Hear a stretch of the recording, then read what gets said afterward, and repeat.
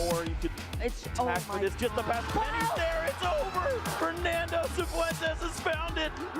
You've been patient. You've been waiting all this time, but you ready. You've been putting in that grind, so let's go. Champions are hard to find, but you know the goal when you're ready to shine. Have they heard of you? Then they know. You got your sights set on that road. If it's time to battle them, then let's go. Cause you'll never stop. Show them what you got. Stays asleep. From that GM Close power. combat onto a Mungus. Is that enough? She did! Jump across, gets the knockout. Defeats Volchula. Show them what you got. Yeah, they already know. You got your sights set on victory road. Show them what you got. Yeah, they already know. You got your sights set on victory road. Gets the leg down. Can you look down the wish cash when he has a little bit of health left? Oh! What HP left. I know it's over.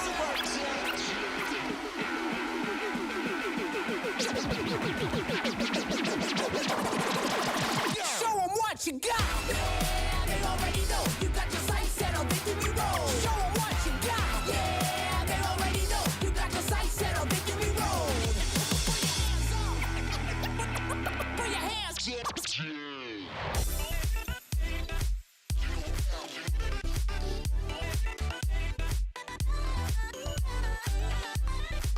Good morning, Pokemon trainers. I hope everyone out there has set their alarms for today. We are springing ahead with all of the battles here on Championship Sunday in Vancouver. I am Stephanie Christine and am joined here by Alpha Feed.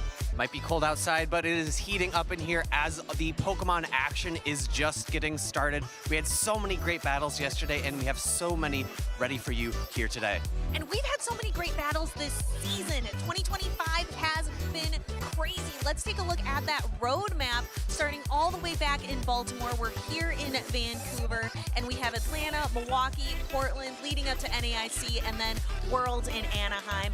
Not on this list, but I do want to shout out the Fortaleza Regional Champion, Kaurlash, who defeated Harjef not just once, but twice, both in Rio de Janeiro and in Fortaleza, so his second regional championship. Kaurlash, congratulations. He's the second person to do that, and the first person was Harjef himself, so it's a very impressive feat to be able to do that.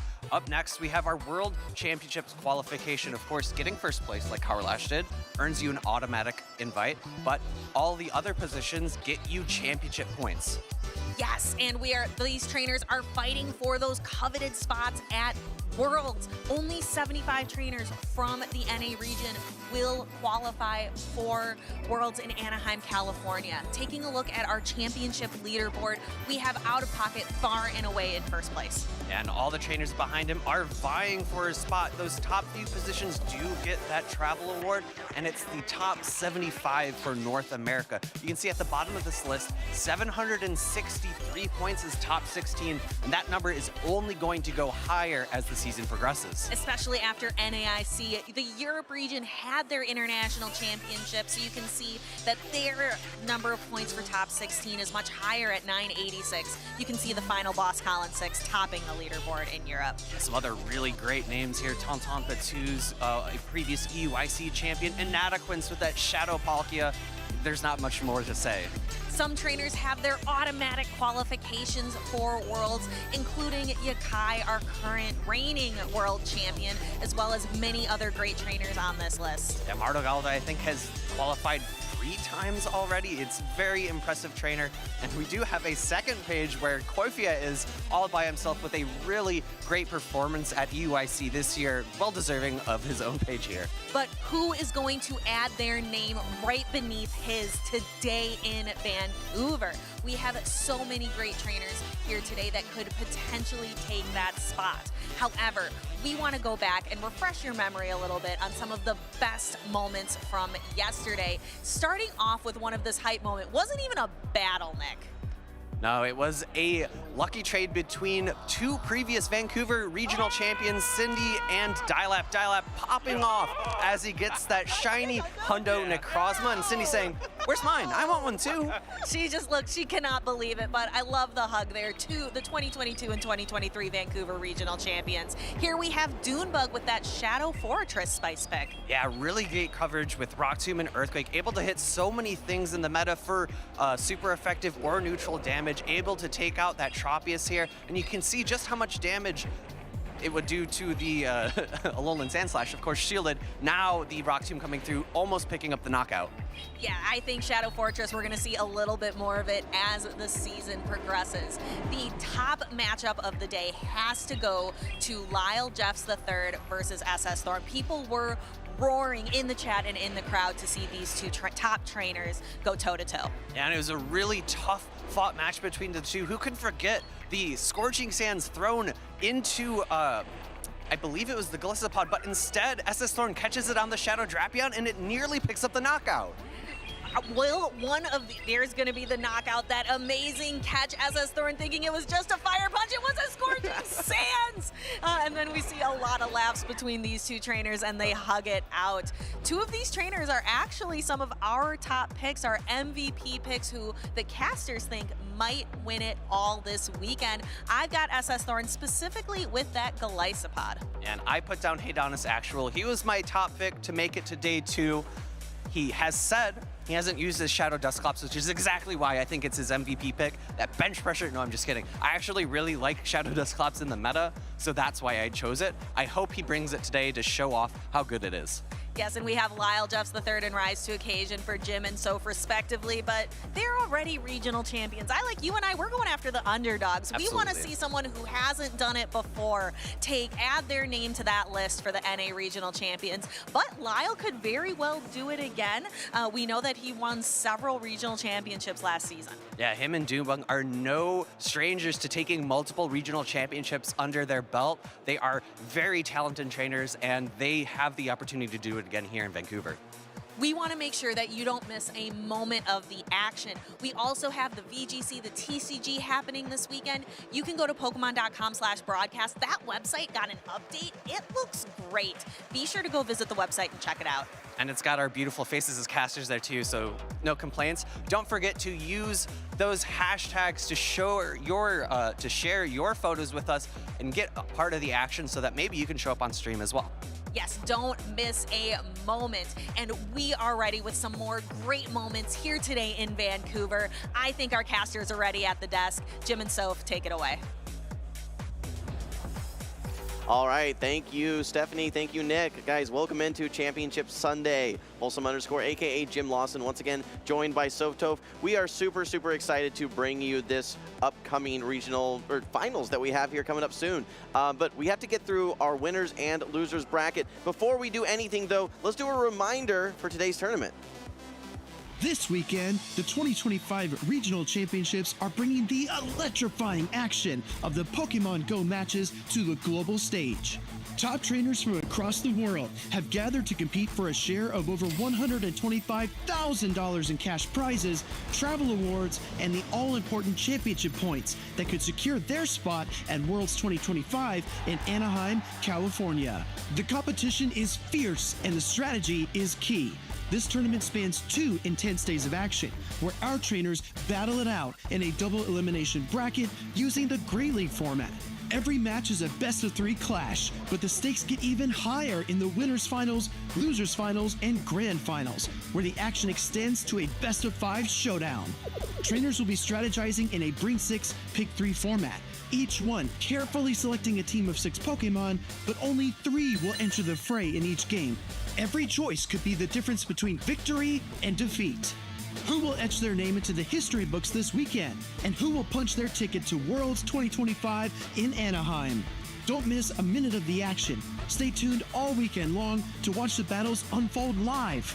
To stay up to date on future Play Pokemon events, visit Pokemon.com/play. We've got a great group of 12 trainers left in this tournament, but let's just remind ourselves what exactly they're fighting for beyond just the title of being a regional champion. There are a lot of prizes on the line for everyone who makes it this far, even if they don't, quite make it to that top 1 or top 2 spots. In fact, all the trainers who are left here, because we only have 12, are actually going to get 8 booster packs at the bottom, but they really want to be making it into the top 8 for not only an increase in booster packs, but also prize money and a lot of championship points. Yeah, I was going to say, we cannot discount the championship points, especially when we are in the second half of the season, and the race for that top 75 is going to get a little bit more defined, especially for the very top of the leaderboard. Travel awards also very important as well. So, all right, well, let's take a look at our current pairings. We're going to be starting off in the winner's side of the bracket, Dunebug versus Stud Muffins, 2 trainers that were having some success back in San Antonio. They're repeating that success here in day 2 in Vancouver.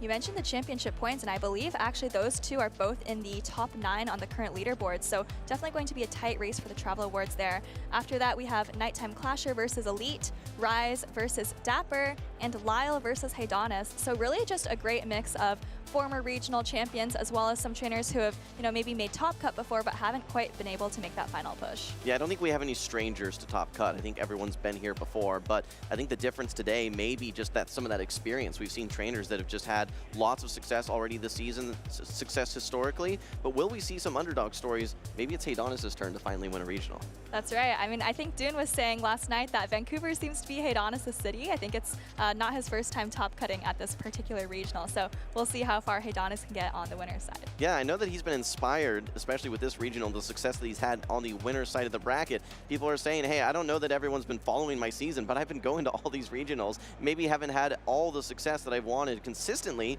but he's here now, and we know Heidonis is as high as the ceiling as anyone. Exactly.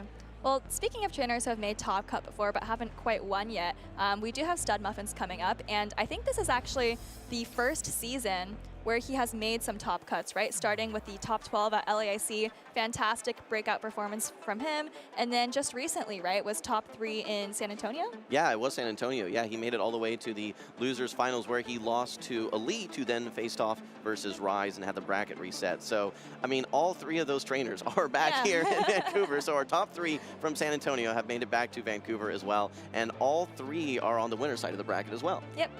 Yeah, so that'll be very interesting. As you guys can see, Dunebug getting ready to go versus Stud Muffins. Dunebug had 2 very iconic Pokemon, the Shadow Fortress, which, he was running quite a bit actually, but the Pokemon that I think stands out the most for him is actually going to be that Jellicent. As a reminder, Jellicent did have a little bit of an update a while back to its moveset with Surf. That higher energy cost kind of pushed it out of the meta, especially when so many Pokemon require that fast pacing. But with the update to Hex, additional damage and faster pacing with more energy generation, seems like it's back.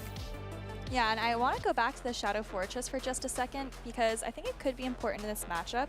If you look at Stud Muffins' team, the Charge Book looks really, really safe into Dunebug's team. He doesn't really have a great answer. So, I mean, I think his 3 best Pokemon against the Charge Bug are probably the Drapion, Jumpluff, and the Fortress. So I expect him to use maybe 2 out of those 3 at least in every game. The Pokemon that Dunebug last brought into his team, the final Pokemon that he locked in was the Guzzlord, and he was talking about Brutal Swing versus Crunch.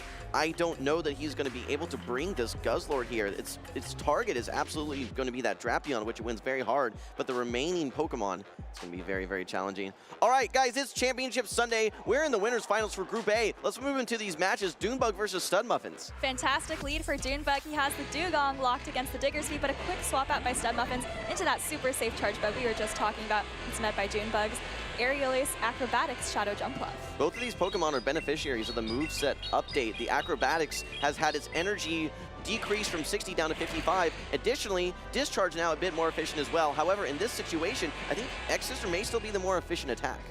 I think so as well. I think I just saw Dune go straight for the Acrobatics, which Stud Muffins decides to shield up, so that's a great shield by him. Yeah, absolutely. One Discharge, especially from Shadow Jumpluff, will do a sizable chunk of damage. Stud Muffins throws on nice timing here just before Dunebug is able to reach the next Acrobatics. This will pull the first Protect Shield from Dunebug.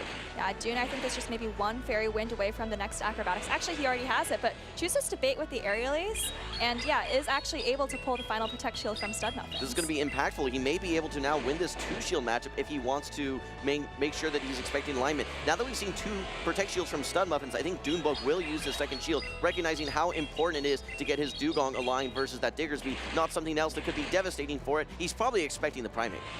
Exactly, but you know, Primate with shields down for Dune could be pretty devastating if Stud Muffins is able to get a little bit of a karate chop advantage, but for now, Dune is able to maintain switch advantage. You can't really bring in the Primate here, so I think we're just going to see a soft farm down from this Diggersby. Yes, he will have to take one of these acrobatics. I'm curious, though, how fast Dunebug will be able to react to a Primate swap. If he's able to react fast enough, he should be able to get to an Aqua Tail on his Drapion prior to Dunebug reaching a close combat. Or sorry, Stud Muffins reaching a close combat on his Primate. Stud Muffins is actually already tapping the Primate, and Dune did do an Ice Shard there, so he is going to be just a little bit behind. So we'll have to see if Stud Muffins... Oh, okay, so he doesn't actually throw the close combat, and Dune is able to get off this Aqua Tail. So I expect to see Stud Muffins build up a little bit more energy, so he can try to get off a close combat on the Dugong as well. Well, my question is, can you just do back-to-back close combats here? Will you be able to pace at the same time? No, he actually could have thrown one more, I believe. But still, I think that you're only one Karate Chop off that next close combat. Stud Muffins may be able to pull off a sweep here with his Primate. I think so. I mean, he's definitely not going to faint to just one Ice Shard, but we actually haven't seen the damage register yet. So close combat coming through on the Dugong. Dune doesn't look too happy. I think you do live this, but I don't think you can take out the Diggersby afterward. Yeah, no, that's going to be a ton of damage there. You're still one Ice Shard off getting to this Icy Wind. Stud Muffins has these Scorching Sands ready to go. This will be enough to knock out. I love what Stud Muffins did there. Despite a lost lead as well as a lost switch technically, he was able to get both Protect Shields down, and when shields are down, that is when Primate is going to have its opportunity to land all of that damage. That's exactly what he did, and game number 1 will go to Stud Muffins. We typically don't see Primate users liking to leave their Primate without shields, but I think we saw this maybe in a game yesterday as well, where the Primate, even if it doesn't have shields itself, if it's just up 1 or 2 Karate Chops as it was against that Dugong, it can just outpace so easily, and that close combat obviously does a ton of damage. I mean, Shadow Drapion is going to be one of the best Pokemon in the meta. We still see a top 2, top 3 in usage very regularly. Where it struggles, though, is in situations where it's being forced to throw Aqua Tail, and even versus something that's relatively fragile and frail like a Primate, you're going to need at least 2 Aqua Tails to knock out, which when shields are down and you're taking a close combat, you're certainly at a disadvantage there. You can see how that played out in that game number 1. Yeah, Primate doesn't have the most bulk, but it had, you know, just enough to be able to take the Aqua Tail and to get off the 10 Karate Chops it needed to get to 2 close combats. Absolutely. You can see that Dugong, realistically, only was able to hang on with just a sliver, and then with all the energy that the Diggersby already had from that farm down of the jump bluff, yeah, Stud Muffins was ready to go in that game 1. Absolutely. Well, we'll have to see what adjustments Dune makes in game number 2. He did have a little bit of an awkward time dealing with the Charge-a-Bug switch-in, because yes, he won switch advantage, but he didn't really come out with enough of an advantage, right? He landed the acrobatics on the Diggersby, but ultimately, that wasn't enough to kind of get it weak enough for his Dugong to finish up. So if realistically on Dunebug's team, what is that answer to the Charge-a-Bug? I don't know that there's anything that's just so safe. Maybe the Shadow Forge just would be the answer with its Rock Tomb. All right, well, I wasn't expecting the Guzzlord here. Now, that said, this matchup is a little bit wonky here, right? You're resisting the Volt Switches. You don't want to tank any of the X-Scissors. You do safely tank one, however. I think that realistically in the 2-shield matchup, I want to give the advantage to Dunebug's Guzzlord, though. I think you're right, because you don't really get Volt Switch down after the X-Scissor, but it does leave you quite low, maybe in the red after the Volt Switches. But Dune actually is able to land the Crunch, and that's really nice for him, because remember that the Charge-Bug is the safest Pokemon on Stud Muffins' team. Looks like Stud Muffins is going to be happy to kind of maybe let his Primate take the spotlight in the latter half of this game. Yeah, with the non-resisted fast attacks, though, for Dunebug, he's in control of the situation. He can simply just shield this X-Scissor, and he'll be able to farm all the way down in forced alignment. Okay, interesting play here, though. Actually brings in the Shadow Drapion, Stud Muffins does, into the Guzzlord for Dunebug. Now, that said, I think you are in range that one Aqua Tail will knock out, but still, this is only going to be resisted damage coming from this Drapion into the Guzzlord. And Dunebug looks happy to stay in, maybe force the energy off of the Drapion, and then I expect to see him maybe just go for an Ice Shard down of this Drapion. Yeah, no, this is actually lining up quite nicely for Dunebug. He's going to be able to get his Jellicent onto that Primate and get his Dugong onto this Drapion. And I don't know that that Charge-a-Bug has any residual energy. What he's going to have to navigate around, though, is being at a shield disadvantage. Exactly. There is still the Primate lurking in the back, and I think that Dune might expect that, so he's happy to maybe just let this Dugong absorb the energy, not going to invest any Protect Shields into it, and hope that the Jellicent will be able to kind of outspam the Primate with the help of the energy on this Dugong. Yeah, that's actually significant because you have a charge attack ready to go now. You bring in that Primate, and you're immediately going to be hit with one of those Icy Winds. There is an opportunity for a catch, but if you catch really early, and Dunebug is then able to get another Icy Wind off, well, then you're permanently debuffed, and that's not what you want to have as a Primate.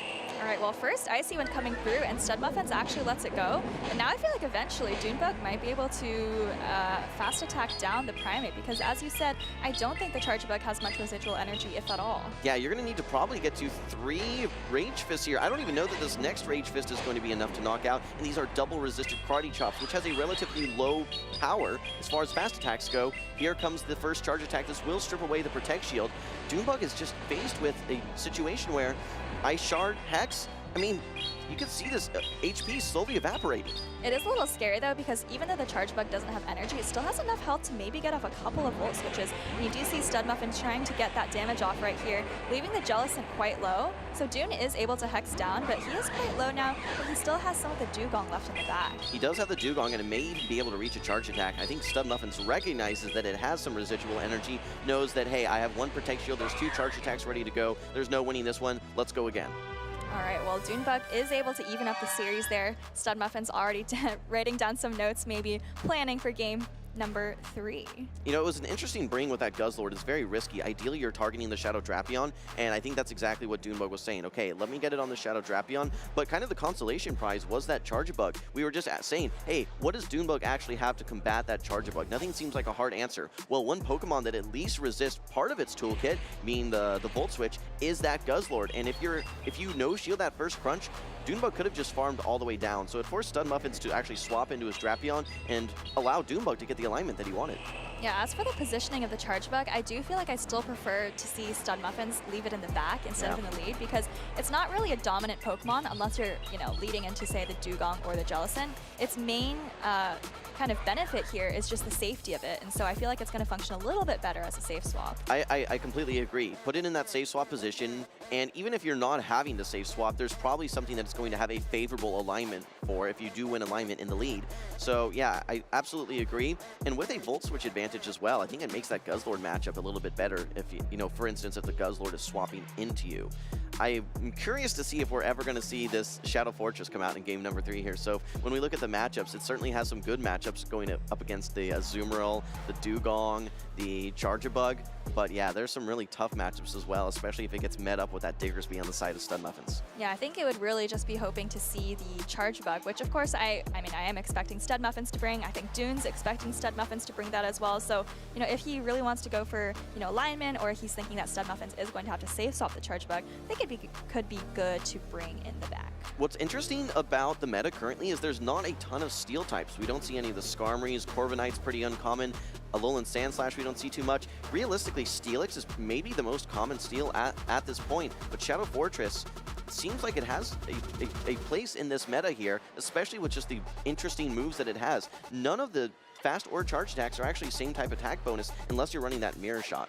Yeah, I feel like whenever I see a Pokemon that doesn't have same type attack bonus on any of its attacks, I feel a little bit discouraged. But, just with how powerful Rock Tomb is now, again, just a reminder, it has the same stats as Scorching Sand, except that it has a guaranteed attack drop for the opponent. Yeah. I mean, think of Dunsparce, for instance, right? That was one that you're using all non-same type attack bonus, but you have a unique typing, right, with your normal type, countering a lot of those ghosts, and great coverage. All right. We are moving to our game number 3, decisive game number 3. We have the Drapion into the Charge-Bug. Dunebug's Drapion will pace a little bit quicker to these charge attacks, but I don't think that you're going to have any problem taking one of these moves as the Charge-Bug. First crunch coming through, and Stud Muffins does choose to let it go. He knows that if he gets debuffed, the second one would do just a little bit more damage. And of course, Dunebug actually does get the defense fall with a crunch. I think we're seeing more defense drops than not, at least with us on the broadcast here, so it seems like we're channeling something. So, all right, first X-Scissor goes through, Drapion takes it, no problem. Actually, now we're going to see the mirror matchup. Dunebug stays in while Stud Muffins brings in his own Drapion. Doesn't really have a direct answer, especially down energy. We might see a chip and dip situation here, maybe bringing in the Dugong at some point. Could try to catch an Aqua Tail as well. Yeah, looks like he's staying in for just a little while, but Stud Muffins farms up before Dune is able to reach the second Aqua Tail. And I think this Aqua Tail is going to knock out Dune's. Okay. Well, I like this Shadow Jump Off in the back. I think it has quite a bit of play, especially if it's able to get lined up versus this Primeape. What's nice for Dunebug now is that he is able to get value out of this Dugong. He probably expects that Primeape. It was in Game 1 and Game 2. He's expecting it somewhere in the back. Knowing that you can get this alignment versus the Shadow Drapion, he's got to be feeling pretty good. Exactly. If that's the case, that's a great line read from Dune. He's going to get the Jump Off onto the Primeape, and he's able to avoid the Primeape with his Dugong. Yeah, I think if he sees this Primeape here, he's just going to swap into the Jump Off and say, Jump Off, do Jump Off things, let's go.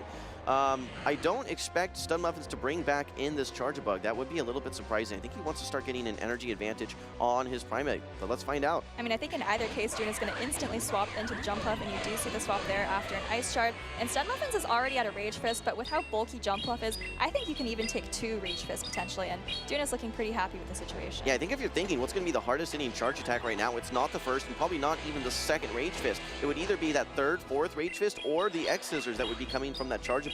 Dunebug feels like he's in a good position right now and does pace very quickly to these aerial aces. The nice thing is that he does not have to go for acrobatics at all. He can simply fire off aerial ace, aerial ace, aerial ace, aerial ace, even if that Charjabug comes back in. Exactly, and when we're talking about pacing, of course Primeape does pace a little bit faster than Jump Off, but it needs to land more charge attacks than the Jump Off, which can just go for the aerial ace. So that really puts the advantage for the Jump Off here. And realistically, there's still 1 Ice Shard on that Dugong. I think it's on the 4 cycle as well. You're 3 Ice Shards off another charge attack.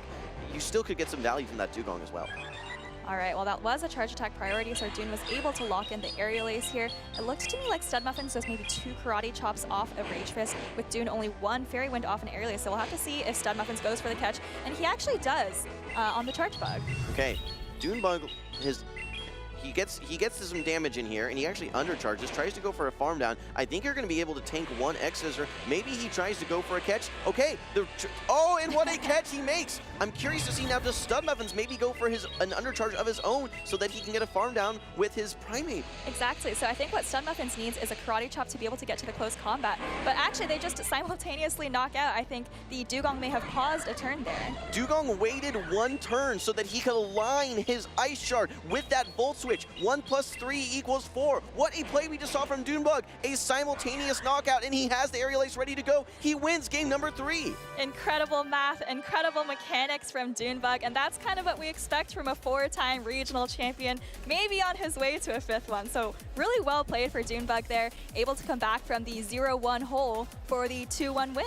Yeah, that was so impressive. I mean, we don't see plays like that very often. To have the presence of mind to recognize, hey, I know this Volt Switch is going to be coming through. If I throw my Ice Shard right away, I'm actually just going to knock out that Charjabug, and then I'm just going to get farmed down and give additional karate chops to that Primeape. That's not what he wanted to do. He waited the turn, he synchronized the fast attacks, got the simultaneous KO, and was ready to go with the jump bluff. Amazing.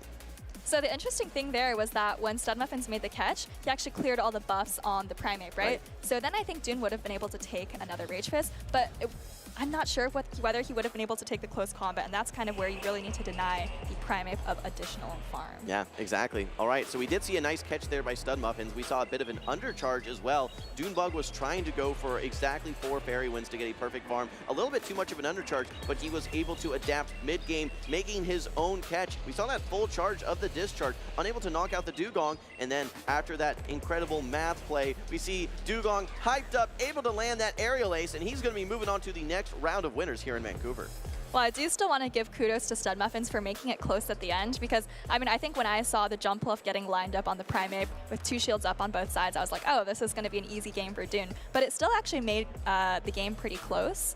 And I think the Primeape, you know, with just 1 or 2 more seconds of karate chops, would have won. Absolutely. I mean, we kind of talked about it, what was developing there at the end of that matchup, and what was so important is that Charjabug had already been chipped, so you didn't need to land that acrobatics. You could just simply go for those aerial aces over and over again, and even with a catch, well, you're going to need an aerial ace to take out that Charjabug anyway, so it wasn't the end of the world. And I think Dunebug, that's why he wasn't waiting to turn or anything. He just said, fine, catch the attack, I can adapt. All right, well, that was an incredible endgame, but let's hear from Dune himself on how he was able to adapt to that endgame. Take it away, Nick. All right, thanks, Sophia. I'm here with Dunebug, and the casters were just talking about that end game. Talk us through your mindset of waiting that 1 turn to get the Ice Shard to knock out at the same time as the Volt Switch. So yeah, I knew I had to wait 1 turn just to get that simultaneous knockout, because I didn't want that Primeape to get too much energy on my Dugong and be able to take out my jump bluff. And it's those kinds of plays that make you the top player that you are and that make it so that you're able to do very consistently at these regional events. Talk to us a little bit about your preparation for Vancouver, because it's a bit of an interesting meta, slightly in between two more lengthy metas. What is your thought process for preparing for a interesting short-term meta? So my thought process was to identify like a pretty spicy pick, and that was the Shadow Fortress, because I knew the Rock Tomb got buffed in this new update, and I just built a team around it, and it's just done very well for me. It's absolutely done well. Talk to us a bit more about it. Do you think it's going to be a pick that you keep on your team for many tournaments? Do you think it has a place here in this meta? I do think Shadow Fortress has a place in the next meta, because it's going to resist a lot of the Psywave users that's going to be very prominent in the next meta. And Shadow Drapion is also a target for it as well. So we'll see. It's going to be a lot of fun. All right, well, any shout outs that you'd like to give today, or anyone else at the venue you want to say hi to? Shout out to Zaxxon for the prep, and Rise to Occasion for the prep as well. I really appreciate it. All right, well, again, congratulations on your victory. Hope to see you again up on stage soon. I'm going to send it back to the casters. Thank you, Nick, and congrats again to Dunebug, a very impressive reverse sweep that we saw there in our first matchup of the day. We talked to Dunebug yesterday as well, and one of the things that he articulated is just how hungry he is to get a regional title under his belt this season. Obviously, he has an unprecedented 3 regional titles in one singular season, but it's been a hot minute since he's actually taken that champion title, Soph. You know, to us, it feels like a long time, but it's actually been less than a year since he had that incredible run at the beginning of the calendar year of 2024, right? 3 regional titles, 2nd place at UIC, all in the span of, I think, 4, maybe 5 months, which was kind of crazy. Yeah, I mean, it is wild just when you look at Dunebug and kind of his expectations versus a lot of other trainers. In some cases, his floor, we'll say, is the ceiling for other trainers, right? For them, that would be an accomplishment. For Dunebug, it's win or nothing, basically, right? He expects to top cut very, very regularly. If he's not top cutting, he's disappointed. If he's not in the grand finals, he's disappointed. Yeah, it's funny because I feel like since he had that incredible run, I've heard some people being like, oh, you know, maybe Dune isn't as good as he used to be in that meta. But then you look at his record and it's like, no, he's actually still been making top cut every single tournament almost. But because it's Dunebug, you're just like, oh, if he's not winning, it's a disappointment. And I think Dune might, you know, feel a little bit of that as well. Well, I think you have to have a drive and you have to have a goal. I think what's challenging is when you reach the top of the mountain, in some cases you start to lose motivation. Say, I've already been there. What do I have to prove still? I've done it all. I mean, you look at a lot of trainers that have achieved success, and not all of them are as hungry as they've been before because they feel like they've been there, done that. I think with Dunebug, that may have been the case for a little bit, but what I've seen over the last 2-3 regionals is just a reignited motivation, and I think he's playing great here in Vancouver. Yeah, I think maybe there's still some things for Dune to achieve, right? He probably wants that really top Worlds performance, but you know, speaking of trainers with incredible regionals resumes who haven't had that Worlds performance yet, we've actually got Elite on the stage right here, and he's been having a fantastic season. Obviously, you know, won the last regional championship just a little more than a month ago in San Antonio. So he's back, he's here in Vancouver, and he's of course on the winner's side. Yeah, just like you said, we had our top 3 from San Antonio that are in the winner's side of the bracket. We just saw Stud Muffins, who came in 3rd. We've got Elite, who won the regional, and he's actually running a very similar team to what he ran in San Antonio as well. He has 5 out of the 6 same Pokemon. I think the only thing that he ended up swapping was he dropped the Aridos and ended up adding in the Dusclops instead. Exactly. He called the Dusclops, you know, kind of a budget Galarian Corsola, and it's been working out for him. Nighttime Clasher also has a team that looks kind of like it came from the old meta, except for the one swap in that Emolga, but we're already getting into game number 1. All right, game number 1 is going to be a very, very one-sided matchup here. Nighttime Clasher with the Shadow Annihilate into the Dugong. A quick swap by Elite, bringing in the Shadow Kanto Marowak, will be met by a good answer in this Azumarill, easily able to tank 2 of these Bone Clubs. Yeah, not a great matchup for the Marowak, so definitely looking favorable for Nighttime Clasher at this point. But of course, we can't underestimate the damage that comes from these Mud Slaps. Yeah, just never discount Bone Club plus Mud Slap combination. Like we said, even in resisted situations, it can sometimes power through. Now that you've taken 2 of these Bone Clubs, realistically, if Elite wants to 2-shield his way through this matchup, he can force alignment if he likes. Yeah, and the nice thing for Elite too is that even though it looks like he's in a bad situation, he still has more bulk on the rest of his team than Nighttime Clasher. So if he's able to start getting shields or maybe some energy advantage, he still has a bit of play. Okay, well, the thing we have to keep in mind is with this Shadow Annihilate, you really don't want to take charge attacks from anything. You don't have a ton of bulk. So Elite's going to have the opportunity to over-farm a ton of energy, and the Shadow Annihilate is not at a charge attack. So what I anticipate Elite to do is get a pretty, well, I was going to say maybe over-farm a bit, but instead he just brings right in the Dusclops. Nighttime Clasher has all the answers, though. He has his own Shadow Claw user with the Shadow for Alligator. Exactly. Those super effective fast attacks are definitely adding up on the Dusclops, but Elite did have a little bit of an energy advantage. I think he actually might be able to outpace to these Shadow Punches, but of course his fast attacks aren't doing quite as much damage. Yeah, I'm worried that the Hexes are not going to be putting you in Shadow Punch range. In fact, you can see Nighttime Clasher just letting this go. I think that as long as you're able to get both Protect Shields away from Elite right here, that the Annihilate should have no problem sweeping the rest of this match. Yeah, I think you're right. The Dusclops is getting pretty low, and like you said, Elite's going to need to throw another charge attack if he wants to fully get rid of this for Alligator. Yeah, okay, so you've thrown one Shadow Punch here. You have another Shadow Punch stored. I'm curious if Nighttime Clasher just lets this go. Yeah, brings in the Azumarill to absorb any additional damage. No, actually just brings the Annihilate right away. I think Elite will be able to get to 2 Shadow Punches if I'm not mistaken. He will get knocked out by a Rage Fist. There could be even an opportunity for Elite to try and catch on his Dugong. Let's see. Oh, but Nighttime Clasher actually tries to make the catch on Azumarill, and all of a sudden Elite is able to farm up to more than 2 Shadow Punches, but Nighttime Clasher actually reaches the play rough. Yeah, Elite was trying to commit to that farm down there. Unfortunately for him, Nighttime Clasher was able to reach this play rough on the 5 cycle actually, so not just able to get to Ice Beam, able to get to play rough as well. All right, Elite does have an an Icy Wind ready to go. He's going to need to get to 2. I don't think that 1 Rage Fist is going to knock out, but I'm concerned that these counters are going to be enough to do the job. Yeah, Shadow Annihilate certainly does quite a bit of damage. The Rage Fist, like you said, not quite enough to knock out, but I think just 1 more counter after this Icy Wind comes through will do the trick. Is there any reality that a Drill Run is going to be enough here, Soph? There might be, but, well, I mean, let's find out. All right, 1 counter probably is going to do enough here to knock out. This Dugong, if it is unable to knock out here, will get taken down. Yeah, no, the Shadow Annihilate does hang on. Game number 1, it looked pretty close there, but Nighttime Clasher in full control takes game number 1 versus our San Antonio champion, Elite. Yeah, well, Nighttime Clasher is a regional champion in his own right as well. Of course, winning that Liverpool tournament across the pond in Europe last season. Yeah. You know, I'm curious to see if we end up seeing this Emolga from Nighttime Clasher. He did run it in day number 1, looking at his team here. There are 3 water types on the side of Elite, in that for Alligator, Dugong, and Azumarill. Obviously, water being a very strong offensive type in Pokemon Go, currently in the Play Pokemon format.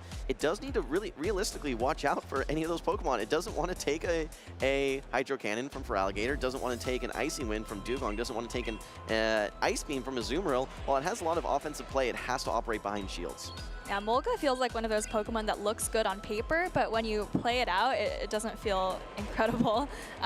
Taking a look just at the end of this game, I felt like Elite may have had a very slim window when Nighttime Clasher brought in the Azumarill, but that window was quickly closed when the play rough came through. All right, well, so if we're running it back, this is game number 2 again, Group B winners finals. Let's take a look. We have the Shadow Drapion from Nighttime Clasher into the Dugong for Elite. Quick swap out by Nighttime Clasher brings in the Shadow for Alligator. This is going to bring in Elite's Shadow Kanto Marowak. So as we know, Shadow Kanto Marowak can power its way through this 2-shield matchup. Exactly. I think if you're slow to swap, then potentially not, but Elite was very, very fast there. Maybe expecting the swap. Maybe he's been in this situation so many times, as we saw, you know, when he played Rise in San Antonio. How many times do we see this matchup? Well, for Elite, it's so important that you make sure that you maintain alignment here. You do not want to have your Dusclops lined up versus that Shadow Drapion later on. So it's definitely very important that he uses both of these Protect Shields. And look, there's still tons of destinations for this energy here as well. And yeah, Nighttime Clasher really wishing that he could get to that last Hydro Cannon there.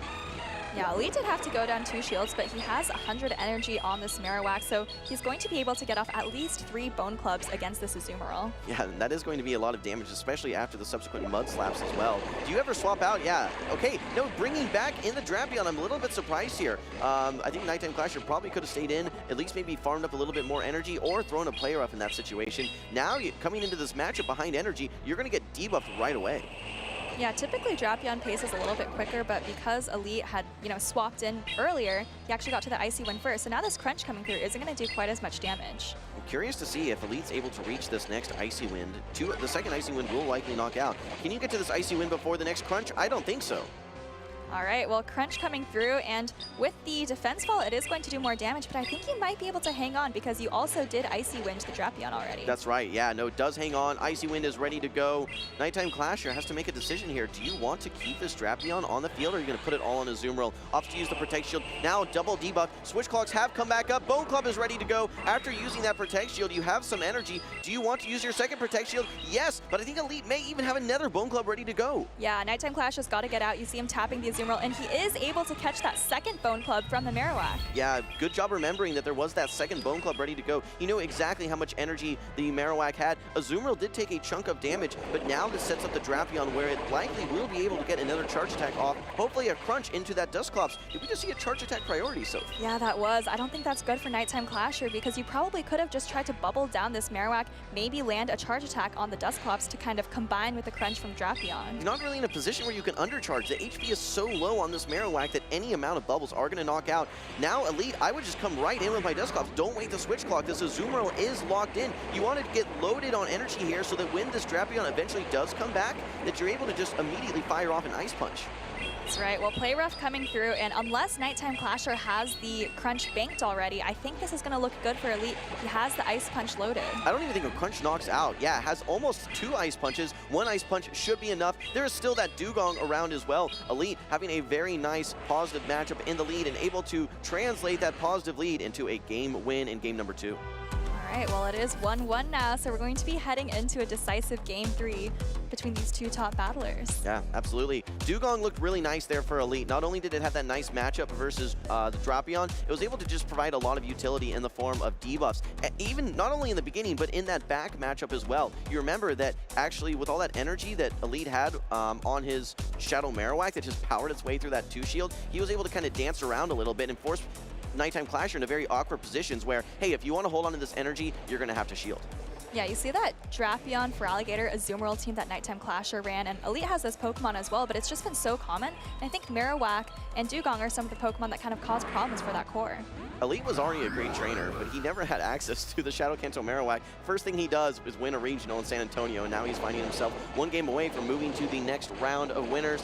All right, well, we have the Battle of the Grounds. It is the Diggersby for Nighttime Clasher versus the Shadow Kanto Marowak for Elite. On paper, a little bit of an advantage for the Diggersby from Nighttime Clasher. It definitely does outbulk the Marowak, and I think if you have a really bulky Marowak, oh, and actually the attack drop as well on the very first Scorching Sands, that's actually huge, and I think that makes this matchup much better for the Diggersby, but a quick swap by Elite, recognizing that into the Dusclops met by the Feraligatr. Yeah, now swapping a Ghost into a normal type is a little bit perplexing, but the one advantage that the Dusclops has versus something like a Galarian Corsola is access to Ice Punch, so it can hit for super effective. Nighttime Clasher ready, though. He has a Shadow Feraligatr that is now already firing off Hydro Cannons into this Dusclops. One is not going to be enough to knock out, and last time we actually saw Nighttime Clasher no shield as Feraligatr versus the Dusclops. Dusclops is incredibly bulky, able to hang on with no problem to get to this Shadow Punch, but Nighttime Clasher might be looking for a full Shadow Claw farm down here. I think that Elite needs 2, maybe 3 more hexes. Might be on the 3 cycle here. I think it's 3, 3, 3, 2. And yes, a full farm down from the Shadow Feraligatr. Has tons of energy. Going to be hard to bring back in that Shadow Kanto Marowak,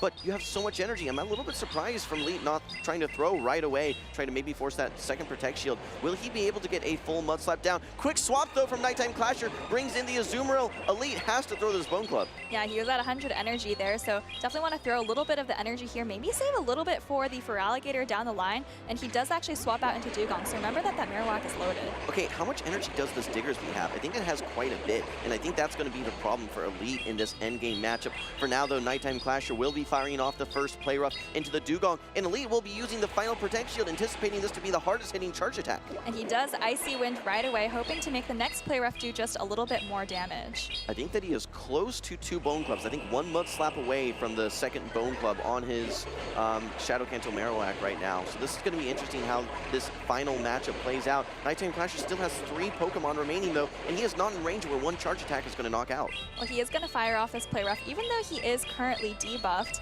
But Elite, you know, still has a lot of health on this Dugong, still above 50% health, in fact, and has a lot of energy here, almost at 100. Yeah, he is very close to 100 energy. Throws this Drill Run. This is not enough to knock out. Nighttime Clasher still has a Protect Shield, might be saving it for what could be a Bone Club later on. There's a catch opportunity for both of these trainers, and we see the catch. Shadow for Alligator actually being used as a sacrificial swap. I think that there's going to be an undercharge here from Elite. This is resisted damage. I think he can get 1 or 2 Ice Shards out of this as well. Oh, beautiful undercharge, and for Alligator, oh, but it actually gets to the Hydro Cannon with just 2 Shadow Claws to go. Still resisted damage, but I think this now puts the Dugong in range that 1 charge attack from either that Diggersby or that Azumarill will knock out. No shields remaining whatsoever. Playoff is loaded, ready to go. This is going to be enough to take out the Dugong. And Elite just has that Shadow Marowak left. Yes, it has a lot of energy, but look at how healthy that Diggersby still is, and I think Nighttime Clasher's got this one. Yeah, you would have to go for the full farm down and probably land 2 Bone Clubs with a Protect Shield remaining. There was no recipe for success there for Elite. Elite will drop down to the loser side of the bracket, but hey, that happened already in San Antonio. He was able to make a run back into the grand finals. I'll be curious to see if he's able to do that again. But for now, congratulations to Nighttime Clasher. Looked very good in that game number 3, making all the right decisions. Yeah, Nighttime Clasher has often been seen as one of the more inconsistent top trainers, but I feel like as of late, he's really been on his game, right? Top 3 in Louisville, the top finishing American at EUIC as well, and now here on the winner's side in Vancouver, I believe he's at least in the top 6 now. Absolutely. He has had a great couple of games that we just saw right there, and like you said, some inconsistencies. I think some people were saying, hey, is he washed? I don't think he is whatsoever. I think that, just like you said, you know, everyone has some down battles. Maybe some people are more consistent than others, but again, if you look at the ceiling for a trainer, absolutely Nighttime Clasher is right up there with the best of the best. Exact, and we see him using those Pokemon that so many trainers have used throughout the season, right? Drapion, Shadow for Alligator, Azumarill, and you know, he was really able to power through one of the top trainers who was very successful in that meta. Absolutely. Looking back at our game number 3 though, a reminder, we had the Battle of the Grounds in the lead, the Diggersby versus the Shadow Kanto Marowak. Uncomfortable situation for Elite. He actually swapped in his Dusclops and he was punished by that Feraligatr, getting the full farm down. Feraligatr wasn't done though, used as a sacrificial swap and actually got to a Hydro Cannon as well. MVP for that game number 3 absolutely was the team building and that Feraligatr for Nighttime Clasher. Yeah, and that Hydro Cannon put this Dugong very, very low in range of a play rough, so maybe Elite just needed to undercharge a little bit less to try to feint the Feraligatr in 1 Ice Shard instead of 2. Yeah, you have to make uncomfortable plays when you're in uncomfortable situations. And yeah, Elite doing his very best, but he was on the back foot that entire game. Bad lead, swap was rough, getting farmed down, having to try to make catches. Yeah, no, that was just a really uncomfortable spot for Elite, and Nighttime Clasher able to capitalize time and time again. Yeah, the Dusclops was nice for Elite, but it felt like it kind of was always just seeing the Shadow for Alligator, right, which isn't the worst matchup in the world. But I mean, I think Nighttime Clasher was really able to capitalize on that, come out with a lot of energy and get a lot of utility out of the Feraligatr. Absolutely.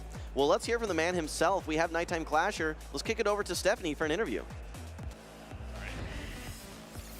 Thank you so much, Jim. I am here with the man himself, Nighttime Clasher. Tell me a little bit, what were you just telling me before we started? 1, 2, 3?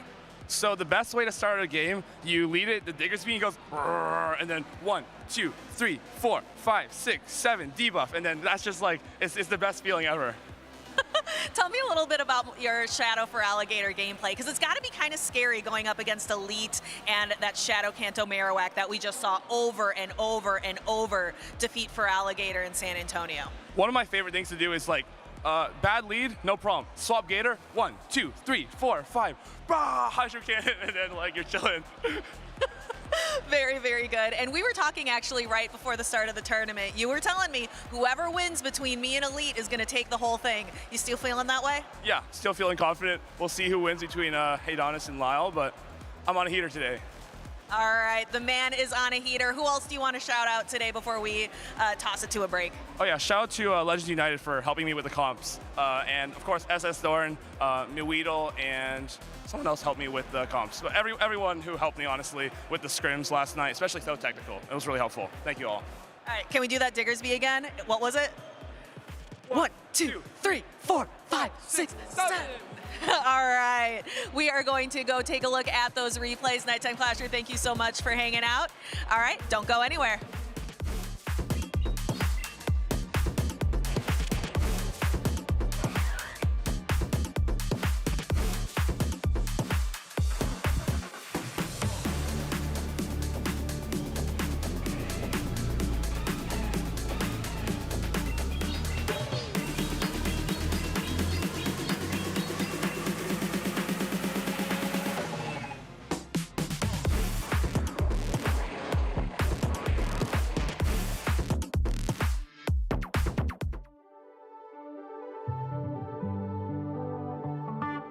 How did we get here?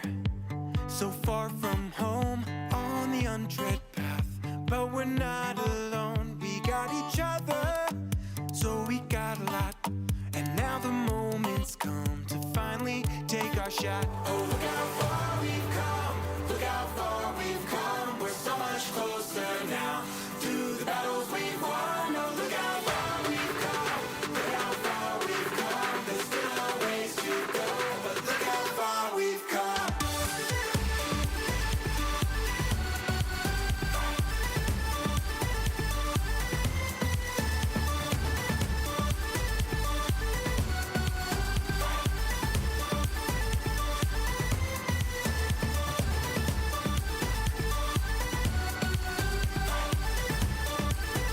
Look how far we've come.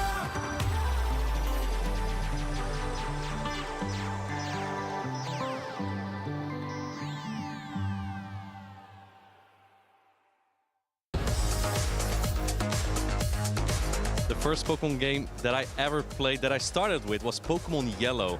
That was one of the first generation games, and you had a Pikachu following you, and I really liked that, just that concept. The favorite Pokemon of mine of any generation is Giratina Origin. Call me a normie, I like a legendary Pokemon, but it's just been so good for me, not just in Pokemon Go, but also in the main series. I really loved Pokemon Platinum, where Giratina got its own role in that story.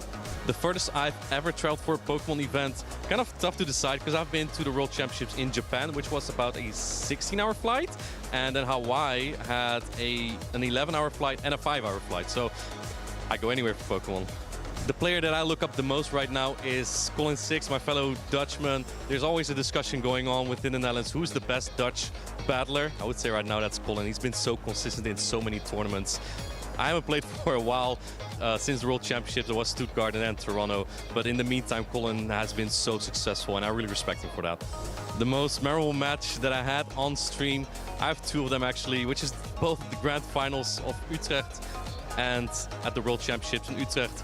Just winning bracket resetting against Pablo Dinas was amazing, and the support that I have, and that same support. I remember the 23 World Championships, the crowd wasn't as filled as was 2024, and I think that I had a big part in that. I'd like to believe that, and I really love the support that I always have. People that stay up late, but they still come up early to watch me. Beautiful. I usually don't eat much on the day of a tournament, and when I do, I like something dry, just like fries without any sauce or something, just to fill up a little bit and have some more steam for the next battles. But generally, I don't eat a lot on tournament days. That is whether I'm playing or shoutcasting. I think the correct answer to what I would like to eat is fruit, but I do like a bag of chips. Depends on what flavor, of course, but I also like an apple, actually. If I have a good-looking apple, I'll eat that too. The favorite city of mine that hosts a Pokemon tournament event, call me biased, but it is Toronto. It's so easy to access. Food is great all over the place here. One thing that I like about North America, everyone speaks English. Like in Europe, there's so many languages. So yeah, I would say Toronto. I don't really have a favorite type of music. I just like anything that doesn't give me a headache. So that can sometimes just be something chill. Fun fact, I listened a lot to one of the Pokemon songs, I believe it was We Came to Win, on the flight from San Francisco to Hawaii. I'd like to believe that had some influence.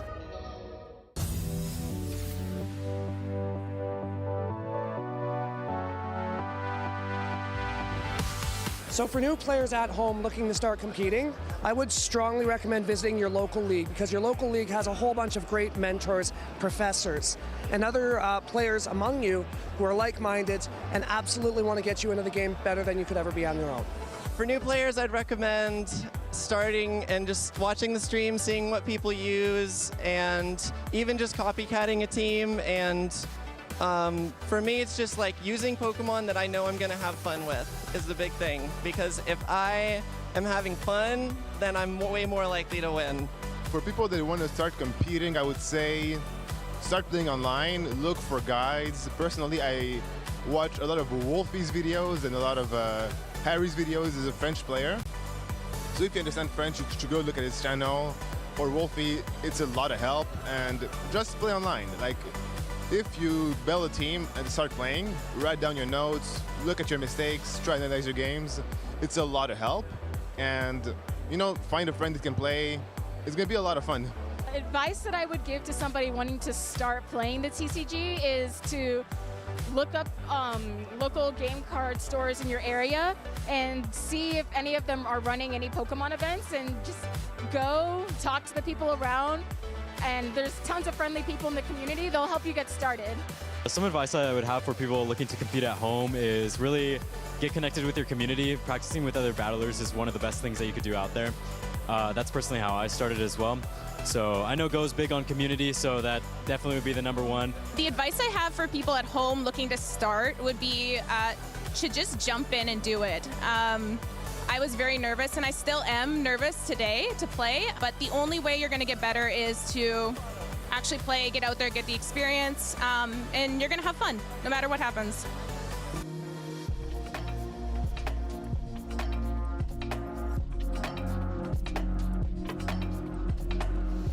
Welcome back, trainers, to the Vancouver Regional Championships. I'm Alpha Phoebe, joined by Stephanie Christine, aka DeFi250. We just saw the first 2 sets here, wrapping up those day 1 battles, day 1 in air quotes, for groups A and B, and we're going to now take you through groups C and D to figure out who is going to be on the top side of the bracket for Top Cut. Yes, we have 2 incredible trainers coming up here. We are going to be seeing Rise to Occasion, who is on the hunt, looking for his gold medal. He's gotten one every single season that Pokemon Go has been part of the championship series, but he is missing one for 2025. And on the right, we are going to see Dapper, who is also looking for that big breakout performance, looking for a medal of his own. I'm excited to see these 2 trainers on the field of battle. Yeah, both trainers had great day 1 performances. Of course, this is a double elimination tournament, and since they are on the winner's side of the bracket, it means neither of them have lost a best of 3. But that all ends here. One of them has to lose and go down to the loser's side of the bracket. The winner will move on to be the winner of this group. Let's take a look at these 2 teams. For Rise to Occasion, we saw it yesterday. He's running that Shadow Steelix and Golisopod. That is actually the same team as Corlash, the winner of the regional down in Latin America.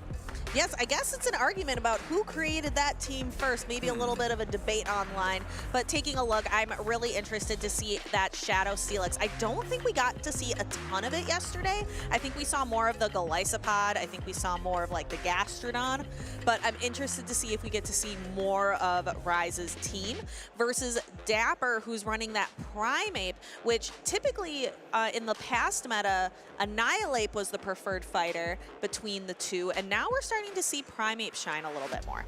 Yeah, Golisopod's a really interesting Pokemon because it uses the fast attack Shadow Claw, which typically puts it in a favorable position against Psychic types and against anything else that takes super effective damage from Ghost. However, because of its bug subtyping, it actually does fairly decently against any Dark types, which typically resist that Shadow Claw damage. But here we go into game number 1. It's Shadow Drapion, not a big surprise there, against Diggersby, a good lead for Dapper. Yes, Diggersby, we saw yesterday in the matchup between Lyle and SS Thorn just what a Scorching Sands can do to that Shadow Drapion. So Rise is definitely going to have to be on the lookout for that charged attack. Here we see the Aqua Tail land on Diggersby and a quick swap to catch just a Fire Punch on the Gastrodon. Really good catch for Rise to Occasion. Yeah, Dapper doesn't look super happy about this. He's probably going to want to build up some energy. No, actually immediately switching into the Primeape, going quickly, building building up to the close combat, but because that first mud slap came through from Ryze's Gastrodon, he's able to make it to this body slam right before the close combat is ready, and the shield comes up. Makes a lot of sense.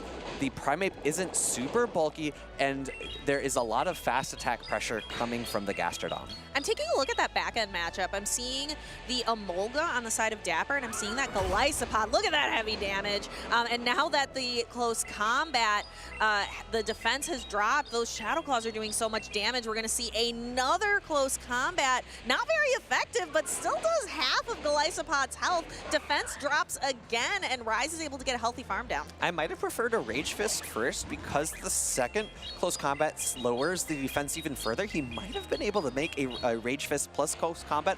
However, Aqua Jet coming through now from the Golisopod. Quick multi-switch there. The Shadow Drapion has 2 shields now, a energy advantage because of that catch earlier, and this Diggersby, although it's quite healthy, is going to be taking a good amount of damage from these Aqua Tails. Yep, there's the first Aqua Tail and the Shadow Drapion able to get to the second one right away. Dapper looks a little perplexed, trying to think, how do I maneuver my way out of this one?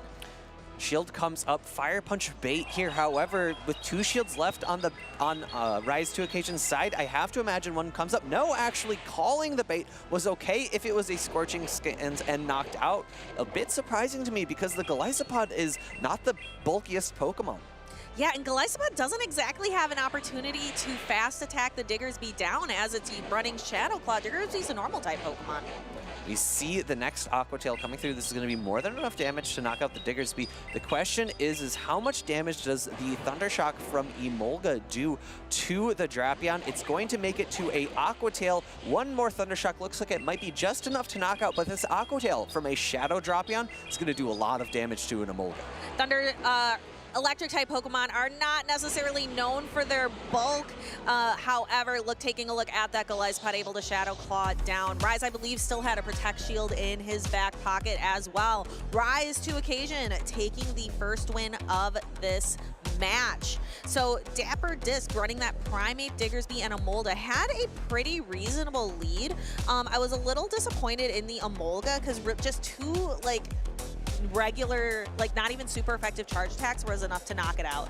Yeah, it's not the bulkiest Pokemon. I think the real key moments was here, the catch of the Fire Punch, and also afterwards, not going for the Rage Fist first into that Golisopod. This close combat, absolutely perfect. Picks up the knockout, but I think if you Rage Fist here and then go for the close combat after, you pull the shield, which is crucial for that end game here, where although this Aqua Tail does a lot of damage, you got the Thunder Shock down and you have a discharge coming out, and that discharge would have been able to pick up the knockout if the shield was stripped away earlier. Yeah, needed that shield stripped away. Had the shield not been there, would have been able to win that game. It's all of those little quick micro decisions. This is such a fast-paced game. Turns take half a second, so having to make all of these calculations very quickly is really the ability to be able to do that. It really sets apart some of our top-tier trainers from just the ones who are really good. And thinking about the team compositions that those 2 battlers used, I really have no qualms with either of the picks. I think they built very solid teams. There was a lot of good dynamic play back and forth between the 2. I think it's just, as you called out, the little micro decisions that are so hard to make on the fly. On the bright side, it's early in the day, so these trainers are just getting warmed up. They're just getting started, so they don't have all the drain of all those battles from yesterday still weighing on them. But here we go. Teams are being locked for game number 2, and it's going to be a really close battle again. I have to imagine these 2 trainers are just so talented. They are. I hope everybody got enough sleep and is well rested here in Vancouver. Let's take a look at game number 2. Ryze 2 Occasion up 1 game, and we saw it once, we see it again. Diggersby into Shadow Drapion, and it looks like both trainers again willing to play this one out. Yeah, we'll have to see if Dapper Discs adapts to how Ryze played out the last time these 2 Pokemon were matched up.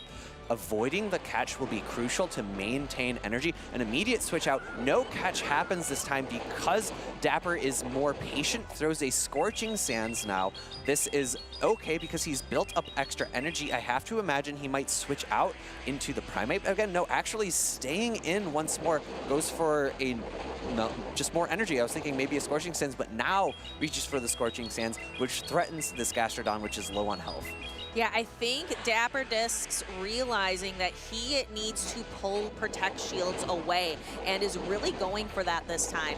Because Quick Attack, a 2-turn fast attack, it's a little easier to throw those attacks. Actually staying through in the matchup. Will Scorching Sands knock out? It doesn't!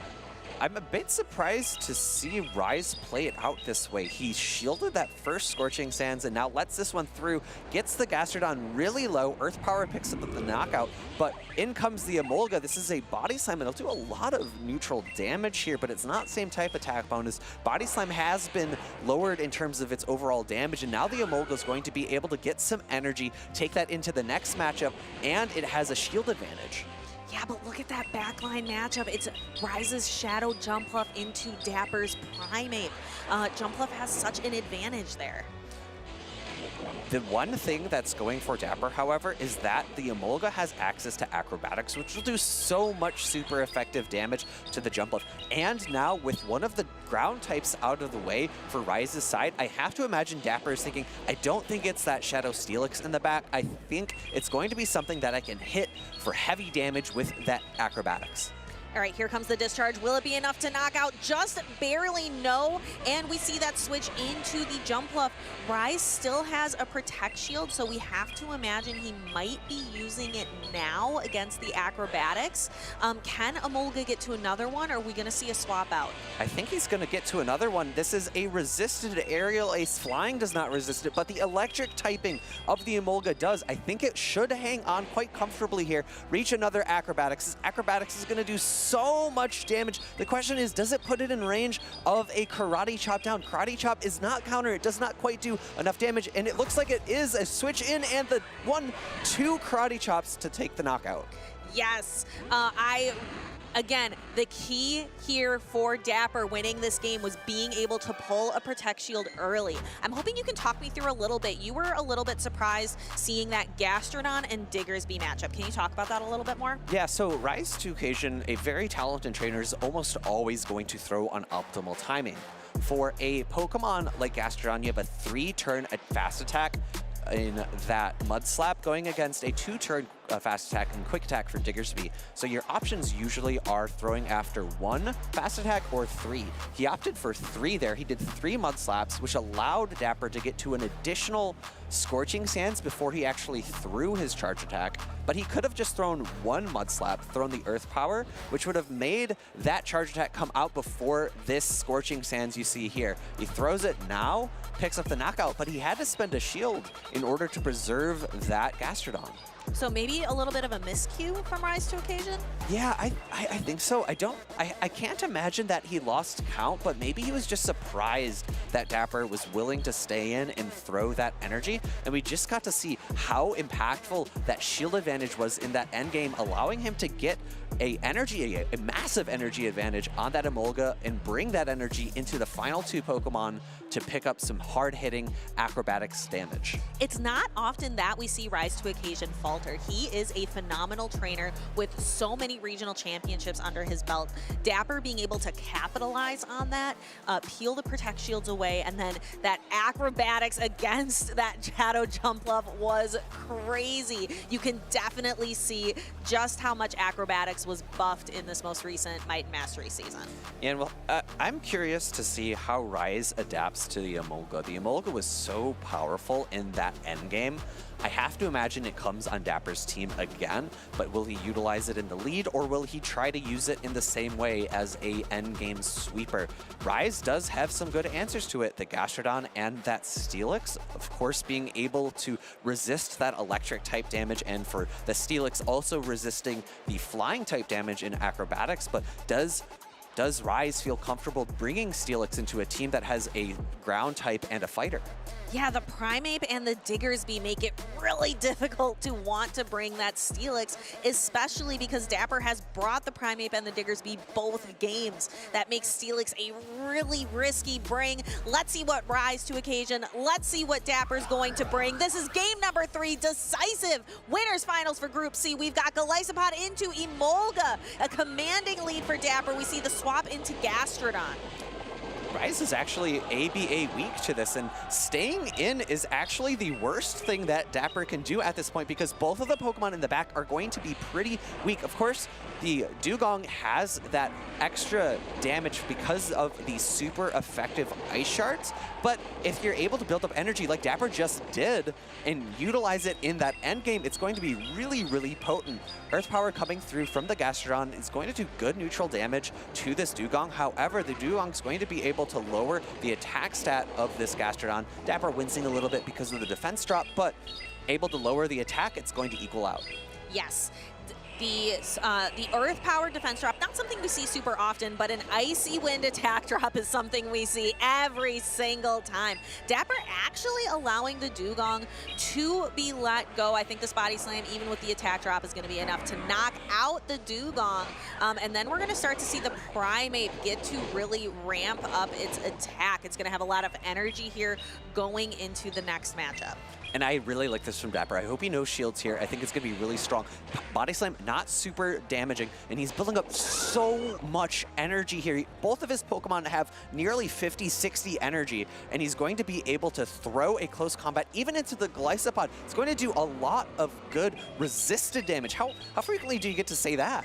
Yeah, it looks like Rise to Occasion maybe taking a moment to ask the judge something. I saw a little bit there. We're going to have to maybe take a look at that in a moment. But we can see the swap in. So Primeape used a close combat, swapped out, dropped its defense, and then we see the swap in from the Emolga. Discharge coming through is going to do good, super effective damage here. One more Thundershock into another. No, actually doing 4. Going to be really, really low, but surviving that last Ice Shard is going to be able to throw back-to-back discharges here and will either pull the final shield or pick up the knockout. And there is that discharge. We can see that Rise did press for the Shadow Claw. So going for that fast attack, we can see him using the discharge here. The switch timer is not up yet. Dapper's Primeape will come in, but Dapper does have 1 Protect Shield remaining. And excuse me, there is now 1 final Protect Shield for Rise to Occasion. However, I really wish Dapper threw this Rage Fist immediately. Building up the extra damage on those Shadow Claws, or excuse me, the Karate Chops would have been nice. However, with the Primeape and its current health, I believe it could have still survived an additional Shadow Claw from the Glycopod, so a really commanding end game there from Dapper Disc. I think Rise to Occasion might have lost a Shadow Claw on the switch-in, which he was a bit frustrated by, but with the health remaining on the Glycopod in that end game, or excuse me, on the Primeape in the end game, able to reach that final Rage Fist into the Glycopod, meant that that lost Shadow Claw wasn't going to be impactful in the result of that matchup. Yeah, that might have been what those two trainers were talking about. Congratulations to Dapper for winning the Group C Winners Finals. So kind of moving himself into that top 8 standing here in Vancouver. But that was the Winners Finals. Rise is not out of it. He is going down to the Losers Finals for Group C. So we will see him again shortly. And I want to talk about it again. The way that Dapper played that game was really impressive. He built up a lot of energy onto the Emolga. He had the option to throw that energy into the Gastrodon, but opted not to. Brought in the Dugong, able to soak up that energy, play it out, lost switch advantage, which he was okay with because he was able to build up the energy onto the Primeape. Primeape plus Emolga makes a really strong core because the Primeape's able to deal with the Steelix, and the Emolga's able to deal with anything that's really going to threaten the Primeape. So, you know, we were talking about pairs a lot yesterday. I think that's a really great pair from Dapper here today. Yeah, let's take a look back at game number 3. We can see, again, there's that moment allowing himself to lose switch advantage. And here's that Emolga, because it was able to survive that last Ice Shard, able to throw back to back. And you can kind of see the emotion from Rise as he's seeing this game number 3 kind of slip through his fingers. Yeah, and frankly, I think Rise played this really, really well. Dapper just able to get energy advantage. I think maybe a team composition that handles the Emolga better. He wasn't really ever playing ABB to Emolga. He was playing ABA to Emolga. It unfortunately ended in the wrong position in that game number 3. It was not as bad in games number 1 and 2, but he was typically switching in the Gastrodon, not keeping it around for handling that Emolga. I guess Dugong's still pretty okay, but Gastrodon feels a little bit safer. Yeah, we'll have to take a look and see how Dapper feels about that Gastrodon. We are going to go down to the stage with Jim and Dapper. Thank you, Stephanie. Wholesome_ here with Dapper Discs, fresh off his 2-1 victory versus Rise to Occasion in what can only be described as very, very close battles. Talk a little bit about your strategy going into that match versus Rise. Yeah, so I liked my Emolga and Primeape. It felt like he didn't really have good core breakers for them, so I kind of stuck him on the team every time. I figured that if I were him, I would probably run Drapion lead to kind of like make it unclear what I need in the back, and so I thought Diggersby lead was kind of good. First game, it felt like I kind of messed up throwing that Fire Punch into the Gastro, so I just ran it back. Fortunately, I was able to clinch the second game, and then third game, I figured maybe something would switch up, so I just figured Emolga lead's pretty solid. I didn't think he'd bring a Steelix, which was kind of what my Emolga was most scared of. Yeah. You seem to be one step ahead with all 3 leads there, without a doubt. All right, well, we saw you last year in Vancouver as well. I think you tied for 9th. How do you feel this year compared to last year? Are there any differences? With all the regionals I've been to, I'm usually like really stressed the night before, like practicing, thinking I need more reps, not really sure. This is the first regional where I was kind of just like out at dinner with some friends, having fun, not really thinking about it. So I was very relaxed on Saturday, whereas other regionals, I'm just usually a little more tense. So that's probably the difference this time. Feeling relaxed, yeah, always a pro tip there. All right, well, any unique thoughts for going into this meta, knowing that it is unique meta, transition meta? How are you team building? Yeah, I gotta be honest. I saw Lyle Jeff streaming with this team, and I was like, this is a nice team. I knew I wanted to run Galarian Weezing, even though some of my teammates were like, no, don't run that. But I think without the Psywave users being legal, like Lapras and Grumpig, I think the poison typing of Weezing was pretty safe. So I really wanted to run Weezing because of the Sludge buff. That'll be interesting to see how the meta does evolve once we start to see some of those Psywave users. All right, well, Dapper Discs, anyone that you want to say thank you to or shout out? I'll try to keep it short, but first and foremost, thank you to M. Rinker. He's back at home in California. Really great scrim partner, does a lot for me, and I've been sucking up most of his free time asking for his input. Really great guy. Shout out to all the SoCal Swap Blues, Meepy Chu, who I always like bunk up with. We always travel together. And yeah. All right, well, that's all we have for now. Congratulations again to Dapper Discs. We're gonna go back to Alpha Phoebe and DeFi. Thank you so much, Jim. It's always great to see the trainers from the team SoCal Swablu shout each other out. We often see them a lot on these West Coast tournaments. And I gotta say though, I am a little bit upset. I heard Jim earlier. He was doing some quick maths on the stream. That's my thing. And secondly, if you saw who was up on the stream, is Haydonis versus Lyle Jeffs. Haydonis was my pick for today. Lyle Jeffs was his. So we're gonna have to see who the victor here is. Up on stage at the left, we see Lyle Jeffs the third. On the right, it's Haydonis actual with that Shadow Dusclops that he apparently hasn't brought, but I hope he brings it here to this matchup. Frankly, it looks pretty solid into this team. I think it looks like it has a headache or something. It has some dry eyes, what I think that Shadow Dusclops looks like, that poor thing. So we are going to have to see that between Lyle Jeffs III, a multi-regional champion, versus Haydonis, who is just looking for that really good breakout performance, looking for that medal here in Vancouver. Really interested to see Lyle, of course, sporting in-game his 2024 regional champion t-shirt. And I'm excited to see the Shadow Galarian Weezing. He talked a little bit about it yesterday, talked about, you know, how he was able to get that variant evolving a Shadow Coughing during the event. But here we go, a great lead for Haydonis. It is his ground type, that Shadow Kanto Marowak, into the poison type of that Shadow Galarian Weezing. Haydonis may be taking a page out of his friend Elite's book with that Shadow Kanto Marowak lead. It is just so safe.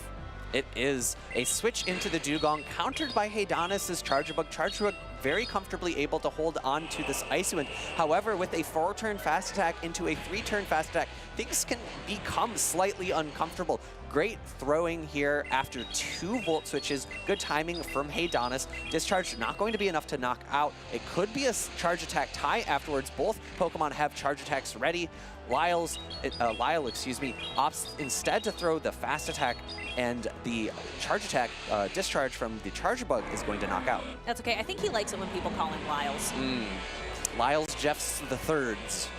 Exactly. And going into that Charge Bug, it is going to be using Discharge, which was changed in this most recent Might Mastery update. You can see a little less damage, and that Galarian Weezing has a lot of energy. Already at 2 Brutal Swings, is going to use 1 to knock out here, and is probably going to throw another one into what I can only imagine is going to be that Shadow Kanto Marowak.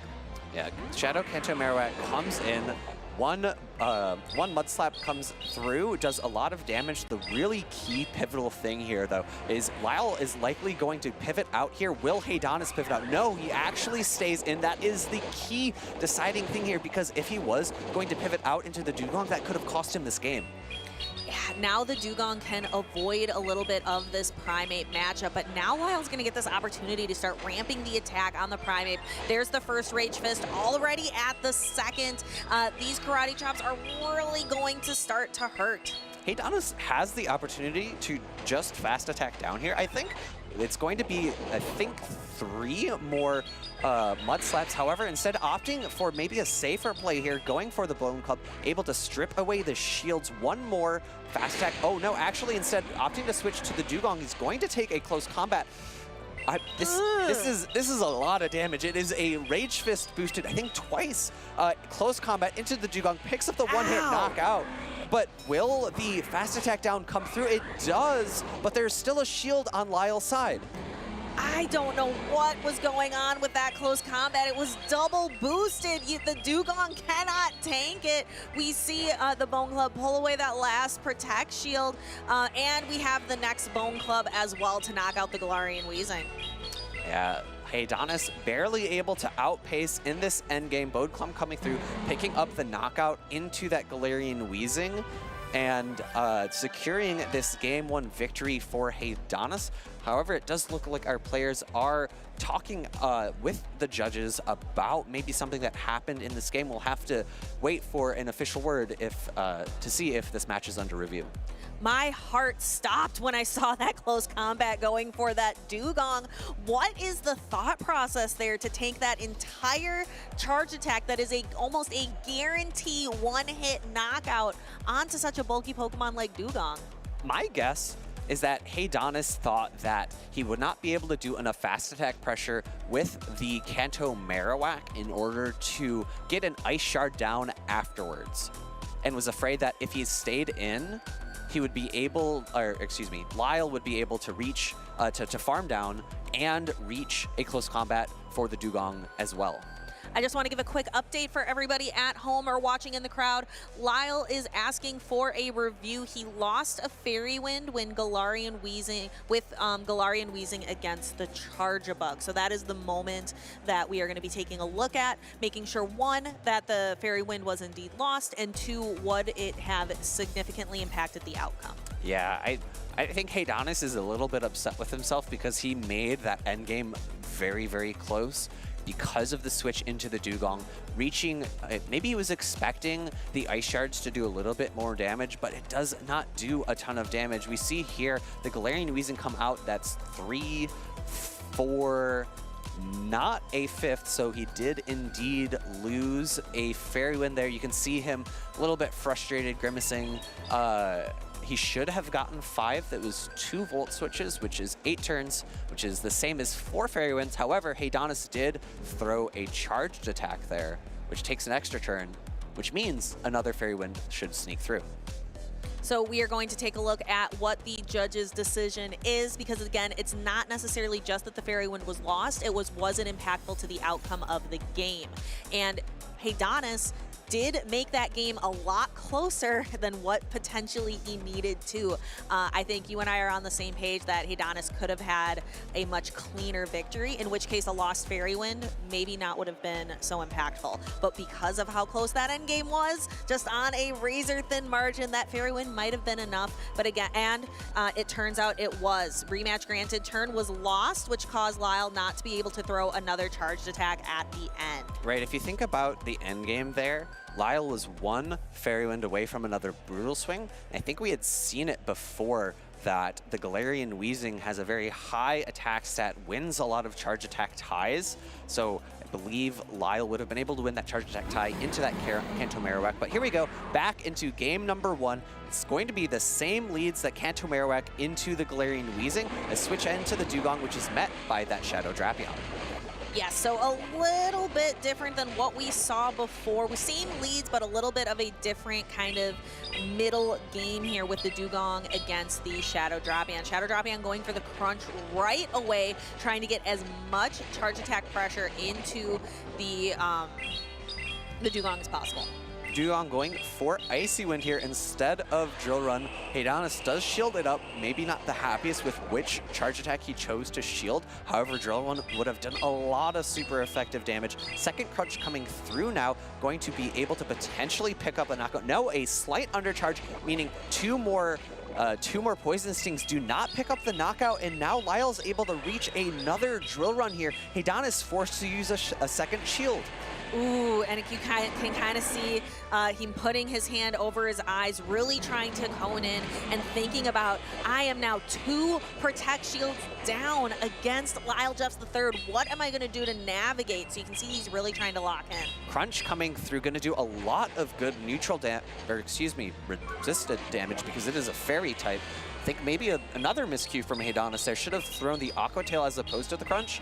Aqua Tail now coming through, going to do a lot of good neutral damage, unable to pick up the knockout. Brutal Swing coming through. This is resisted. The Sludge also would have been resisted. I think it might be just enough to knock out. Let's take a look. Brutal Swing. Oh, doesn't quite knock out, so he can safely bring in that Shadow Kanto Marowak. Brutal Swing, not a very powerful attack, so this is one of the few charged attacks that Shadow Kanto Marowak can sustain. So the Marowak now has a little bit of an energy lead going into this Primeape. However, Primeape is going to be able to start throwing these Karate Chops, throwing these Rage Fists, ramping up its attack, and Heidanis doesn't have a single Protect Shield left to hide behind. On the bright side, though, his third Pokemon in the back is not that Dugong, so he's not threatened to be hit with a one-hit knockout like last game. It is the Azumarill, which will resist that fighting type charge attack damage. One more Karate Chop to pick up the knockout here for Lyle. In comes the Azumarill, and it's gonna be a really tough endgame here for Heidanis. One Karate Chop into this next Rage Fist, boosting that attack stat up. Yeah, you would think, oh, Heidanis has a fairy type in the back. It's so bulky. He's clearly going to win, but now you're going to start to see maybe a little counterintuitive at first, but you're going to start to see how much these Rage Fists do as they start to ramp up. So now the Azumarill is going to be threatened by this next Rage Fist. Shield needs to come up for Lyle here. The question is, can Heidanis make a catch? That will be very key here for this endgame. The bubbles are starting to add up. He attempted catch, but no, does not come through. Close combat is loaded. It is so boosted at this point. It is likely going to pick up the knockout here. Yes, even though it is resisted damage, close combat picking up the knockout. That Primeape standing firm at the end of this game. Lyle takes this game, the game, and we are now 1-2-0.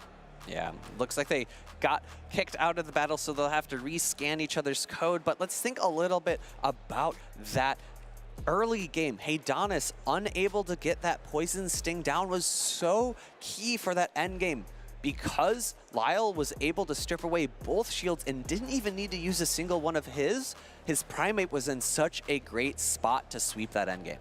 Yeah, Primeape with 2 shields is not a bad strategy, both in the Go Battle League and here in the Championship Series. Those Rage Fists, even though, as I was saying, a fighter against the fairy type Azumarill, so bulky, but those Rage Fists, it's kind of like a snowball running down a hill. Once you start, it's hard to stop.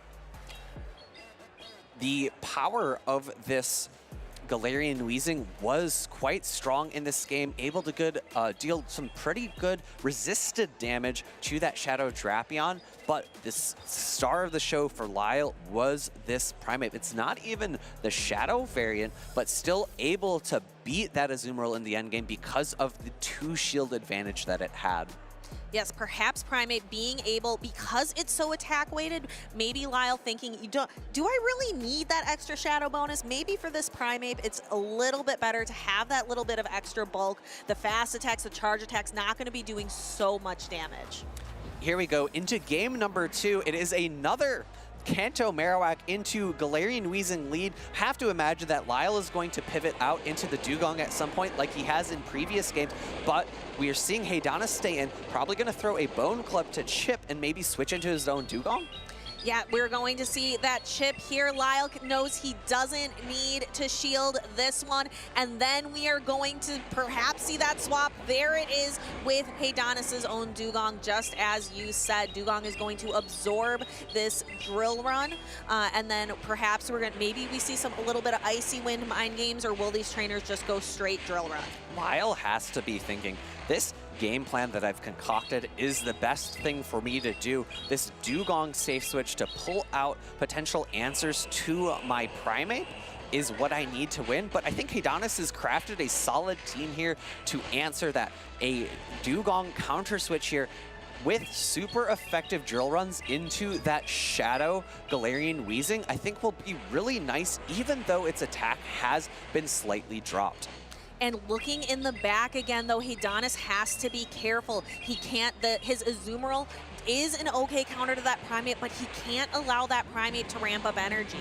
Ooh, instead opting for an Icy Wind here. Lyle now no shielding what could have been a super effective drill run. Heidanis probably pretty happy just to lower the attack stat of this Galarian Weezing.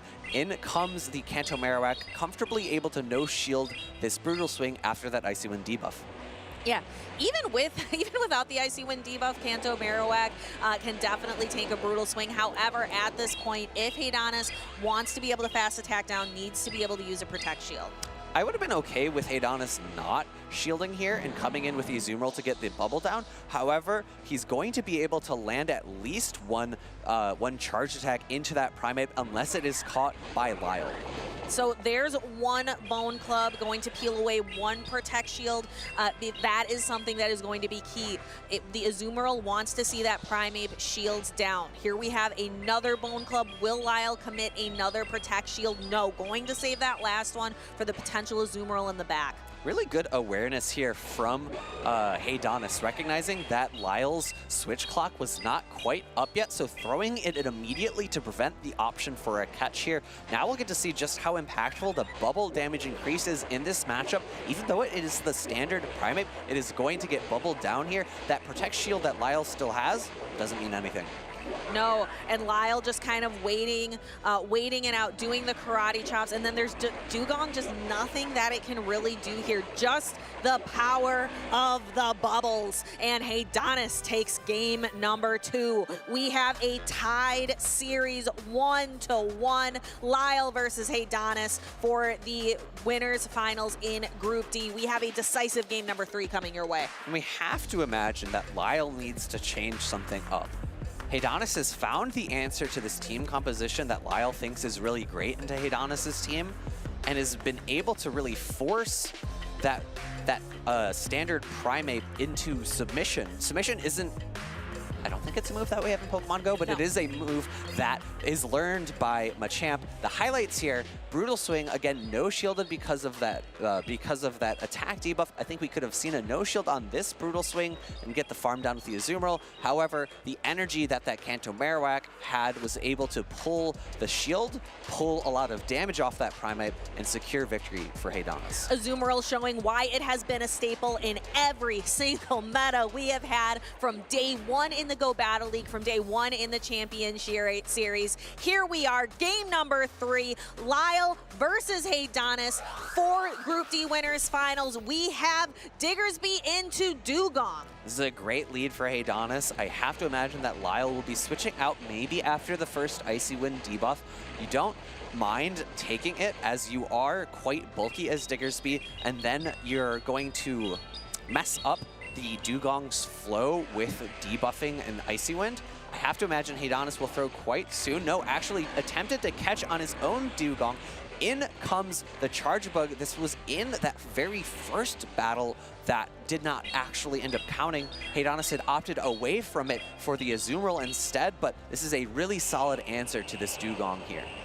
Yeah, perhaps recognizing that Lyle has brought the Dugong every single game so far. Even that first game that we are trying to erase from our memories. I certainly want to erase Heidanis' Dugong getting eliminated by a close combat from my memory.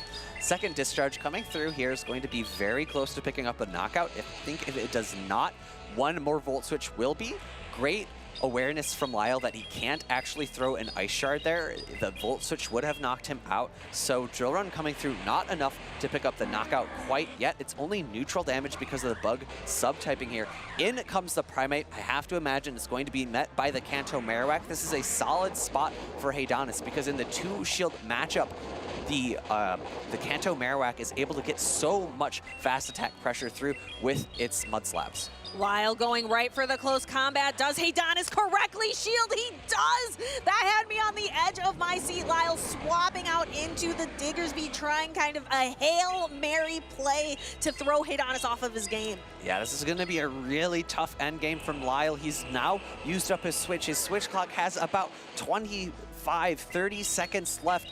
The Scorching Sands is not going to be enough to pick up a knockout, and if Heidanis is able to build up to 2 Icy Winds, he could either force both shields, or he could go into that Primate and then cause it to be debuffed. And Heidanis recognizing not going to be able to Ice Shard down, so goes to throw the charge attack instead. All that's left now is the Primate. The Primate is going, might be able to get a little bit of fast attack energy off of this Dugong, but it's going to tank an Icy Wind first. Lyle puts up the Protect Shield, but the attack of this Primate will go down. In comes the Kanto Marowak. It is at 2 Bone Clubs. First one's going to get shielded, but I don't think Lyle just has two knockout blows here. I think he has a close combat loaded. I have to imagine that Heidanis is going to shield this up, but not even 2 Rage Fists loaded. He couldn't go for the bait Rage Fist and then the potential knockout Rage Fist, just going for the close combat. Gets shielded. Heidanis is going to become be victorious here, and I'm sorry, Wholesome, but Heidanis is my player. I'm moving forward in this tournament. And Heidanis, you could kind of see that sigh of relief there at the end. Heidanis moving on, taking the Group D winners finals, but we have not seen the end of Lyle. Lyle moving down to the loser side of the bracket. If anyone can make a strong losers bracket run, it is Lyle Jeffs III. And you're calling it out after that game number 1. Heidanis was being a little bit shaky. He made a few incorrect plays, but I have to say, he really locked in games 2 and 3 there. He made the right team compositional calls, and he played both of those games really well, really making sure that he's managing his energy appropriately, making sure that his opponent can't catch his charge attack. So I think he really solidified his play, and I'm looking forward to seeing him again future on in this tournament. Yes, it is so easy for us to sit back and call the games. We can see everything on the board, but it is tough under the lights on the big stage. Trainers make mistakes up there all the time that maybe they wouldn't in practice. But it was great to see Heidanis kind of lean into the scrims, lean into the practice that he'd been doing with his friends. He's been shouting out, you know, our crew of younger trainers, kind of the second generation of Pokemon Go trainers that we have here that he's been talking about. I'm not sure I like that terminology. That means I'm a generation older than them. But let's go ahead and look at the replay here of this game number 3. Don't say we are. I know we are. I don't need to be reminded of that. Close combat being shielded here. Great call by Heidanis, recognizing that's one of his potential lose conditions. Switch out into the Diggersby. Diggersby, great awareness again by Heidanis that the Diggersby was going to reach another charge attack here. Able to get the Icy Wind debuff and knock out with his Bone Club. Very good plays. Those were nail biters throughout. So many times I am leaning into my screen, just like on bated breath, waiting to see how these plays are going to turn out. Is that another comment about how we're older? We can't see. We need to lean into the screen. Into the screen. No, it was out of excitement. I'm at the edge of my seat. Yeah. Okay, that's fair. That's fair. All right. Well, we have now secured our top 4 players going, or not top 4, excuse me. We have secured our 4 players going into the winners side of the bracket. of day 2, because we hadn't played the winners finals of the groups yesterday, we have now played them. We have the 4 winners of the groups that have secured their position for that top side of the bracket in the top cut. Yeah, now we need to go on to the losers finals of our groups as well, kind of finishing up that day 1 play. So what we are going to have next is we are going to have the Group A losers finals. We are going to be looking at Stud Muffins versus Zimmy Kid. I don't think we saw a lot of Zimmy Kid yesterday. No, I don't think so. But I know Zimmy Kid has a really interesting Pokemon on his team that I want to shout out. Low Kicks. Why would a trainer be running Low Kicks? It is a dark and bug type Pokemon, kind of a unique typing in Pokemon Go. Yeah, I mean, we talked about bug typing a lot yesterday, about how it's not the best typing, but when paired with dark typing, it does help. Actually, I'm trying to think. What does it actually cover? I'll let you think on that, Nick. I'll give you a moment to think. As you think on it, we have a quick March update that we can talk about as you are doing the quick maths with Big Phoebe. I will take us through the March content update. We have Cubfu coming in with the Might and Mastery update. You can get this legendary Pokemon that was discovered in the Isle of Armor in the Sword and Shield games. This is a very special Pokemon. Can't send it to home, can't send it to the professor, can't trade it. It is one and only and unique. Not quite though. You can get a special pass to get a second one as well if you want to be able to eventually get both Urshifus. We can see our max battles as well. We talked about Dynamax, Butterfree a little bit yesterday. Butterfree also has a Gigantamax form that is really beautiful that I'm excited for that to come to Pokemon Go eventually. We can see some of those spotlight hours as well. An event that's happening right now is Powerful Potential. That is where you can get that Cubfu from that free research. And then Charcadet's shiny was released. I hatched one today. I was very excited. Had to squint a little bit just to see the shiny change. It's only its eye colors. Its eyes turn from that red to that blue. But having that half hatch distance has been so critical in me being able to kind of cycle through these 2-kilometer eggs. And I want to talk about these 3-star raids a little bit. Alolan Raichu has been pretty solid in the Open Great League meta in past times, but looking at that third Pokemon there, Sableye, will be really crucial for trainers to try to raid if they are still lacking those XL candies. Sableye is now going to be a really strong Pokemon in the play meta with that decreased energy on foul play and Power Gem being a really solid coverage move. And you have the opportunity to make a Shadow Sableye as well as a Standard Sableye, which means you need twice the XL candies. That is quite a bit. So maybe doing some raids, making a Sableye your buddy and walking it. Lots of opportunities to get XL candy. Did you do the maths? I did. I figured it out. Dark type doesn't actually shore up any bug type things, but bug type helps dark types with fighters. That's it. I was thinking bug type, it's fire, flying, rock. Dark doesn't interact with any of those, but that's enough about typings. Let's go ahead and head to the stage where our players are ready and raring to go at this losers finals for Group A. We have Stud Muffins on the left, Zimmy Kid on the right, and we can see on Zimmy Kid's lineup that Low Kicks that we were talking about. A very fun Pokemon that was discovered in the Paldea region in the Pokemon Scarlet and Violet series. We'll have to see if Zimmy Kid's going to be bringing it today. I believe Low Kicks, because it has Sucker Punch, is what makes it viable here. Absolutely, and I remembered another one. Bug resists bug, so bug helps dark with bug types, which will be important here because there is a bug type on Stud Muffin side. Getting into game number 1, it is Shadow Drapion into that Dugong. That's a solid lead for Zimmy Kid. I have to imagine Stud Muffins will throw a Crunch before he opts to switch out, if he does.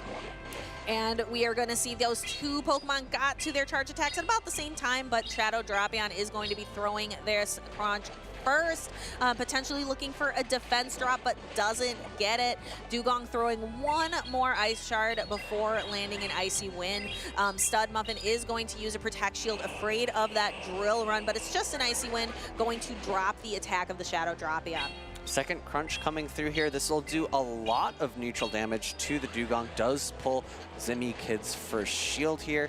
The Dugong will be able to outpace to the next charge attack. I have to imagine it's going to be a Drill Run, which does threaten the knockout here. I think the Icy Wind might be just a touch a touch short. And the drill run is protected again. We are 2 shields down in this very early matchup. So Stud Muffin's kind of putting it all on the Shadow Drapion. Undercharging it, it looks a little bit, but doesn't matter. The Dugong is still going to be knocked out. Shadow Drapion has played into so many Pokemon in the meta. In comes Azumarill, Poison Sting damage now adding up, able to build up to double Aqua Tails before switching out into Stud Muffin's own Dugong. Yes, we have seen the Azumarill Dugong matchup plenty of times today because of Dugong's popularity in this Vancouver tournament. We've kind of seen it everywhere. So we know that it is very frequent that trainers will go for the Icy Wind first to kind of start to make the bubbles and the play roughs do less and less damage. And then Azumarill just trying to consistently get out as many play roughs as possible.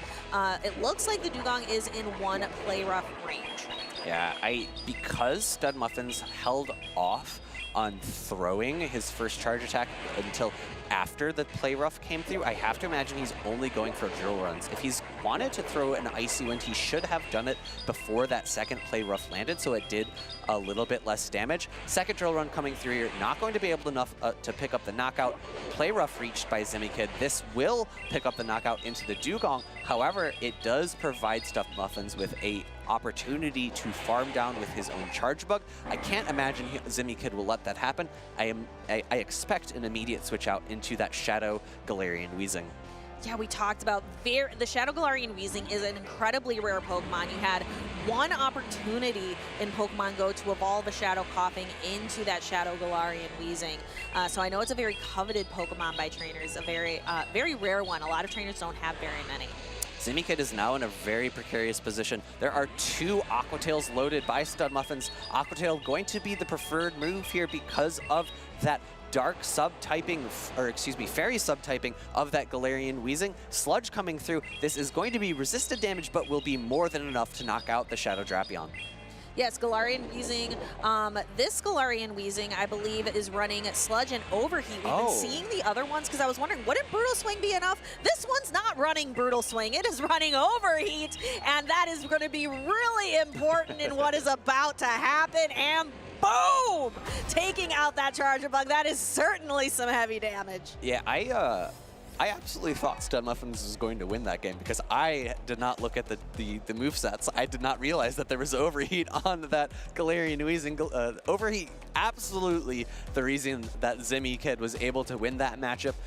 Fire-type damage doesn't have a ton of targets in the meta right now. You know, one of them going to be that Lokex, as I was saying, that bug typing, weak to fires. Azumarill is going to be resisting it. Diggersby, it's neutral. Dugong, it's neutral. Emolga, it's neutral. But the bug and electric type of that Charger Bug, weak to Overheat, able to secure Zimikid that massive damage to pick up the knockout. Oh, and we are going to get to see it again, I'm sure, here on the replay. Again, you were looking. Stud Muffins had a pretty good setup for this game with that Charger Bug in the end game. However, the Galarian Weezing able to knock out here with a Sludge, still had a bunch of energy, and here it is again, and boom! Overheat, frying that Charger Bug to a crisp and sending it back to the Pokeball. How is Stud Muffins going to adapt from this?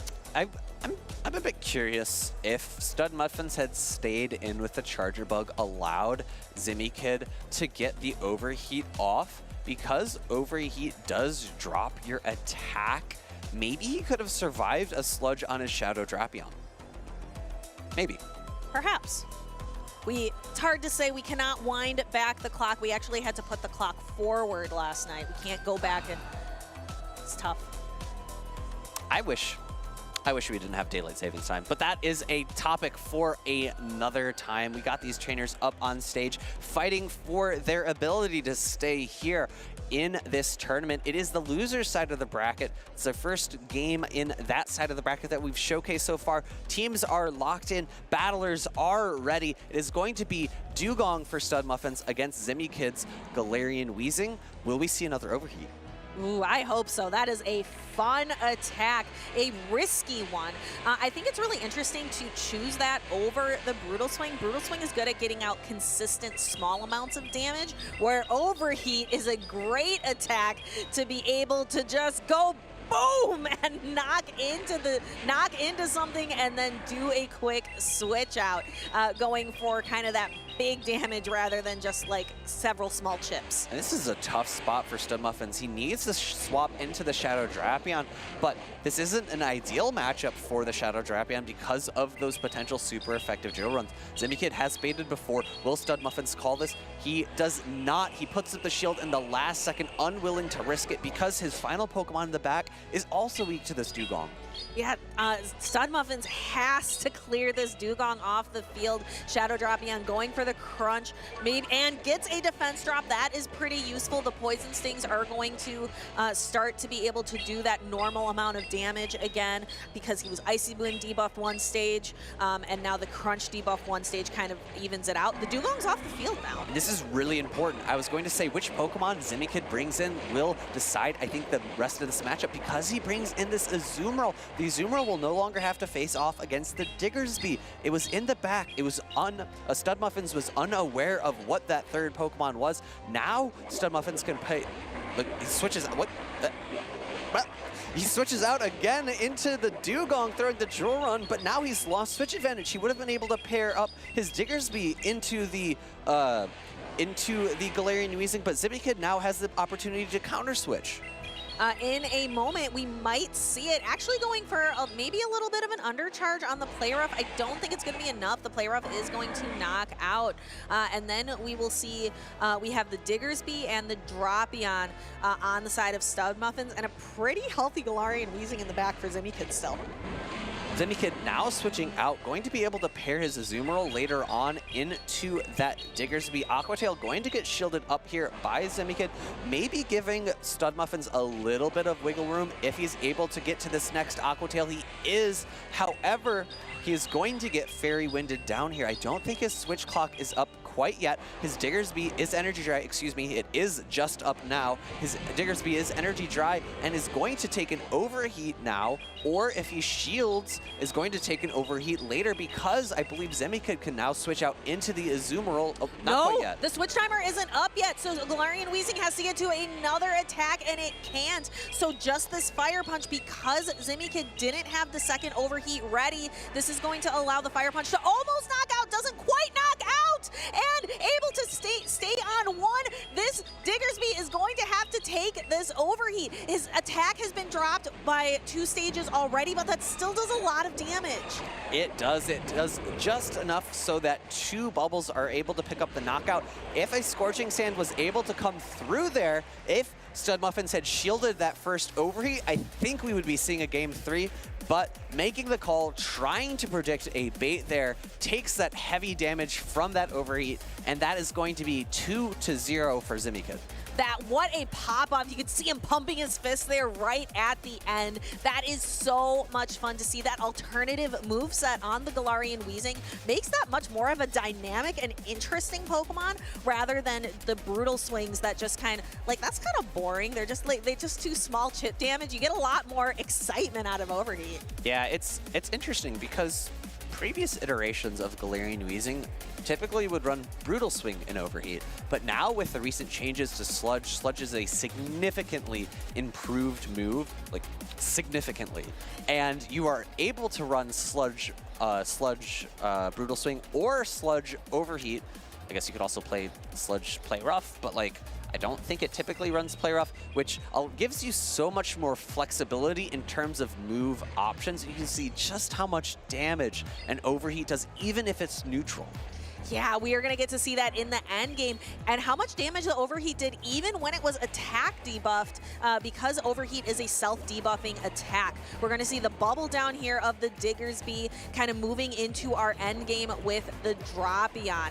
We missed it in the replay, but there were 2 Overheats thrown into that Diggersby, and because StubMuffins opted not to shield the first one, it was able to do a significant amount of damage, where the second Overheat is going to do do much, much less damage because of that self-debuffing effect of the attack. And it was a really tough spot for Stomafins, right? If you no shield the first, you get all that damage done to you.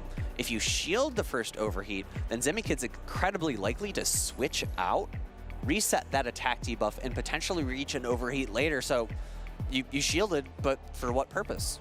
Just so that you could take an overheat later? I don't know. I just know those overheats have me all fired up. Maybe we will get a chance to watch them again in the replays here. We're going to throw it to some replays. Don't go anywhere. Let's watch that action again.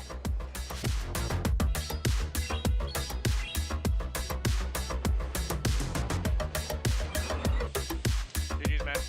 GG's.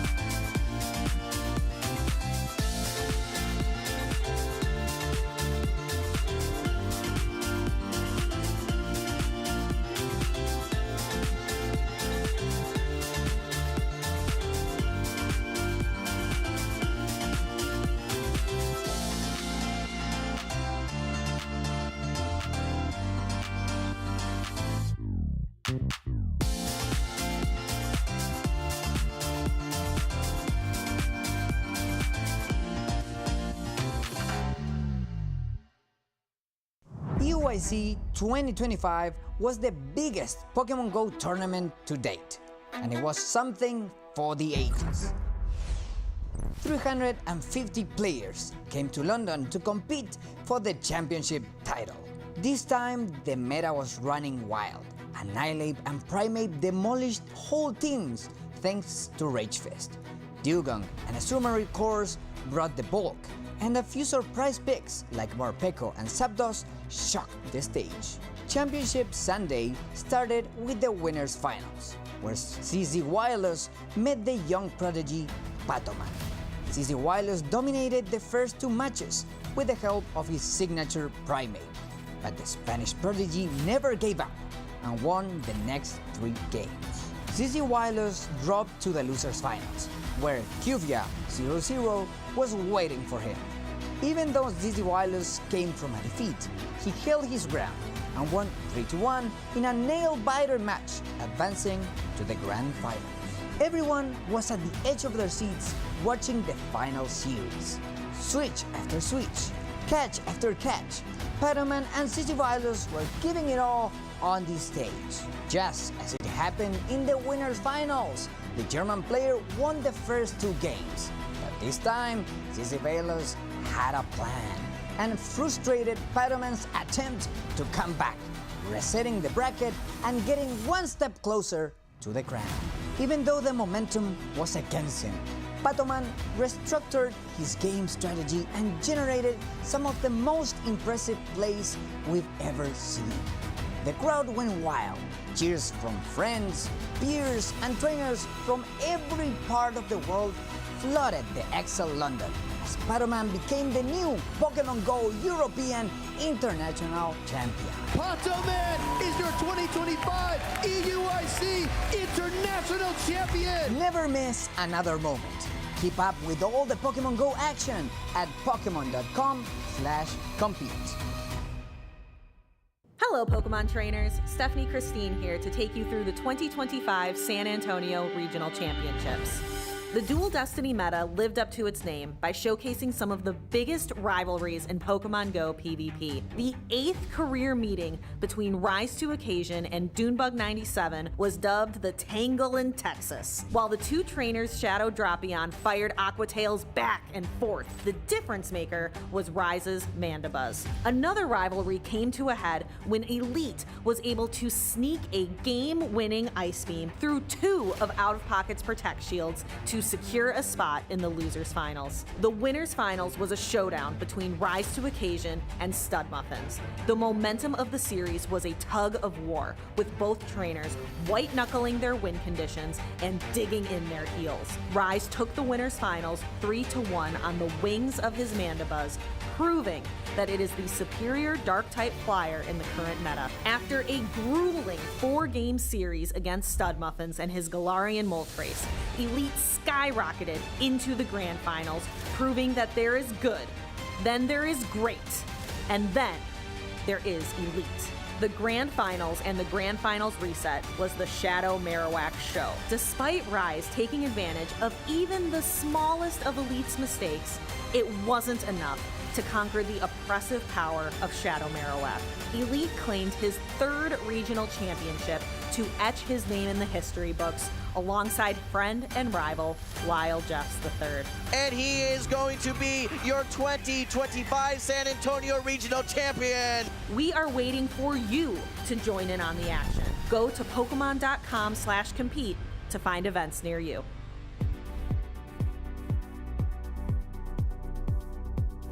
All right, welcome back everyone to Vancouver, Canada, aka the 604. What a regional that we saw there in San Antonio. Elite having a very dominant run through the losers bracket. It's very opportune because we're going to be bringing you more Elite action here in the losers bracket, this time facing off versus Dialap Churn. That's right, and Rise to Occasion, who you also saw in that recap just now, is also in the loser side of the bracket. So both of these trainers have a bit of a long road ahead of them, but we know just how good they are and that they can make that comeback. We haven't seen a lot from Dialap Churn this tournament. We saw him obviously with the hype moment, the Shundo lucky trade that he had earlier, but we haven't seen too many of his battles since that moment. As a reminder, he's going to be running a Shadow Quagsire, which I think is the only one that we've seen throughout this tournament, so. Yeah, he's one of only 2 trainers in day 2 who isn't rocking the dugong that so many trainers have decided to bring to this tournament. He also has the Emolga, which I actually think looks quite good into Elite's team here. Yeah, there was a little bit of a kind of development that I think led Emolga into this situation. Trainers were recognizing the opportunity for that flying electric typing, especially ones that can quickly pace to charge attacks. Zapdos was that key Pokemon for a long time, but due to some accessibility issues and, hey, you know, I don't really get to my electric type charge attack very quickly, didn't really have a great place in the meta, but I love where this Emolga is right now. It has access to Aerial Ace, Acrobatics, as well as Discharge, and it can pace quickly to charge attacks and really get some hard-hitting ones as well. Exactly. I think we saw Dapper use Emolga to great effect against Rise. It just got to those discharges a little bit too quickly for the Dugong to deal with. So I think we're going to see maybe some nice gameplay from Dialap here with the Emolga as well. Well, we've been watching a lot of Elite, and he relies heavily on that Shadow Kanto Marowak. And looking at the team from Dialap Churn, the only resist that he has for that Shadow Kanto Marowak is going to be the Emolga. And so we keep talking about this, but realistically, that Emolga only single resists the Mud Slaps and the Bone Club, and with just how frail it is in general, if you land one resisted Bone Club, you might even be in a range where you can Mud Slap down. That's true. I mean, Dialap does have a lot of options here besides the Emolga. He has the Azumarill, which is also quite safe into Elite's team. The Quagsire that you mentioned, a very unique pick. It's also quite safe, not the best neutral matchups, but you know, just safe and kind of neutral across the board. The one thing the Quagsire is going to struggle with is that, assuming that it's running Aqua Tail, I believe it is, then there are 3 water types on the side of Elite. So it's going to have to find either the Drapion, the Shadow Kanto Marowak, or maybe even that Dusclops. I do expect Elite to be bringing that Shadow Kanto Marowak. Let's move into game number 1. This is winner go home, losers finals for Group B. And kind of the signature Pokemon for each trainer are on the field right now. Quagsire for Dialap and Shadow Kanto Marowak for Elite. All right, well, if Elite is able to land one of these Bone Clubs, he can likely force his way through this 2-shield matchup. I don't think that you're fully able to just simply Mud Slap down, though, due to the quick pacing from Dialap Churn's Shadow Quagsire here. Here comes the first Aqua Tail from Dialap. That's right, and pretty close to another Aqua Tail as well, but Elite is going to make sure to fire off at least one Bone Club before the next Aqua Tail comes through. I expect to see Dial-Up maybe throw up one shield. Oh, but he actually lets it go. Doesn't really value the Quagsire as much, and actually, it's able to hang on to the Bone Club easily, but Elite with a quick swap into Dugong to catch this Aqua Tail. Dial-Up actually waiting one turn. Elite, anticipating the wait, waits one turn himself and swaps in to catch the resisted Aqua Tail on his Dugong. This is going to be bringing out the Shadow Primate from Dial-Up Churn, but I believe that Elite did sneak through an Ice Shard earlier, so he's actually able to pace to this Icy Wind prior to Dial-Up Churn getting any energy off on his own Shadow Primate.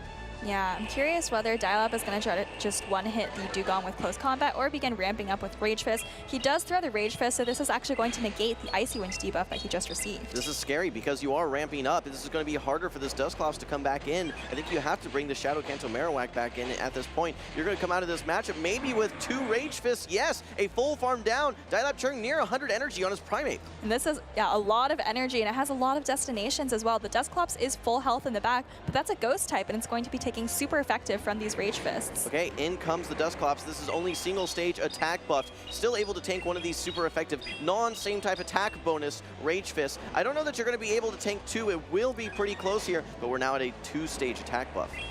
Yeah, Rage Fist coming through here, and I think I saw that Dial-Up is just one more Karate Chop away from another Rage Fist, which is kind of crazy. But Dusclops is able to hang on through those Karate Chops and able to fire off a Shadow Punch here. Yeah, important to get to this Shadow Punch. If you want to prioritize your, okay, no, Dial-Up Churn opts to just let the Shadow Primate go down, putting it all on his water Pokemon, and does he have an answer to this Shadow Kanto Marowak? We already had the full insight into what Elite's team was, so I think it's very, oh, but a catch from Elite! 2 catches now within the same match. Little thumbs up from Dial-Up. He knows he has this game in the bag. Not only is he absorbing the energy here, he still has a very healthy Azumarill, probably going to be able to just bubble down the Marowak on Elite's side. Oh yeah, no, catch from Dial-Up there, showing, hey, Elite, you caught one earlier, I can catch one here as well. And I think you already had that game in the bag, like you said, but like you said, the thumbs up, some flashy plays too. That's right. Well, really nice plays from Dial-Up. Like you said, he knew the entire team from Elite, so even though he had a very boosted Primate as well as some energy, he knew that the Azumarill could kind of just clean things up for him. Yeah, absolutely. I think he was building that team around the Shadow Kanto Marowak, knowing how much Elite likes to run it. He had 2 answers, realistically. I like the way that he played that early matchup with the Shadow Quagsire as well, knowing that you can safely tank 1 charge attack and actually get to 2 Aqua Tails in a little bit quicker pacing as well. So it forced Elite into an uncomfortable position where he had to swap in his Dugong, and we talk about how safe Dugong is in a lot of situations. What's not safe against, though, is going to be those fighters, and Shadow Primate is a prime example of just how powerful those fighters can be versus Dugong.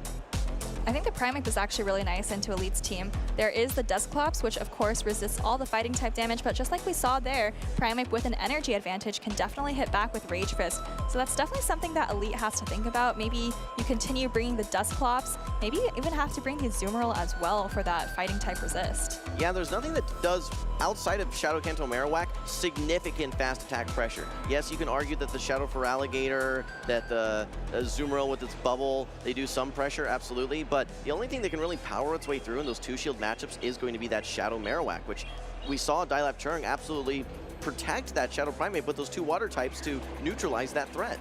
Yeah, you mentioned that the Quagsire, and there's that fantastic catch from Dial-Up. So much value from this Quagsire, right? I think it took 2 Bone Clubs and pretty much got the Marowak very low, or maybe it just pulled a shield in the lead.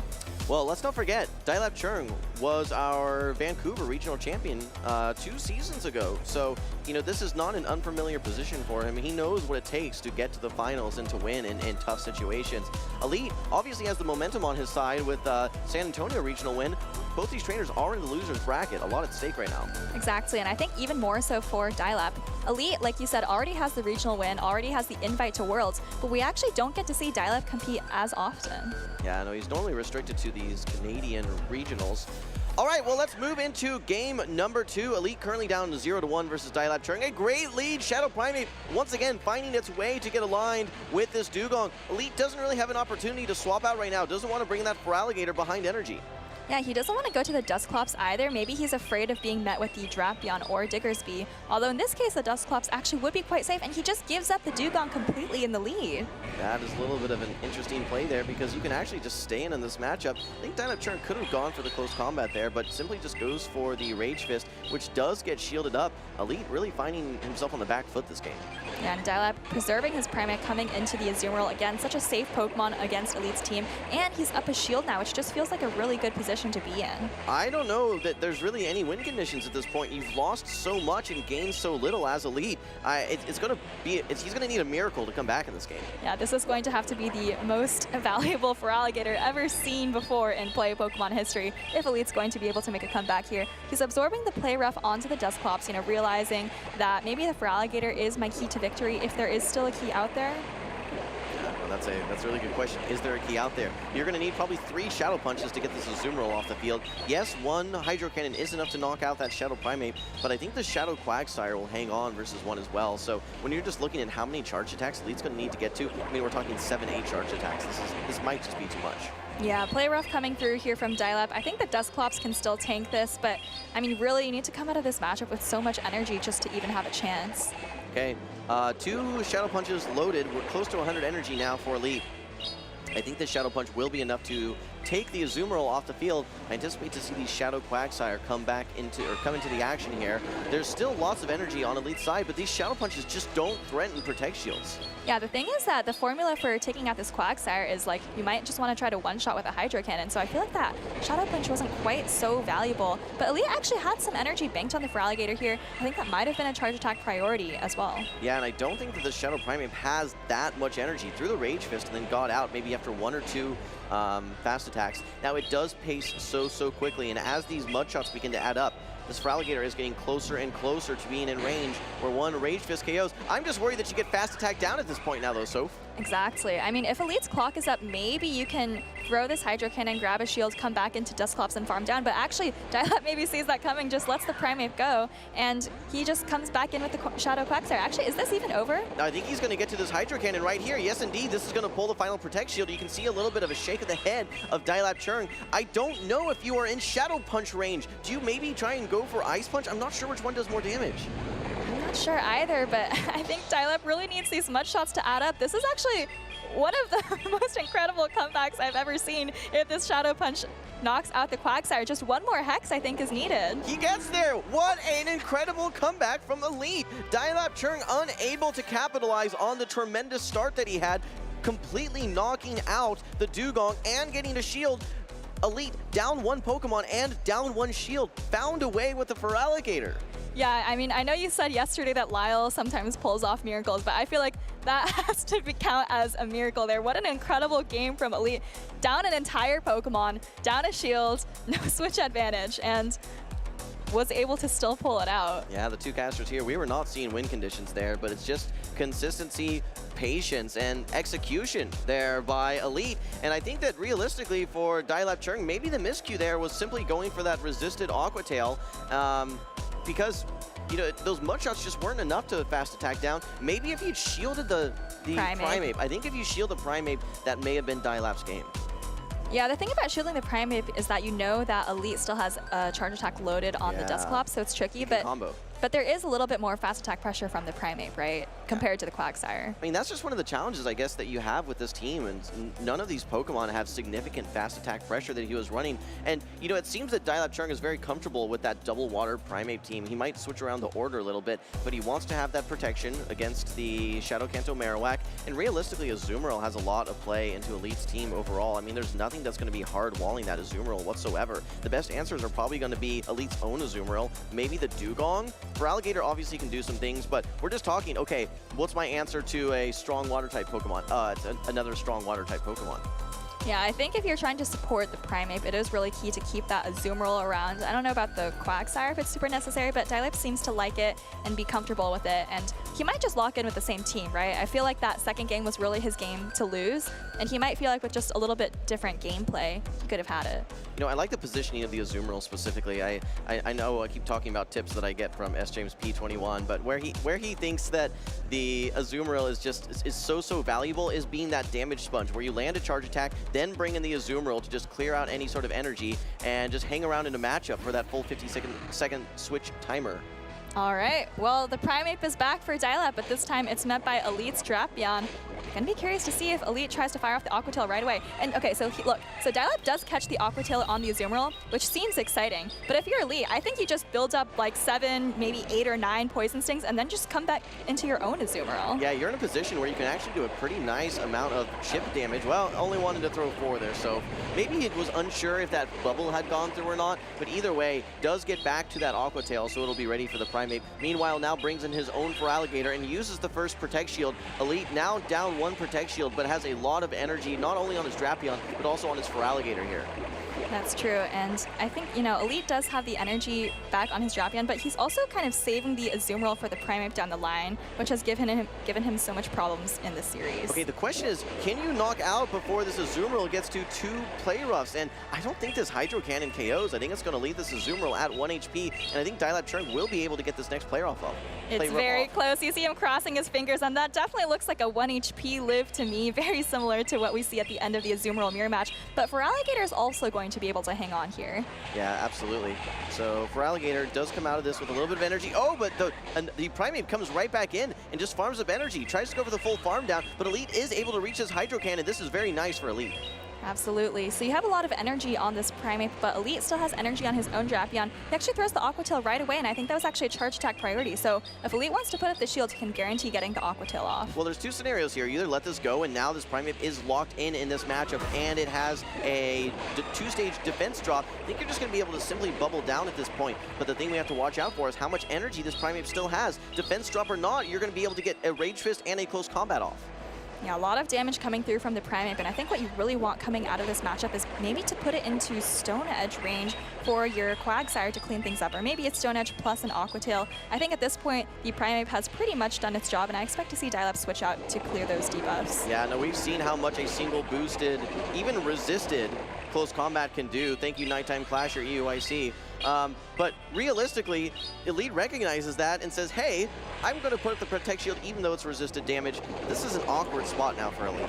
Yeah, I mean, for Elite, you probably still need to land maybe 2 Ice Beams is the fastest way to take out this Quagsire, because I don't think 1 Play Rough is going to cut it. Dial-Up already able to throw out this Stone Edge, and I think just maybe 1 more Aqua Tail plus the Mud Shots are going to be enough for him. Yeah, I mean, I think realistically you can get to a Stone Edge here if you need it, but you don't need. Dial-Up Churn will be able to get to this Aqua Tail. Aqua Tail will be enough to KO. And Dial-Up Churn, he's going to move on to the next round of losers. Elite, that's going to be the end of his tournament run. He drops in losers finals for Group B. He will not be able to take that back-to-back championship.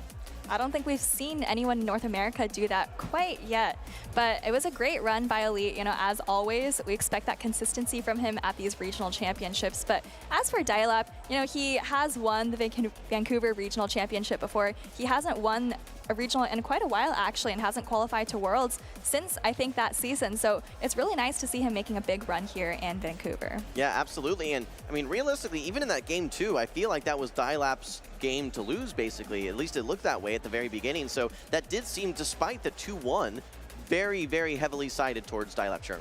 I think he had a very favorable team of 6 compared to Elite. So, you know, he had the Primeape that we saw time and time again. The Azumarill was also just so flexible. Yep. You see it here, you know, absorbing the Aqua Tail. And then the Quagsire, which, again, we don't see too often, but I feel like it kind of just did its job, even if it wasn't the star of the show. Yeah, no, absolutely. I mean, it has nice play with its water and rock coverage. You have the water for the Shadow Kanto Marowak. You have rock for everything else that maybe resists, all those waters that resist the Aqua Tail. So, you know, Quagsire seemed like a very safe play into pretty much any of those Pokemon, and I just really like the way that he was able to navigate and dance around with his Primeape as well. He seemed like one of the strongest Primeape users that I've seen so far. Exactly. It's actually very frustrating to play against Primeape if you don't already have energy or maybe shield advantage because of how quickly Primeape gets to those moves. And I think sometimes it feels like it kind of just comes down to a call for whether it's Rage Fist or close combat. And I think you know, Elite, he no-shielded 2 close combats in those games 2 and 3. Yeah. And if either of them had been a Rage Fist, I think, you know, he would have been in a much better position. Yeah, I think that Dilap was being very, very sharp with when he's throwing those moves. I think that he was never really just telegraphing anything. I think Elite did pick up on it in that, in shielding that close combat on his Azumarill, knowing that, hey, that's going to be some significant damage. But, I mean, too many times he was finding his Pokemon dropping from those close combats. Dilap Churn was making all the right calls. Yeah, just a 1 Karate Chop difference. But, you know, in this day and age when everything gets to a charge attack in 4 or 5 seconds, I think 1 Karate Chop can sometimes be the difference. Well, what I love about the Primeape specifically is that even in situations where you're baiting and someone calls it, you're not being punished that hard. It's only just a 1 Karate Chop difference, whereas something like a, you know, back in like the Galarian Stunfisk mirror, there was just such a big energy delta between that Earthquake and that Rock Slide. So, I mean, in the nice utility that you have with Rage Fist, it's like, okay, well, maybe I just threw some resisted energy, but at least I gained something, right, with that Rage Fist attack buff as well. Exactly, because then your Karate Chops are doing more damage too. That's right. All right, well, guys, let's take a look at our Might and Mastery season as well. As you guys have seen, we have some new introductions from a Dynamax and Gigantamax perspective. First up is going to be Raikou, storming its way into the scene. Very, very exciting. Actually, I had we did our very first Gigantamax raid earlier today. Yeah, there's, you know, a spot at the venue. It's been rotating between Charizard and Venusaur. So that's been really exciting to see all the trainers kind of working together to take those down. And I think we also get the introduction of Kubfu to the game. Yeah, legendary Pokemon evolved into Urshifu. We actually had Stephanie, one of our co-casters, actually grab a shiny Charcadet as well. So that was very, very cool to see. All right, additionally, you can see that Urshifu right there, but also the Gigantamax Machamp there. That's going to be very, very fun, looking quite strong. Yeah, it is very difficult to take down those Gigantamax Pokemon, so make sure you have, you know, at least 20 trainers if you want to be comfortably beating these raids. Yeah, I don't think you're going to be using any Open Great League Pokemon versus those. Yeah, maybe there will be a challenge in the game one day to do that. 1500 CP. That's right.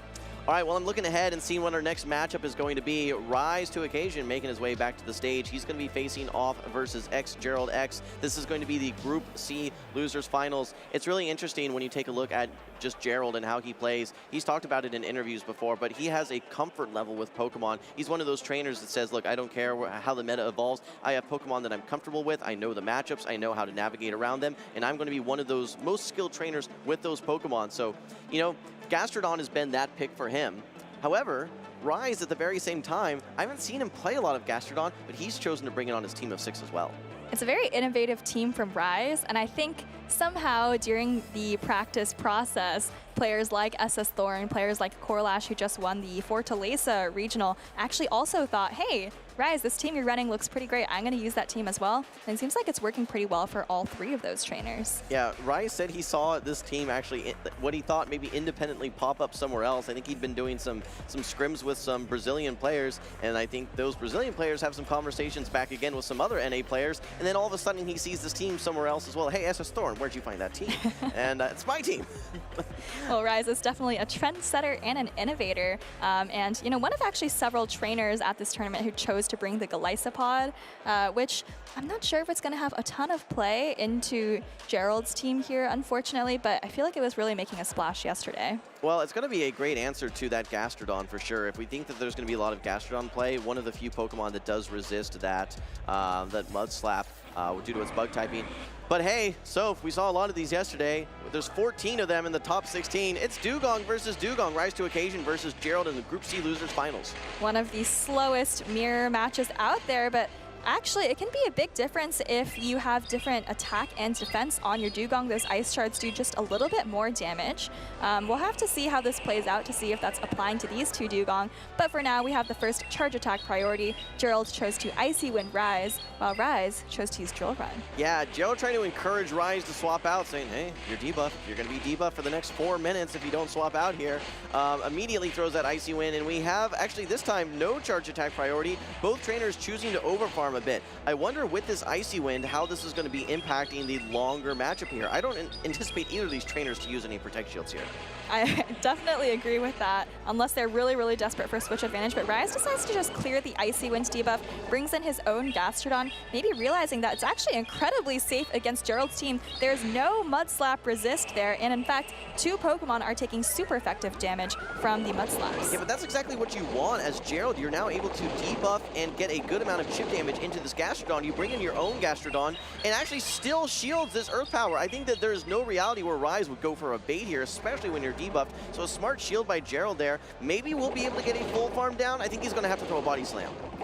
He does throw the Body Slam right as Rise reaches his own, and Rise chooses to let his own Gastrodon go. He knows that it's debuffed. He knows it's not going to be providing too much value to him, and now he really wants to bring his Dugong back onto it. He saved all this energy, so now it's coming into the Gastrodon rather than the Dugong. This energy is going to help a lot, especially if you're able to get that second Icy Wind off as well. Keep an eye on switch clocks, though. Gerald's is coming up relatively soon. We have a Charge Attack priority. Earth Power coming through against Rise to Occasion. This is single debuffed. Will land on the Dugong. It's not going to be enough to knock out, though. Will Rise swap over to the Steelix? No, he's locked in with a Charge Attack priority. I think he's going to switch out right after this if the Icy Wind doesn't knock out, although of course it might knock out. Looking very closely at his screen, trying to tap into that Steelix, and it's actually met by a Drapion. And this is an interesting matchup because the Poison Stings are doing absolutely nothing, but the bulk of the damage is of course coming from these super effective Aqua Tails. As Shadow Steelix, you do hang on versus 2 of these Aqua Tails, but if you're looking what's going to be the hardest hitting, you have a super effective Drill Run from a non-Shadow Dugong, or these Aqua Tails from the Shadow Drapion. I think Rise recognizes he at least has to shield one of these. Yeah, and he does get the Breaking Swipe, not no attack debuff for Rise, unfortunately, but he does get the Drapion quite low. He's going to let this Aqua Tail, again, recognizing that there is still a Dugong from Gerald. And his Dugong can probably still get to 1 additional charge attack versus the opposing Dugong, knowing that you double resist those Ice Shards. I'm curious how much energy that he has, if he has any residual, and if he's on the 5 or the 4 cycle. This Dugong could be important at the end of the game. All right, Rise using his final Protect Shield, and the Dugong looks very, very dry. Rise is throwing a Psychic Fangs here. This is going to drop the defense of the Dugong and make those super effective Psychic Fangs do even more damage. Rise may be able to even make a catch here. I think 3 more Ice Shards for Gerald. Will we see a catch attempt here? No, actually the Drill Run is loaded and ready to go, but look at the HP. Keep in mind that Psychic Fangs is still applied to this Dugong as well. Maybe Rise would be able to farm all the way down with his own Dugong here and then unleash a charge attack into the Drapion. He's going to go for it here. 1, 2, 3, 4, and he farms down perfectly. Has the energy, but there's still a Protect Shield on the side of Drapion. Can he farm it down? Yes, he gets the full fast attack down. 1 Ice Shard versus 2 Poison Stings. What an incredibly close game at the end there. I think Gerald's Dugong barely fainted with the charge attack, and Rise finding the win condition. Look, we talk about Pokemon's, the strength of their charge attacks. It's not always about just the base damage or the base energy. The utility of Pokemon, it can be what really makes them a good or a bad Pokemon. You look at Shadow Steelix, for instance. It's not running any same type attack bonus charge attacks whatsoever. It doesn't have any sort of hard-hitting earthquakes or anything like that. But what it does have is a lot of utility in the form of attack debuffs with its Breaking Swipe and then defense debuffs with the Psychic Fangs. If you don't land that Psychic Fangs and you don't get that attack debuff, you don't farm down that Dugong and you don't put yourself in a situation where you can win the game. Really heads-up play by Rise and just shows how strong Shadow Steelix can be. A lot of buffs flying around in our last matchup and a lot of debuffs flying around here with those Icy Winds, with those Psychic Fangs, and of course the 50% chance on the Breaking Swipe. We didn't see that attack drop from Rise's Steelix, but like you said, the Psychic Fangs was just so impactful at the end, allowing him to Ice Shard down the Ice Water Pokemon. All right, well, keep in mind from Gerald's team, game number 1, Dugong as well as the Gastrodon, both only really realistically resisted damage into that Golisopod on the side of Rise. Yes, you can land a Body Slam, but Golisopod looks so strong into that matchup. I'm curious if Rise ends up bringing it here in game 2. He might choose to bring it, like you said, looking at the Pokemon that Gerald chose to bring there. We didn't see the Charge-a-Bug from Gerald, so Rise might be thinking that there's actually room for him to bring the Golisopod. Yeah, absolutely. All right, well, there in that end game, the Shadow Steelix did get knocked out, but it did its job. It got some damage in, and it got that very crucial debuff off. Despite Gerald still having a Protect Shield, Rise is able to farm all the way down, does not throw a charge attack, simply just needs the 1 Ice Shard, and is able to hang on from those last Poison Stings. 1 HP and a dream. Yeah, what an MVP that Dugong was for Rise, you know, doing so much in the lead, and then of course closing out the game, but we're already into game number 2. Wholesome, it's the Charge Bug we were just talking about, but it's actually met with Rise's Gastrodon. Yeah, these Volt Switches are going to be single attack resisted. A little bit of a positive matchup for the Gastrodon. The question realistically is how much do these X-Scissors do? I think with good timing, you're going to throw one more here as Gerald. Yes, indeed. And first X-Scissor is ready to go, but it's really awkward as a 4-turn attack user to throw energy into a 3-turn attack user on proper timing. Exactly, but he kind of managed it there. Oh, but he actually throws this X-Scissor right away, recognizing that Rise has a lot of energy on the Gastrodon, maybe doesn't want to give him the opportunity to throw. So he does pull a Protect Shield from Rise with the second X-Scissor. Okay, here comes the Dugong from Gerald, swaps out of the Charge Bug. Rise to Occasion has an Earth Power ready to go. For the second consecutive game, Gerald properly shields up an Earth Power. There is a potential for a debuff here. We don't see it this time, and I think that Rise is actually going to be able to reach another Earth Power before Gerald is able to reach a charge attack on his own Dugong. And Rise actually has like a Golisopod in the back, which is going to hard wall the energy from Dugong, but he does actually want to chip it with that Earth Power first before swapping. And here's the swap. He is going to be debuffed from this Icy Wind, but remember, it is resisted damage. Okay, Rise to Occasion is 4 Shadow Claws away, or 8 turns away from his X-Scissor. Meanwhile, Gerald is 3 Ice Shards, 9 turns away from his Icy Wind. I think Rise to Occasion should have no problem getting this charge attack off. I'm a bit surprised that he's just letting this come through. Maybe he could have knocked out before taking this additional debuff. Yeah, potentially not sure whether the X-Scissor would have been enough to take out the Dugong there, but Gerald's X, with a quick swap into the Charge Bug, he's going to be eating this Aqua Jet straight to the face, but just remember that the Golisopod has been debuffed, so it's not going to do a ton of damage, and Rise is actually still locked in here. He probably wants to get off another charge attack, and there's the Aqua Jet coming through, and that's going to be a final parting gift from this Golisopod to take out the Charge Bug. Okay, this Golisopod is still 2-stage attack debuff. I don't think Rise wants to stick around here and provide just farm down fodder on his Golisopod, so I expect to see a swap out into the Dugong most likely, whatever it brings in at this situation. Yeah, he doesn't know what Gerald has, but he knows that Charge Bug is really the only answer for the Dugong, but he actually comes in with the Gastrodon, still doing quite a bit of damage to the opposing Dugong, is able to reach this Body Slam, and Gerald actually chooses to let it go, you know, potentially hoping that his final Pokemon is still going to have some play. It's that full health Gastrodon. Yeah, with an energy advantage, the Gastrodon will be able to reach 2 Earth Powers, I believe, at the same time that Rise is able to get to 2 charge attacks as well. Maybe he needs an additional one as well. Yeah, no, actually it goes immediately for this Body Slam. Rise might think that this is the most likely Earth Power, so a nice bait by Gerald. The one thing we have to keep an eye on for Rise to Occasion as well is that he does still have that Golisopod hanging out, and it does resist the Mud Slaps. I think he'll likely be able to get to 1 additional charge attack. All right, well, Icy Wind coming through here. Rise is probably going to apply as many debuffs as he can before switching out into the Golisopod later if he has to. But that's a nice bait from Gerald. You know, he knows that Rise knows that he's going to debuff him with those Icy Winds. So it makes sense for him to shield first. And Gerald is actually waiting until the last second to throw this Earth Power, maybe trying to apply as much Mud Slap damage as he can. But I think after the debuff, the Dugong is able to hang on without a problem. Yeah, no, this is the dream scenario for a Dugong user. You have your opponent that is locked into a matchup with only 1 Pokemon remaining. You have a full health Dugong, just needs to get those Icy Winds off. The longer the matchup goes, the better it looks for you. And there we have Rise to Occasion taking the victory there versus Gerald. He had a pretty tough series just before this, so what a good recovery we just saw by Rise. Exactly, you know, he stayed locked in, stayed calm, and, you know, kind of like in game 1, we saw him navigate those buff and debuff users quite well. The Dugong, of course, like you said, kind of its dream scenario at the end of game number 2, and then in game number 1, really kind of clutching up at the end with the fast attack damage. We talked about Pokemon that trainers like to use, and yes, Gerald bringing that Gastrodon both games, and I think that Rise was one step ahead. Seeing in that game 2, hey, my Golisopod's going to have a lot of play here. It was able to find the matchups that it needed, and you know what's interesting is that Rise has played a lot of this Dugong, actually. If I'm not mistaken, it was actually on his winning team in Los Angeles last year as well. It was one of the Pokemon that he used most frequently.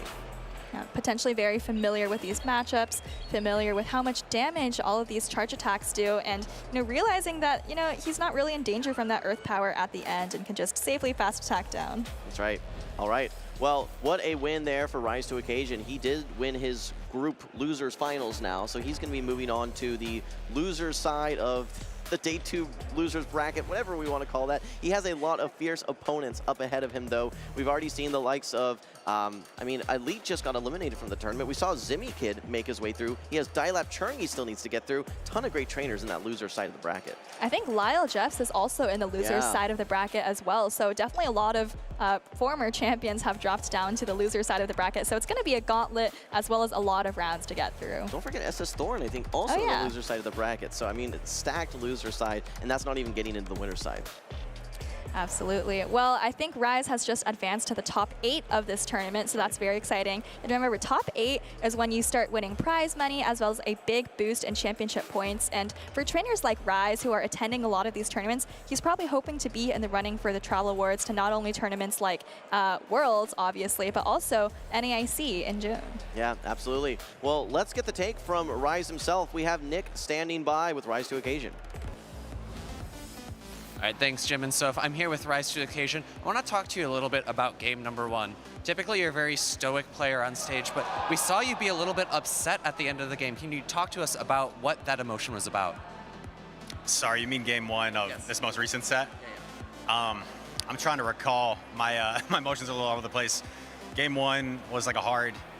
Oh, it was because I could have thrown first with my Steelix in the end, and I kind of just lost concentration and lost track of the Dugong. So I felt like I made it closer than it needed to be there, and you can't afford slip-ups like that at this stage. So I was frustrated with myself game 1, and just tried to lock back in for game 2. For sure, and you definitely did. Game 2 was a really strong showing. Talk to us a little bit, because you're a very frequent day 2 competitor. Staying calm and maintaining your concentration through day 2, what does it take? What kind of things do you do during an event to be able to do that for so well for so long? I tried not to get too high or too low. At the end of the day, it is just a game, but it's something I care about. It's something that I put a lot of time and effort into, so I am competitive. I want to win. But you got to understand, I even went up to Dapper after our last match because I was showing a little bit of frustration after that loss, and I'm like, dude, I'm sorry if I came off frustrated. I just wanted to win. It means a lot to me. So, like, you outplayed me totally, and good luck the rest of the way. So, just understanding that we all want the same thing. We're all trying to reach that common goal, and not to get too high or too low. As Soph mentioned, you just made top 8 in this tournament, potentially earning yourself more championship points. Talk to us a little bit about your best finish limits, excuse me. You get 4 of those for ICs and regionals. How are yours shaping up? Do you still need to go to locals to wrap up cups or challenges? I believe this is my 5th tournament of the season, and so my last one that'll count for points towards Worlds until more potentially get replaced. But one thing I am trying to achieve as a goal is go for that LAIC Travel Award for next season. So I do plan on competing and being quite active here in the remaining NA tournaments of the season. Sounds great. Well, thank you so much for your time. Congratulations on the victory, and good luck in the rest of the tournament. I'm going to send it back to the casters for more action. All right, well, Rise has just made it into the top 8, but we've still got one more spot to fill there. And that's going to be between Lyle Jeffs and SS Thorn. Maybe one of our most hyped, most exciting matches from yesterday, most entertaining matches as well. Yeah, for sure. I mean, we kind of chatted about it when we were casting it earlier. We saw Lyle, and just on paper, had a little bit of a disadvantage, I would say, versus SS Thorn's team, which you'll see looks familiar compared to Rise's team. But we said he's going to need to pull off a miracle in order to win this game, in order to win this match. He pulled off several miracles, and he is absolutely able to do that. We saw Elite doing that as well, but again, it just speaks volumes to just how strong these trainers are here. This is win or go home for 2 trainers that both have the capability to win the whole regional. Absolutely. I mean, we've seen Lyle demonstrate that capability 3 times so far. SS Thorn hasn't won his own regional yet, but he doesn't compete that much. The ones he goes to, he does very, very well at. And let's take a look at these teams once again. If you remember yesterday, SS Thorn was continuing to bring that Drapion. It was kind of his key Pokemon. And, you know, unfortunately for him, in that final game of the series, he did take a Scorching Sands while he had 2 shields up, and that kind of decided things. Now, what's really awkward for Lyle is finding the balance for his Shadow Galarian Weezing. It was a Pokemon that did really well for him in day number 1, but here in day 2, it was a liability for him. He was unable to get it aligned where he needed, kept finding it up against a Shadow Kanto Marowak. There's no Kanto Marowak here. However, there is a Gastrodon on the side of SS Thorn. Yet another Mud Slapper, but this is really not the alignment he wants. We see the leads, and Lyle's got the Shadow Jumpluff aligned with the Dugong. He's going to get it right away into his own Dugong. Yeah, absolutely. That is the worst case scenario there. Dugong does come in, and you know, this is a situation where this Golisopod resists all of these charge attacks, but thanks to the utility of the Dugong, the longer this matchup goes, the better it gets for Lyle. Lyle is able to get the Icy Wind debuff first before SS Thorn throws an X Scissor as well, so that's really nice for him. And the other thing you have to remember is that we've seen so many matchups where a trainer loses the lead, loses switch advantage as well, but then they're able to clean things up with the Primeape, and that's exactly what we see Lyle has lurking in the back. Yeah, no, it was exactly what we saw earlier. I think it was, I'm trying to remember the trainer that had the Primeape there, but it was the same situation. It was a Drapion and a Dugong, and now that your single Pokemon that resists Karate Chop and resists fighting type attacks has been brought onto the field, this does free up that Primeape, just like you said, Soph. Exactly, and after this matchup, you know, Lyle, oh, actually SS Thorn switches out first. He wants to clear the debuffs, and he actually brings in his Dugong, and now it's met by Lyle's Primeape. Well, the thing for SS Thorn is that he has the flexibility to do this because he has a secondary answer to that Jumpluff in his Shadow Drapion. So if you're able to force this Primeape into throwing a close combat, it's going to make it a lot easier to neutralize. And you can see after already landing one of those charge attacks, now this Primeape is much easier to take out of the equation. Exactly, and Lyle's going to start ramping up his Primeape, but like you mentioned, the Primeape is just so low. I'm not sure how much benefit you get out of that attack increase. Here comes another Rage Fist, and SS Thorn seems to have been counting correctly. He knows it's not a close combat, and I expect to see him maybe just go for an Ice Shard down. Yeah, I was going to wonder, can you get there? I think if you farm down in 3 Ice Shards, you're not going to be able to reach this next Rage Fist. Oh, he somehow, gets it! You can see an exchanging of glances there between Lyle and SS Thorn. Not something that we see every single day there, but yes, this is huge because this peels away that final Protect Shield from SS Thorn. Now Lyle has 2 shields with his Jumpluff, and as we've seen, Jumpluff can do some work. Do not forget that the Jumpluff is running Acrobatics for Lyle as well. I think all of the Jumpluffs in Top Cut are running Acrobatics, which is very interesting, but Lyle decided to shield up his low health Dugong, banks a move, and of course switches out into the Jumpluff and actually catches this triple resisted Drill Run. Whoa, what a play by Lyle there. Pulling off yet another miracle. He needs to get to this Acrobatics. That might be very close to knocking out this Shadow Drapion. SS Thorn, however, going for this defense debuff, throws this crunch. Lyle still has 1 Protect Shield remaining. Will he use it? Yes, down goes the second Protect Shield for Lyle. All right, he does have the Acrobatics loaded, and there's a 30% chance crunch debuff, so Lyle's Jumpluff is going to be taking just a little bit more damage from these last couple of Poison Stings. All right, well, will that be enough to knock out? No, he gets to 1 more crunch. The defense drop has been locked in here as well. I don't know if this is quite enough to knock out, but it is going to leave this Jumpluff very low. How much HP is going to be remaining after this? Almost none. Here comes the Dugong. You have to throw the Aerial Ace. Lyle, unable to react in time, however, has his own Dugong with some energy. Does he know the counts? Can he get to 2 charge attacks? No, he's unable to do so. And in fact, yeah, I don't know. He may have been a slight turn late there as well. Yeah, I think he was hoping to bank a little bit of energy so he had something for the Golisopod, but I think if you look at the Golisopod in the back, it still has a little bit more health. And it looked to me actually like Lyle was hoping to switch out into the Dugong just a second sooner, bank the Aerial Ace that he had on the Jumpluff. That could be what they're talking about right now. Yeah, definitely talking to the judges right now. I think if we just talk about that specific endgame situation, not only would you need to knock out that Dugong, I think you would need 2 charge attacks into that Golisopod as well, and that's assuming that the Golisopod has no energy itself. So on paper right now, SS Thorn will take the battle there. That was a back and forth battle though, so we really didn't know who was going to win that game. All right, well, it looks like we are just moving forward with game 2, and they're both looking happy about that. But yeah, that was a crazy game. Like, it looked like, you know, once the Golisopod was on the Dugong, maybe SS Thorn had an advantage, and then we thought maybe the Primeape was going to clean up, but then SS Thorn just swapped out, and you know, Lyle's even making a catch of the Drill Run here on Jumpluff, which is crazy, but not quite able to get that final Aerial Ace off onto any of SS Thorn's Pokemon. The one, I guess, bit of bad luck, but I think Lyle maybe could have played around a bit better, was shielding that first crunch. Maybe you shield the second crunch instead. You have a bit more HP remaining.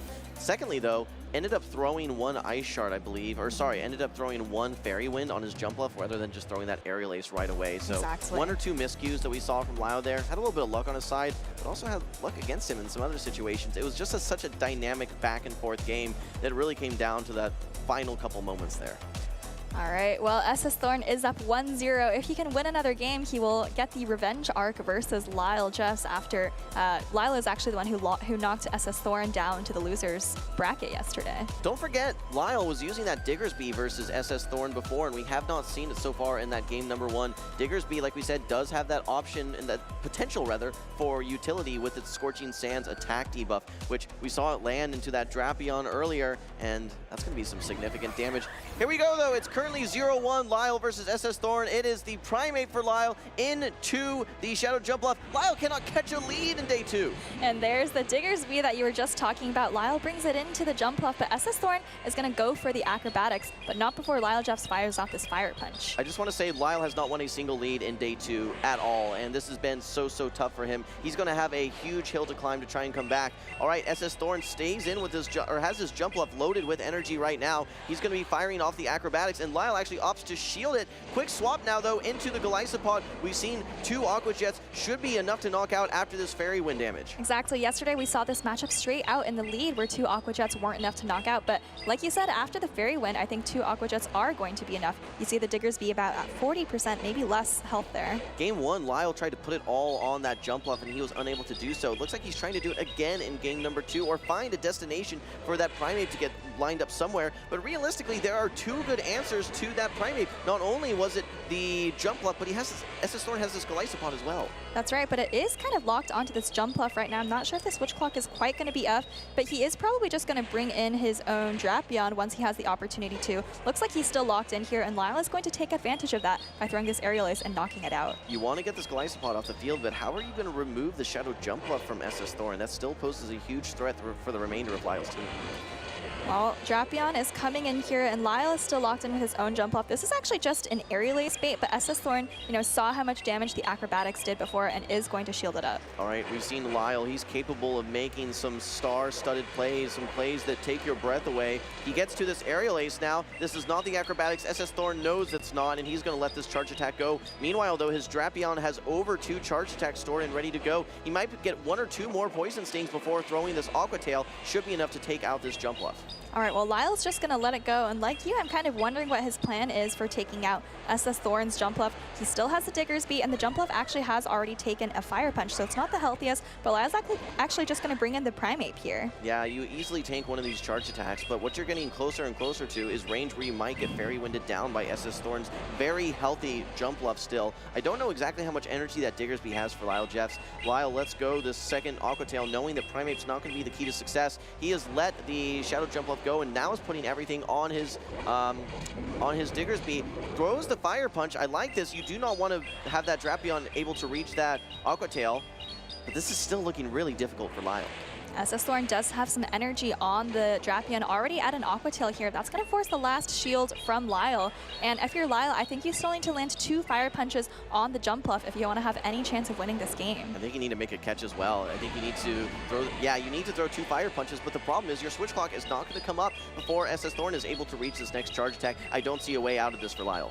I think the way out of it would be that SS Thorn doesn't throw a charge attack here, but the button's already up. He's actually going to go for the heavier hitting acrobatics here just to ensure the knockout, and I think this is going to be a very good game and a very good series for SS Thorn to get his revenge. Yeah, like we said, SS Thorn looking a bit favored on paper, at least when we take a look at these trainers. Does get off a parting Rage Fist here. I'm concerned, however, that SS Thorn will simply be able to Poison Sting down. Lyle does not have any residual energy whatsoever. He needs 4 more Karate Chops. He needs to knock out in 2, and he's unable to do so. What ended up being a very close game in game number 2, nonetheless, does go to SS Thorn. He's going to be moving on to the next stage of losers. That's going to be it for Lyle Jeffs III. He is unable to repeat as the champion of Vancouver here in 2025.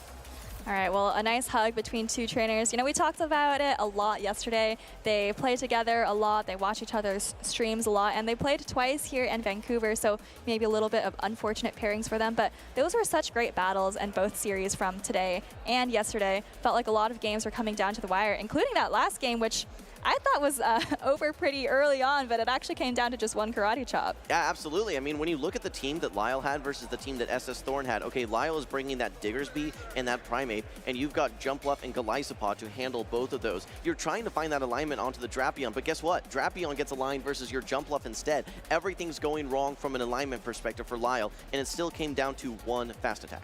Yeah, I think he was kind of trying to worm his way around those matchups. We saw a lot of switching, taking advantage of those desynchronized switch clocks in the middle of the game. So, you know, of course, as always, really skillful play from Lyle, but like you said, feels like he hasn't been able to catch a good lead in quite a while, and that definitely hurt him there. Yeah, absolutely. I'm looking forward to getting a bracket update at some point so we can see how we've rounded out our top 8 here in Championship Sunday, but it's been a great tournament and lots of great names. One of the names that I'm most excited to continue to see his run later on is going to be Heidonis, right? One of those trainers that has not got that champion title just yet, but he's getting closer and closer as the day goes on.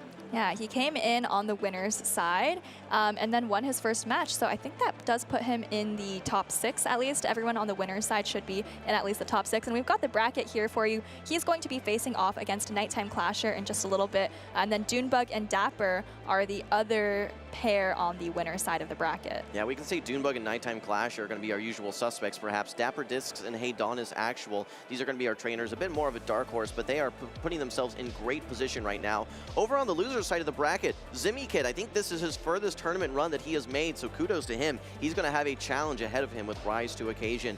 Meanwhile, SS Thorn, fresh off his victory versus Lyle, he's going to have to face another regional winner, another Vancouver regional winner in Dilap Churn.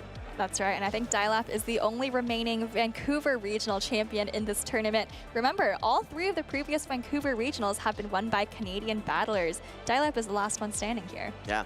All right, well, we just saw a clean 2-0 from SS Thorn. Let's get his impressions. We're going to kick it over to Stephanie, who's standing by with SS Thorn. Thank you, Jim. I am here with my pick to win it all today, SS Thorn. So this was a rematch from yesterday where I think a lot of us kind of were like clutching our hearts with that Shadow Drapion tanking the Scorching Sands. What was your mindset going into today's rematch? Well, I just tried making calls. We play so much that there's like so many mental games, and I just felt like he's so good that I have to like make calls to like actually beat him. Yeah, and you two are not just both Canadians, you're locals. You two probably play each other more than anyone else. That's why people have been saying, like, this is the top matchup of the tournament. This is what people have really wanted to see. What is your emotion on the stage playing someone that is a local and a friend? It feels great. It makes me really nervous, not gonna lie, but it's also like a lot of fun. Lyle and I have played like probably close to 30 or 40 times by now. So yeah, it's a lot of fun. And as I said, a lot of mental games, so a lot of nerves as well. All right, and how are you feeling going into the rest of the tournament? Loser side is no joke. It's definitely a lot more stressful, a lot longer of a slog. How are you feeling going into the rest of Championship Sunday? I'm honestly feeling pretty calm after our last Toronto. I had a pretty sick losers run, so maybe I can pull something off. All right, any final thoughts for us here today or any final shout outs before we move on up? Yeah, shout out to my dad who's here with me today. Shout out to Lyle, of course, and shout out to Tomahawk who helped me with the team. All right, we have so many more battles left today. Thorn, thank you so much for taking a moment with me after your battles. Let's go ahead and watch some replays. Don't go anywhere.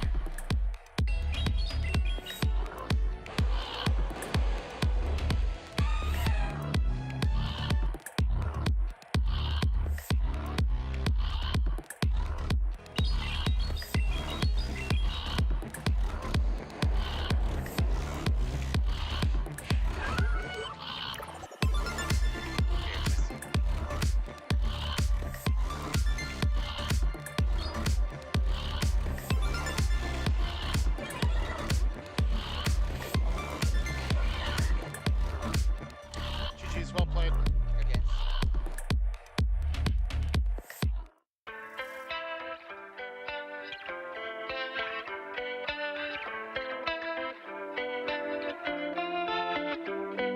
My friend Charlie, she got me into Pokemon and she doesn't play anymore. I'd been into Pokemon my whole life, but I'd never actually picked up Pokemon Go. I picked it up 2 years after everyone else. And of course, we've got Abhinav at the top there, the regional champion. First starter I picked in the first Pokemon game I played, Pokemon Platinum, Torterra. Such a cool Pokemon, great design, best grass type, and overlooked Pokemon. Yeah, I love Torterra. For a long time, I was hesitant, like, should I take part in PvP? Am I good enough? Am I cool enough? Going to tournaments with like fellow Chicago locals, seeing them in person, battling in person, bonding, talking, having a good time. I wouldn't be where I am today if it wasn't for those tournaments back then. And I will always remember in my first big tournament win, sitting in my dorm room in the middle of COVID, no one around me. I told myself, if I can win this tournament, I can surely do bigger and better things. He competed in Indianapolis, the North American International Championships, then the Open India qualifier as well, getting 9th place in that. And then now in 2024, the year of Abhinav. I'm in a transitional phase of my life, just graduated college. So I told myself, push hard this season, qualify for Worlds, and then one last hurrah. Now that I've done it, I have to kind of recalibrate my goals for the rest of the season, I guess. Portland definitely is maybe the biggest notch in my belt, but a lot of boxes ticked, you know. Wanted to do it for like India and for Chicago, wanted to qualify for Worlds. I feel like I proved not just to the world, but to myself that this is something that I'm really good at and that I should continue doing because I'm one of the world's best. So it's really all on the line here. Whoever wins this series is going to go to the World Championships. It's a very emotionally charged experience playing this game because, you know, things happen in the flash of a second, and in a completely non-Pokemon context, I've learned about who I am as a person, what makes me happy, what makes me sad. And Abhinav will be your Portland Regional Grand Champion. I'm on a faction or like a team. We're called the Chicago Stars. And our captain for the longest time was a trainer called Barnabas. He sadly passed away recently due to cancer, and I have so many great memories playing in-person tournaments with him for so many years, and one of the biggest reasons I've grown into who I am right now.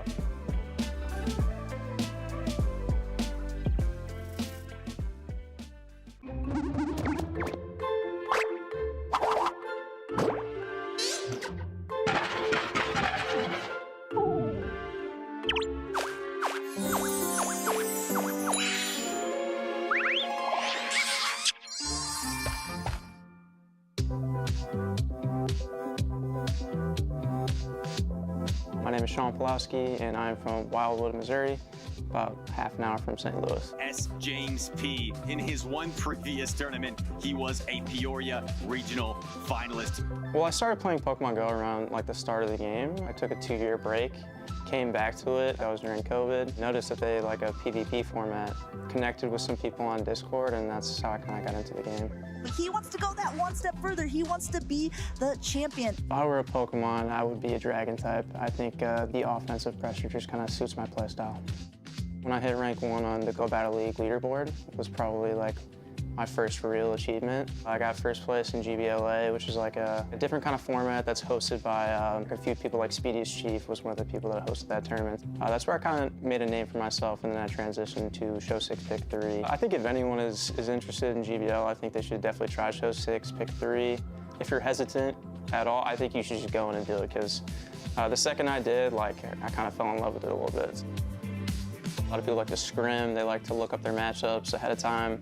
I kind of take a different approach. I like to not think about my matchup at all until like maybe like 10 minutes before, because I feel like my first instinct is usually like the correct way to go. I don't like to second guess myself, and I don't like to think about it too much. SJ is so unpredictable, capricious with his decision making. I think I've definitely had some self-doubt at some points, like getting second in that regional. Like initially, it's like you're so excited to make it that far, and then you get hit with a bunch of losses, and then you kind of lose that drive a little bit. No one gets second place at a tournament by accident, and no one gets 2 top 3 finishes in back-to-back tournaments in your only tournament so far by accident either. I'm a super competitive person, so I'm a little tough on myself when I lose. In Peoria, I think I was getting down on myself after some of the losses, made some mistakes. This time around, after the losses, I feel like I bounced back very well. Getting used to the crowd, you know, watching you play, it's a little bit different than playing at home. I think I was a little bit more comfortable with it today, like I knew what I was getting into. I think you just have to acknowledge the fact that you're going to make mistakes at some point, and you just have to try to come back from it. it's just an unbelievable feeling to finally come out on top. We're about to crown our Indianapolis Regional Champion. I think it hasn't really hit me yet. I'm super pumped, a little tired, a little exhausted, relieved as well. What kept me going was my friends. They've shown me so much support, and it's really why I feel like I did so well today. Put your hands up! S. James P21! To win a regional. That was my initial goal, but now that I've done that, I guess the next step is to try to win Worlds.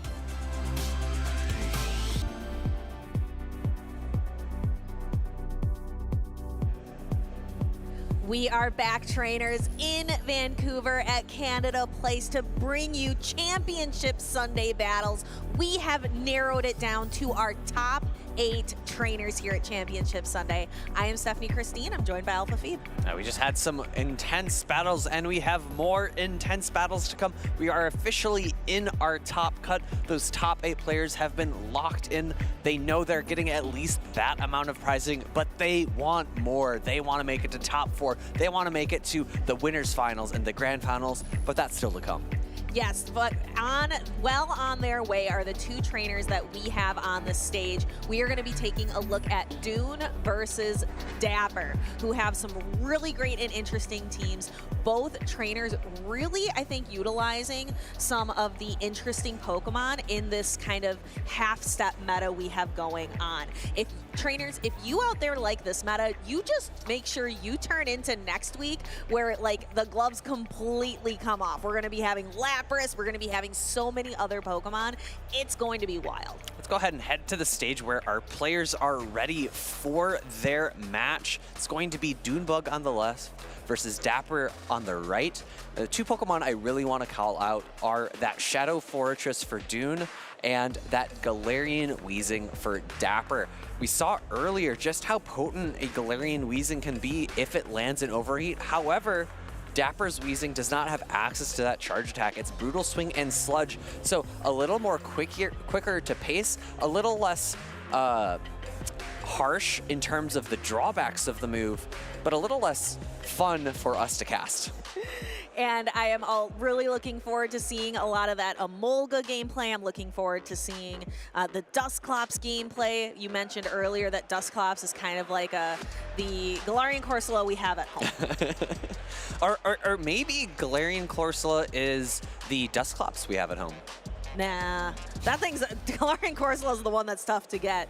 All right, and we have our opening matchup here with Dapper into Dune, and a commanding lead for Dapper with that Emolga being able to do super effective damage. And we see the quick save swap of the Shadow Drapion, a very safe Pokemon for Dune to bring into Dapper's team. Discharge coming through, going to do good neutral damage into that Shadow Drapion. I expect to see a swap out into the Primeape. Primeape can take 1 Aqua Tail very cleanly here. It is not the Shadow variant and is at the Rage Fist now, so we might see a charge attack tie here if Dapper chooses to throw. Ow, sorry, just bit my tongue. Rage Fist is really close to knocking out at this point. Does it pick up the knockout? Barely not. No, the Drapion hangs on. That Aqua Tail is going to be much less comfortable, about as uncomfortable as your tongue is right now, and the Primeape is knocked off. So Dapper unwilling to retain switch advantage. However, little does he know, his opponent has 2 water types in the back, so this energy advantage will be nice. It is the Dugong coming in. It will get super effective damage off with those ice shards. 2 discharges now reached before the first Icy Wind from Dunebug. Will he choose to shield? Well, choosing to shield the first one, that makes a lot of sense because the next one will be debuffed after this Icy Wind. If Dapper wants to keep this Emolga flying in the sky, is going to have to put up a Protect Shield, and he does. There is another discharge ready to go, but actually banks it and brings in his own Dugong. Interesting. He could have built up to 2 there, I think, but totally fine to just do that 1 Thunder Shock and switch. In comes Dugong, going to get off this Drill Run into the Jellicent. This is neutral damage. Jellicent is fairly bulky though, so it does not really threaten it all that much. Jellicent with Hex now as opposed to Bubble, able to do neutral damage with its fast attacks. It's a charge attack tie. Shadow Ball gonna do a lot of good neutral damage to the Dugong, but not really threatening a knockout yet. Jellicent, one of the Pokemon in the Might and Mastery meta that really benefited from the update to Hex. Astonish was really taking the stage as like a premier fast ghost type fast attack, but now Hex is going to be getting a little more time in the sun. We are going to see Dune outpace here to the Shadow Ball. Dapper's got to decide what he wants to do. And this is the drawback of that Ice Shard fast attack on the Dugong, not really doing much pressure into that Jellicent. Quick switch by both trainers, Emolga coming in, throwing off the Discharge, and a shield comes up from Dewbug, knowing that he's going to get to a farm down here, but no, Icy Wind thrown first. Yeah, he maybe could have gone for the Ice Shard down. It would have just taken one more Ice Shard to do it, but instead goes for the guaranteed knockout, and the Dugong comes in, and Dapper's Dugong is at just too much of a health disadvantage at this point to be able to do meaningful damage to Dunebug's Dugong, and then Dapper just kind of concedes there, and the first win of this series goes to Dunebug. It was a bit tough for Dapper there. Dunebug really flexing the bulk of the 3 Pokemon he chose to bring to that matchup. Emolga, you know, it's got great typing, it's got great charged attacks, but it is not the bulkiest Pokemon. You know, amongst electric types, it is fairly bulky. It does shine in that standpoint, but compared to the Open Great League meta, that's where it struggles a little bit with that lack of bulk. And that's why we don't often see electric type Pokemon in the Championship Series meta, because the meta for the Championship Series does require quite a bit of bulk. We are going to see one Pokemon that's fairly bulky, the Shadow Drapion here, be able to withstand that Rage Fist to be able to throw that uncomfortable Aqua Tail here. The Primeape just was not able to stand up to it. Yeah, 2 Aqua Tails enough to knock out the Shadow Primeape. 1 Aqua Tail leads to a Poison Sting down, but still the non-Shadow variant unable to hang on to 2. We are ready for game number 2 here. Getting right into it is Shadow Drapion into the Galarian Weezing. The Galarian Weezing's charge attack energy, however, is completely walled by the Shadow Drapion. A little sad, this Galarian Weezing is not running Overheat. There's not going to be as many booms. This one is just going to be running the Sludge in order to do a little bit more damage compared to the Brutal Swing. Neither of Galarian Weezing's charge attacks are going to be very effective here. Aqua Tail coming through, going to do about 30% of the remaining health of that Galarian Weezing. I think this next Aqua Tail will be just shy of picking up the knockout. Dapper Discs thinks so as well. No shields, a little bit of health left. Going for the Sludge now, but I think this is also going to be shy of a knockout into that Shadow Drapion. Shadow Drapion going to get that Poison Sting through to pick up the knockout, and we'll have energy into the final matchup. Just barely. That is 1 HP if I have ever seen it. Dapper waiting out the switch timer, giving himself all of the time necessary, and the Drapion gets to this Aqua Tail against the Dusclops. That is rough. Poison Sting coming through, getting energy to the Aqua Tail. Dusclops very, very bulky. Will the Jellicent come in? No, it is going to be the Fortress. No Fire Punch on this Dusclops, which makes a lot of sense given how useful Ice Punch is. So Shadow Punch is going to be the move of choice. We'll see how much damage it does to Shadow Fortress. Not a lot. We talked a lot about how electric types are not very bulky. Fortress is really unique here because it's not an electric type, but able to output electric type damage with those Volt Switches. We see the second Shadow Punch needs a third to knock out, but Dune already almost at 2 Rock Tombs. Rock Tomb coming through, I don't think would quite threaten a knockout here, but I believe a quick switch from Dunebug. The attack was fallen because it is a 100% chance at this point. Shadow Punch not going to be shielded here, which is great for Dunebug because the Pokemon in the back is the Primeape, and Primeape only has charge attack pressure against Jellicent.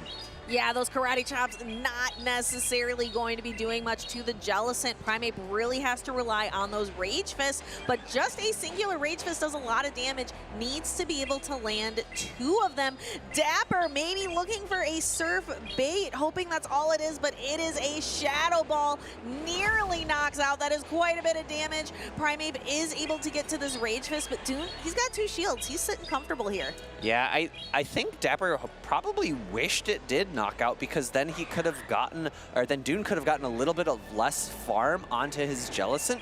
Jellicent going for the Surf, which would be really close to knocking out at this point. Hex going through for the Dusclops. It's going to be really close to a farm down, but no, instead switching to the Fortress, able to get the Rock Tomb here. Now with the extra damage from that Voltage will be enough to pick up the knockout. And Dune taking a 2-0 victory over Dapper to put himself in the winners finals for Vancouver here. We are getting close to the end of this tournament already. We have 1 player already sitting in the winners finals with 1 player left to be decided. Yeah, and that's going to be between Nighttime Clasher and Heidonis Actual. Of course, I'm going to be rooting for Heidonis as he was my pick to win it all here today, but Nighttime Clasher, definitely a fierce opponent in his own rights, a regional winner, very high, consistent placements at international competition, very, very talented trainer. I'm looking forward to seeing that battle. It will be another where I am on the edge of my seat. But this battle that we just finished, Dune versus Dapper, a very commanding 2-0 victory for Dune. Yeah, Dune just showing how the mastery of his Pokemon was able to prevent Dapper from having really much counterplay, recognizing how much damage different charge attacks are going to be doing, even if it's from Pokemon that are fairly new back into the meta. Dusclops, we really haven't seen it all that much before this Vancouver Regional, but very confidently no-shielding those Shadow Punches, very confident with the fact that the Hex damage wouldn't lead to a farm down, and utilizing that Shadow Fortress with the updated Rock Tomb to great effect and able to secure victory.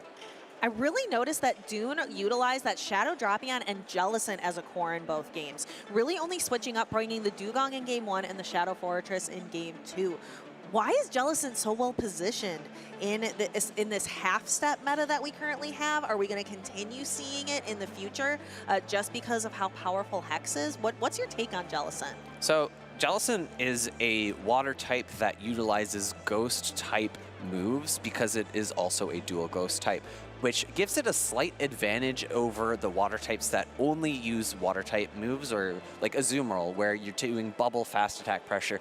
Ice Beam is your cheaper move. Play Rough does reasonable damage, does not threaten like a one-hit knockout, but those because Hex is neutral as opposed to resisted like Bubble or Ice Shard from Dugong, usually Jellicent has a more positive matchup against other water types. Yeah, a water type, you want to be able to beat something in your same archetype, right? A water type that can beat other water types, fire types that can beat other fire types, that kind of a thing. So that really explains why Jellicent is so predominant here. The other thing is that we don't see all that much Shadow Feraligatr at this tournament. You know, it is a water type, pure water. It doesn't have ghost subtyping, even though it's using Shadow Claw as its fast attack, which gives it a edge against Jellicent because it's then doing super effective Shadow Claw damage as opposed to just neutral.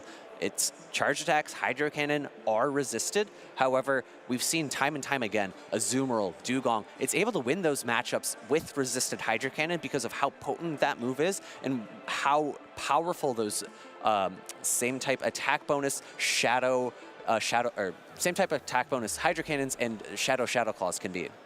All right, I cannot help but grin, but I'm seeing in the corner of my eye our battlers are almost ready on the stage, and just the smiles coming from Nighttime Clasher and Heidonis. 2 trainers, again, in that slightly younger generation. I know it hurts your heart, Nick, to talk about the battlers that we are older than quite a few of them, but I think it's going to be a lot of smiles. I'm really looking forward to this next match. Absolutely. I don't think either of them has necessarily thanked each other in their winners interviews or whatever, but we know they have to be in the same friend group, the same close relations, because both of them always think out of pocket. Aiden, You hear the name Aiden very, very frequently in these tournaments because people are always thanking him. He's very, very kind guy. He's very sociable, has lots of friends, and I have to imagine does a lot of scrims with all these trainers as well. And that is going to make it, I'm sure, but maybe Out of Pocket helped both of these trainers scrim for today in Vancouver. Again, this battle is really important because the winner of this, the winner semis, is going to move on to the winners finals. A guaranteed third place, which is incredible.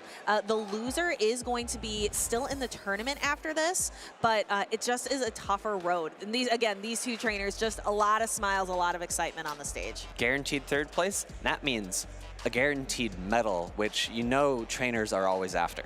Yes, you want to have as many medals as Dunebug someday that you can wear them all in your player photo. Let's take a look at some of these. When I grow up, I want as many medals as Dune. Let's take a look at some of these accomplishments from these trainers. Nighttime Clash are just kind of known for traveling all over the world, kind of bringing in all of those accomplishments. Just taking a look at this season, so many from 2025. Hey, Donis, not as many like top cuts to his name. We got a pull from like 2024 and 2023. This is a really strong performance from him today in Vancouver. Absolutely.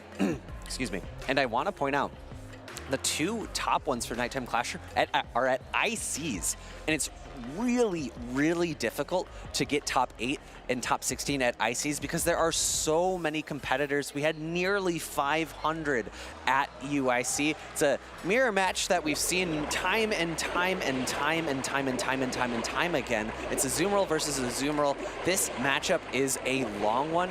You want to throw play roughs at the other Azumarill, and it can often be dependent on the exact stats of the Azumarill, which one wins. I believe the bulkiest Azumarill that is out there typically survives a final play rough with 1 HP to land its own play rough to pick up the knockout. That's why it's really important to pay attention to the exact IV spread of the Azumarill that you are training, that you are building for the championship series, because you may want to build an Azumarill that's good maybe in a separate matchup, or you want to build an Azumarill that's good for the mirror like this one. Taking a look though, we can see that we have the Azumarill mirror in the lead, but let's take a look at those backlines. Both trainers have a ground type Pokemon, the Diggersby and the Shadow Kanto Marowak, and we also have two very different water types, the Shadow Feraligatr, which is going to be outputting a lot of damage, and the Dugong, which is going to be able to absorb a lot of damage. If you look at the health bars between these two, you notice that the Azumarill for Heidanis has a little bit more health. This playoff will not, excuse me, it will pick up the knockout, so must not be the complete bulky Azumarill on Nighttime Clasher's side, because typically that does survive that charge attack with 1 HP. Shielding up this Hydro Cannon, I'm actually really liking this position for Heidanis. He's leaving the shields, or he was leaving the shields into play, which is really good for that Dugong. Dugong likes having shields up because it can throw those Icy Winds, lower the attacks, and if it is the last Pokemon on Nighttime Clasher's side, he won't be able to remove those attack drops. No, it's always great to leave a Pokemon with low HP in the back, either for a catch or to remove attack drops from Pokemon like Dugong. We can see here now it's a battle of the ground type Pokemon that these two have chosen to bring into the tournament. Diggersby versus Shadow Marowak. Shadow Marowak we have seen time and time again, especially from trainers like Elite. Just a dominant Pokemon in the championship series. We actually see a switch out here, and I like it a lot. Saving that Bone Club for later, it will lose charge attack priority, but I have to imagine that Heidanis will not utilize this shield here. Oh, excuse me. I'm wrong. Because the charge attacks are all resisted in from the Feraligatr into the Dugong, maybe that's why he opted to shield there. It would have been the most damaging charge attack, but I was expecting him to save that move, or that shield, excuse me, for the Marowak in the endgame. Perhaps, maybe he'll be missing that shield at the end. We can only wait and see. We are going to see the Hydro Cannon again. It is resisted. However, we talked about Hydro Cannon is such a potent charge attack that plus the resisted damage from the Hydro Cannon plus these Shadow Claws. After this next Hydro Cannon, the Dugong's going to be in a perilous position down in the red. One more Ice Shard into, actually farming up even more. Hydro Cannon unable to be thrown off as that third Ice Shard does pick up the knockout. 2 more Ice Shards, 3, excuse me, to pick up the knockout into the Diggersby. 2 shields on Nighttime Clasher's side, but he really didn't have anything to shield in that end game. It was Icy Wind going into that Feraligatr, and you don't really want to shield up that resisted damage. No, and this really just went to show how powerful Dugong is right now with its ability to outlast, to be continuously able to throw those ice shards and whittle down at your opponent's Pokemon and continuously be dropping the attacks. It's going to, if this is Dugong's last major tournament, it is certainly showcasing itself here. And we are seeing Hedonis's team, and it's showing that Shadow Dusclops. I just really hope he brings it to one of these, but with the teams that Nighttime Clash Champs has been bringing with that Diggersby, he also does have that Shadow Drapion. It is a bit of a tough Pokemon to bring in this matchup. Additionally, the Shadow Claws plus Hydro Cannons from Feraligatr have to be very threatening. Although Dusclops is a very bulky Pokemon, there's no way it hangs on to 2 Hydro Cannons. And we are going to take a look a little bit. Looks like we have our replays, our trainers talking on the field. We had that extended Azumarill mirror, and then we had a little bit of interplay between our 2 ground-type Pokemon. This is where you saw Hedonis put up that Protect Shield, recognizing that was going to be the heaviest hitting charged attack, and Feraligatr just not able to get that last Hydro Cannon out. Able to farm down in the end game, but that's game number 1. We're here for game number 2, and he brought it. He brought it. There is the Shadow Dusclops, but it's in the worst matchup. But actually, Nighttime Clash are switching out. Interesting. Because, yeah, I guess maybe not wanting to sustain a bunch of ice punches from the Shadow Dusclops. I'm really interested about that switch from Nighttime Clasher. Perhaps it'll reveal itself to us throughout the match. I think I understand it now. He's trying to pull out a potential Charger Bug in the back, but Hedonis is playing very patient here. Happy to shield up this Hydro Cannon, maybe looking for a Hex Sound. No, at 2 Shadow Punches here. Nighttime Clasher needs to shield this if he wants to preserve the Feraligatr and the Hydro Cannon that it has. So a little bit of mind games here. Hedonis thinking, you want to pull out my Charger Bug? Nah, I'm going to save it. You've got an Azumarill back there, and this Charger Bug is going to be really, really useful. So perhaps the Shadow Dusclops really kind of showing just how great it can be. And now it's going to have a couple of Ice Punches to throw into this Diggersby. Dusclops not exactly known for being attack weighted, but this is super effective damage. I think it would take maybe 4 Ice Punches to knock out a Diggersby. And with the recent buffs to all of the elemental punches, it does just a little bit more damage. Scorching Sands coming through now for the Diggersby into the Azumarill. A pivot out from Hedonis. He does have an Ice Punch stored, so remember that. Unfortunately, the attack does drop with that Scorching Sands. It is a percentage chance debuff. It is not guaranteed, so he's got to be a little bit frustrated that it happened on the very first one. And there is another one. What are the odds? Nighttime Clasher, I'm thinking back to that interview. 1, 2, 3, 4. And debuffs from the Diggersby. Hopefully we'll get to see him, act that out again, because that was a lot of fun. Scorching Sands coming through here. I think it's going to be shy of a knockout onto this Azumarill. Will Hedonis stay in this matchup to throw the Ice Beam? It looks like no. Instead, doing an extra bubble. Now switching into the Charger Bug, but this is going to be a tough farm down. That is a ground type Volt Switch, although it is a hard hitting move, is double resisted, and Fire Punch coming through, going to do a lot of super effective damage to the Charger Bug. But that's going to be a lot of energy that this Charger Bug is going to have if it can pull it off, but it can't. That Diggersby with 1 HP is able to throw that Fire Punch, and the Charger Bug is just barely holding on. Charger Bug has energy, Dusclops has energy, Azumarill has an Ice Beam, and it has a little bit of health, so I think it should be able to get to a play rough against the Azumarill on Nighttime Clasher's side. Bubble comes through, going to prevent the damage from this discharge with a shield, and I think that Bubble's going to knock out. It will, and I think Hedonis recognizes it, that this Azumarill is just too healthy. The Dusclops does have the Shadow Punch, he throws it right away, but you would need a lot of Shadow Punches to go through an Azumarill.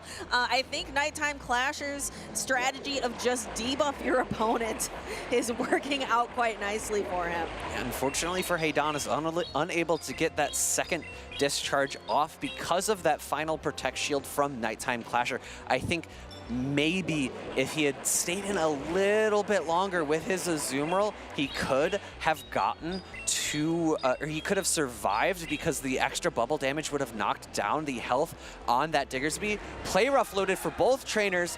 Haydonis wins it. Is this going to be enough to knock out? It is really, really close. That is going to be very close. Let's see. No, the Azumarill hangs on. Nighttime Clasher ties up this game, and smiles from both sides of smiles from both sides of the stage. You love to see the camaraderie on the stage between these two trainers. Just very silly things happening on both sides, not in the battles, but outside of the battles. I mean, in the battles too, getting two attack drops from those Scorching Sands back to back. That is very slim odds to be able to pull that off. And that's actually a really great point. Had those back-to-back drops not happened, the bubble damage, the Ice Beam would have done just that much more damage, and the Volt Switch down would have occurred. So I think Nighttime Clasher really owes that victory to those debuffs because they prevented all that damage from adding up. I still think that Haydonis could have played it a little bit better, maybe waited a little bit longer to switch into that Charjabug. It was a really tall task. You know, Charjabug's a pretty short Pokemon. It's kind of laying on the ground a little bit, not that tall. It was a tall task, and it just wasn't up to it. No, not up to that task at all. And Charjabug, I really felt for it. It needed a little bit more HP to be able to manage to throw several discharges into that Azumarill there in the end game. And we'll see it here. First Fire Punch coming through, doing a good chunk of damage and able to barely reach the second Fire Punch. It was 5 quick attacks. 2 Volt Switches did not knock out. The third one would have, but because it was only 5, there was still 1 turn before the damage of that third Volt Switch applied, and therefore the Diggersby was able to get that off, giving Nighttime Clasher this victory with that slim margin on his Azumarill. The play rough just barely not able to knock out. Oh, that was so much fun. That brings a big smile to my face. Now, clip that, chat. Let's see. Let's have some emoji reactions out of that to be used later. All right, our trainers are still thinking about what Pokemon they want to bring into this very decisive Game 3. Winner goes to Winners Finals, earns themselves a medal. Here it is, Game number 3. It is Shadow Feraligatr into Azumarill, a very neutral matchup. However, personally, I really like this matchup as the Shadow Feraligatr. You significantly outpace the Azumarill to the charge attacks, and you can potentially switch into a Pokemon in the back to catch a resisted move. However, if you look at Nighttime Clasher's team, he doesn't really have that option. He's got Diggersby and Shadow Drapion in the back. And Haydonis bringing that Shadow Kanto Marowak, which has been key for being able to output a lot of damage, being able to mud slap things down. This matchup could potentially be determined by switch advantage here, which I believe is in the hands of Nighttime Clasher. But we've historically seen that Nighttime Clasher doesn't always fight for switch advantage. Play rough coming through. It's going to be another Hydro Cannon, this time because of the quick pacing. Haydonis has a choice. Does he want to shield up? Yes, he does shield up. This is a charge attack tie. I don't think this play rough is quite enough to pick up the knockout, but does Nighttime Clasher value this health on his Feraligatr? He does not. He allows that to go down into the red and switches out a very low health Shadow Feraligatr. That could be key because Haydonis has the Dugong with Icy Wind. He can use that Shadow Feraligatr to clear a debuff later on in the match. And very sneaky. 1 free Ice Shard goes the way of Haydonis because of the weird interplay between the switches there. Drill Run coming through. No shield from Nighttime Clasher. He's giving up his Drapion, seeing so many baits with the Icy Wind. 1 more Ice Shard to pick up the knockout, and that Feraligator's really low. He's going to have to come in with the Diggersby. And Diggersby doesn't want to see this these ice attacks. Lets the switch timer go all the way out before bringing in this Diggersby. Diggersby is going to have to deal with 1 attack debuff right away, and then the Diggersby is going to try to return with the Scorching Sands. Ooh, an attempted catch there, but in comes the Shadow Feraligatr. Hydro Cannon able to go into the Kanto Marowak, but a shield still remaining for Heidanis, crucial as that Hydro Cannon would have picked up the one-hit knockout. One more Mud Slap goes in before Nighttime Clasher throws a Scorching Sands. This will not pick up a knockout, but he will be very close to a second. Yeah, the Shadow Kanto Marowak does have an attack fall. That could be important later on because these Bone Clubs, because these Mud Slaps, Shadow Kanto Marowak relies on its high attack and was and it's gone down now, and it's a little bit more time before Heidanis can clear it.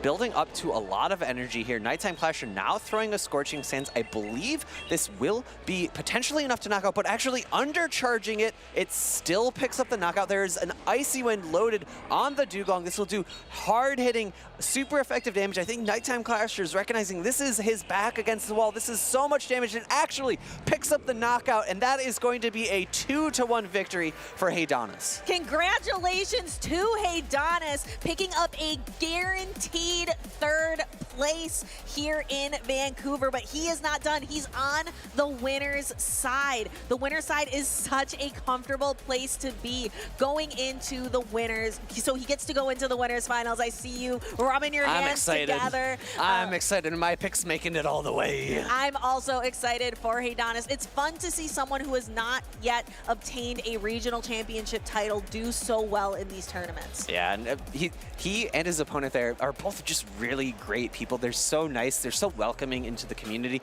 I know Nighttime Clasher's talked a lot about his entrance into the community. You know, he hasn't played this game quite as long as some others. He joined, I think, part of the way through the championship series, and a lot of us, like you and I, have been around since well before the championship series has existed. So he's talked a lot about his integration into the community, about how welcoming this community has been and how many scrim partners he has, how easy he has found it to find trades for the Pokemon he's looking for.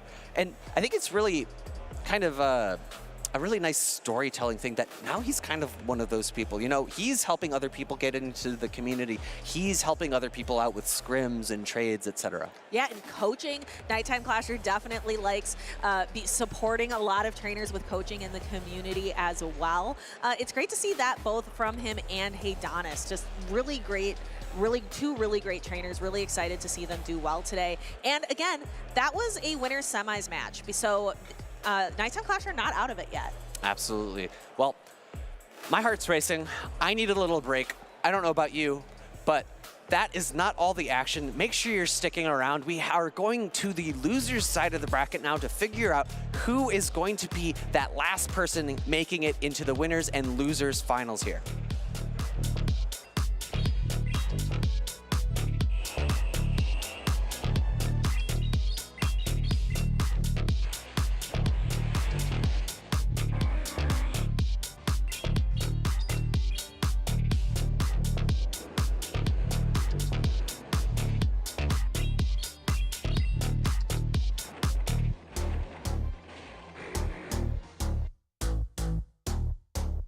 And of course, good luck to you. Hey, good luck to you.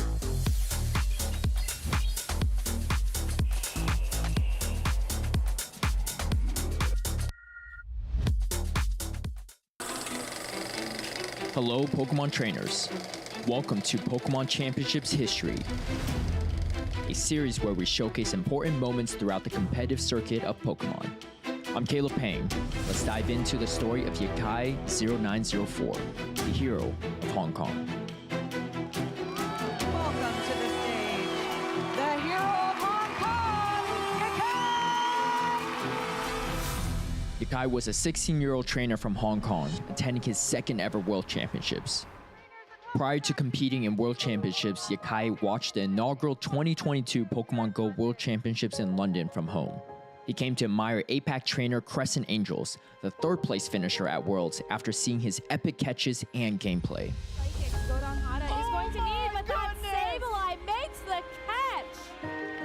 14-year-old Yakai wanted to follow the footsteps of his favorite player, and sure enough, he qualified for the 2023 World Championships. Welcome to the 2023 Pokemon World Championships. The epic tournament in Yokohama proved to be a tough hurdle for Yakai, who was quickly eliminated from the tournament after being swept in back-to-back series. After such a devastating result, Yakai contemplated skipping out on the 2024 World Championships, but after a first-place finish in the 2024 APAC qualifier for Worlds, Yakai made the trek to Honolulu, Hawaii. Over 200 Go trainers flew into Honolulu from their respective regions to try and take home the coveted World Champion title. Over half the competitors represented Europe and North America, home of the previous World Champions. However, one trainer came to defy all odds, Yakai, the hero of Hong Kong. Yakai powered through the first day of competition undefeated, taking down 3 regional champions along the way.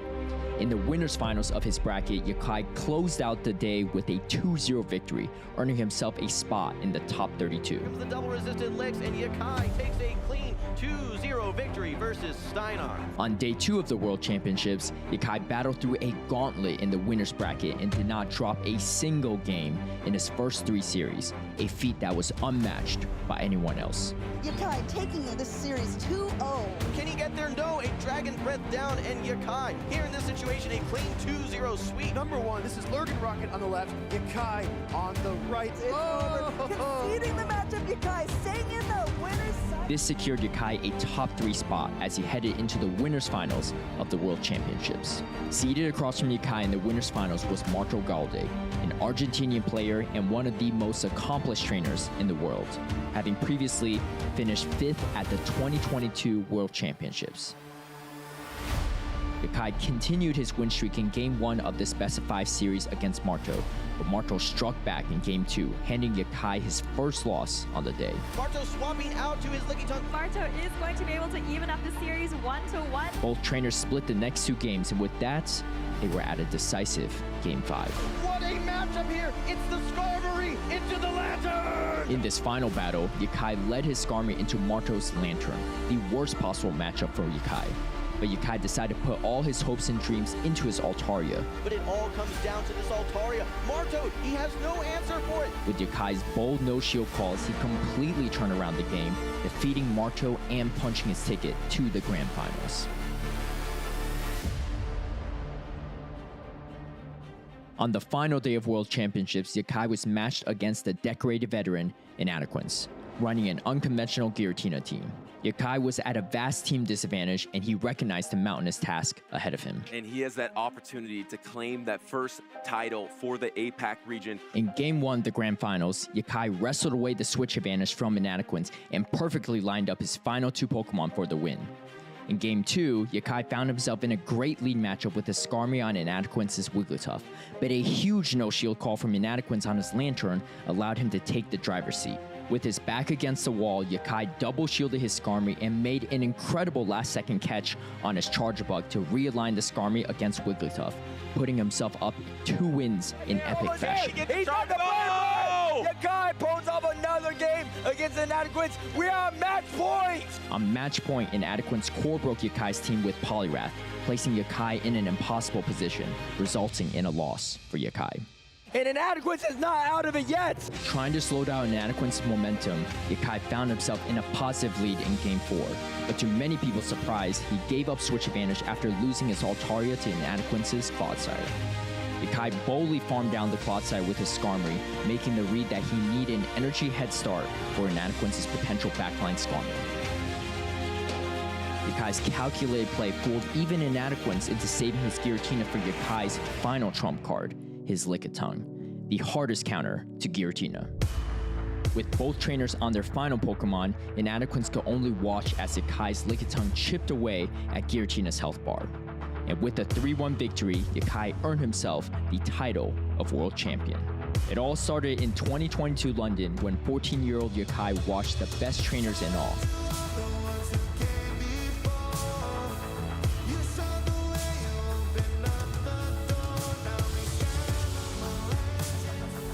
Two years later, Yakai, the hero of Hong Kong, rose the World Champion trophy himself and inspired a new generation to pursue their own dreams. Yakai's story is proof that the path to being a world champion isn't always an easy one, but with hard work and perseverance, you too could be the very best. Thank you for watching this showcase of the Pokemon Championships history, and let us know some of your favorite moments in Pokemon Go using the hashtag #PlayPokemon.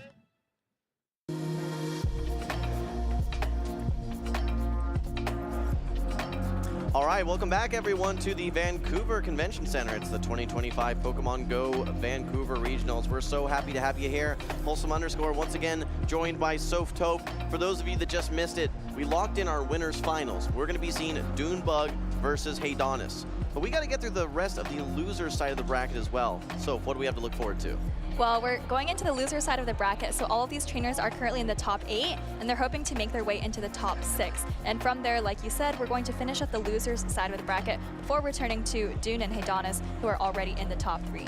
Yeah, looking at the bracket, we can see that Rise to Occasion is going to be facing off versus Zimikid. Again, Zimikid, furthest that he's been in one of these tournaments here, top 8, he's going to be going against a Titan in Rise. Now that said, SS Thorn and Dialap Churn, one of the most anticipated matchups, I would say, in this loser side of the bracket. SS Thorn has been so close to winning these regionals, I think taking 3rd in some cases. Was it second in Toronto? Yeah, so he's been right there in those grand finals. Dialap Churn, don't forget, has won Vancouver before. All right, well, before we get to that matchup, we're going to start with Rise versus Zimikid. Rise, like you said, a mainstay on the scene, has won so many regional championships, and I know he's disappointed to be here on the loser side of the bracket, but he's really got to lock in. And on the other side is Zimikid. Like you said, this is the furthest that Zimikid has ever been at a tournament, and he's running a couple very spicy Pokemon, but of course the low kicks is there. Have to wonder if it's going to come into play here against Rise. Yeah, no, low kicks is really interesting because it has some core breaking potential between that Gastrodon and Golisopod core that we've seen Rise regularly running. I think that he may be leaving those Pokemon on the bench. I mean, when you think about it, Mudslap and Shadow Claw both resisted, and with the threat of low kicks being able to get those Trailblazes off, could potentially one-hit knock out the Gastrodon and really makes matchups harder the longer they go.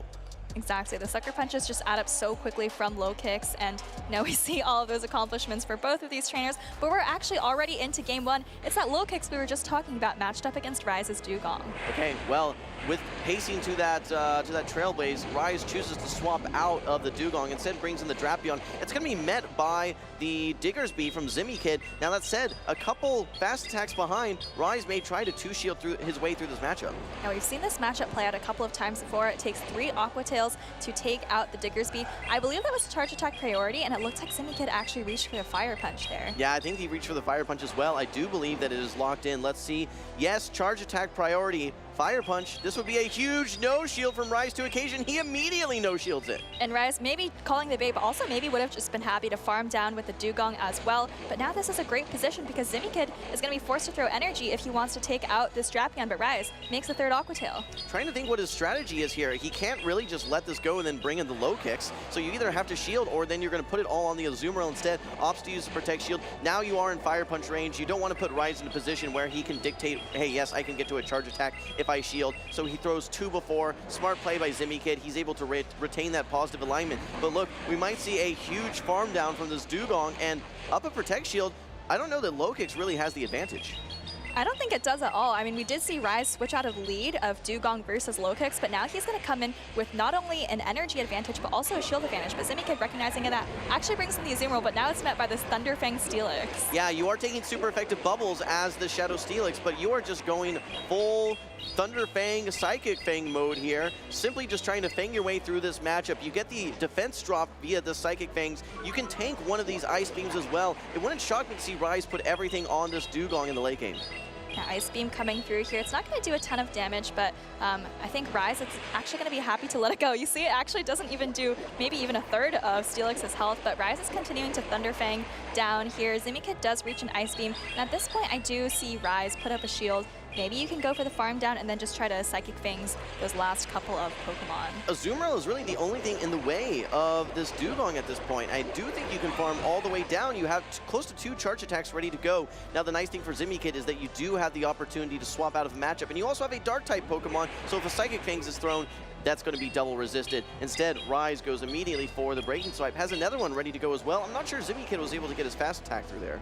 Yeah, Breaking Swipe almost does half of the health there, but Zimikid actually makes a catch of the second Breaking Swipe onto the Diggersby, so that's really nice. But unfortunately, I don't think the low kicks has what it takes to be able to take out both the Dugong and the Steelix at this point. Especially with that undercharge, able to get that additional ice shard through.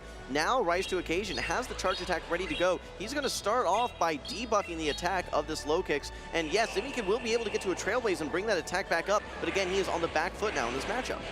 Yeah, Zimikid is farming up just a little bit more energy. This is actually just an X-Scissor. Of course, does less damage than the super effective Trailblaze. I don't think he's quite at 2 charge attacks, so Rise is going to shield up this first one. Yeah, I think Rise just needs to get to this final Icy Wind. In fact, he already has it. This will be enough to knock out. It's really interesting looking at how strong this Dugong is into Zimikid's team. Realistically, the only Pokemon that resists on Zimikid's team, the Dugong, is going to be his own water types. So if you can avoid the Dugong, if you can avoid the Azumarill, there's a ton of play for that Dugong for Rise.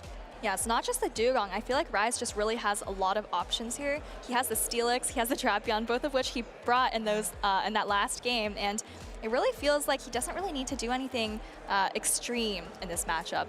He has great Pokemon that work well together and have great coverage and are just really flexible against Zimikid's entire team.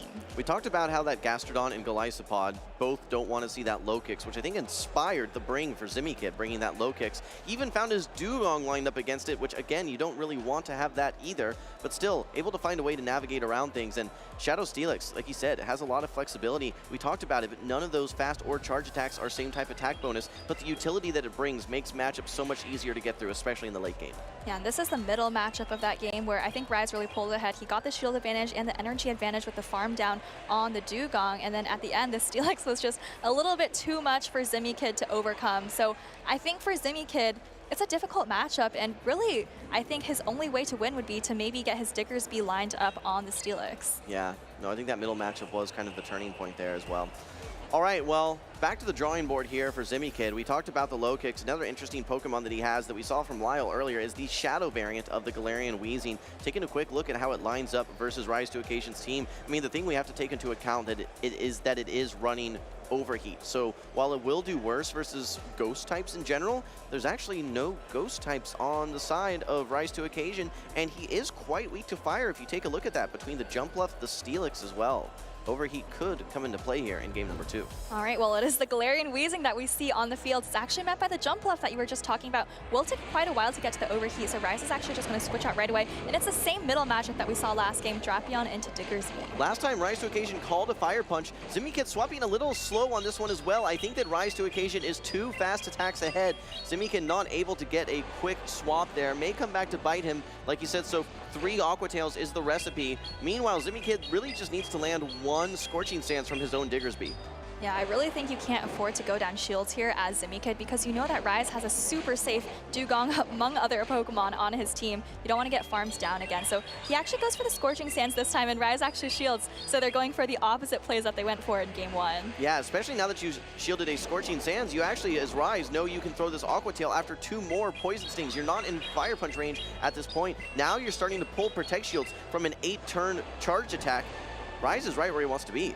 All right, well, Zimikid has some energy and actually throws the Scorching Sands just before Rise reaches the Aqua Tail. And Rise actually puts up 2 Protect Shields. He's playing it very differently from game 1. My question is, are you now in Fire Punch range? Because I think that there may be a charge attack priority on that second Scorching Sands. Actually, no, Zimikid maybe have just enough energy that he will reach the Scorching Sands. Could we see a potential catch with Rise bringing in the Jumpluff to absorb that energy? Let's find out. Does he go for it? No, he goes for the Fire Punch instead. I think this is enough to knock out Soph. I think so. Fire Punch does do just a little bit more damage than it used to, but now what I'm really interested in, 0 shields on both sides, and don't forget that Zimikid is running Overheat on his own Galarian Weezing. Rise probably hoping he can come out of this with an Acrobatics. Okay, but there's an Overheat, but what happens if you take an Acrobatics before that? I think Rise can farm all the way down with these Fairy Winds, easily tank one of these Fire Punches. Do you need to get out as Zimikid? No, we're gonna see a full farm down. Acrobatics is loaded. In fact, 2 Aerial Aces are loaded. All right. You can't bring in the low kicks here. You have to bring in the Galarian Weezing. Oh boy, shadow on shadow damage, and Acrobatics is a very efficient charge attack. Let's see how much this does. It doesn't quite one-hit the Galarian Weezing, but it puts it very, very low. Rai's gonna try to finish off with some Ice Shards, but Zimmy could win a quick swap into low kicks. All right, Sludge is stored on that Galarian Weezing. Shadow on shadow damage, that may be enough to knock out that jump left in the back. For now, though, Zimmy Kid needs to find a way to get through this Dugong. Maybe a little chip damage as well. Going to be going for that super effective Trailblaze, but I believe that Rise may be able to get to a second charge attack before Zimmy Kid is able to knock out. How much HP is still on that Galarian Weezing? Maybe it could farm down the Dugong at the end. I think that's what Zimmy Kid has to hope for, but that Trailblaze didn't do a ton of damage, and if Rise can get the farm down first, he's going to get to a charge attack. Oh, but Zimmy Kid actually just feints with the energy, isn't able to get it off, and now Rise already has a charge attack. So Zimmy Kid is throwing the Sludge here, but I don't know if you're going to have enough energy to deal with the Jump Left. No, Jump Left has energy, actually. It's going very close to an Aerial Ace if it doesn't already have it. Yeah, one off there. So that is going to do it for Zimmy Kid's tournament run, Rise to Occasion. He has 2-0 in his name, and he's able to get 2-0 victory versus Zimmy Kid. Rise seemingly locked in after his defeat versus Dapper Discs a little bit earlier. He's on a heater now. Absolutely, 2-0, like you said, moving on into the top 6, moving on into losers round 2 of our top cut. And Zimmy Kid, like you said, unfortunately this is the end of his tournament run, but it's his first top 8 finish. He's been to a couple tournaments in the past, and you know, this could be the start of continued success for him. I think when you look at trainers, and their kind of their journeys and progressions throughout a season and their competitive journey in general, you start to see those trainers that make it to day 2, but then they go 0-2, or they get immediately eliminated from losers. This was a step for Zimmy Kid. You could see him kind of pump his fist when he got that first victory on the side of losers that, hey, I'm making a run on day number 2. And this could be that stepping stone to future success. So kudos to Zimmy Kid, without a doubt. Yeah, and definitely want to shout out some of the spicier picks on Zimmy Kid's side. I mean, from a Pokemon perspective, it looks like it's just the low kicks, but also bringing the overheat on Galarian Weezing, whereas most trainers are bringing Brutal Swing plus Sludge for just a little bit faster pacing. But we did see that overheat pay off for him earlier in the day. Didn't quite make it against Rise's Jumpluff in that second game. But I think a lot of creativity from this trainer and hoping to see more of him in the future. Yeah, absolutely. And I like what Rise did there in game number 2 because he recognized just the vulnerability of that Shadow Galarian Weezing. Hey, yes, I have a bad matchup in the lead, but if I can get my jump left with shields down and an energy advantage, one Acrobatics is basically going to be enough to knock out that Galarian Weezing. And then what was left in the back? A relatively fragile Pokemon in that low kicks. It doesn't resist any of the ice attacks coming from that Dugong. Dugong with its superior bulk, able to hang on there and close out that matchup. That farm down, though, was devastating for Zimmy Kid. Absolutely. At the end, of course, you can farm down without having to take a charge attack or having to use a shield. It's very advantageous. And, you know, I was a little nervous in the middle game seeing 4 shields used by both trainers, but Rise with the energy advantage able to take it. It actually reminds me of the 2024 Vancouver Regional. This is back in the Gligar, Alolan Sandslash meta, where okay, you're looking at something like a Gligar. Its worst answer is going to be or toughest answer is going to be that Shadow Alolan Sandslash. But in the shields down situation with an energy advantage, if you're able to land one of those digs, what was a terrible matchup in the 2-shield matchup, maybe is going to be okay in the 0-shield with an energy advantage, and that's just what we saw here again, this time with Rise. Exactly, and Acrobatics, of course, now a little bit cheaper energy-wise, but it's always been such a heavy-hitting charged attack. So, you know, with a little bit of energy advantage, you can get to a, I think, 110 base power attack, and, you know, for a relatively glassy Galarian Weezing, obviously does a ton of damage. Yeah, well, those were some great battles. We already wrapped up some great battles actually already over in the Fortaleza Regional. You guys can see the back-to-back winner, LNDS Corlash there, was able to defeat, again, Harjeff. If you guys remember, actually, Harjeff, I believe, was 2nd place in the most recent Rio de Janeiro Regional as well, also losing to Corlash there as well. And then we've got Mr. Gamertag himself, Desynced, also known as Ricardo, in 3rd place as well. He's no stranger to the podium. He's had a ton of success, and I believe he actually won 2 regionals or special events last season as well. I feel like every time I see results from a Latin American tournament, Desynced's name is right up there at the top. And, you know, we did see the teams from those top 3 as well. And if you looked at Corlash's team, you might recognize the Pokemon that Rise was just using. So, you know, a lot of success for that team today. We've got SS Thorn still in the bracket as well with Rise. So, you know, that team could still win another regional this weekend. Yeah, I mean, I think the secret sauce has been Dugong. I mean, it has to be the MVP. We're seeing it pretty much brought on every single team. And it's not just being brought on a team of 6, it's being brought in your team of 3 that you're actually leveraging on the field as well. We've seen it trending up over the last 2 or 3 regionals, and it never really went away, but I think that just some people were excited about other Pokemon that might be, you know, might be a little bit more flashy. Dugong is just, you know, consistent, right? You know exactly what you're getting, but it is very, very flexible. Hey, do I need to just go for damage with Drill Run? Do I need to go for utility with my Icy Wind? It's just a very flexible Pokemon that it's really hard to remove from the meta.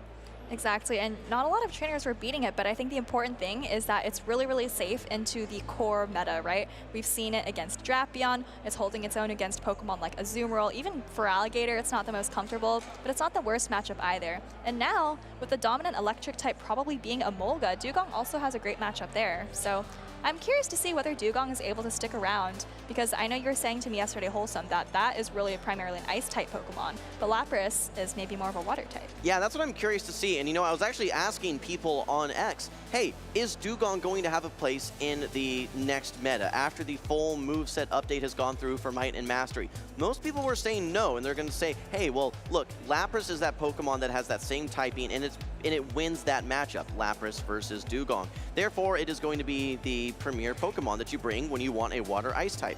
Well, realistically, I think they serve different purposes, just like you were setting me up for. So I think Lapras is going to be more focused on water-type damage with its Sparkling Aria, whereas I would say that Dugong is more focused on, yes, of course, the ice-type damage, but also the ground-type attacks as well. Yeah, Dugong is definitely a more reliable counter to those dragons like Guzzlord that we've seen a couple of times. Also definitely more reliable against the Flyers. But let's actually jump into this next matchup. We've got SS Thorn facing off against another Canadian regional champion here. That's going to be Dialab that he's facing off against. And again, SS Thorn has a very similar, actually identical team to what we just saw from Rise. You see the accomplishments here. SS Thorn, like you were saying earlier, Wholesome, 2nd place in Toronto in 2024. He's been in those grand finals before.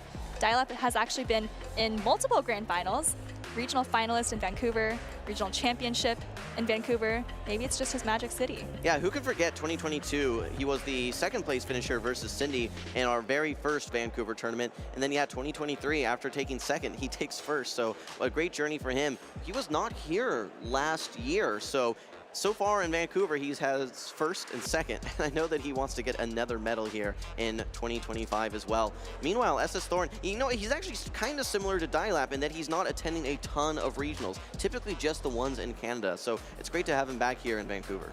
Yeah, 100% top cut rate for Dialab in Vancouver. Let's see if he can go even further.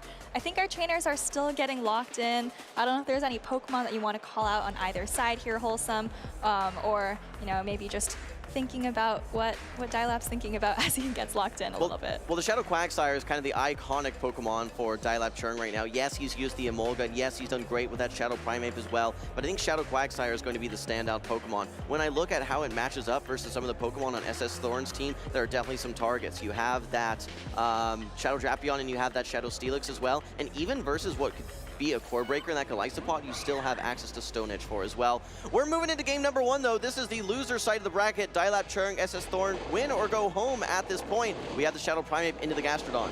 A lot of fast attack pressure coming in from both sides. Dialab's going to fire off the first charge attack though. It is that Rage Fist, and SS Thorn has to wonder if this is a close combat. He saw so many close combats landing on Elite, but correctly calls this Rage Fist. Yeah, absolutely. I think switch advantage is going to be very important as well, especially when you look at the Flyers hanging around in the back. Jump Up versus the Emolga. This is Shadow Jump Up as well. We've seen how much one acrobatics from an Emolga does. It is devastating, but SS Thorn makes a swap into his Golisopod. He's going to be absorbing one of these Rage Fists from Dialab Churn's Shadow Primeape. Actually, no. Opts to use a Protect Shield. Yeah, it puts up the shields, but Dialab is actually going to stay in, maybe going to try to get off another charge attack. This is a Rage Fist. SS Thorn is continuing to farm up a bit of energy. He's actually now down 2 shields, so even if Dialab wants to bring in the Emolga, he's going to have to take all this energy. So he instead brings in the Azumarill to actually wall all the energy from Golisopod. Yeah, smart bring. You only have 1 Protect Shield remaining. You don't want to have to invest it into your Emolga right now. Bring in that Azumarill. You resist all of the charge attacks, and you're going to be able to be a damage sponge, just like we were talking about earlier. You get the shields out of the way, you do some chip damage, then bring in the Azumarill, be that tank to absorb all this energy. SS Thorn's going to fire off another Aqua Jet here, and Dial-Up has his charge attacks loaded, but SS Thorn's clock is also now up, so he can choose to switch out if he wants to, if he doesn't want to take the play rough here.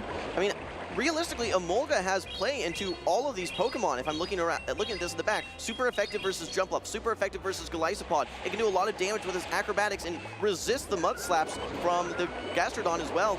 Meanwhile, this Azumarill still may be able to get to a play rough here. Yeah, we have a charge attack priority. SS Thorn does get to the Earth Power. I think this is enough to knock out the Azumarill, but it will be close. I think so as well, but like you mentioned, that Emolga just looks so strong. Oh my goodness, the Azumarill actually hangs on, able to get off this Ice Beam, and that's going to knock out the Gastrodon. We were not the only ones surprised. You could see the reaction on Dialab Churng's face. He's surprised that he's able to get this parting gift as well. Like you said, knock out the Gastrodon. It's now going to be the Emolga show, brings it in, and you can see the fist pump from Dialab Churng. He knows he's in a favorable position here. He resists all of the charge attacks from SS Thorn's Shadow Jump Bluff, and meanwhile, he just needs to land one of these acrobatics. Exactly, and the last Pokemon for SS Thorn is the Golisopod. Dial-Up shields up an Aerialist, but like you said, I think he just needs to land one Acrobatics, maybe farms up a little bit of extra energy just to make sure that he has energy for the Golisopod, but this is looking very good for Dial-Up. Really understood the flexibility and the closing power of Emolga. Look, I don't know if Dialab Churng was paying attention to Switch Clocks there, but he threw right before Switch Clock came up, so that was really interesting. All right, here's the question. How much does this Aqua Jet do? This is going to be same type attack bonus. It's a relatively efficient move, but it's just a 40 energy charged attack. It's not enough to knock out. We wouldn't really consider that one heavy damage, so. But we do have Dialab Churng with the strength of this Emolga using the discharge, knocking out, I think taking out almost the whole roster there. Yeah, I mean, it landed in Acrobatics on a Shields-less Jump Bluff, but you have to give a lot of credit to Dial-Up's Primeape as well. I think it pulled both shields from SS Thorn and, you know, kind of set it up for Emolga to close out the game with those nuke moves. Yeah, I was looking at that Shadow Quagsire. I thought it looked pretty strong on paper, knowing that it can hit the Shadow Steelix, knowing it can hit the Drapion, knowing that it can do a ton of damage into that Golisopod as well. But, I mean, let's not discount that Emolga, especially with the team of 3 that we just saw brought there for SS Thorn.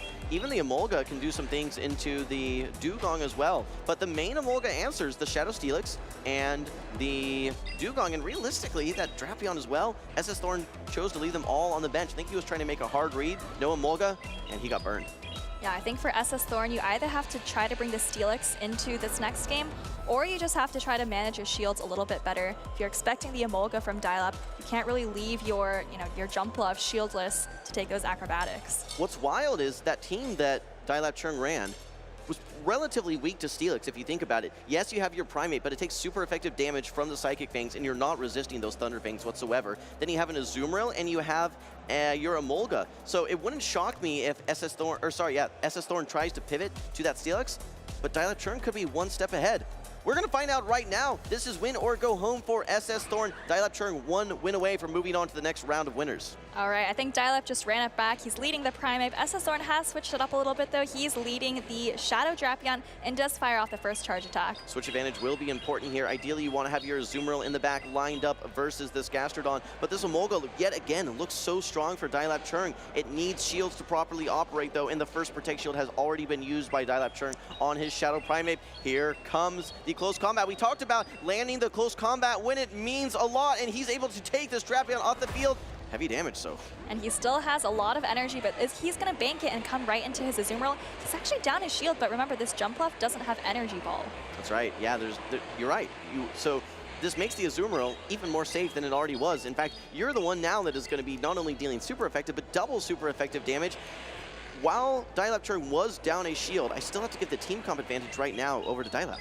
Yeah, I'm curious to see how much this Acrobatics does. In particular, is it able to two-shot the Azumarill? Looks like it's almost there, but you're also going to need some Fairy Wind damage or maybe a Mud Slap to supplement. Okay, well, I think maybe was off on the counts and was trying to catch an Ice Beam there. There was still one bubble necessary. Instead, SS Thorn brings in the Gastrodon. Dialab Churng has the play rough ready to go on the Azumarill. Will launch it into the Gastrodon, and it goes unshielded. This is going to bring the Gastrodon roughly to half HP, 2 Mud Slaps away from the Earth Power. I think we're going to see a charge attack priority and maybe a body slam from SS Thorn. Nice play. Yeah, nice counting from SS Thorn, but I'm still wondering how you're planning to take out the Emolga from Dialab. I don't think Dialab has shown the Emolga quite yet. But oh, this Primeape actually also still has some energy, able to fire off the close combat before SS Thorn is able to react. Yeah, no, I don't even mind throwing the close combat here because I do think that Dialap's switch clock is up and he can swap into this Emolga. Maybe he just wants SS Thorn to throw energy once he realizes that he was going to go for the farm down instead, says, hey, I need to bring in the Emolga. Yeah, SS Thorn now going for these body slams, which really don't do that much into the Emolga. Yeah, this is interesting because remember that SS Thorn still has a lot of energy on his Jumpluff. So yes, it is resisted, but it will start to add up over time, especially as you see Dialap saving his shields for the energy from the Jumpluff. But this Gastrodon is already at another body slam. Maybe a miscue there. Getting to that third body slam, it is not enough to knock out, but it puts you in range where you're at risk of getting just fast attack down, either by Mud Slaps or by Fairy Winds. I think that Dialap Churn is going to be unable to really do too much more work with this Emolga, knowing that it just has a sliver of HP left. Yeah, he's really going to need his Primeape to do something here, but look at how healthy this Jumpluff is. Even up a shield, I don't think Dialap can do anything here, and SS Thorn just going for the Fairy Wind down to even up the series. Yeah. Again, Dialap making some good decisions of when to fire off those close combats, able to take out that Drapion early game, but unable to close things out. Now, we are seeing some conversations with the judges here. I'm curious if there was any sort of considerations they're trying to take into account here, but as it stands right now, it's 1-1 SS Thorn, Dialap Churn. All right, well, that would bring us into a decisive game 3. Let's take a look at another look at SS Thorn's team here. Just now, we did see him use that Gastrodon to great effect. Yes, the Emolga resists the Mud Slap damage, but actually, we saw it just throw off so many body slams against the Emolga that it wasn't really able to do much. Yeah.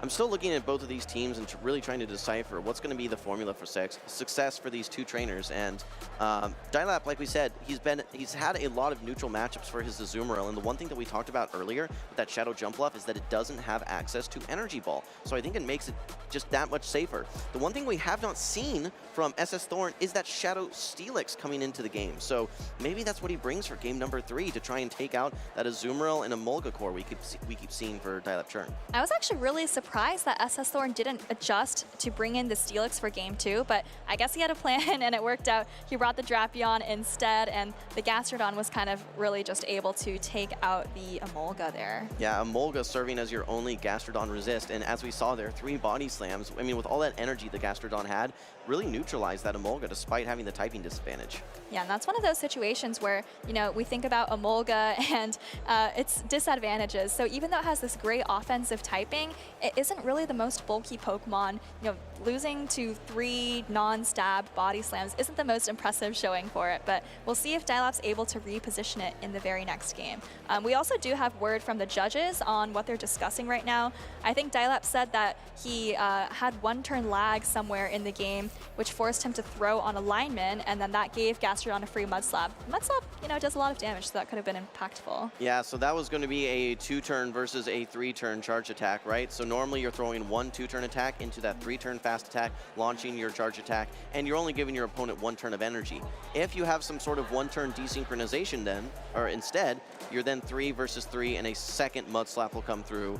And that can be devastating, not only from the damage, but keep in mind, I believe he threw close combat. So that's going to be a double debuffed Mud Slap, hard-hitting Mud Slap, additional damage onto that Primeape. Yeah, here it is again. So you mentioned the damage coming through. I don't think the Primeape was really the key to success in this game, but I think the energy could have been impactful. Maybe if the Emolga is able to take 1 less Mud Slap, then maybe it has a chance to get to an acrobatics versus the Jumpluff. If you don't get to that 3rd body slam, you're much healthier, and yeah, you might be able to get to that next charge attack. Instead, you just got farmed down, and there was no opportunity for the Emolga to get to that acrobatics versus the Jumpluff. So I definitely see a lot of merit to to this challenge here. Let's see. Yeah, should have just been 1.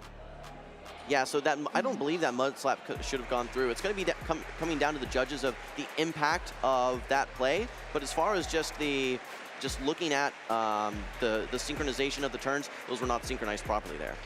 Yeah, exactly. And it is kind of hard to tell when you bring in your Pokemon whether you're 1 turn behind or not, because if Dialap had known, maybe he would have done 2 karate chops before throwing, or maybe even just throw right away. But I think not really being able to tell there, and throwing what ended up being alignment really hurt him. It's a tough spot for these trainers, right? Because they're not able to go back and look at the replays themselves, right? They're just having to just basically prepare for the next game. They don't know what could happen here. Realistically, this could be 1-1, or this could end up being 1-0 still for Dialab Churn. Either way, he's going to have to win another game, no matter what. So if I'm Dialab, I'm thinking to myself, all right, what do I need to bring here in game number 3, even if it is technically game number 2?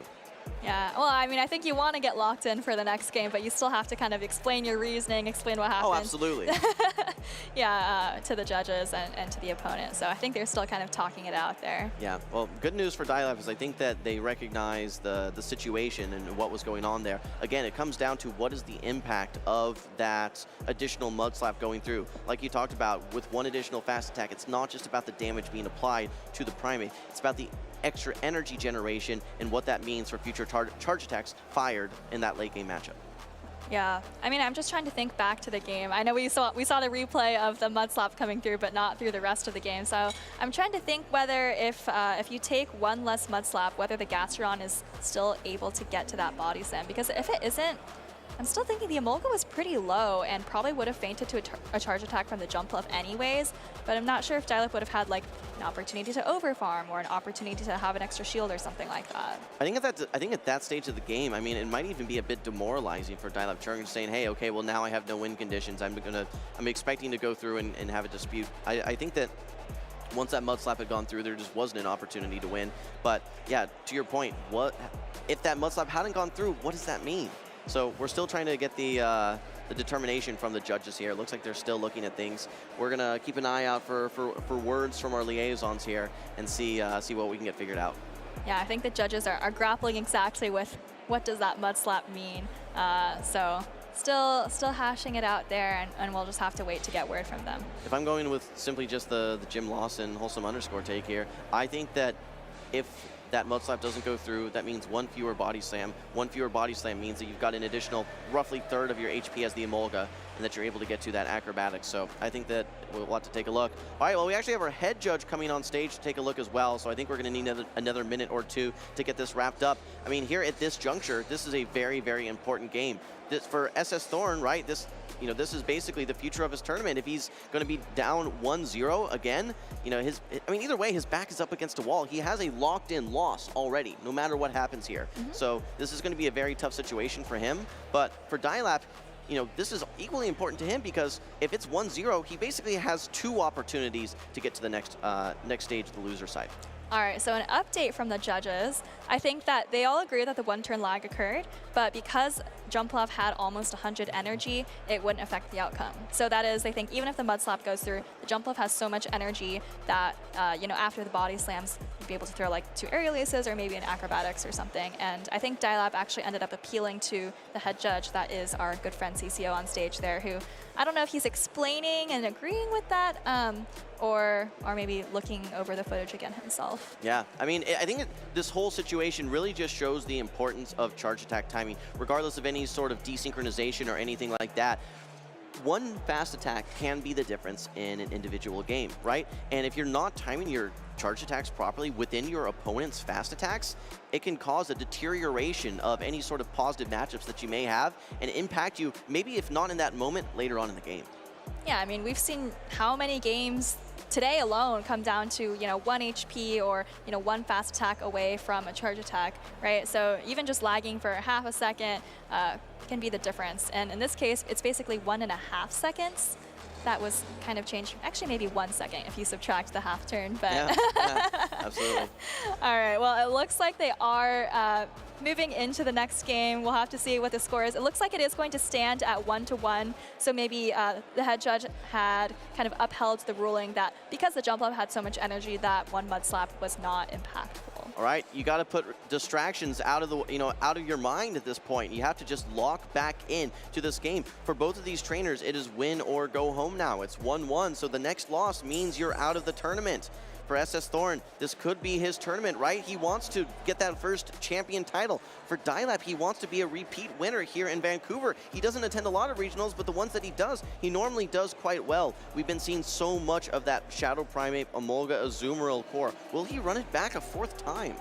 I felt like he had a great chance in the first game, of course, that he won. Maybe had some chances in the second game. Maybe he thinks that allowing SS Thorn's jump left to just kind of leave with so much energy without taking much damage is kind of what led to his downfall. So sometimes in those situations, you just run back your team and think that you can adjust your playing a little bit. It would be interesting if Dial-Up Churn ends up bringing that Drapion. Now, obviously, it doesn't want to get lined up versus that Gastrodon, but if you can find another matchup maybe versus that Jumpluff, it could be a secondary answer to Jumpluff where, you know, Dial-Up right now, it seems like Jumpluff, despite having terrible play versus that Emolga, is still causing problems for his roster. Yeah, I think the Emolga is really key there. In that game, we didn't see it, you know, used to its full potential, but in that first game, it was really doing a lot. Let's see what Dial-Up has cooked up for us. Oh, we do see the jump up, but it's actually on SS Thorn side, led into Dial-Up's Primate. Yeah, this is huge for SS Thorn. Finally gets that jump left aligned versus the Primate. Now we have the Emolga safe swap. This brings in the Dugong. This is going to be super effective damage into super effective damage. This is an awkward spot now for SS Thorn as well, because Dial-Up Churn is one Thundershock away from his next discharge. If you want to throw in good timing, Dial-Up's going to be reaching another discharge. That's exactly what happens. It's an awkward matchup for both trainers. SS Thorn does put up the shield. He went for the good timing and the Ice Shard. But if you're Dial-Up, I mean, do you want to shield up this Emolga, or maybe do you want to go for a farm down with your Primate? Okay, Dial-Up Churn currently has 2 Thundershocks. He is 3 away from getting to his next discharge. Meanwhile, SS Thorn is also 2 Ice Shards away. That is going to be 6 turns for these trainers. Will they throw on charge attack priority, or are they going to try and go for something else? SS Thorn goes for the full Ice Shard through. Now this is going to be the second Protect Shield used for SS Thorn. He wants to keep the switch advantage and get his jump left realigned versus that Shadow Primate. Did go down 2 shields, but he's going to leave with some energy. He has over 1 Icy Wind. It's also over 1 Drill Run. And for Dial-Up, he's going to have to decide whether he wants to absorb the energy on Primate, maybe just sack it all together, or come in with the Azumarill. Looks like he comes in with the Primate. All right, Dial-Up Churn does get the Karate Chop through. This is going to be the harder hitting Drill Run. Does a little bit more base damage than the Icy Wind. Does not have the utility of the attack drop, though. Now what do we see? Will we see a full Karate Chop down? Yes, Rage Fist is loaded, but I anticipate a quick swap into the Azumarill. All right, Jumpluff is still on the field. It resists the bubbles, but it needs to watch out for the double super effective Ice Beams. This is actually an Aerial Ace bait from SS Thorn. It's so risky for a bulky Pokemon like Azumarill, but Dial-Up's looking at the team sheets, and he's thinking that Acrobatics is going to be the heaviest hitting move, but it's actually just an Aerial Ace. SS Thorn, again, banking up energy on his Jumpluff and switching out. It's going to be really difficult for Dial-Up Churn to get this Jumpluff off the field. He needs to keep this Azumarill around so that he can eventually land an Ice Beam. That means that he needs to over-farm right now, and once his switch clock is up, be able to try and somehow neutralize that Jumpluff. But he needs 2 Ice Beams is the issue, or maybe an Ice Beam and a Rage Fist. Meanwhile, though, the Gastrodon on the side of SS Thorn has an Earth Power and is slowly chipping away the health of this Azumarill. All right, Earth Power didn't do much, but there's another consideration here. You can't be in range of Aerial Ace, and Gastrodon actually reaches a Body Slam. This isn't enough energy. If Dial-Up can maybe take out the Gastrodon with the Primate instead, he might have a chance, but it's going to be really tricky because you also lose charge attack priority. All right, Ice Beam coming through here. Dial-Up's going to see if he can reach the Ice Beam before the Jumpluff. Can he undercharge here and get one more bubble and come out with the Ice Beam? No, doesn't choose to undercharge at all. He's 1 away from this Ice Beam. Okay, and he's actually able to get it. I think that SS Thorn may have only been 1 fast attack away, so he's thinking, hey, why wasn't I able to get that Aerial Ace? In comes the Ice Beam. Rage Fist is loaded as well, and he's able to currently win this game. I think that we're going to be having a potential review from these judges here. I think SS Thorn may have only been 1 fast attack away from reaching that Aerial Ace. Thinks he should have been able to knock out that Azumarill. I need to see the replay again, but it almost looked to me like SS Thorn lost 2 turns there because he did 1 Fairy Wind, wasn't even able to charge attack priority with the Aerial Ace, and Dial-Up did 1 bubble before throwing the Ice Beam. So.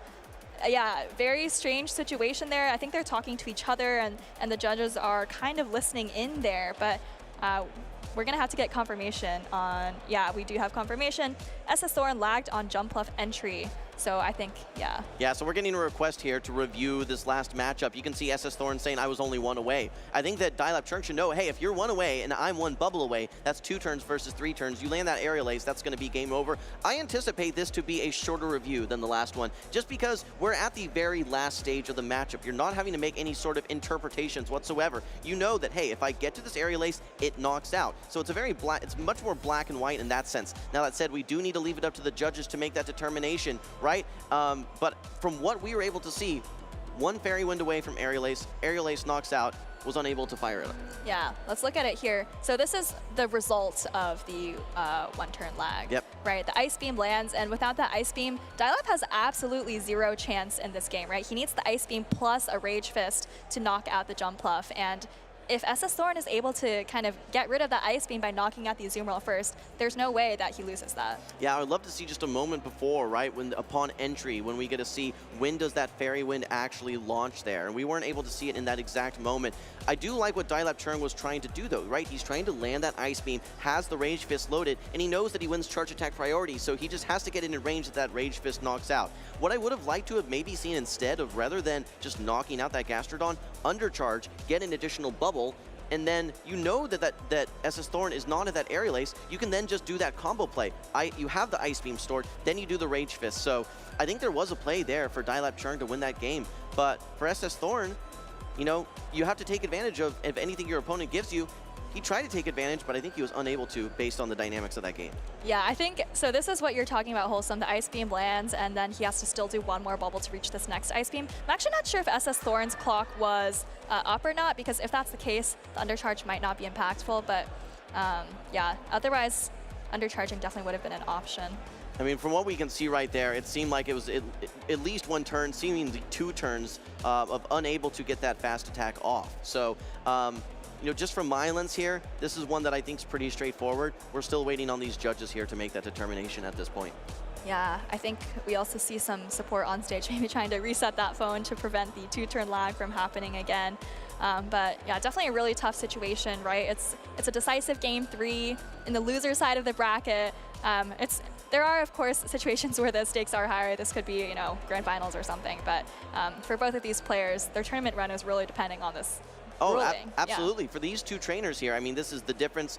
Realistically, for them, they're saying, hey, I could go all the way to the grand finals if I win this next game, right? Yeah, they're good enough. They're good enough for sure. So, all right, well, as it stands right now, we're currently still 1-1. Keep in mind that on paper, Dial-Up Churn did win that game. If no rematch is granted, that will mean that Dial-Up Churn will win 2-1. But we're still anticipating and waiting on the decision from our judges here. All right, actually, I think we just got the decision. It will be a rematch. The judges do think that the 1-turn lag for SS Thorn's Jump Bluff was impactful. I think that, you know, aligns with what we were thinking as well. So we're going to just kind of throw that game out, replay that game 3, and see what happens from there. That's a pretty tough blow for SS Thorn, knowing that you had that Jump Bluff lead into that Shadow Primate. That's exactly where you wanted to see it. And, you know, doing everything that he needed to do to put himself in the position to win. Now he has to hope that he can get that favorable alignment again in this rematch of Game 3. Yeah, it kind of feels like he finally called Dial-Up's Primate lead, right? He's been leading it all 3 games that we've seen so far. SS Thorn, not the greatest leads in games 1 and 2. He finally calls it, brings in that Jump Bluff, but now, you know, it's game number 4. You don't know whether Dial-Up's still going to stick with that Primate.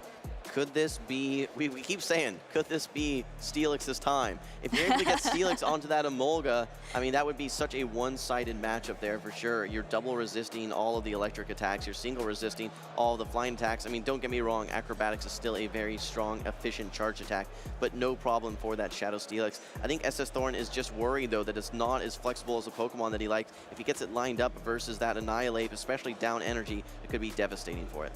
Yeah, absolutely. I think SS Thorn kind of typically prefers to play more flexibly, you know, switching around, managing shields, managing energy, and maybe that's why he hasn't quite reached for the Steelix yet. So, you know, we could see him opt for Pokemon like the Drapion, the Dugong, the same Pokemon that we've seen Rise really excel with in this tournament with this team.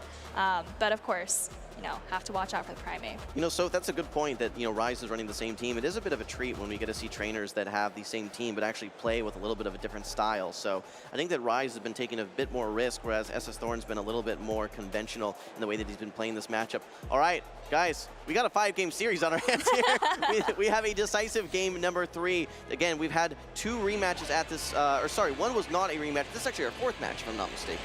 No, we'll figure it out here. So, all right, as we see, SS Thorn did bring the Steelix here, and he has it aligned versus the Emolga. This is the dream situation for SS Thorn. All right, SS Thorn finally called the team perfectly. Well, I think Dial-Up has actually been bringing the same team all 3 times. SS Thorn finally called it, has the Steelix for the Emolga, has the Jumpluff for the Primeape. If he's able to maintain this alignment, it's looking very, very good for him. Still, Azumarill has opportunities to do things into this team, right? Especially versus that Jumpluff. And don't discount Shadow Primeape. If it's able to get shields down and maybe do a combo play at some point, that can be very scary. All right, well, Dial-Up Turing is able to get the second acrobatics and already has brought the Steelix down below half HP. This is going to do a nice chunk, but it will not be enough to knock out, and Steelix is going to farm all the way down and come out with a charge attack as well. Yeah, going to be super effective damage on this Primeape. So, you know, not the most heavy-hitting charge attack in general, but it is super effective. It does drop your defense. Dial-Up's actually going to let it go, you know, remembering that there is a Jumpluff in the lead. And, you know, like last game, Azumarill's going to be probably his key to success here. I think he needs to bank a close combat, but he's unable to do so. Doesn't want to take that Fairy Wind. In comes Azumarill for Dial-Up Churn. It's going to be met by the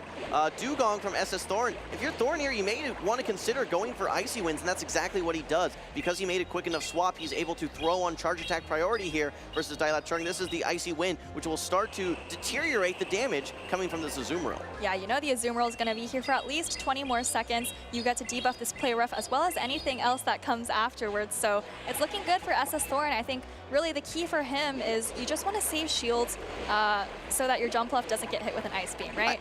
I just don't see how Dial-Up Churn is going to be able to do this, right? He has to land 3 play roughs into this Dugong. There's still 2 Protect Shields. He needs to land 2 Ice Beams into that Jumpluff, or maybe an Ice Beam and a Rage Fist. There's just so much that this Azumarill has to do, and knowing that it is single stage attack debuffed is just going to be seemingly impossible. All right, quick swap now for Dial-Up Churn. He brings back in the Primeape, but he does not have the close combat load. It is simply just the Rage Fist. SS Thorn knows that, is able to tank it on his on his Dugong, and now just farm down with his Jumpluff before Dial-Up Churn is able to reach the next Rage Fist on his Primeape. Yeah, Dial-Up has almost 2 Ice Beams loaded, of course 1 bubble away from the second, but SS Thorn, like we said, preserved 2 shields for the Jumpluff. He's going to be able to shield up both of these Ice Beams, maybe grab a shield himself if he throws a charge attack. I didn't see which charge attack this was, but Dial-Up's going to let it go, and you know, it's not looking good for Dial-Up. I think SS Thorn might have the upper hand here. We have to make a call at some stage, and you know, SS Thorn can simply just go straight Aerial Ace here. You stripped away 1 Protect Shield as Dial-Up Churn. You need to get to 2 more Ice Beams to neutralize this Shadow Jumpluff, and then you also need to land a play rough into that Dugong as well. I think Dugong has a little bit of energy, so Dial-Up Churn is going to need a miracle here. Maybe a failed catch attempt from SS Thorn. Yeah, just way too much for this Azumarill to have to do in this game.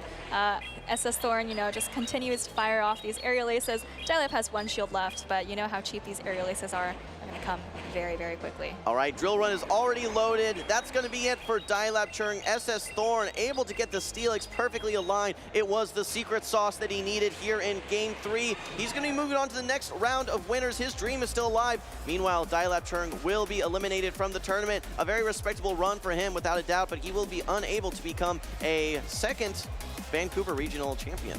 All right, well, we are definitely going to have a new regional champion in Vancouver. I believe SS Thorn is the only Canadian left in the tournament.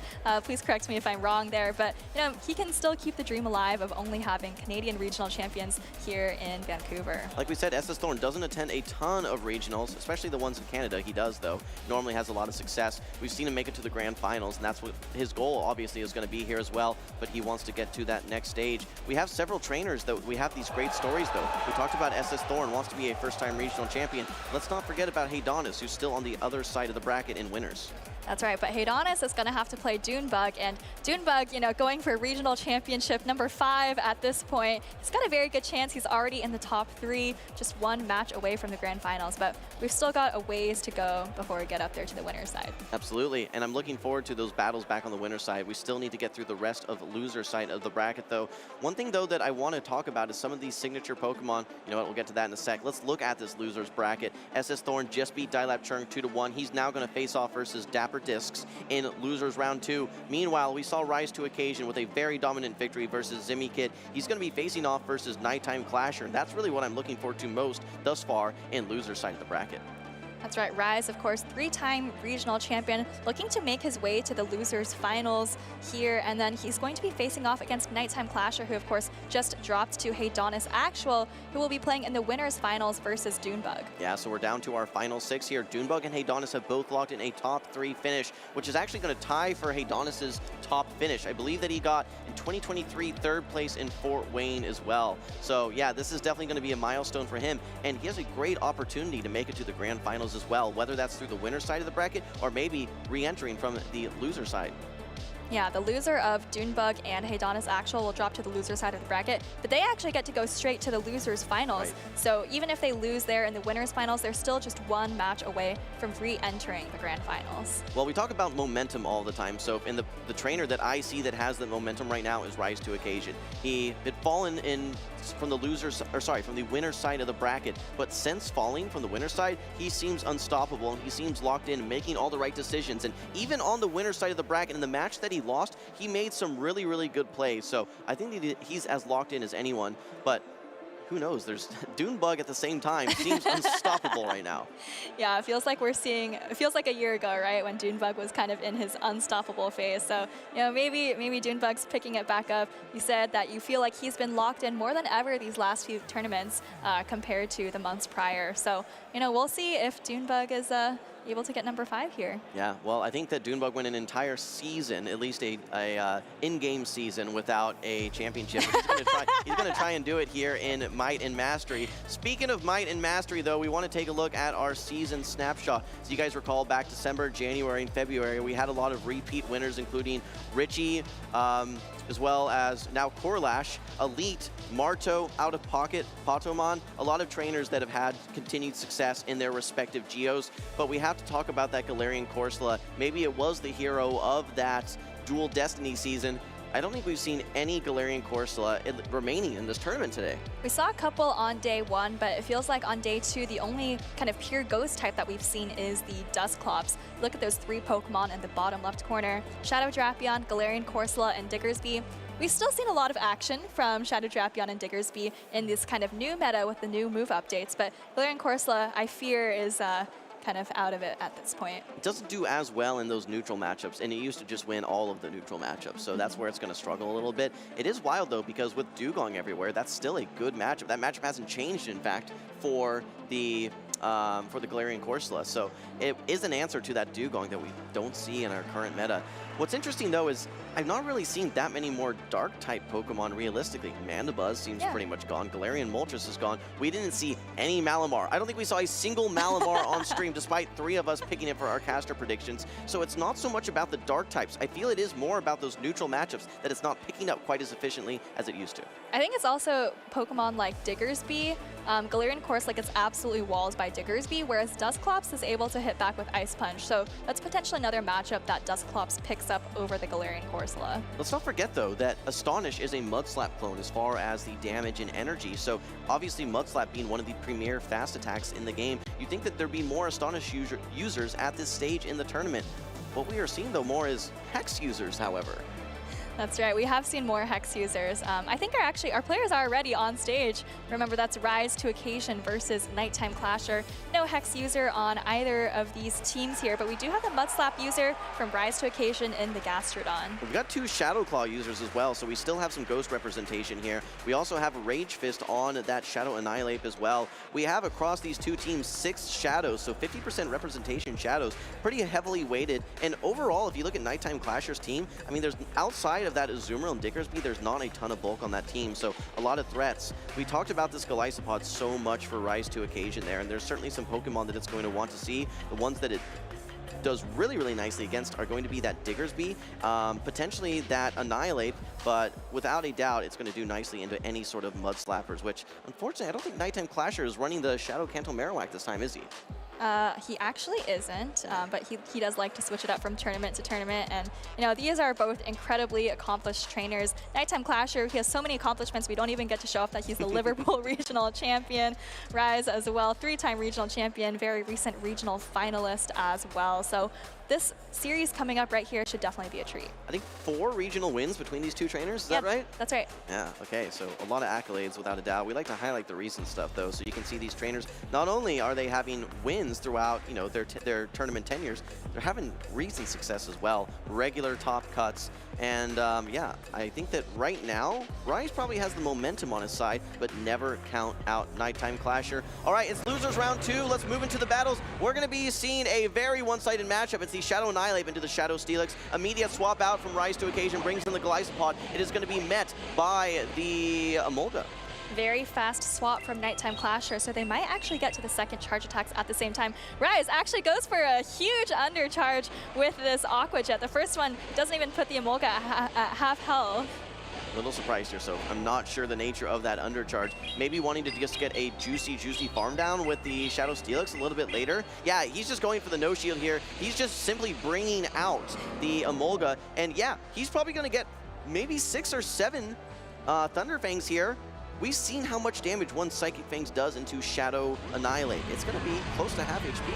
Yeah, here comes the acrobatics from Amolga, and Rise is going to go for a big farm down. I feel like maybe what he wanted, if you look at this kind of as an ABB team, he did bait out the Amolga so that his Shadow Jumpluff is going to be able to avoid it. Yeah, Jumpluff has positive matchups into both of these. There's a water type and a fighting type on the side of Nighttime Clasher, and if Rise to Occasion is able to strip away Protect Shields with his Psychic Fangs, that could free up that Jumpluff to do a lot of work. I'm curious what he brings in here. Will he maybe be thinking, I want to bring in the Feraligatr? No. Okay, Rise to Occasion is able to land this first Psychic Fangs. Great no shield by Nighttime Clasher. I think he recognizes he's going to need these Protect Shields in the late stage matchup. In fact, he's trying to swap.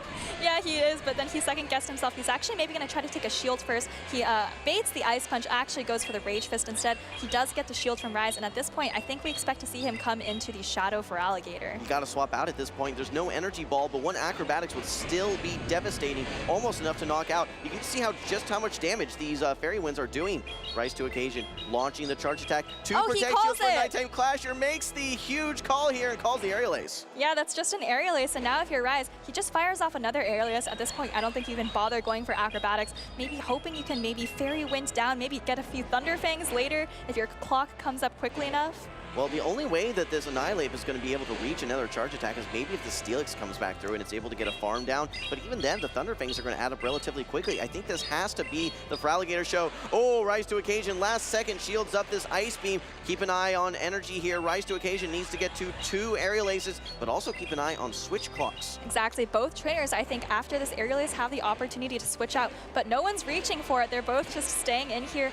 A ton of energy on the Feraligatr, and Rise tries to snipe it with the Thunder Fangs, but Nighttime Clasher reacts so quickly and counters it down. Ice Beam should be loaded for Nighttime Clasher. Has it ready to go. Charge attack priority. Great plays from Nighttime Clasher. This got a little close here at the end of this matchup here, despite the very one-sided lead, but he is able to clean things up with his Shadow Feraligatr. Doesn't matter if you're a grass type, Shadow Feraligatr don't care. Able to land the double super effective Ice Beam and a one-hit knockout that Shadow Jumpluff.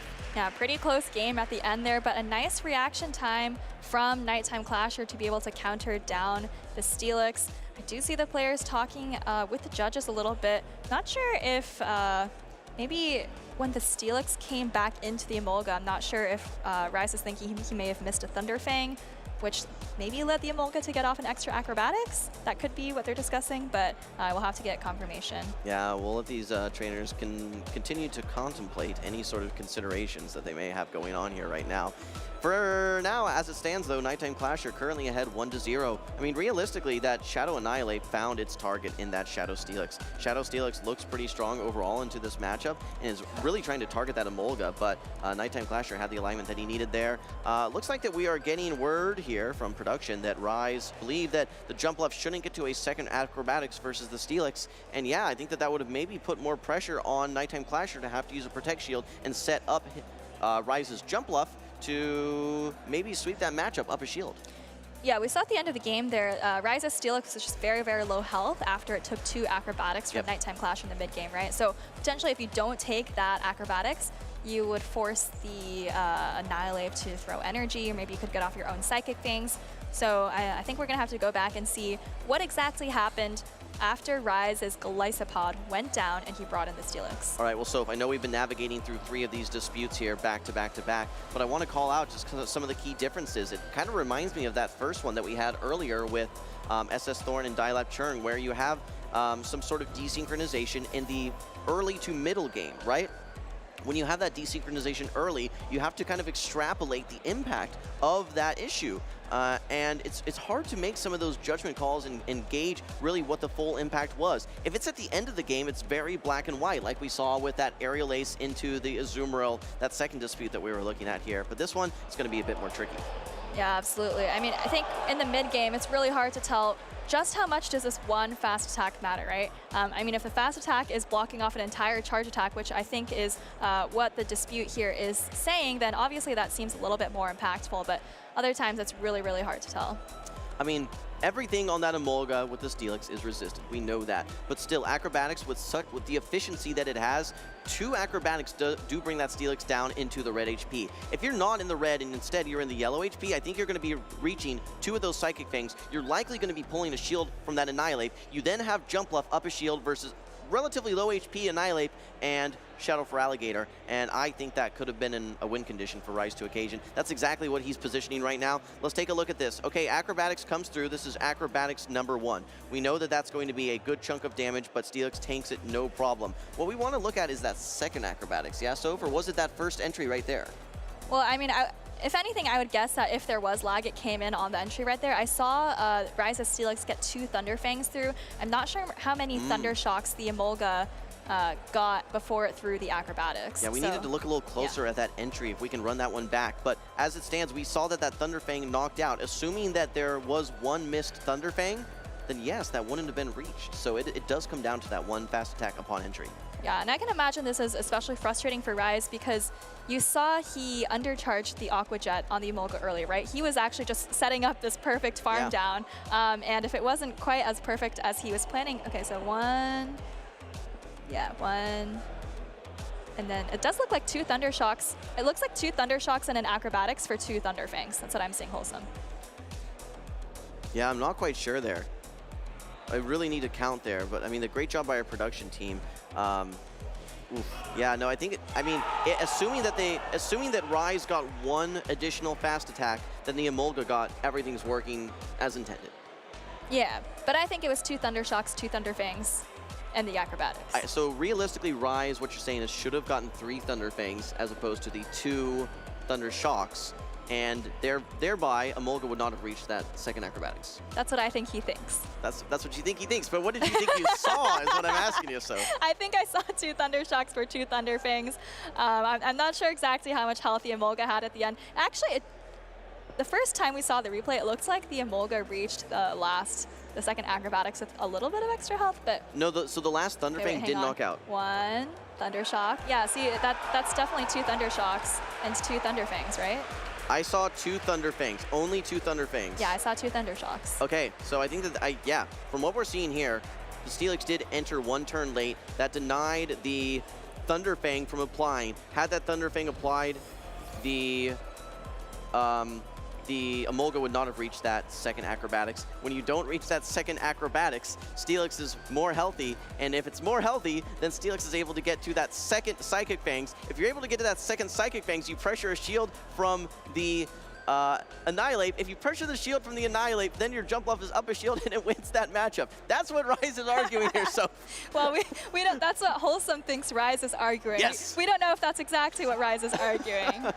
All right, well, these judges are still debating here. At the end of the day, this is not a Soph and Wholesome decision. This is going to be a judge's decision. But it looks like the judges have made some decision here. As we're seeing 0-0 on our screen, Soph, so clearly we were onto something.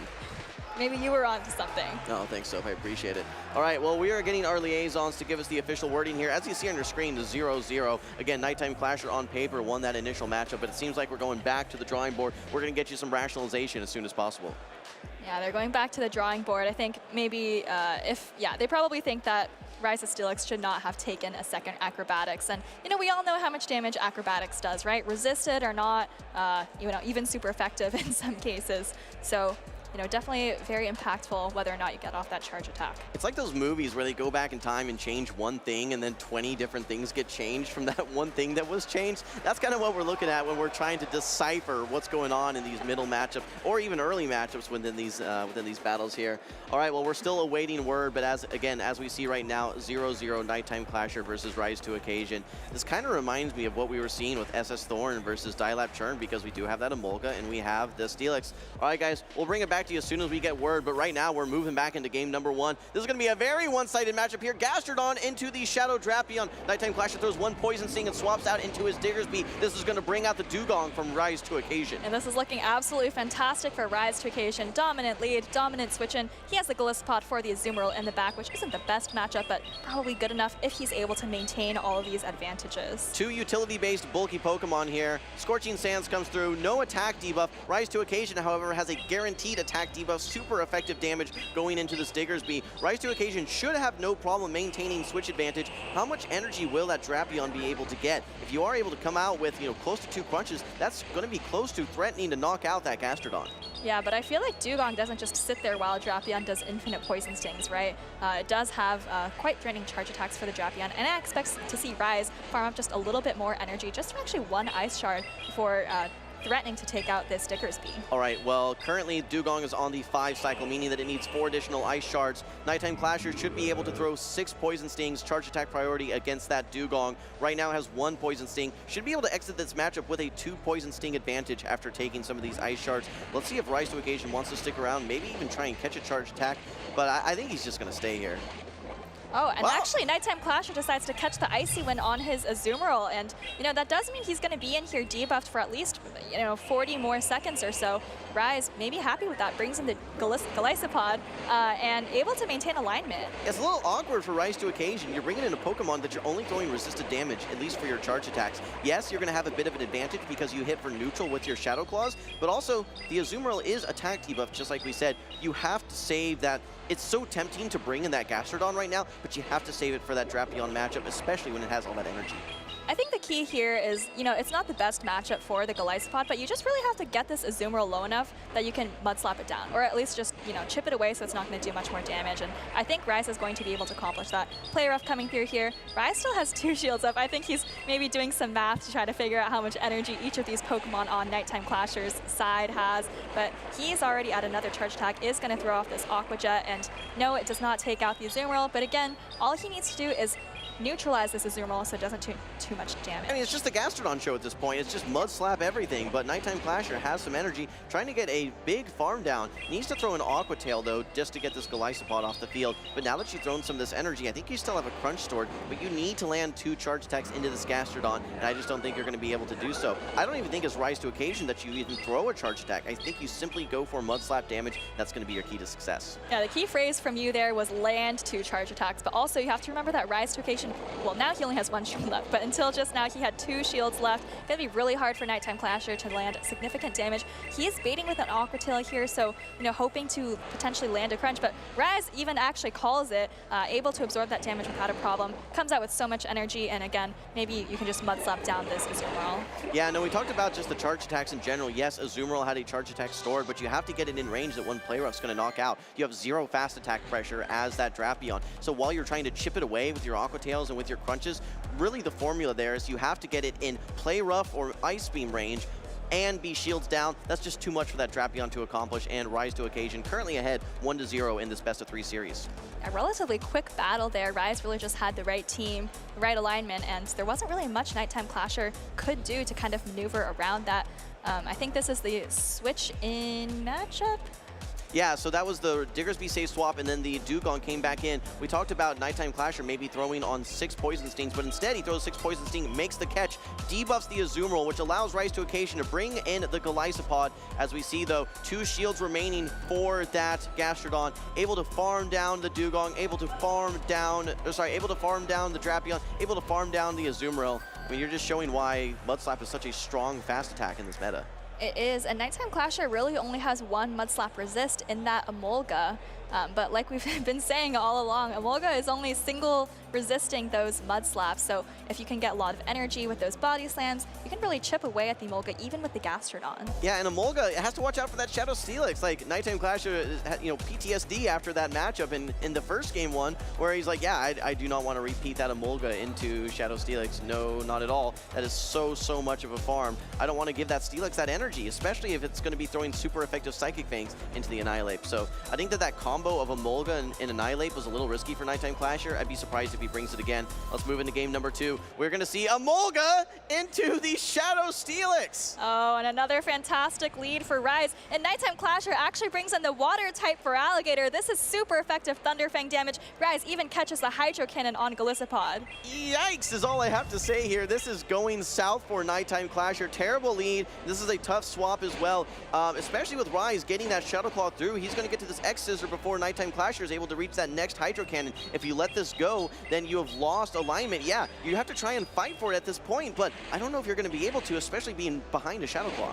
Both Pokemon using non-stab Shadow Claw, and of course the Feraligatr is just a little bit ahead on energy, so it's going to be able to pull shields from Rise if Rise wants to maintain switch advantage, which I assume he does. Yes, okay, puts up the Protect Shield, and I think he has some energy here, but it's actually Charge Attack priority, which Golisopod wins. Yeah, no, Rise to Occasion knows that you win. He could have thrown one earlier, but wants to throw in Charge Attack priority to make this a bit more awkward for Nighttime Clasher. Nighttime Clasher shields up that Charge Attack, desperately wants to get his Emolga off that Shadow Steelix. I think Rise to Occasion is actually going to shield this up. Okay, no, he opts to let it go. So now what this means is that Shadow Steelix is going to be aligned versus that Annihilate instead, and Jumpluff instead is going to be aligned on that Emolga. Okay, a quick soak from Nighttime Clasher after fighting for Switch, just gives it right back. Yeah, it gives it right back. I mean, the farm down would have been very uncomfortable, but I think this is even more uncomfortable. Emolga, as we know, just completely walled off by Steelix. The problem is that there's still a Protect Shield for Rise to Occasion. I know what he wants to do. He wants to get energy on his Shadow Annihilate to launch out those Ice Punches. Exactly, which is double super effective into the Jumpluff. But if you are going to be taking all these Psychic Fangs and there's still a shield in the way for that Jumpluff, I don't see how Annihilate's going to do this. All right, well, we know this Acrobatics does a lot of damage, but it looks like Nighttime Clasher, like you said, maybe wants to go for the farm down. But now the problem is, if you're Rise, you just throw these Charge Attacks, you stall the Switch Clock.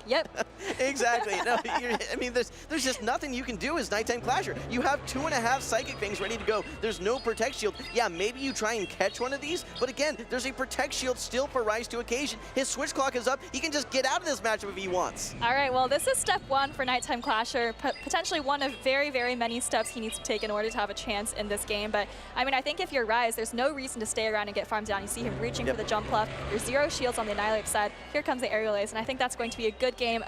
Another 2-0 for Rise 2-0 Occasion. That's right. Rise having an unstoppable run here in the loser side of the bracket. He will be eliminating Nighttime Clasher 2-0. I'm going to see if there's any sort of challenges here. I don't think so. Yep, trainers taking off the headphones. They're going to have a handshake, hug it out. A 2-0 sweep for Rise to Occasion in an extended series there. You got to love that Shadow Steelix. When you're able to get it aligned versus something like an Emolga, yeah, it just feels like GG's from the beginning of the game. And but let's not discount Rise to Occasion's plays after that. Despite winning the lead hard, he made great plays in that middle matchup as well, being able to get a Shadow Claw through right as Nighttime Clasher was throwing his Charge Attack, so he was always ahead in energy with his Golisopod. He really made the most of his good lead, right? He had the good lead, but he didn't just, sit around on his laurels. He made sure to get some energy on his lead Pokemon and then catch the resisted Hydro Cannon onto his Golisopod. So he started out ahead, but he kind of just pushed his advantage as the game went on. We saw Nighttime Clasher try to find a way to claw back. Yes, he went down 2 Protect Shields, and he realized, okay, well,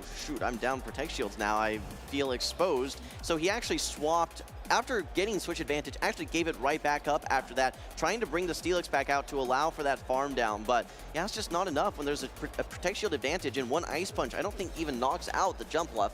Yeah, there was just no formula for success there for Nighttime Clasher. I think what's going through Nighttime Clasher's head is, if I get farmed down by the Steelix, my Annihilate isn't even that good into it. So I think that's why he switched out. But I mean, of course, the alignment was so bad for him that might have actually been his only chances if he allowed that farm down. Oof. Well, some extended matchups that we saw from many of those matchups. If they're not fresh in your mind, let's give you a refresher, guys. We're going to kick it over to the break with some match highlights. Make sure you stick around.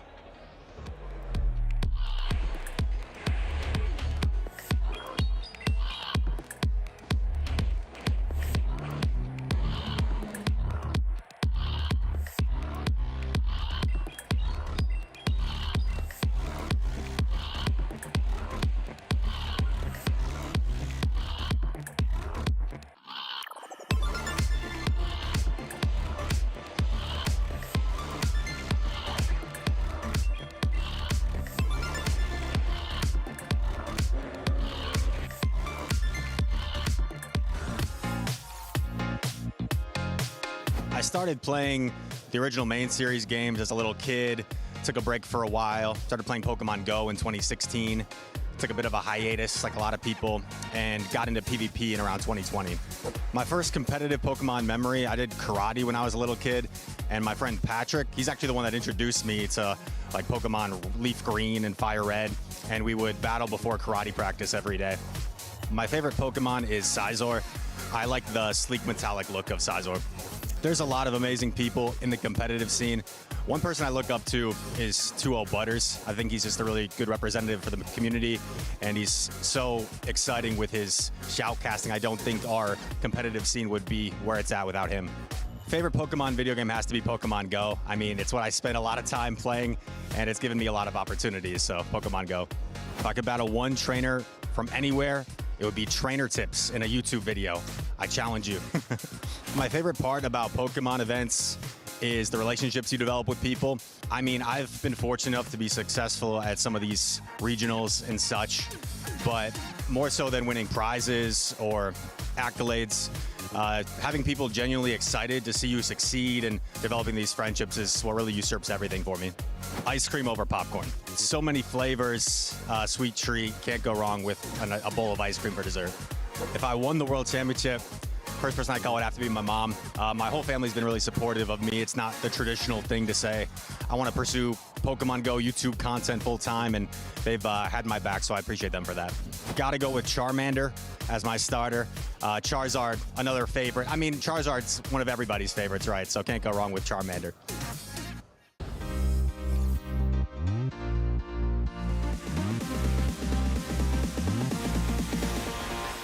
Regardless of how you play the game, just to have fun. I've made so many friends in this community, and I'm currently a VGC judge, and it's the best experience that I've honestly ever had. And as long as you're having fun, it really doesn't matter what happens throughout the day. The best piece of advice I was given from my friends is just to relax and believe in yourself. It's just tapping on a screen, you know, like don't overthink it. Just calm down, relax, take that deep breath, and tap away. Set a tangible goal for your first time and stick with meeting that and allow yourself to be, you know, happy with achieving that tangible goal. And if you do anything better than that, then it's just a cherry on top, but at least you know that you came here, you did what you came to do, and you can just kind of leave knowing that you accomplished something, then you can be proud of that. So the best piece of advice I've been given by a friend when playing Pokemon is being okay with losses. Something that's really helped me out is seeing like, it's not really truly a loss unless you can't learn from it. And so even through your losses, like, oh man, my attack didn't do as much damage. Great, now you can use that for the next game. Or like, oh man, this opponent used a really cool Pokemon. And actually, I've been inspired by my losses to use some of my favorite Pokemon of all time. So yeah, be okay with winning, be okay with losing, because at the end of the day, it's about learning and evolving. Hello and welcome to Yokohama, where we are at the Pokemon World Championships 2023. I'm Anna Prosser, and I'm standing in front of the Poke Center. I have some amazing models with me today. Please introduce yourself, sir. Hi, Spraggles, content cowboy and aspiring magician. Can you top that? Dupe Snacks, the eye on the sky on Eos Island. Now, we are going to find some clothing, some accessories. What are you looking for in there? I'm looking for Pokemon-themed things. I've heard there are some of those in there. What about you? Looking for anything in particular? Heard there was a jean jacket. I'm finna sporting that. We are super excited to do some shopping. Let's go.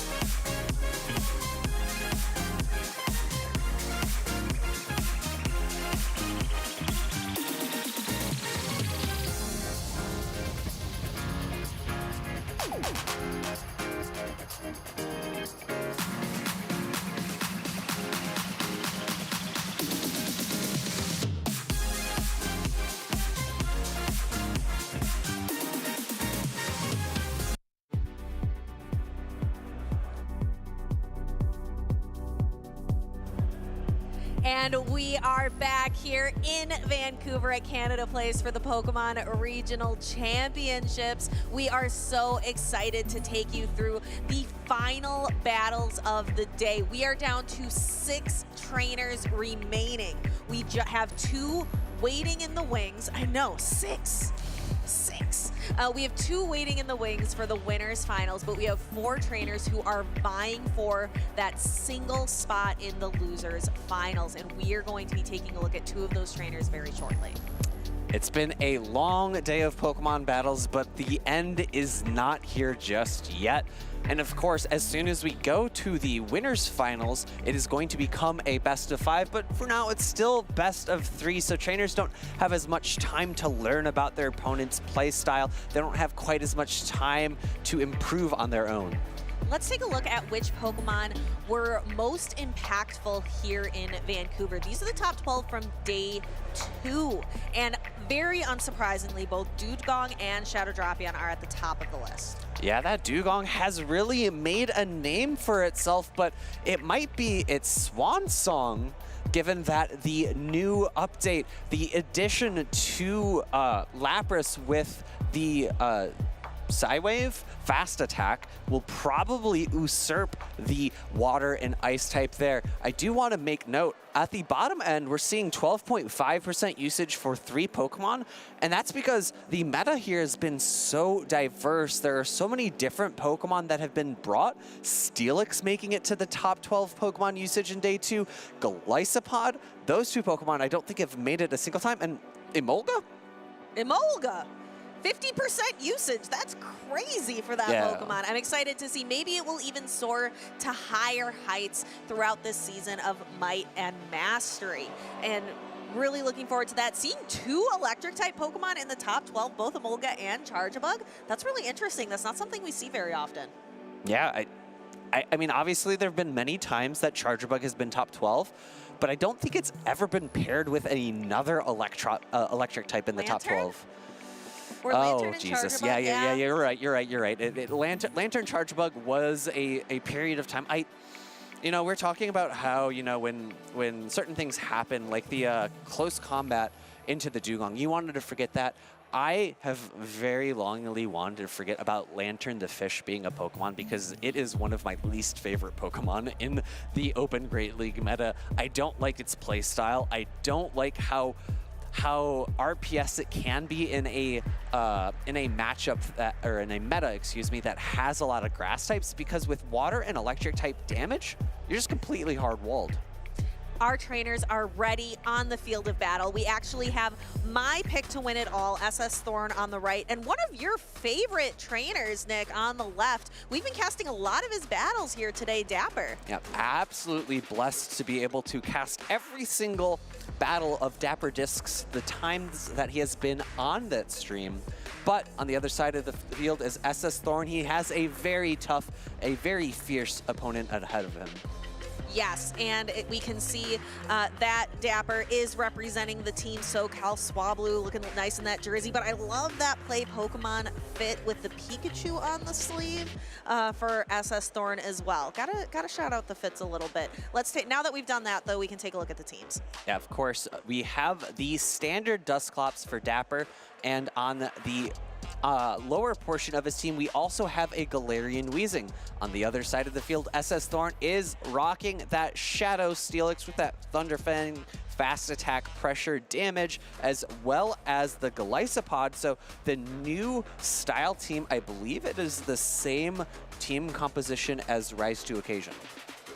Taking a look, looks like our trainers are jotting down some last-minute notes before they are locking in.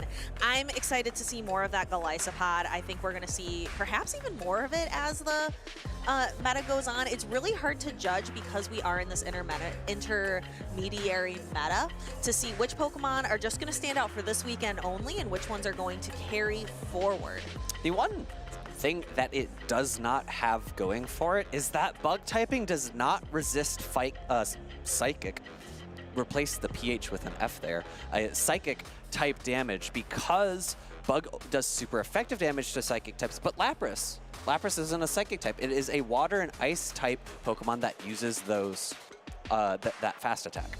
We can see Dapper doing well on the West Coast, Vancouver and San Diego. SS Thorn, not a trainer that we see very often, most often at these Canadian tournaments. So this is his opportunity. Let's see if he can seize it. We are going down to the field of battle. We have a great lead for Dapper with that Primeape going into the Dugong. How is SS Thorn going to adjust? An immediate switch out into the Shadow Drapion. SS Thorn a little bit ABA weak to a fighting type there. Aquatail loaded for the Shadow Drapion. It looks like he has 2 loaded, actually. A charge attack tie with the Diggersby going for that Scorching Sands. No, actually not a charge attack tie. Another quick attack going through, and another Aquatail coming from SS Thorn. And that is going to take the Diggersby down into pretty low health. This Diggersby has a lot of energy on the side of Dapper. We've seen SS Thorn Shadow Drapion get in a lot of trouble from Scorching Sands before. Looks like he's going to choose to Protect Shield it this time. And the Shadow Drapion is going to outpace to an Aquatail. Dapper just has to decide, do you want to throw that additional Scorching Sands? There's a lot of energy on that Diggersby, but going to let it go down the drain. No resist for fighting type damage on SS Thorn's team of 3 here. Close combat coming through, going to take out this Shadow Drapion. I have to imagine the Gastrodon's coming in, but an immediate switch out by Dapper into the G-Weezing, and this is not the matchup you want to see as a Poison and Fairy type. Yeah, that you could see the grimace on Dapper's face. He was not excited to see a Mud Slapper in the back. And this, and Galarian Weezing, you can see this one is running that brutal swing. Like we mentioned, it's very consistent. You can get to those attacks really, really quickly. They just don't really pack as much of a punch as you would want. And unfortunately for Dapper, his fighter of choice is this Primeape, so it's not Annihilate. It does not have that Ghost subtyping, so it does not double resist the body slams coming from the Gastrodon. So the Gastrodon is not really forced to throw those Earth powers to threaten any damage. However, this is looking really dire nonetheless. Icy Wind coming through, going to lower the attack of this Primeape. Primeape is really going to struggle to farm down this Dugong, especially with the lowered attack. Yeah, but Primeape can say, you can Icy Wind me down, I could just Rage Fist back up. However, there are shields on the side, so Dapper's just kind of, like you can see him having to make a decision. I have to use this final Protect Shield at some point, and it is just so tough for this Primeape because that Gastrodon is still pretty healthy in the back. Dapper has gone well over 100 energy here, forced to throw before the next Icy Wind from SS Thorn. Rage Fist going through enough to knock out. Will he have enough health to be able to pull away a win here? Does not seem like it. Is charge attack tie, a shield remaining for SS Thorn, but Dapper is completely out of shields, even though the attack rise comes through. Earth Power is coming back at that Primeape, able to pick up a knockout. And the Primeape goes down there. Feet, for some trainers at home or maybe are getting into the game now for the first time, might be wondering, why did you go like max out on energy? You've had all the energy in the world, you can only have 100 energy. Why wouldn't you throw there? The reason was because SS Thorn still had a shield and he had an Earth Power loaded. So even if he was able to knock out, I don't think it would have mattered because the energy was loaded. SS Thorn had that move available, able to shield up any charge attack thrown by Dapper, and would have been able to secure himself a victory. Yeah, so he needed those charge attacks. It didn't matter like how ramped up that Primeape was. That was moot. He needed the energy to be able to throw, but it's almost like he needed more than 100 energy to be able to pull that off. Or he needed SS Thorn to no-shield the charge attack, but I don't think that was going to happen. Nah. We see the unfortunate switch here in the replays from Dapper. Again, really not respecting the Gastrodon, being a little bit too weak to it. You know, of course, the Primeape isn't all that weak to it, but after you've thrown a close combat, those Mud Slaps, those hard-hitting fast attacks really just start adding up. So what can Dapper do to adjust? What can Dapper do to adapt? I think Diggersby looks like a solid choice for him, given the last team his opponent ran, as long as he can still align that Primeape into that Dugong. The Diggersby really needs to avoid that ice-type damage, the lowering of the attack stat from that Icy Wind, and as well potentially avoiding getting a Mud Slapper onto his Poison type. We see just that here. It is the Gastrodon against Primeape. This is a fairly neutral lead. We'll have to see which charge attack Dapper opts to throw. Close combat's going to do so much neutral damage. Rage Fist bait would be very impactful as well. Dapper has to be excited that this Gastrodon is not going to meet up with his Galarian Weezing. We actually see a close combat getting thrown and an immediate swap into the Diggersby, actually. Not bad being able to really neutralize what this Gastrodon can do. That's a lot of damage, and the Earth Power coming back through really just does not do enough damage to the Diggersby. In comes the Golisopod. Shadow Claw, fast attack damage, not really threatening. Fire Punch coming through, going to do neutral damage and do not quite 30%, maybe about 25% of the health of Golisopod. And we are going to get to see that newly buffed Aqua Jet from the Golisopod connect into that Diggersby, leaving it very low on health. Diggersby is going to be able to throw this parting Fire Punch, but Golisopod using Shadow Claw, I don't know if this isn't Shadow Claw downrange. No, it is not. Shadow Claw being double resisted means that Diggersby can take so many of them. It is a Pokemon that has a lot of health, and if you're double resisting a fast attack, that means you can take just that many more. Energy being forced to be thrown. Now Dapper has an option. Does he want to come in with the G-Weezing or the Primeape? G-Weezing comes in, probably going to want to shield up one of these charge attacks, given how damaging the Aqua Jet is now, but yep, puts it up, needs to protect the health remaining, and knows that there's not a lot of health remaining on SS Thorn's 2 Pokemon in the back. Yeah, but this Shadow Drapion is very full on health, and Galarian Weezing doesn't have any attacks that can hit it for even neutral damage. This is resisted. This is not the Overheat Galarian Weezing, so I'm not sure why SS Thorn chose to shield that one, but choosing to shield this Sludge instead. I guess shielding one of them makes sense. No real threat of a defense drop from the moves on Dapper's side, so shielding one makes sense. Really a coin flip between shielding the first and the second. Aqua Tail coming through now. Dapper has the option to no shield this, let his Galarian Weezing go, but instead opts to shield here, preserve the Galarian Weezing, throw a Sludge into this Shadow Drapion, and pull the final shield from SS Thorn. So now here's what's going to, now we have to see, is he going to switch right into the Primeape? He does. SS Thorn still has all 3 Pokemon remaining. This Aqua Tail is going to come close to knocking out. Primeape is not known for its defenses, because hang on with just a little bit of HP, but the Golisopod slices through.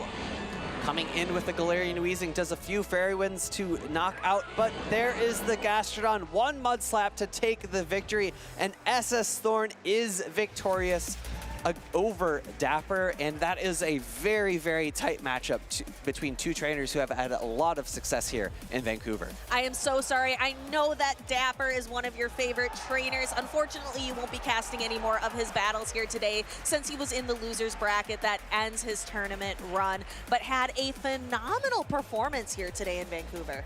I believe that gets us to our top 4. Because we have our 2 in losers finals, we have our 2 in winners finals. Yeah, that'll get us to our top 4. We have Dunebug and Haydonis sitting in the winners finals waiting. Here we have the losers semi-finals.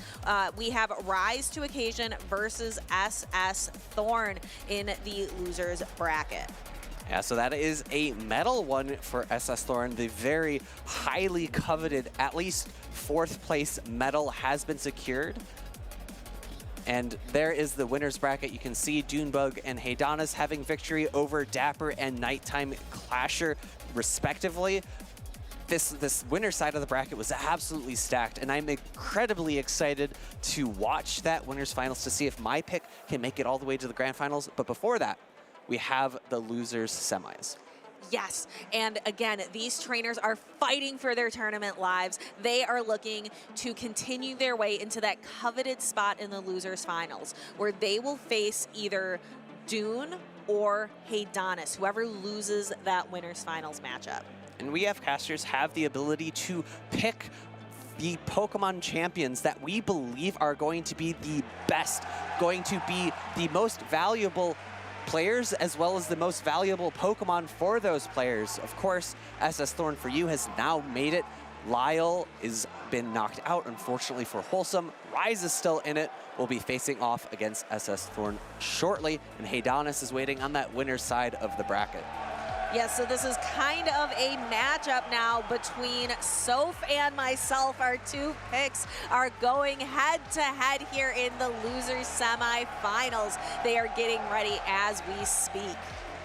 Yeah, it's going to be a very tense battle. Both of these trainers have suffered difficult losses and have rebounded from them. I know that Rise felt a little bit shaky after his loss to Dapper, but has really refocused himself, reconcentrated his willpower, and has been able to take a few victories in a row now to make it here to the loser semis. And we saw SS Thorn lose to Lyle yesterday and has had to fight a long time in this losers bracket. Starting off day 2 on the loser side is a tough journey, so that it is remarkable for any trainer who can hold on, kind of like white knuckle it through this long.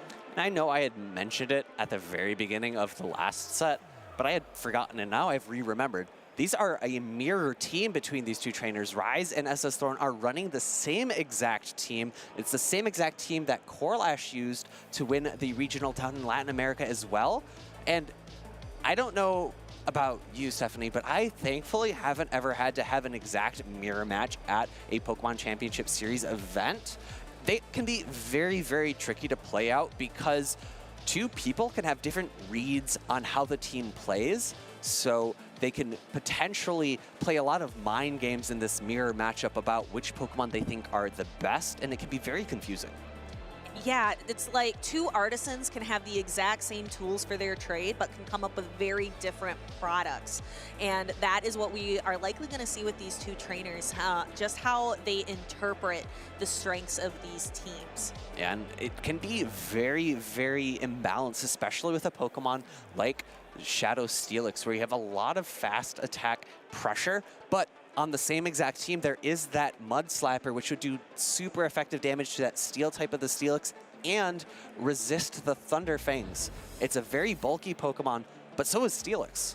And we also, these aren't the exact same tools, thinking back to my past metaphor, because the spread, one Pokemon might have a slightly different attack than others, defense and HP. Some Pokemon might be trained to win different matchups. So there are going to be some slight differences with these Pokemon, like which one is going to win that charge attack priority. Those are all things that can also, very subtle differences that can impact the match. I know in the past we've talked about the Medi Slayer Medicham. There is a specific stat spread for Dugong that really dominates the mirror matchup. I believe you need a little bit of an extra attack and a little bit of extra, I forget if it's health or defense, but it gives you, I think it's defense, because it gives you a break point on your ice shards and a bulk point as well, and that allows you to come out with an entire charge attack loaded while still winning the mirror matchup. Let's take a look at the accomplishments of these two trainers. As you had mentioned, SS Thorn really being a trainer that has played very strongly in a lot of the Canadian regionals. Rise to occasion, we saw four of his accomplishments there on our screen, but the list is long. I think we could maybe get 4 pages a list of 4 pages worth of his accomplishments. Several regional championships under his belt, lots more top cuts. He was recently a finalist in San Antonio, taking home a silver medal, but is looking for the gold. Doesn't want to settle for second place, and he still has a tough road ahead of him. Has to defeat SS Thorn here and has to make it through the losers finals, and let's say he wins the losers finals, has to go in the grands and bracket reset. It is tough from the loser side. I've heard a number of people say, man, if you're coming into the grand finals from the loser side, it's so unfair. You have to win 2 sets in a row. And it might seem unfair, but it really is how these tournaments work. It's so much tougher to be coming from the loser side of the bracket. But here we go into game number 1 of the loser semis. That Dugong for Rise to Occasion against SS Thorn's Shadow Drapion. And Shadow Drapion pacing to its attack right away. We can see that crunch is going to have full effect. It is going to, and gets a defense drop. We see SS Thorn immediately pivot actually into the Golisopod, pulling out the Jump Bluff from Rise. A bit of an interesting team compositional choice from SS Thorn in that he led a Pokemon that was really good into Jumpluff. He switches out into a Pokemon that's really weak to Jumpluff, but has a third Pokemon in the back that's really strong. So he's ABA strong to Jumpluff, but unfortunately for him, but fortunately for Rise, this Jumpluff is landing exactly where it needs to. In the B. Yes, exactly. And we are going to see the Golisopod continue to chip away at that Shadow Jumpluff using X-Scissor. X-Scissor, it does some nice neutral damage considering Jumpluff is both a flying type and a grass type Pokemon. Second shield coming up from SS Thorn, really prioritizing this Golisopod, really showing how these two trainers are treating these teams differently, going for a Shadow Claw down, able to get it, come out with a lot of energy, and we're looking at the Pokemon for Rise to Occasion. Neither of these Pokemon completely wall off the energy of this Golisopod. And Golisopod is going to be using the newly buffed Aqua Jets in order to chip away at Rise's defenses. Takes 1 Protect Shield and then is going to lower the health of the Shadow Drapion here to under half. Shadow Drapion building up energy, building up to a Crunch. Crunch is caught on that Dugong. SS Thorn saving a little bit of energy on his Golisopod, recognizing it has play in the future, especially if he's able to outpace and Rise is maybe not able to perfectly track the amount of energy he has. That defense drop, getting an early defense drop in one of these matchups is unfortunate. This Crunch is going to do even more damage, taking the Dugong really low because of that defense drop. Dugong's not able to get to an Icy Wind. There's a bit of a tough situation here for SS Thorn. I have to imagine he's going to come in with a Shadow Drapion. Will he be able to farm down in time? No, actually, a pivot from Rise into the Dugong. This is a drill and it's super effective damage. It's going to be really close to knocking out. Can SS Thorn survive and reach a move as well? Yes, he has the Crunch loaded. That was a lot of damage, but the Shadow Drapion able to withstand, peeling away the final Protect Shield from Rise to Occasion. Now the Dugong can't throw anything that is even neutral into this Golisopod, but I still think this drill run is going to be just barely enough to knock out. Yeah, I really like the way that game played out. SS Thorn really trying to preserve that Golisopod, recognizing how good it can be into different Pokemon on, I would say, Rise's team, but it's really both of their teams. That energy can be carried into so many different Pokemon, be utilized very well, but unfortunately, Rise just a little bit better with that energy management, really able to barely outpace to that final charge attack. I'm pretty sure Rise's Shadow Drapion was energy dry, so it would have been really, really close if that Golisopod had been able to outpace the Dugong. Taking a look at the replay, we saw the Golisopod using those neutral X-Scissors to try to chip away at the Jumpluff. We see a catch to try to absorb some of this energy from the Shadow Drapion. That seems to be the Pokemon that Rise really tried to utilize. Also, there was a Crunch debuff that I think might have been a little impactful there. And I was actually wrong. Rise had managed his energy so well, he had stored an Aqua Tail. So even if this drill run isn't enough, even if that X-Scissor was reached, the Aqua Tail would have been there and likely been enough to knock out. It's not same type attack bonus, but it is a Shadow Drapion, so that those two things combined, Shadow type bonus, as well as the Drapion having a fairly high attack set, means that Aqua Tail does a lot of damage even while resistant. I really do want to call out how good of a read Golisopod is into the current meta, because Dugong was on, what was it, 75% of teams in day 2. Golisopod walls off all of the energy from Dugong, being both a water and a bug type, water typing, resisting the ice type attacks, and then Drill Run, because Golisopod is also a bug type, bug resist ground. Yeah, it's one of those typing matchups that's not always super easy to remember. This is a mirror matchup I was never really expecting to see. It is a Shadow Steelix into Shadow Steelix, double resisted Thunder Fangs, Psychic Fangs also resisted, Breaking Swipes also resisted. Resistance is all around. So this is going to be quite a long mirror matchup. See, I wouldn't call Steelix in the Great League a particularly bulky Pokemon. However, they are going to be able to withstand a lot of these, and the attacks of these Pokemon are just going to be continually going down and down and down as they continue to use that attack Breaking Swipe. I think we might be able to walk away from the desk, do a lap all the way around the venue before this mirror match is done. Another Breaking Swipe coming through from SS Thorn. I think the attack has dropped once. It's a 50% chance for it to happen. It is no longer guaranteed, but a switch out into Dugong answered by the Golisopod from SS Thorn. Yeah, and that is exactly why Golisopod is so well positioned in this meta game. We can actually see I think something happened early on in the match. The Steelix energy didn't look quite right, did it, Nick? Yeah, it was a mirror match, so you'd expect those two Pokemon to pace at the same time. This is going to likely be a rematch because I think it was like 4 or 5 Thunderfangs were missed by Rise to Occasion. You could see that that animation was coming out a little bit more slowly. We saw Rise to Occasion speak up, raise it to the attention of the judges. So our wonderful stage manager Bates is up there, going to help us out a little bit, try to reset those phones, see if we can get our connection reestablished in a slightly better fashion. I was going to say, though, but looking at the Pokemon in the back and the Pokemon that Rise had switched in, I think SS Thorn was in a really solid spot there.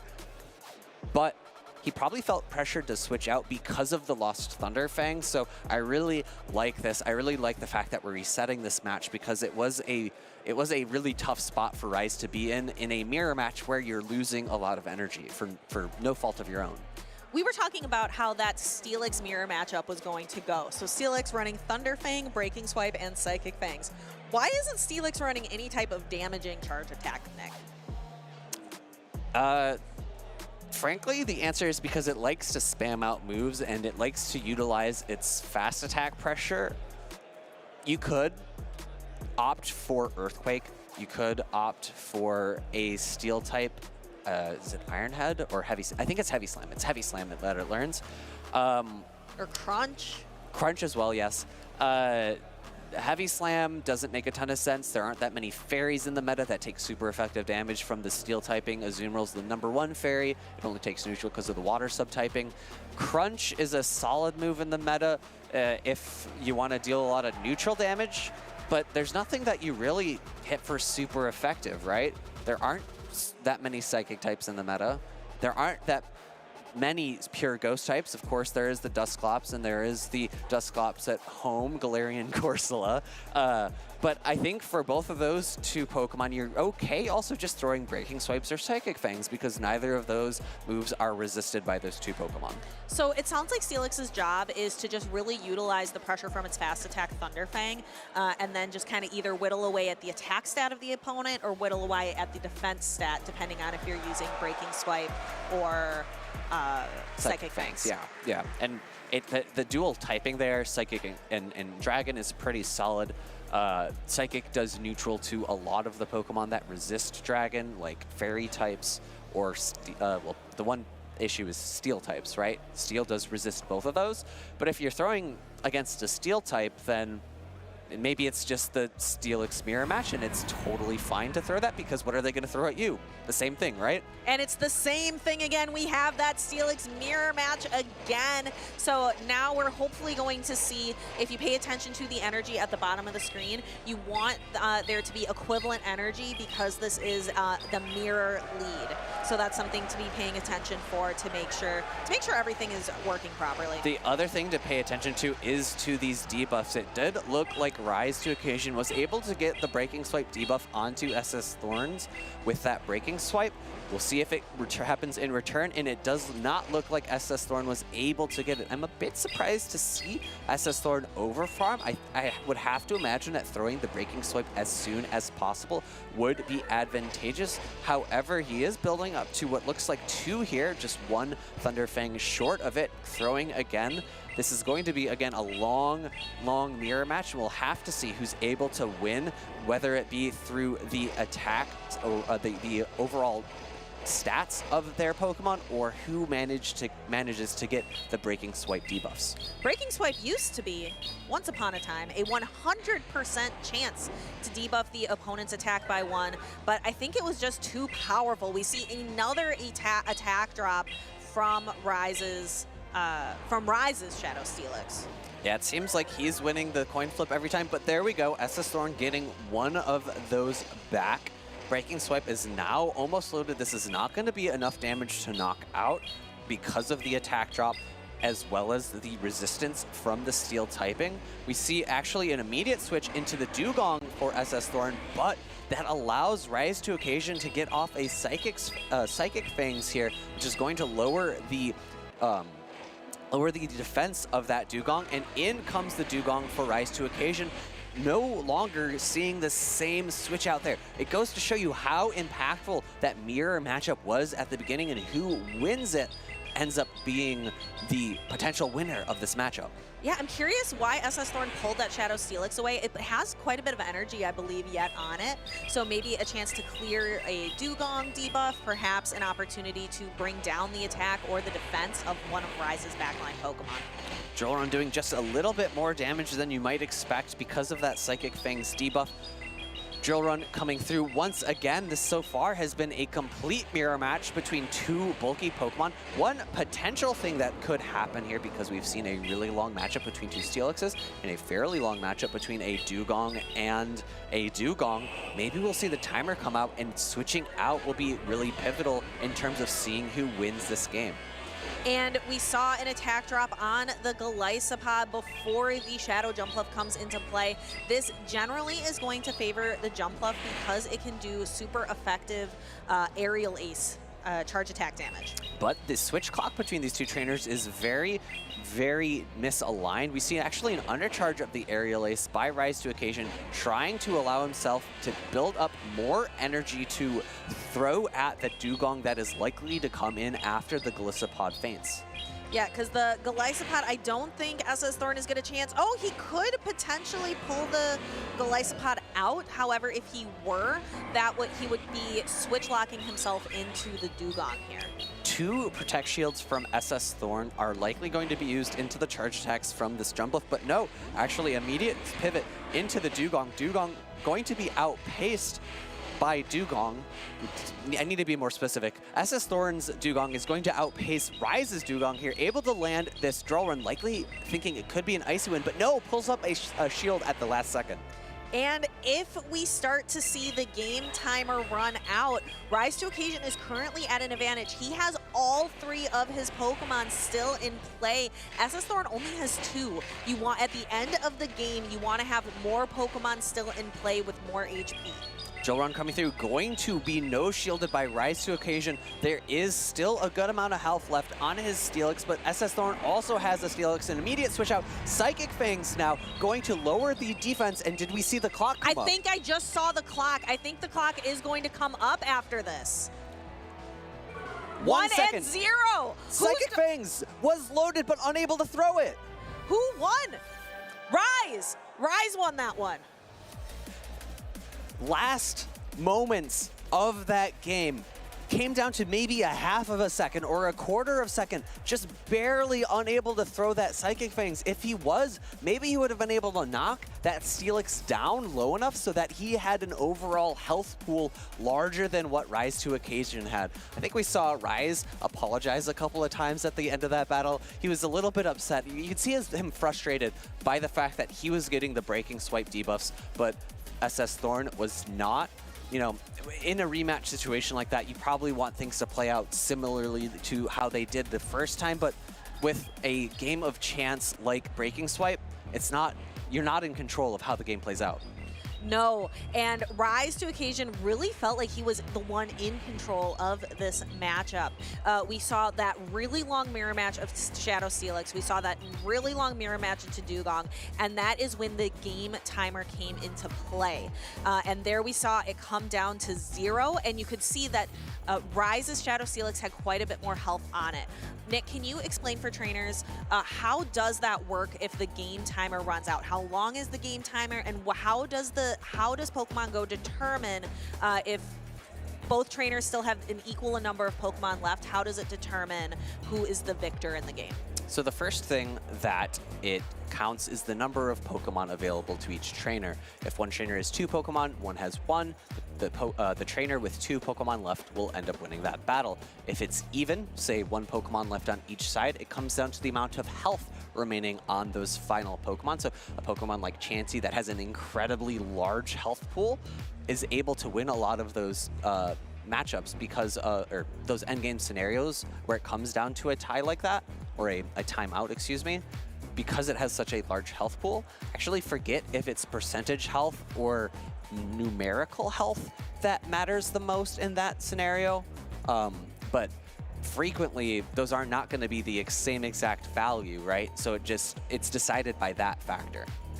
We can take a look now at the winner's side of the bracket, just again to show who we have had waiting. They have been waiting it seems like all day just to be able to take the stage now. It is going to be Dune versus Haydonis.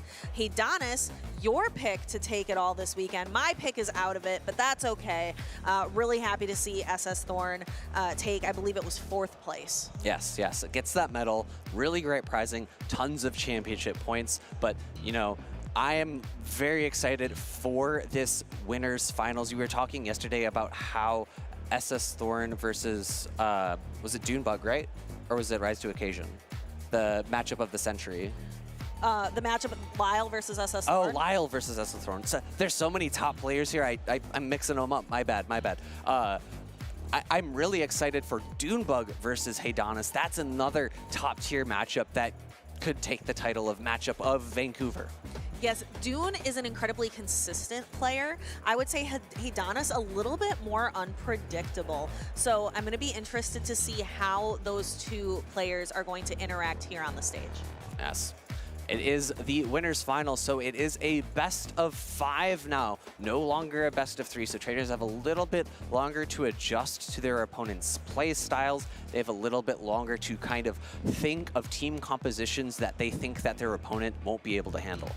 Yeah, in a best of 5, especially that first game is really all about information gathering and really trying to feel each other out with play styles. Thinking a little bit about their teams, Dune, remember, has that Shadow Fortress, and then Haydonis, that Shadow Dusclops and the Charjabug. Haydonis also really utilizing that Shadow Kanto Marowak, very similarly to how Elite really leaned on it throughout his San Antonio run. I was schooled a little bit earlier. I know you saw the message from one of our co-casters across the pond, Tomahawk UK, told me that even though Dusclops versus Diggersby is a ghost type versus normal type, and I thought the Dusclops would lose that, they're the Shadow Dusclops, excuse me, it actually goes to the Shadow Dusclops in all even shield scenarios because Ice Punch is super effective. Even though it's not same type attack bonus, it is super effective, so that gives the Shadow Dusclops the edge in that matchup. All right, and we can take a look. We just took a look at Dune's team. We can see Haydonis on the other side. Both trainers really thinking about the battles in front of them. Also, we have just a quick, our co-casters are helping us out here. Thank you. But when talking about the timeout, just so trainers know back at home, it is the percentage of health remaining that is the determinant. Which would theoretically disfavor a large HP pool like like Chansey. Anyways, looking at the accomplishments of these 2 trainers, there are many, many regional finalists and regional champions for these 2 trainers, or at least for Dunebug, I guess. Haydonis has been a regional finalist before. This is a bit of a neutral lead for these 2 trainers. Jumpluff, with access to acrobatics, can do a ton of neutral damage to the bug and electric type Charjabug here. Yeah, and Shadow Jumpluff able to do neutral damage in turn. Charge-a-Bug is electric, and Bug, look at that acrobatics. Even though it's only neutral, that does sting quite a bit. X's are coming through. This is neutral damage as well. Super effective against the grass type. Resisted by the flying type, but 2 are loaded. Back-to-back throw is possible. Will Dubunk choose to shield this charge attack, or will he let it go and play out the 0 shield scenario here? Well, it seems like he's willing. Oh, does he use the move? He uses the attack right on perfect timing. I think that Volt Switch might knock out after this. Let's see. Jumpluff uses the Aerial Ace. The Volt Switch damage applies. The Jumpluff is knocked out, which is going to give some farm to the Fortress. However, Haydonis is able to throw a discharge really quickly here into the Shadow Fortress. A little parting gift. The electric typing of that Charge-a-Bug coming in handy, able to survive that Volt Switch from the Fortress. In comes the Marowak, a counter switch by Dunebug into his Dugong. I just combined those two words. And that is mirrored by Haydonis. It is now going to be a long-lasting matchup. The one issue for Dunebug is that Volt Switch and Rock Tomb are going to be resisted by the ground typing of that Kanto Marowak, and the Earthquake is not going to be super effective. It will just be neutral. So I think Haydonis is in a pretty commanding position here. However, he has already utilized a shield, so Dunebug's Dugong is going to be in a solid. I'm struggling over Dunebug's Dugong. It is a tongue twister. I should have done that in my vocal warm-ups today. It is going to be able to outlast Haydonis's Dugong. Yes, and we can go ahead and see the drill run from Dunebug. This is another one of those really long mirror matches like we had earlier, which could potentially bring the game timer into play. We saw that for a while. There was a meta where we had a lot of really bulky Pokemon, and we started to see the game timer come into play. This being with Dugong and potentially Lapras coming into the meta, we might start to see even more of the game timer deciding these matches. Haydonis had actually waited a turn there trying to prevent a catch from Dunebug. Unfortunately, that gives Dunebug an additional Ice Shard there because Dunebug threw immediately. There was no charge attack tie. Another drill run coming through, going to strip away a shield from Dunebug, and in comes the Kanto Marowak. Icy when thrown immediately. Dunebug probably predicting that Haydonis would switch out at this point in time. And Haydonis's Shadow Kanto Marowak is going to be stuck with that attack fall for the rest of its time on the field. But that's going to be just fine. It's going to be enough to knock out this Dugong. And then the Shadow Fortress is all that is left for Dunebug. No shields remaining. And it gets to almost its next attack. But the Shadow Kanto Marowak is going to throw a Bone Club. Its attack dropped. Is it enough? No! The Fortress hangs on with an Earthquake. Is the Earthquake enough? The one thing here, the Earthquake might be enough, but I think Haydonis is in a really strong spot. It's not enough. It does survive. Bone Club is able to, or Mud Slap is able to knock out. However, if it was enough to knock out, the Ice Shard from the Dugong from Haydonis' side would have been able to pick up the knockout because a 3-turn fast attack is going to apply its damage before a 4-turn fast attack. And although Ice type damage is resisted by the Steel typing of Fortress, there was so little health on that Fortress that it was going to be more than enough to knock out. And we have our trainers getting ready to lock in again. That was an exciting game one. Let's take a look back at the replay. We saw at the beginning of the match the Shadow Jumpluff into the Charge-a-Bug. We saw the trainers play that out. We had that Dugong mirror match, which starts to kind of entice the game timer a little bit. And here we had the Marowak. One attack stage debuff, throwing the Bone Club was not quite enough to knock out, but when the Mud Slap damage applied after this, the Marowak was able to hang on. The Mud Slap damage applied knocked out Dunebug's Shadow Fortress. Yeah, the really crucial thing there was that Haydonis was very aware of Dunebug's energy on his Dugong, throwing that Bone Club at the same exact time as the second Icy Wind was loaded. No more shields left on the field of play for Heydanis, so that was crucial to pick up that knockout. Here we go into game number 2. It is a Guzzlord into the Shadow Kanto Marowak. I feel like it's been a pretty long time since we've seen Guzzlord. And remember, it is a Crunch Guzzlord, not a Brutal Swing Guzzlord. Crunch takes a little bit longer to get to. You need some extra Dragon Tail fast attack energy to get there, but it packs a bit more of a punch. Guzzlord throwing the Crunch, no attack fall, and Shadow Kanto Marowak throwing its Bone Club in turn. This is going to be much less impactful of an attack. Bone Club coming through. It looks like maybe we survive the Dragon Tail. Yes, Dunebug now has the option. Do I shield up this Bone Club? The shield prevents the damage from applying and gives switch advantage to Dunebug for the cost of 1 shield. But Dunebug immediately surrenders that switch advantage, bringing in his Dugong in order to, and we're going to start seeing that strategy. Again, you throw an Icy Wind first, and then we're going to start to see a series of drill runs. Heydanis does not look thrilled with how this has played out. Yeah, I think he would have preferred to have gotten this Play Rough off before the first Icy Wind to have it do the full damage. However, he's still in a pretty safe spot here. He does have the Shadow Dusclops in the back with access to Ice Punch. Both it and Azumarill have the ability to do double super effective damage to the Shadow Jumpluff that Dunebug has lurking in the back. But before we can get to that, we have to see how this matchup is going to play out.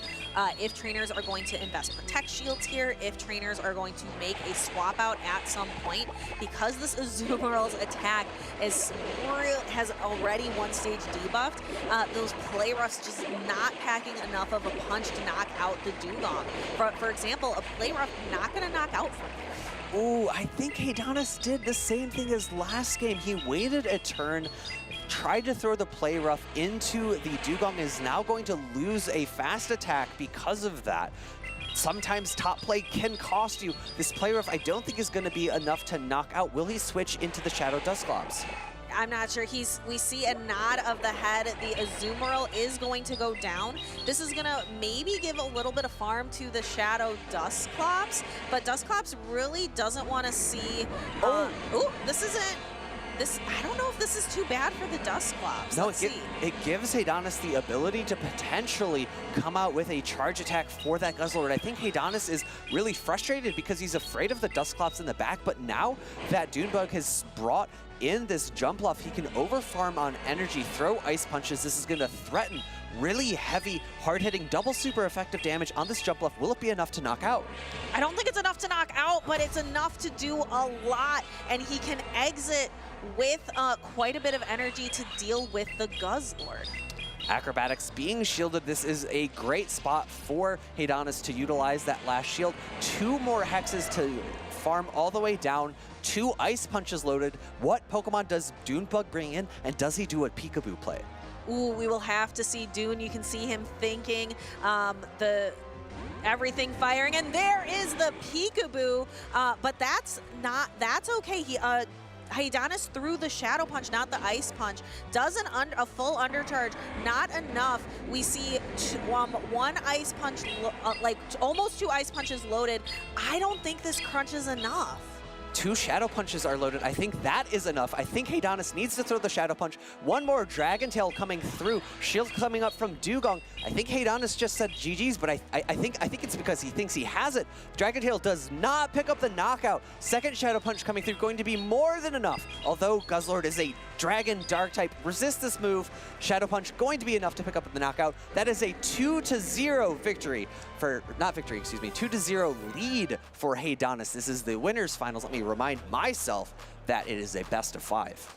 Yes, and Heydanis is looking really strong with a 2-0 victory. He is locking in his teams immediately, allowing Dune a little bit of extra time to think. Heydanis knows his game plan and is ready to go. These are tough battles against a tough opponent. That came down to the wire. You know, he was saying yesterday, oh, I haven't really brought my Shadow Dusclops a lot. He's brought it here against Dunebug, who has not one Dark type, but 2 dark types. Dark types are going to be the type of Pokemon that Shadow Dusclops struggles with the most, especially now with my hidden knowledge of knowing that it beats the normal type of Diggersby. And we saw that a massive amount of damage. That was honestly a lot more than I thought that Ice Punch was going to do to the Shadow Jumpluff. I suppose because it is a Shadow Dusclops doing damage onto the Shadow Jumpluff, you have to take both the Shadow bonus of the Dusclops into effect, as well as the Shadow drop of defense from the Jumpluff. Yeah, and Junebug did everything within his power to make that game as close as possible with the Peekaboo play into the Azumarill. Really removed the energy from Haydonis and allowed Junebug back into that game. I just realized something. If Haydonis wins this next one and knocks Dune into the losers finals, he'll be playing Rise, which is such a rivalry. Let's see if Haydonis can put this away. We have the Charjabug locked into the Dugong. This is pretty solid for Haydonis. Haydonis has got to be happy with how the beginning of this match has played out. Icy Wind going into the Charjabug, going to do good chip. Haydonis likely going to throw 2 more Volt Switches in order to utilize optimal timing. No, actually just going for the one. Has 2 discharges, throwing the first one, and could likely throw the second one immediately, or maybe opts for a single Volt Switch. And the discharge lands, and we can see another discharge is incoming. Dune lets the Dugong go. Dugong is Dugong off of the field. Besides, of course, Haydonis is one in the back, and in comes the Shadow Jumpluff. Not really able to get a farm down here, but not as threatened by these X-Scissors, given the Icy Wind that has landed from the Dugong onto the Charjabug. On paper, this looks great for Haydonis. Haydonis can just play this matchup out and chip away at the Shadow Jumpluff and bring in his own Dugong, aligning the Dugong into its main target, that Shadow Jumpluff, and then the Marowak is then up against the Shadow Drapion. In comes the Dugong. Acrobatics being thrown by the Shadow Jumpluff. This is going to do a lot of good neutral damage. Dugong is very bulky, and it takes about 50%. An immediate swap into the Shadow Drop-In, immediate swap into the Kanto Marowak, and they both nod their head. I think Junebug might know that this is a really tough endgame matchup. No shield from Haydonis. I like this. You can take one Aqua Tail. Will he go for the full farm down, or will he throw a Bone Club? Potentially going for the full farm down. Haydonis actually letting the Kanto Marowak go. Yeah, I think this makes a lot of sense because the Dugong can do 1 Ice Shard here, get the farm down, 2 shields on both sides. You're going to be fine with just the fast attack pressure here in order to farm all the way down. There is no way this Jumpluff is getting to 3 charge attacks here, and that is Haydonis pushing his way into Grand Finals 3-0.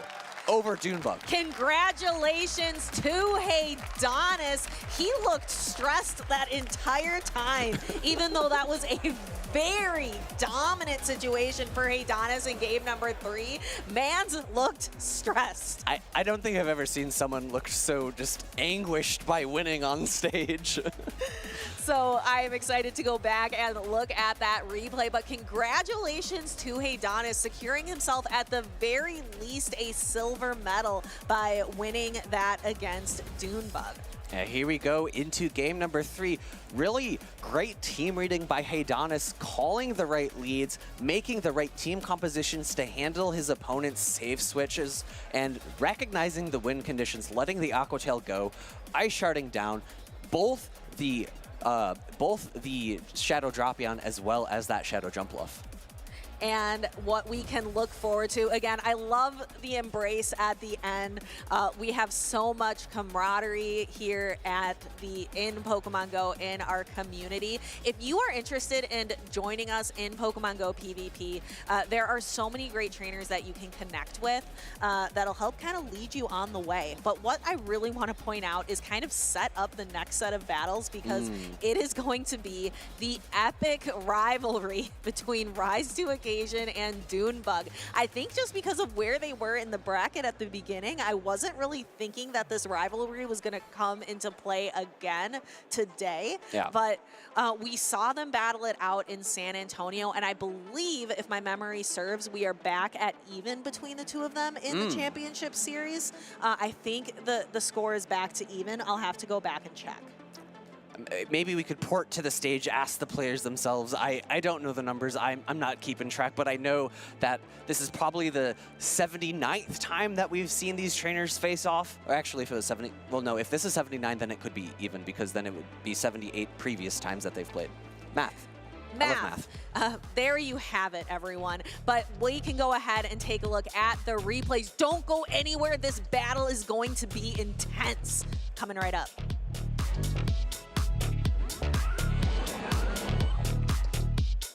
You got this, well played.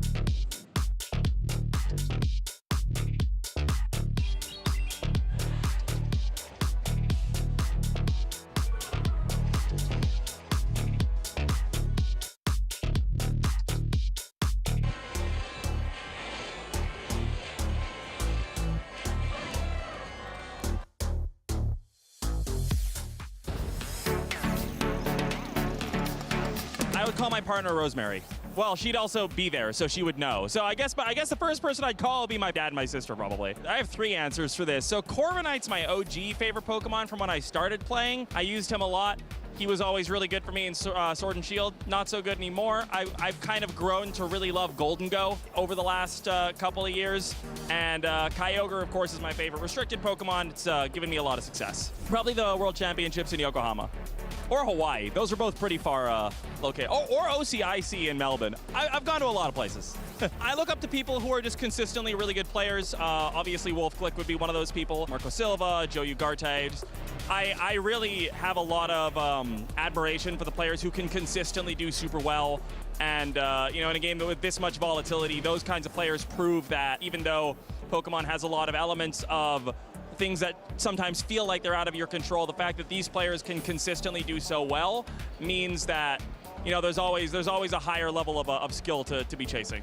I've usually been a night owl, but I'm also getting older now, and I find myself waking up in the morning, and it's weird. So I guess, like, I'm like in the middle of shifting from being a night owl to a morning person. My favorite event food is no food, actually. I think I eat like protein bars, and nuts, things that are high in protein, but I don't usually like to have a full meal during a tournament day because I don't want to risk a crash. So usually we end the day pretty early these days, so it's nice. I get through the day, and then I'm real hungry, work up a good appetite to go and just eat some great local food wherever we are. It's a cheap answer to say a legendary Pokemon, so I'm just gonna go with Golden Go. I like my Golden Go. Gimmighoul's such a cute little first form, so I guess we'll go with Gimmighoul. My favorite city to travel to for a Pokemon event has probably been Yokohama. The way that everything around Yokohama was so sort of Pokemon up for the World Championships was just such an amazing experience. Being able to just kind of look around Yokohama and kind of go on this little treasure hunt of finding all the little various Pokemon things, the big murals. There was just so much cool stuff around there. I thought it was an amazing destination. At events, I really like listening to power metal. It kind of like gets me focused up. I went to school for musical theater, so I like musical theater. I like everything. But right now, at an event, it's usually going to be power metal. Maybe K-pop, but we'll go with power metal for today. Flying Gyarados, because that thing needs more flying moves. Like, we just need Gyarados to have a little bit more love in the flying department. He's so reliant on the generational mechanics to have same type attack bonus flying moves, so just give him something.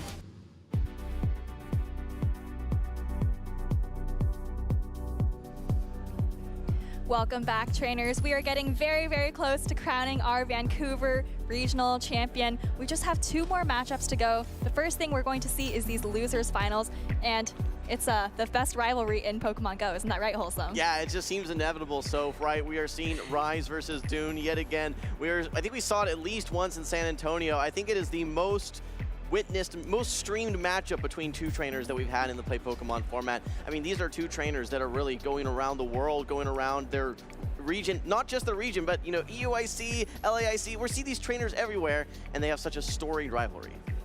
Yeah, the first time they ever played on stream, I think, was actually in the 2022 season. They played in the grand finals of Milwaukee. Rise actually came out victorious there, Dunebug taking second place, and here they are, both in the top 3, you know, several years later. Yeah, absolutely. I think if we look at Rise, we have to say momentum is on his side. I know we keep saying this, but I don't know that he's dropped any matches at all, or sorry, any games at all, minus versus Dapper Discs. So outside of that one game, who Dapper Discs has now been eliminated, doesn't have to worry about, he has been on an absolute heater, and he seems to be, at least from my perspective, just unstoppable right now.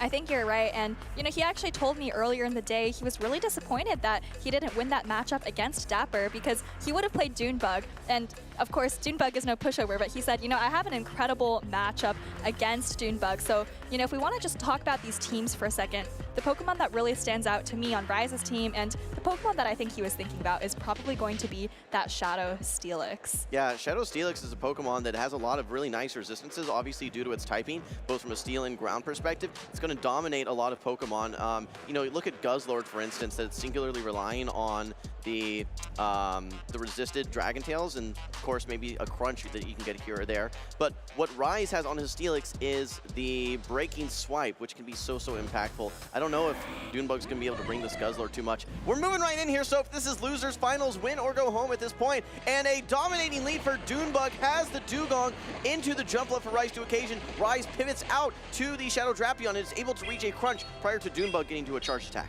Yeah, Dunebug is just staying in for now. Doesn't have a great answer to Drapion. He really just has Jumpluff and his own Drapion in the back. One Ice Shard and throws the Icy Wind. Gotta start dropping the attack of this Drapion. Yeah, absolutely. Icy Wind rather comes through, does get shielded by Rise to occasion. Dunebug still in a bit of an awkward swap, but opts to swap out into his own Jumpluff. Hard to bring in your own Drapion when you are still in double Aqua Tail range. Now with this debuff, however, Dunebug may want to just simply soak up these crunches and try to land in Acrobatics. Yeah, and I think for Dunebug, you probably want switch advantage here, just so that you can get the Drapion on the Steelix. That being said, Dugong does have some counterplay with that Drill Run, and Dunebug has also kind of trapped the Jumpluff on Rise's side. A really interesting... Big bait there, yeah. Interesting throw, because he was not at the Crunch, but realistically, Dunebug was going to be throwing that Acrobatics, so you are getting a little bit of free damage there with that Aqua Tail. A lot of anticipation by Rise, but it worked out pretty nicely for him. He actually has a little bit more, a little bit of some extra chip there, and sets up a very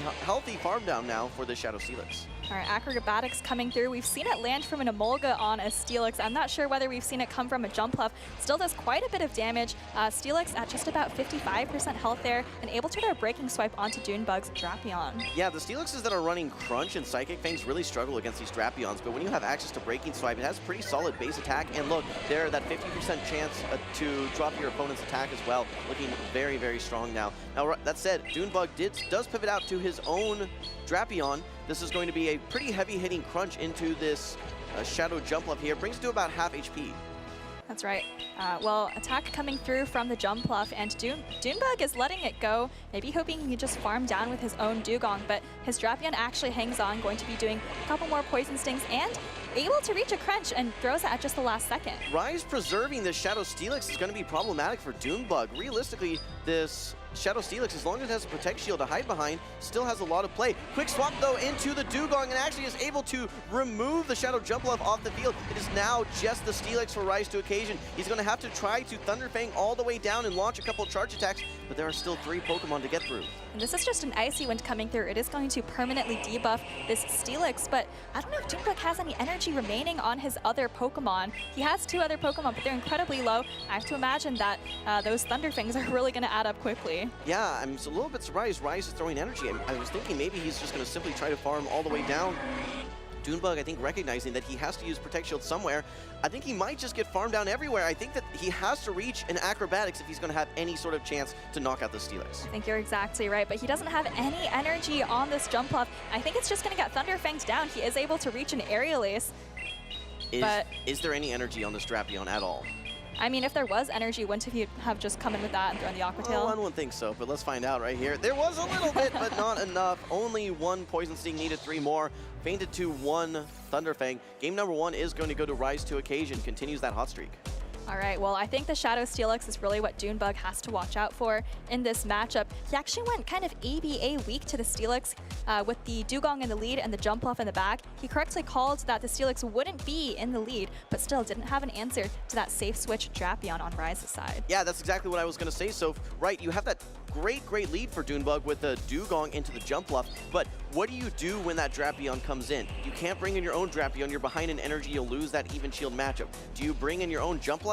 No, that's not a good answer. So you have to stay in with the Dugong, either absorb and charge attack, maybe try and get a shield, but also use the shield, then bring in your Drapion. The problem is the Drapion is still in 2 Aqua Tail range, so you really haven't done anything with your Dugong. It's just a very awkward spot, and I anticipate Dunebug to rebuild his team to have a better answer to Drapion in the next match. Yeah, maybe the Guzzlord, which of course absorbs the energy from Drapion very, very well.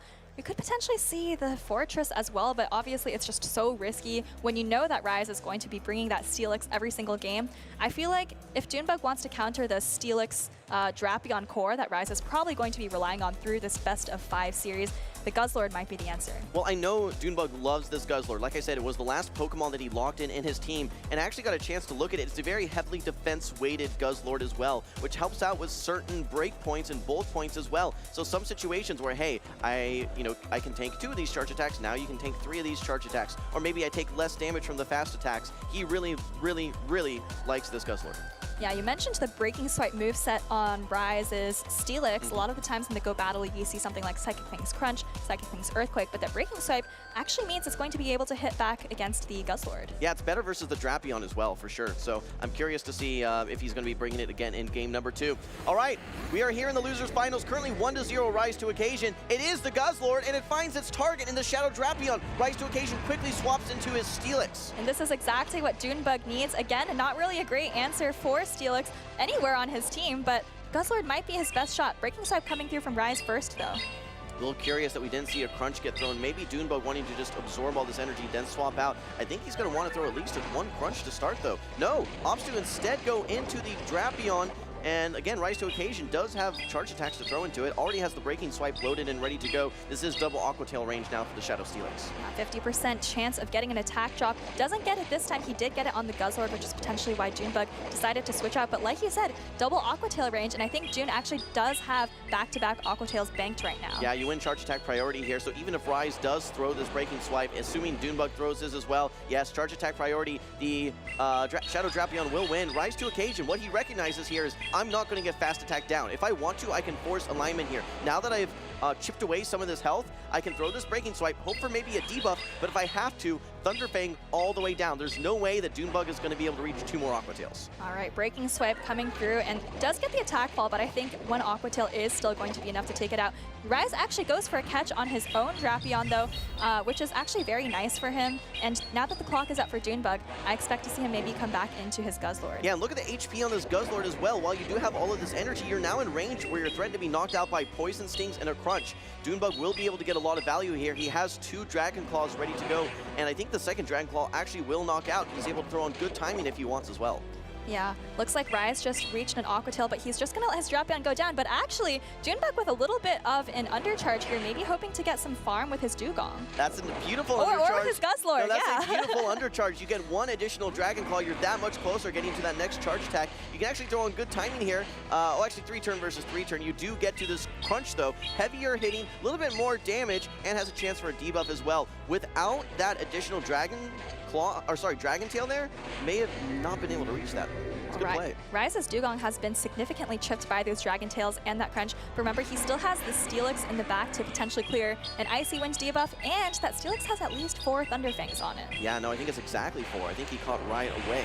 So, yeah, let's see if that ends up coming into play. Yes, brings it in right away. Has the Psychic Fangs loaded, ready to go. Throws it just before the next charge attack. Dunebug wants to protect shield his Dugong, knowing that it's going to be his healthiest Pokemon. However, he's going to be stuck with a defense debuff at this point. Yeah, this is a tricky situation. You want to clear your debuff, but you don't want to give extra energy for Ryze's Dugong, which is about to come in. And also, Ryze is up a shield. Dunebug throws the Icy Wind right away, knowing this is Ryze's last Pokemon, maybe hoping that a Drill Run after this will be the formula to knocking out the Dugong. No, I think he recognizes that, okay, if I land this Icy Wind, it's a permanent debuff. I'm now in range where 1 Drill Run's not going to knock out after the Psychic Fangs debuff. I think that you hang on to this no problem. Rise, however, may get knocked out by the drill run. He does use the Protect Shield here. Yeah, looks like that might have been charge attack priority, and Rise did lock in that drill run, but now, I mean, Dune has very low health on all of his Pokemon, because yes, you debuffed this Dugong, but look at how much this drill run is going to do. I'm not sure if you can hang on through that Psychic Fangs debuff. It's going to be very close. Yeah, I think he just needs to get to this drill run. They're both single debuffed right now. Here we go. Charge attack priority. Dunebug gets to the drill run, and he's going to tie up this series 1-1. He's going to take out this Dugong. What a crucial, crucial play. Well, I was concerned about that Psychic Fangs debuff, but Dunebug knew he was going to survive that with 1 HP to get off that final charged attack. If Dunebug doesn't throw that Icy Wind right at the beginning of that Dugong matchup, I think he loses that matchup. So really, really great awareness there that he needs to get that utility out of the Dugong so that he can survive not only that drill run, but the subsequent Ice Shards as well. All right, let's take another quick look at Dunebug's team. We've seen the Dugong, we've seen the Guzzlord, and we've seen the Shadow Drapion. That seems to be the formula for success. And I feel like Dune really needs like perfect alignment here to win this matchup. Like Rise has such a nice team composition advantage with the Shadow Steelix, which of course we are expecting in every single game. So Dune really needs to align, you know, the Guzzlord with the Drapion, or maybe get it onto the Steelix. So if I think the story for day 2, not just in this matchup, but what we've seen throughout, especially the loser side of the bracket, is we see these very one-sided leads, and then we look at the end of the game and it was basically one fast attack or a charge attack priority that determined it. Don't forget, Dunebug started out with Guzzlord onto Drapion, which is about as one-sided of a matchup as you can have, and it still came down to charge attack priority at that end game there. Yeah, looks like Rise actually didn't even go for throwing the charge attack. Maybe trying to predict that Dunebug would go switch into his Drapion to clear the debuff, but Dune, you know, just stayed in, threw the charge attack, maybe thinking he would win charge attack priority if it came down to it. No, I think Rise knows that his Dugong loses charge attack priority at this stage, and he's looking for windows of opportunity and win conditions. And the win condition, just like you said, is Dunebug making a play to try and catch. So he's just going, he's not going to throw that anytime. He's going to try and get that farm down onto the Energy Dry, Drapion, and then hope for something. His back was up against a wall. All right, well, it's the Steelix again for Rise to Occasion, and a fantastic matchup. It's met with Dunebug's Fortress, but he quickly swaps out into the Shadow Drapion. Yeah, we keep seeing these very one-sided leads, but then a lot of creativity in these middle and end games. Right now, Dunebug brings in the Drapion and is able to reach an Aqua Tail prior to Rise reaching his first charge attack. Rise will opt to let the Aqua Tail go, takes the Steelix down to almost 50% HP, but again, Steelix does hang on to 2 Aqua Tails. All right, Breaking Swipe coming through here, and Dune's actually going to shield it up, maybe afraid of the fast attack pressure. He doesn't want to get too low in health, and also probably realizing that Rise doesn't have an answer to the Drapion. I think realistically, Rise, if he wants, can no-shield this charge attack, and actually, if he lands this Breaking Swipe, farm down, he may need to use a Protect Shield as well. Dunebug, in the meantime, though, does throw this Aqua Tail. Rise lets it go, hangs on still with some HP, and has the Breaking Swipe ready to go. Dunebug has already invested 1 Protect Shield. He uses the second Protect Shield here as well. Is there any reality he can poison sing down this Steelix? Looks like he's going to try. These Thunder Fangs are coming through, and actually the Steelix barely faints with the Breaking Swipe. Look at those triple resisted poison stings. Yeah, I was gonna say, keep me honest here. Triple resisted poison stings, not a very hard-hitting fast attack to begin with. That's not something that we're probably ever gonna see again. However, Dunebug, with such low HP, unable to get more than 1 charge attack off. He now has the Fortress a little bit more freed up. It's going to be facing off versus this Jump Up here. With access to Rock Tomb, he's going to be able to get some super effective damage off, but he is at a 2 shield deficit. And not only that, Rise is able to fire off the Acrobatics before Dunebug is able to debuff with the Rock Tomb. And this is looking very tough for Dunebug because the Fortress has a great matchup into these back 2 Pokemon, but look at how low it is. Yeah, well, let's remind everyone this is a best-of-5 series here, so whoever wins this matchup, they're not done yet. They're going to have to win 3 games in this best-of-5. Now, Dunebug has his Guzzlord lined up versus this Jump Up, but keep in mind, these Fairy Winds are double super effective into the Guzzlord, and here comes the Acrobatics. Yeah, I think with the attack drop from the Rock Tomb, it doesn't do quite as much damage, but still, you know, a very respectable amount. And Rise throwing this charge attack here, you know, all he needs to do really is get through this Guzzlord, maybe land 1 more Aerial Ace on the Fortress, and I think the game is his. Yeah, Rise in firm control of this matchup. Yes, will Dunebug reach another Rock Tomb? Of course, he does win charge attack priority. However, Rise to Occasion can probably clear this up just with this Jump Bluff. Even if he doesn't, he still has that Dugong hanging out in the back as well. That's right, charge attack priority, so Aerial Ace is going to come through. I mean, this Jump Bluff is pretty debuffed here, but look at how low the Fortress is. I think this is going to be enough to take it out. And Rise moving forward with a 2-1 lead in this best of 5. That's right, he's 1 game away from making it to Grand Finals. That would be back-to-back regionals for Grand Finals. I think normally we see Rise coming in from the winner side of the bracket for Grand Finals, so this may be some uncharted territory for him. Dunebug, though, no stranger to losers finals. He's had some historic runs through the loser side of the bracket. Here in Vancouver, though, this is his first dip into losers, though. Actually, I just remembered another match. I think they've played in a losers finals before, maybe at the Arlington Regional a couple of years before. And I think Rise was in a great position, but Dunebug ended up reverse sweeping. So definitely don't want to count out Dunebug. Yeah, no, that was a regional to remember. Don't forget, speaking of things to remember the time that you saw Drapion farm down a Shadow Steelix, triple resisted poison stings. However, down 2 shields, there was just no coming back for Dunebug, unfortunately there. Rise to occasion, able to use the jump left to great effect, not only take out that Guzzlord, but take out the Shadow Fortress as well. Yeah, I don't think Dunebug quite realized how good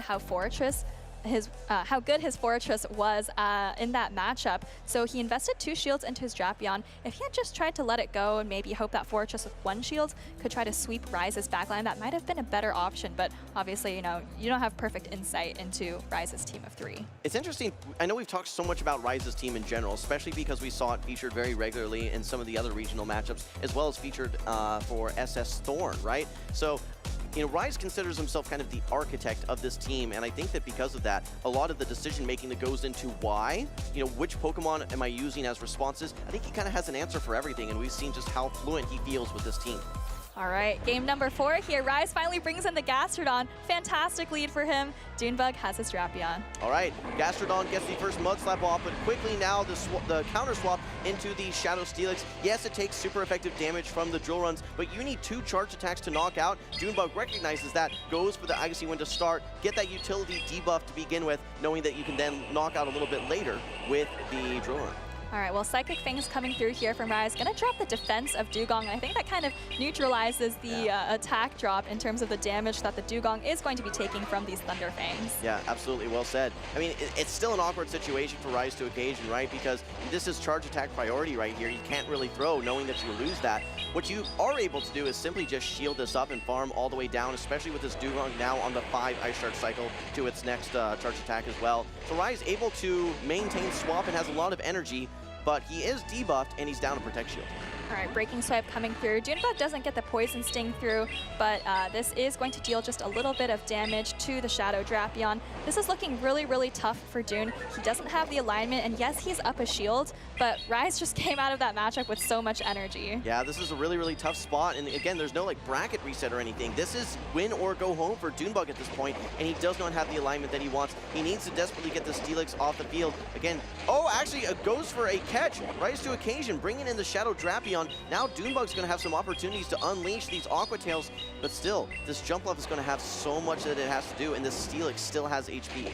Yeah, there might be a tiny window for Dunebug here, because now his jump left gets to avoid the bulk of the matchup with Drapion, because Dunebug is going to chip Rise's Drapion very, very low with these 2 Aqua Tails.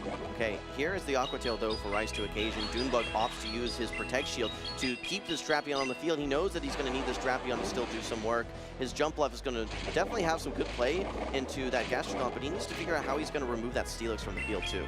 I think Dunebug is trying to zoom in on the HP bar of his Drapion, thinking, can I survive 2 more Poison Stings to get to this next Aqua Tail? And I don't think he was. No. So he actually switches out there into his jump left, and now this crunch is going to come through. Yeah, this is crucial for Rise because the Gastrodon isn't going to be able to do too much into the Shadow Jump Up. Shadow Jump Up is not running Energy Ball, so that makes things a little bit safer. Here comes the Steelix, though. With Dunebug locked into this Jump Up right now, this Psychic Fangs is going to be sticking around for a while, specifically the attack debuff, or sorry, rather the defense debuff that it applies. Yeah, Psychic Fangs land. I mean, if you're Dunebug, what do you do here? You overfarm just a little bit, throw this Acrobatics, that's a ton of energy lost to take out this Steelix, and then yes, there's a Gastrodon with not much fast attack pressure for you, but I don't even think 1 Acrobatics 1 hits. No. And there's still this Drapion. Yeah, but look at the switch clock for Dunebug. Is he able to get to a charge attack and maybe make a catch? I just don't think he has enough HP. Even Mud Slaps might be enough now at this range. Yeah, Aqua Tail coming through. Dunebug's just going to let it go, and he has his own Drapion, but it's nowhere close to what it needs to do anything in the rest of this game. A tough end to that game for Dunebug.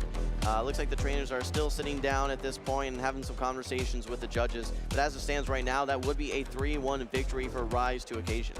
That's right, and just to remind you of the stakes for this matchup, this is the top 3. Whoever loses this match is going to end their tournament in 3rd place, and whoever wins is going to go to the grand finals and have a chance to become the Vancouver Regional Champion. Yeah, you can't really leave anything on the table at this point. Any opportunities that you can have for another chance or for, a win condition, you want to capitalize on every single one of those. So what we did see a little bit earlier was Dunebug, when he brought his Shadow Drapion into that Steelix, I believe, was unable to get a Poison Sting through. And with how quickly the Drapion generates energy, I mean, one Poison Sting can be the difference between reaching a charge attack and not. Now we need to await some confirmation for whether that's exactly what Dunebug is wondering about. But, I mean, to me, that matchup looked pretty clear-cut as far as what happened when the teams were locked in. Rise had all the alignment he needed. He had so much energy with his Steelix coming out of that middle matchup. But I think it is the Poison Sting that was lost when Drapion came in that Dunebug is wondering about. I mean, what you can definitely tell is there's no love lost between these trainers. I think you could see that both trainers actually recognize that moment right there and, feel a little frustrated on each other's behalf that they're, having to deal with some of those frustrations. But huge mutual respect between these two trainers. I think that they both probably put each other on their own personal Pokemon Go Mount Rushmore when it comes to battlers. Now, we didn't get a chance to actually talk about their achievements before the match started, but in case you're just coming in, you're new to the Pokemon Go streams, these are 2 of the titans of Pokemon Go PvP. Dunebug has the most regional championships of any Pokemon Go player, and that's at 4, and Rise just behind with 3 regional wins. And there's a lot on the line specifically for this season as well. Rise wants to be the only trainer that has a regional win in each competitive season. Meanwhile, Dunebug wants to kind of break the streak where he hasn't been able to reach those grand finals and get that regional title back under his belt. As a reminder, he won 3 regionals in 1 competitive season, and he wants to try and repeat that success here in the back half of the 2025 season. It wasn't just 3 regional wins in 1 competitive season. It was like a span of, I think, less than 5 months where he won 3 regionals. It just felt like he was unstoppable. It was like 3 out of 5 events. It was absolutely wild. And I think there was also a top 4 finish and an IC. Top 2. Top 2 and an IC throughout that as well. So, I mean, that was one of the best runs that we've ever seen. It's right up there with some of Axon's runs and Wadaj's runs, at least for North American trainers. Oh, absolutely. And for both of these trainers, I think what they're looking for is, of course, at this point, they're both definitely returning to the World Championships. They want to go really far there. That's kind of the only thing missing from their trophy case at this point. Yeah, success at the IC level for both of these trainers. If I'm not mistaken, they both have a 2nd place finish for ICs. But, obviously, while an IC win would be that next stage, I mean, everyone's goalpost at this stage, trainers that are regularly top cutting and making these grand finals or losers finals, yeah, the goalpost is world champion.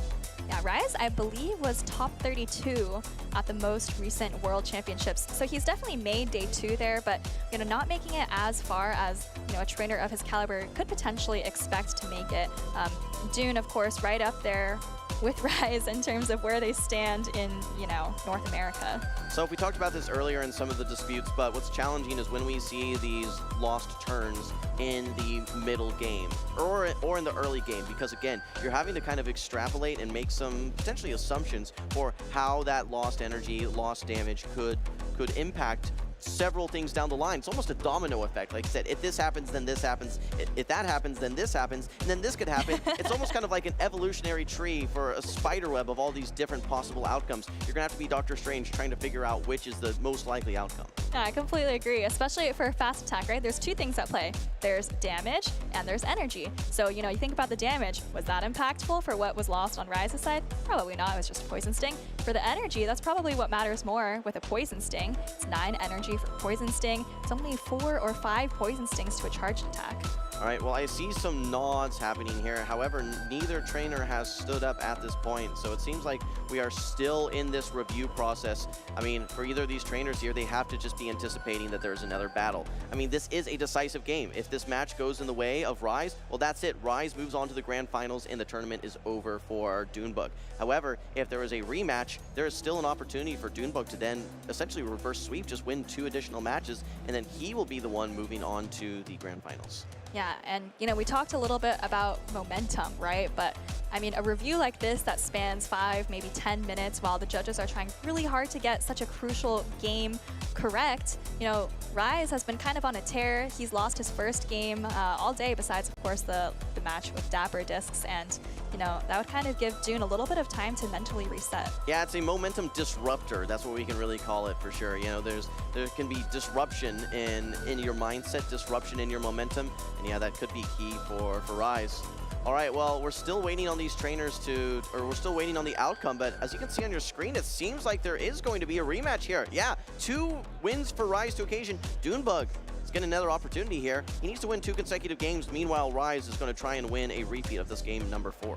All right, well, this is another decisive game. Match point from Rise's perspective if he wins this next game. Like we said, going on to the grand finals. As for Dunebug, he still needs to win 2 games to do that. And, you know, again, I think this is a pretty disadvantageous matchup overall for Dunebug, but he's done a great job of staying in it so far. Reset, exhale, take a big, deep breath. You got to lock in here now. You are at the grand finals. As Dunebug, you have to win this next game. That's all that matters. You got to figure out a way. Maybe bring, you either have to think, I got to bring my safe Pokemon that I'm flexible with, or maybe you have to think, do I take a risk? For Rise, I mean, we've seen Rise typically lean on several Pokemon that he feels most comfortable with, but maybe he tries to get one step ahead of Dunebug and bring something that's going to be a surprise that could be his key, his surprise key to the grand finals. Well, I think his key is still going to be the Steelix. It's all about what he's built around it and how Dune is going to be able to neutralize the Steelix. Could we potentially see more Dugong from Dunebug? I think that would be a good bring. Again, Golisopod is always lurking there on Rise to Occasion's team, though. It's something that he's liked a lot this tournament, and it's been kind of his standout Pokemon. These trainers are locked in, so we're rematching game number 4. It's the Shadow Steelix again, and yes, it is met by the Dugong. All right, well, Dune's got some of his best answers to the Steelix in the back, quickly swaps in the Drapion, and like we've seen so many times in this tournament, not a great answer on Rise's side, but he actually catches the Aqua Tail. That is a huge catch for Rise to Occasion. Now you have energy on your Steelix that can still go a lot of places, and you've caught all the energy from this Drapion. Meanwhile, you've done 4 Thunderfangs as well, so you're in a great position now as Rise to Occasion, where 1 charge attack is going to threaten to knock out, whether it's Drill Run or Icy Wind.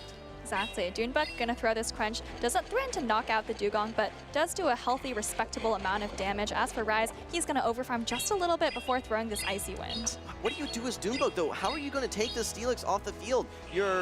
You need to get energy somewhere on your Dugong, and it's not like you can farm down at all. So, yes, you do get this Aqua Tail. You've done 2 Aqua Tails and a Crunch into this Dugong. I guess you have to try and farm down now with your Guzzlord? I think you can try with your Dugong because, yeah, I mean, the fact that your Ice Shards do so little means you're going to get a lot of farm, but Rise sees it coming, comes straight back in with the Steelix, and Dune actually stays in, going to throw this Icy Wind, and, I mean, I'm not sure if he's going to switch out because then you're just going to get immediately breaking swiped on your Guzzlord. Okay, but we have to look at what's in the back right now. Drapion into Guzzlord. This could be disastrous for Rise to Occasion. Yes, he still has this Steelix healthy, but how long and how much is he willing to commit to the Steelix?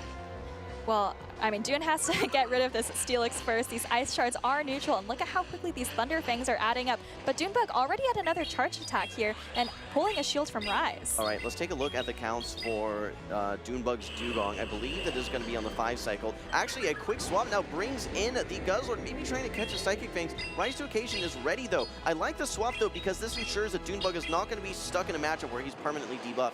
All right, Breaking Swipe is super effective and lands. Rise with a quick swap into the Dugong to throw out this Icy Wind. He knows that the Guzzlord is going to be locked in for quite a while. He's also going to be able to get some super effective Ice Shard damage, and I think he's just going to try to gradually chip down this Guzzlord. Yeah, but these okay, yes, you are single stage attack debuffed as the Guzzlord right now. That helps out this Drapion. Do you just bring the Steelix back in to absorb some energy and force him to try to go for Crunch instead of... Yeah, okay, it actually has the Breaking Swipe ready to go as well. This is only super effective damage still remaining that Rise can throw into the Guzzlord. I don't think it's enough to knock out, but still, nonetheless, he does use the final Protect Shield. I think you have to shield there. I mean, the Drapion is in the back. All of that damage is going to be resisted, but, I mean, the Poison Stings are going to add up, and I really think that Rise is just going to have to try and chip down this Guzzlord very, very slowly. You know, fast attacks, resisted charge attacks, and that's going to be the key to success. But Dunebug does still have a very healthy, well, a little bit of a healthy Dugong. Drapion needs to get to 2 charge attacks into this Guzzlord. Maybe a Crunch and Poison Stings will do it. I don't know how much energy this Dugong still has remaining. Rise to Occasion lets the Dragon Claw Dragon Claw go. That's going to take the Drapion down to roughly half HP. Here comes the crunch from the Shadow Drapion. I don't think it's enough to knock out the Guzzlord, but it is going to put it dangerously low. I expect to see a quick swap out here at some point, unless Doonbug can get to one more charge attack. All right, he's going to try to force some energy out of this Drapion because he's threatening to get to a charge attack, but Rise knows the count. He throws the Aqua Tail. This is resisted damage, and now it's going to come down to whether Doonbug is able to either Dragon Tail down or reach a Dragon Claw before Rise reaches a charge attack. Yes, he's one away from the Dragon Claw. Oh, yeah, but I think Rise has a shield. Gets to the Dragon Claw, but like you said, so Rise to Occasion still has a Protect Shield. Doonbug, despite getting a second chance, is unable to capitalize. Rise to Occasion uses the Drapion to knock out the Guzzlord, and he's going to be going to Grand Finals, where he will face off versus Heydonis Actual. I think that's match number 9 between these storied rivals. Such a great relationship between these two. They have such mutual respect for each other on and off the battlefield. And, you know, Rise emerges victorious this time. Dune, unfortunately, his run is going to end here in 3rd place. Yeah, good reset there by Rise to Occasion, right? It can be very disruptive, very distracting to have to go through that dispute process, but he had all the answers there. And realistically, that Steelix, you just kept talking about how great it was and how flexible it was. If you're not doing super effective fast attack pressure, you can threaten with your super effective charge attack. So it was a very flexible Pokemon that had so much utility, and he was able to pilot very, very effectively. Yeah, I mean, I like how Dune kind of started adjusting towards bringing the Guzzlord later on in the matchup, but it still felt like it was just a little bit too much to deal with this Steelix, especially in that final game with the Aqua Tail catch on Dugong. I think that's one of those situations where if you're Dune, you have to play so perfectly out of this bad matchup to have a chance. Yeah, no, exactly. You have to play completely perfect, and Doonbug is trying to take advantage of any opportunity that he can. Rise to Occasion, not only does he have that favorable alignment early on, but then he's making those plays like catching that Aqua Tail, just like you said so. He's doing everything right. He's getting a little bit of luck on his side. He's getting the alignment that he needs. Everything is going the way of Rise right now. And if you're if you're going up against Heydonis, they haven't battled so far this tournament, have they? No, they haven't. Yeah, so this is a fresh battle. There's nothing that you're really able to read or take away from previous battles. This is a fresh opportunity for Rise, and he has momentum on his side. Well, it's a fresh opportunity for the players, but they've also, maybe been sitting around backstage or in the stands trying to watch each other's gameplay, see what lines they like to bring, see what Pokemon they like to bring, see what cores they like to bring. So it's not completely blind, right? Well, I want to say that this is going to be a David versus Goliath Grand Finals. We have Heydonis, his first time in Grand Finals versus 3-time regional winner Rise to Occasion. Let's look at their journeys to the Grand Finals. We saw Rise to Occasion falling down to the loser side of the bracket earlier on with a loss versus Dapper Discs. He went 2-0, 2-0, 2-0, and then 3-1 in the losers finals, taking down the likes of Zimmy-Kid, Nighttime Clasher, SS Thorn, and Doonbug.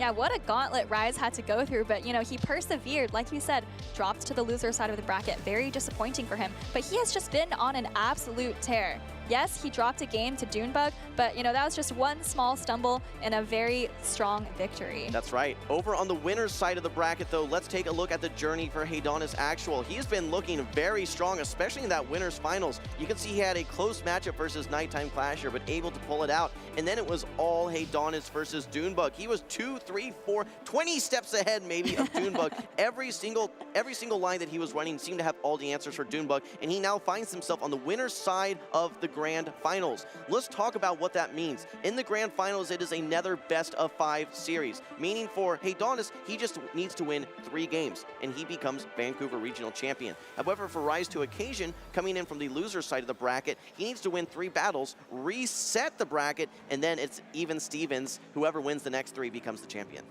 Yeah, and Rise is looking very, very strong. So even though he has to, win 2 matches of 5, with the momentum that he has, I wouldn't be at all surprised if he's able to reset the bracket and then eventually go on to win. We actually saw in San Antonio the reverse happened. I think Elite came in on the loser side, right, against Rise, who was on the winner's side, and then Elite actually won 2 best-of-5s in a row to take that title. So Rise will be kind of looking to do the reverse here. Yeah, here shortly we're going to be hearing from these 2 trainers, and I'm curious to have them talk about how they've been embarking on this journey here in Vancouver, trying to capture that title of regional champion. They each have their own unique stories. Heydonis, it's his first opportunity in the Grand Finals to become regional champion. This is that next stepping stone, and he wants to just skip a couple steps and become the champion. Meanwhile, for Rise, he wants to be that in his own class of winning a regional 4 consecutive seasons that no one else can say they've done.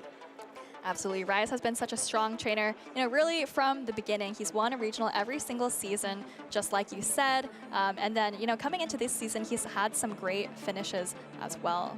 Yeah, absolutely. Well, I can't wait for these battles, and you and I are going to get an opportunity to take a look at some of the matchups ahead of time as well. It's really great when we get to take a look at some of those Pokemon that may be standout Pokemon. We talked about the Steelix in that last matchup versus Dunebug. Rise to Occasion seems to have a very flexible team, though, and like I said, since he was the architect, not like a copycat or an administrator, we can say, of this team, as the architect, he seems to really know the purpose of each Pokemon and feel very comfortable for adapting to any type of situation. All right, well, one great way to kind of test out new teams or test out new Pokemon is to try to find a Pokemon League near you. Again, this is a great kind of lower stake situation where you can maybe test things out and, of course, connect with the community. And I think that's one of the tips that Heidonis kind of gave newer trainers in one of his interviews. He said, if you're not really sure what you're doing, just find some friends out there and you can all help each other improve. Yeah, here in Vancouver, you can see we've got 4 venues that we wanted to spotlight as well. Everything Games, Draw for Turn Games, Van City, CJ Trading Cards, and Bastion Games. Well-known and well-loved venues here where you can participate in Pokemon local tournaments. All right, well, that is some of the great spots in Vancouver where you can, kind of connect with your locals, test out some new Pokemons. But I think you're actually ready to hear from Heidonis and Rise themselves. Take it away, Nick. All right, thanks, Soph and Jim. I am here in the lounge, joined by Heidonis and Rise. Welcome, gentlemen. Congratulations on making it to the grand finals. First question going to Rise, since it's fresh in your head. What does it mean to you to face off against Dune in the losers finals? And how many times have you faced, and what's the current record? It was the 9th time we faced off in the Play Pokemon Championship Series. Someone in the Twitch chat should do some homeworks on and see like who the next closest, who's played nearly that many times, because I would assume that's probably the most, but 9 times, yeah. And do you know the record? With that, I was able to just take the lead, 5-4. It's definitely swung. It was 3-1, then it was then he won 3 in a row, so it was 4-3, and now 5-4. So it's been going back and forth. Well, congratulations on that. Heidonis, I've been a big fan of yours and the Pokemon that you've been choosing. Last year, Vancouver, it was Dugong. This year, Dugong's everywhere, but I really like the Shadow Dusclops. Are you regretting not bringing it as much yesterday as you are today? No, I don't think it found its place yesterday, and I really think it's found its footing today. Probably shouldn't say too much because my opponent's right next to me. Did you know that it beats Diggersby in the all even shield matchups? Well, I hope that he already knew that, or else that's new info for him. So. Oh, well. Suspicious. I didn't know that. Oh, okay. My bad. Well, now everyone knows. There you go. Anyways. I don't have a Diggersby on my team. Oh, wait, that's true. Wait, I was like 99% sure he didn't have a Diggersby, okay. but then you made me doubt myself. So I'm getting really scared over here. All right. Anyways, moving on. Tell us a little bit about what it means for you, Heidonis, to be in the grand finals. This is your first time here. It is going to be your best placement no matter what. Your previous best was 3rd place, but now you're guaranteed top 2. Yeah, so I mean, it feels pretty good. I honestly have to credit it to everyone who supported me along the way and just offered scrimmages throughout the week. I was really busy this week, so I was pretty nervous about my preparation coming into the event, but sure enough, my friends had my back in making sure that I kind of was in the know of what would be coming up. Definitely, I didn't know Shadow Steelix was going to be coming, though, so I'm a little bit nervous for that, but I'm just really excited to be in the grand finals here. Rise, we've heard a lot about your team. It's won Run Regional so far this weekend. It is in contention for a 2nd. You've been called the architect by Jim and Soph. Tell us a little bit about creating the team and the process that you went through. I originally had a team that was very much like the old meta. I consulted with a few people, and I started doing some practice sets against some of the players over in Brazil, part of the LNDS crew, like LNDS Arreo, also my teammate Ricardo Desynced. And a lot of them were running Golisopod, Shadow Steelix, and I kind of liked it. Golisopod was giving me a lot of issues, and I made my own version of it. And I think there was kind of these scrimmage circles where people started copying the team. It was going around, and it's been working so far. That's a very interesting comparison because stuff like that happens very frequently in the video game series where someone will create a team, it'll get scouted online in practice tournaments, and it'll be copied and pasted between different players, each making their own individual change. So it's great to see that sort of community building is happening here in Go as well. I've got one final question for both of you. I always like asking this question because it requires a lot of foresight and thought back from both of you. If you had to make one change to your team at this point in your time for this matchup or for the tournament in general, what would it be? Starting with you, Heidonis. Oh, I was hoping you would start with Rise because I'm a little clueless to this question, but honestly, just based off of this final matchup here, I don't know what it is, but I just wish I had a better answer for ground types because that's honestly been giving me the most trouble. And even Lyle's Jeff's Primate and other Primates that I faced off against, those are also pretty scary, so I'm not sure exactly like which Pokemon I would choose, but anything to better answer ground types or Primate. Gotcha. Right. I don't think I have a comment for that just because I think when you build a team, like, you know you're going to be weak to something, and it'd be hindsight is 2020 to say I wish I was better for this because remember like Milwaukee the first season, if I saw a Venusaur with that team, there was nothing I could do. But sometimes you just have to hedge your bets and hope you're not going to see something. All right, well, thank you both for the insights into your thought process for preparing here, as well as everything else when it comes to tournaments here, especially here in Vancouver. Good luck to you both in the grand finals. We're gonna send it back over to Jim and Soph to prep us for the grand finals in just a moment. All right, thank you, Nick, and congratulations again to both Rise to Occasion and Heidonis for making the grand finals here in Vancouver. It has been a great tournament, a lot of household names, a lot of great stories. Like we said, it is kind of David versus Goliath, but both of these trainers have their own individual outcomes that they're trying to define for themselves and the way they're trying to showcase themselves to the rest of the community. Absolutely. As a reminder, this is Heidonis' first time in the grand finals. It would obviously be his first time winning a regional championship, and he has just been chasing this for so long. Right? I think in the 2023 season, he was like just short a few times of qualifying for Worlds. And then he did qualify last year, but wasn't quite able to get the success that he wanted. And then now in the grand finals, it feels like it's his first time in a long time to kind of have a breakthrough performance and show everyone what he's capable of. We talked about stepping stones with several trainers and reaching their all-time highs, we can say, or personal bests. This is already a personal best for Heidonis, and whether or not he ends up winning this is certainly a step in that direction of trying to become that regional champion, and congratulations already to Heidonis. But he's in a favorable position now. If we really realistically look at things, on paper, he's got to be the favorite, knowing that he only needs to win 3 battles instead of 6. That's true. Just from a mathematical perspective, it is easier to win 1 match rather than 2 matches in a row. But you have to remember, all of that momentum for Rise to Occasion, he didn't drop a single game yesterday. And then today, since he's dropped to the loser's bracket, he's only dropped 1 game, and it was against Junebug just now. Yeah. Well, I can't wait to get these teams on our screen so we can talk a little bit about the matchups. But one of the Pokemon that I find very interesting is going to be kind of the Mud Slapper debate. It's going to be the Shadow Kanto Marowak versus, on Heidonis' team versus the Gastrodon on the side of Rise to Occasion.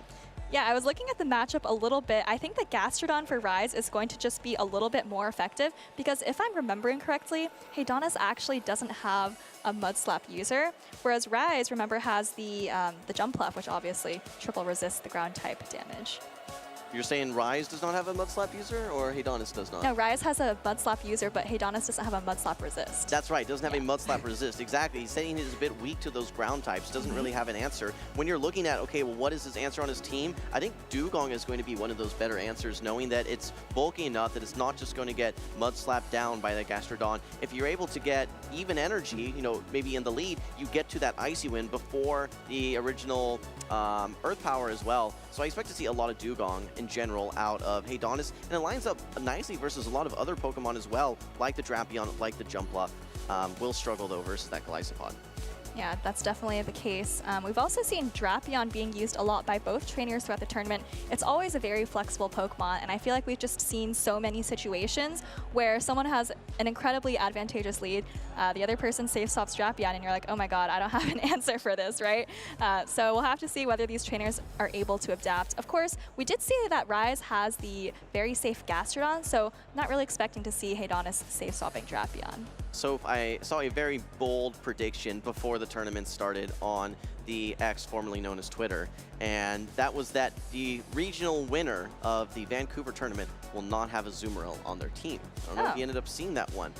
That said, we have an Azumarill on the side of Haydonis, no Azumarill on the side of Rise to Occasion. Azumarill has been that standout Pokemon. I mean, if I'm looking at just representation in the top 8, it's typically on around 2/3 of the top 8 teams across any given tournament. So it's got a really good shot of winning tournaments. It's won probably 15 tournaments so far this season. Yeah, sometimes. I was just going to say, I think that Rise does have an opportunity to be that kind of detractor and run this unique homebrew team and not have to go with the meta monsters necessarily. All right, well, speaking of the meta monsters, Haydonis' team really looks like it came from the old meta, with the exception of the Shadow Dusclops. Now, we know that he didn't bring the Shadow Dusclops at all on day 1. I think he brought it earlier today, and it was working out for him. We'll have to see how it stacks up against Rise's team. It actually looks, I think, pretty safe, with the exception of the Shadow Drapion. If I'm looking here, so over the last 15 regionals, 13 Azumarill for winning teams. So yeah, no, it's about as strong as it possibly can get. David and Goliath maybe in a different sense as well. Looking at Rise's team, we have the Shadow Drapion, the Dugong, Shadow Steelix that we've seen so much of. Golisopod has been effective for him as well with that update to Aqua Jet being a little bit more accessible water type charge attack, but he's also running that Gastrodon and Shadow Jumpluff with Fairy Wind, Aerial Ace, and Acrobatics. No access to the Energy Ball, which maybe makes that Shadow Kanto Marowak a bit better for Haydonis, actually. Now, taking a look at their achievements here, we've said it several times, but Haydonis has a lot of top cuts, but no regional wins and no regional finals. Rise, on the other hand, of course, also many top cuts, but also most recently won the Los Angeles Regional Championships, and then, of course, just the most recent regional was 2nd place in San Antonio. If we're simply looking at the 2025 season, realistically, Rise to Occasion has a more successful, objectively, 2025 season than Haydonis. Haydonis has attended a lot of tournaments, but he's been missing out on some of these top cuts. So this is a major step for him and, you know, an opportunity where he can say, I'm back. Rise to Occasion, though, he's been knocking on the door. Top 8 at Louisville, top 2 in San Antonio. I mean, eventually, if you keep throwing darts at a dartboard and you're getting so close to that bullseye, eventually it's likely that you're going to hit. All right, guys, it's the grand finals. Let's move into it. A great lead for Rise to Occasion, resisting all of the fast and charge attacks from the Dugong from Haydonis. However, Haydonis opting to stay in, at least for the time being. Haydonis doesn't have an answer. He's got the Marowak and the Dusclops in the back, both of which take super effective damage from the Gliscod. He's kind of just forced to stay in here and muscle his way through.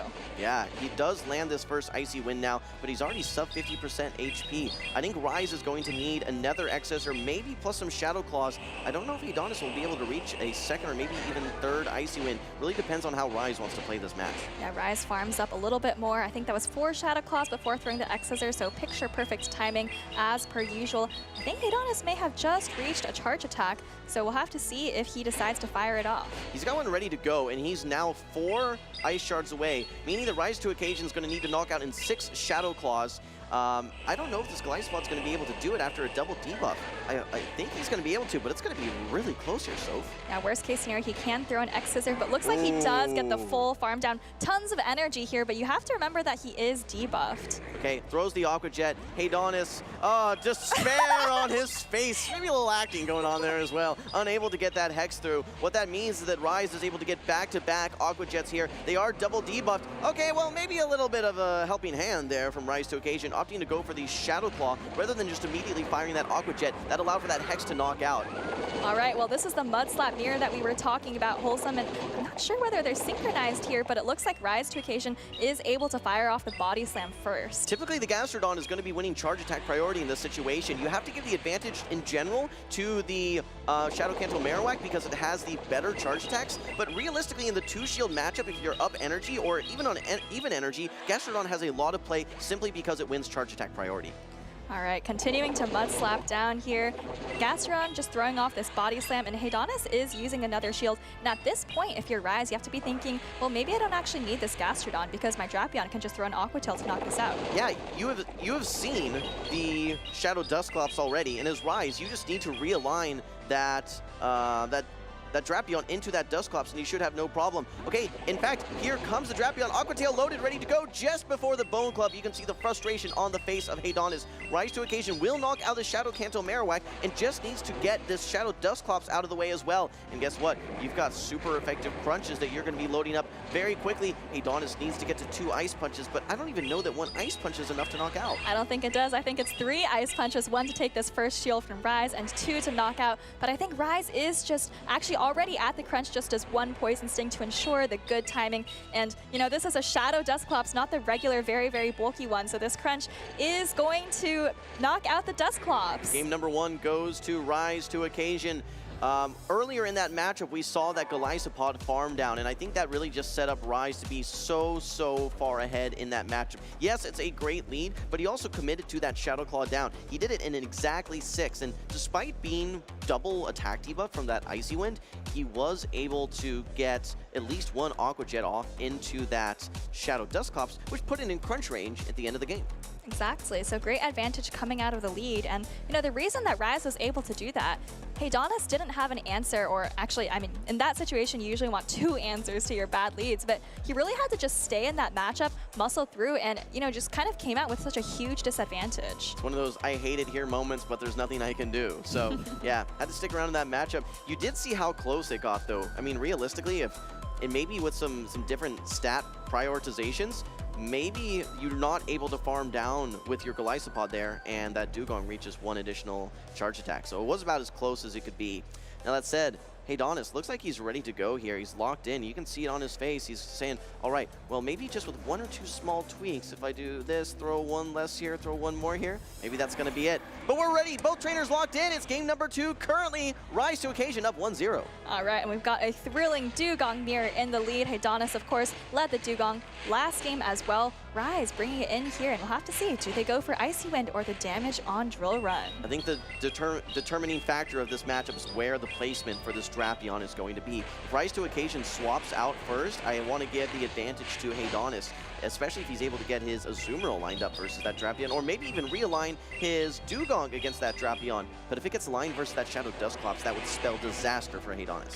Yeah, that's true, but I think Rise has a kind of nice backline here where both of his Pokemon are relatively flexible, whereas Haydonis, like you said, really needs to be careful that the Dusclops does not get aligned with the Drapion. Key information here, so who wins charge attack priority between these 2 Dugongs? If you remember, Rise to occasion, I think, was having that same situation when he was playing versus some other trainers, specifically Doombug recently. The winner of that charge attack priority does have an advantage in that mirror match. All right, well, some quick swaps here. Haydonis went into the Azumarill, met by Rise's Drapion, which means that the Drapion will not be seeing the Dusclops later down the line. Crunch coming through, and Rise does miss the Crunch debuff. What's awkward now is that this Gastrodon has to rely on Earth powers to do consistent charge attack pressure into the Shadow Dusclops. Those body slams are double resisted, so that could be a big win for Haydonis. All right, well, Drapion continuing to slowly chip away at this Azumarill. Azumarill, you know, can't really bubble down without taking another charge attack, but obviously these Poison Stings are adding up very, very quickly. No more defense drops. Okay, do you just throw on bad timing here? That's exactly what you do. Rise to occasion, yet again recognizing, okay, I'm not going to be able to get to this crunch. I'm assuming you're going to throw on bad timing. I know when you're going to throw, so I'm going to get any parting chip damage that I can. And yeah, now puts this Azumarill in a range that he may even be able to Ice Shard down, or just an easier Mud Slap down. Haydonis just hitting a fraction of those bubbles, knowing it's going to be enough to take out the Drapion. And Rise now showing his final Pokemon. It's the Gastrodon. And if you're Haydonis, you know, you have the Dusclops, and like you mentioned, Jim, you know that Rise has to throw these heavier hitting Earth powers to do damage. But first, Icy Wind with the Dugong. How much energy does Rise to occasion currently have on his own Dugong? That's my question. I want to see exactly what he has in the bank. I think if I'm Haydonis, I may even try and catch a charge attack here, knowing that it could be the body slam. It would be double resisted. That would have been a really nice play there into that Shadow Dusclops, albeit a risky play. He shields up this body slam. First Protect Shield gets stripped away from Haydonis. Yeah, resisted non-stab body slam, but he does get this debuff off, which is quite nice, forcing Rise to use a shield. And now, you know, you're thinking about, how do I get rid of this Gastrodon? Maybe you hope that Hexes and just 1 Shadow Punch are enough, but Rise actually brings in the Dugong, hoping to debuff this Dusclops. Maybe we could have seen Haydonis try to throw that Shadow Punch right away before this Icy Wind is loaded up.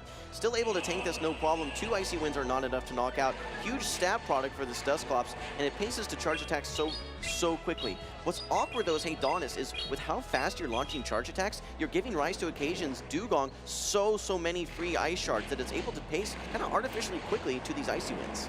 Now we see Haydonis continuing to overfarm, allowing Rise to debuff him yet again. So I wonder how much energy Haydonis is hoping to accumulate before throwing a charge attack. Can you just farm this all the way down? I think you need 3 more hexes to do it. Maybe 4 more hexes. All right, Haydonis at 100 energy. How much energy does this Gastrodon have? I don't think, oh, he's not able to get the charge attack, or sorry, the fast attack through. That could be devastating, and we haven't seen how much energy this Gastrodon has. Yeah, I think for Rise, you probably, just want to get as much Mud Slap damage as you can. It already has a Body Slam, and this is another Shadow Punch coming through for Haydonis. I think that Haydonis has another Shadow Punch ready to go as well. I think he was at 100 energy and did one Hex and ready to go. I don't know that this is enough to knock out, but Rise to Occasion, he might be able to get to 2 Body Slams and knock out both of these remaining Pokemon. There's the Dugong, and there's still... Okay, and he does get the catch here. This was the Body Slam. So how close is Rise to this next Body Slam? I mean, I think he can just try to go for a Mud Slap, right? The Dusclops is very, very low. He's just tapping the middle of the screen, and that last Mud Slap from before, it doesn't even matter. He takes it out. Yeah, absolutely. Rise looking really strong and just a little bit ahead of Haydonis. Haydonis seems to be the trainer on the back foot right now, and Rise to Occasion is 1 game away from resetting the bracket, getting the equalizer, and then we're going to see a Grand Finals reset. Meanwhile, if Haydonis wants to close things out now and he's going to have to lock in and get a reverse sweep 3-0. We've seen this happen before, though. Yeah, I mean, regardless, Haydonis is going to have to take at least 3 games off of Rise. So, might as well do them now before you have to head into another best-of-5 series. But, yeah, Rise is doing a really great job continuing his momentum into these Grand Finals. Like you said, almost on his way to a full reset here. He's mixing things up right now. He's used the Steelix, he's used the Gliscod, now he's using the Dugong and Gastrodon. It would not shock me, maybe if we even see this Jumpluff come out at some point, maybe to try and catch something like the Shadow Kanto Marowak, that it triple resists those Mud Slaps. Well, I think he's going to be continuing to rely on the Gastrodon because, silly as it seems, it's even, a pretty reliable safe swap. It can also probably just kind of slap through most of the leads on Haydonis' side. So, if you remember this from San Antonio, the trainer that had no Mud Slap resist previously, you know who that was? Rise to Occasion. Now he has that Shadow Jumpluff as well as that Gliscod, 2 Pokemon that are resisting, or in fact triple resisting, those Mud Slaps. So he seems prepared for the Shadow Kanto Marowak here in Vancouver versus San Antonio. All right, this is game number 3 in our initial round of Grand Finals. We're going to be bringing the Azumarill now for Haydonis. It's going to be met by the Gastrodon on the side of Rise to Occasion. Fairly neutral matchup. Both of these are using 3 turn fast attacks, but you have to remember that these Mud Slaps are just a little bit more efficient than Bubble in terms of that damage and energy. Again, the placement of this Drapion will be everything. If you get it lined up versus the Shadow Kanto Marowak, disaster. Get it lined up versus the Shadow Dusclops, and that is going to be your best case scenario. Haydonis immediately goes for this Ice Beam, though. It's going to do a nice chunk of damage into the Gastrodon, take it to roughly 50% HP.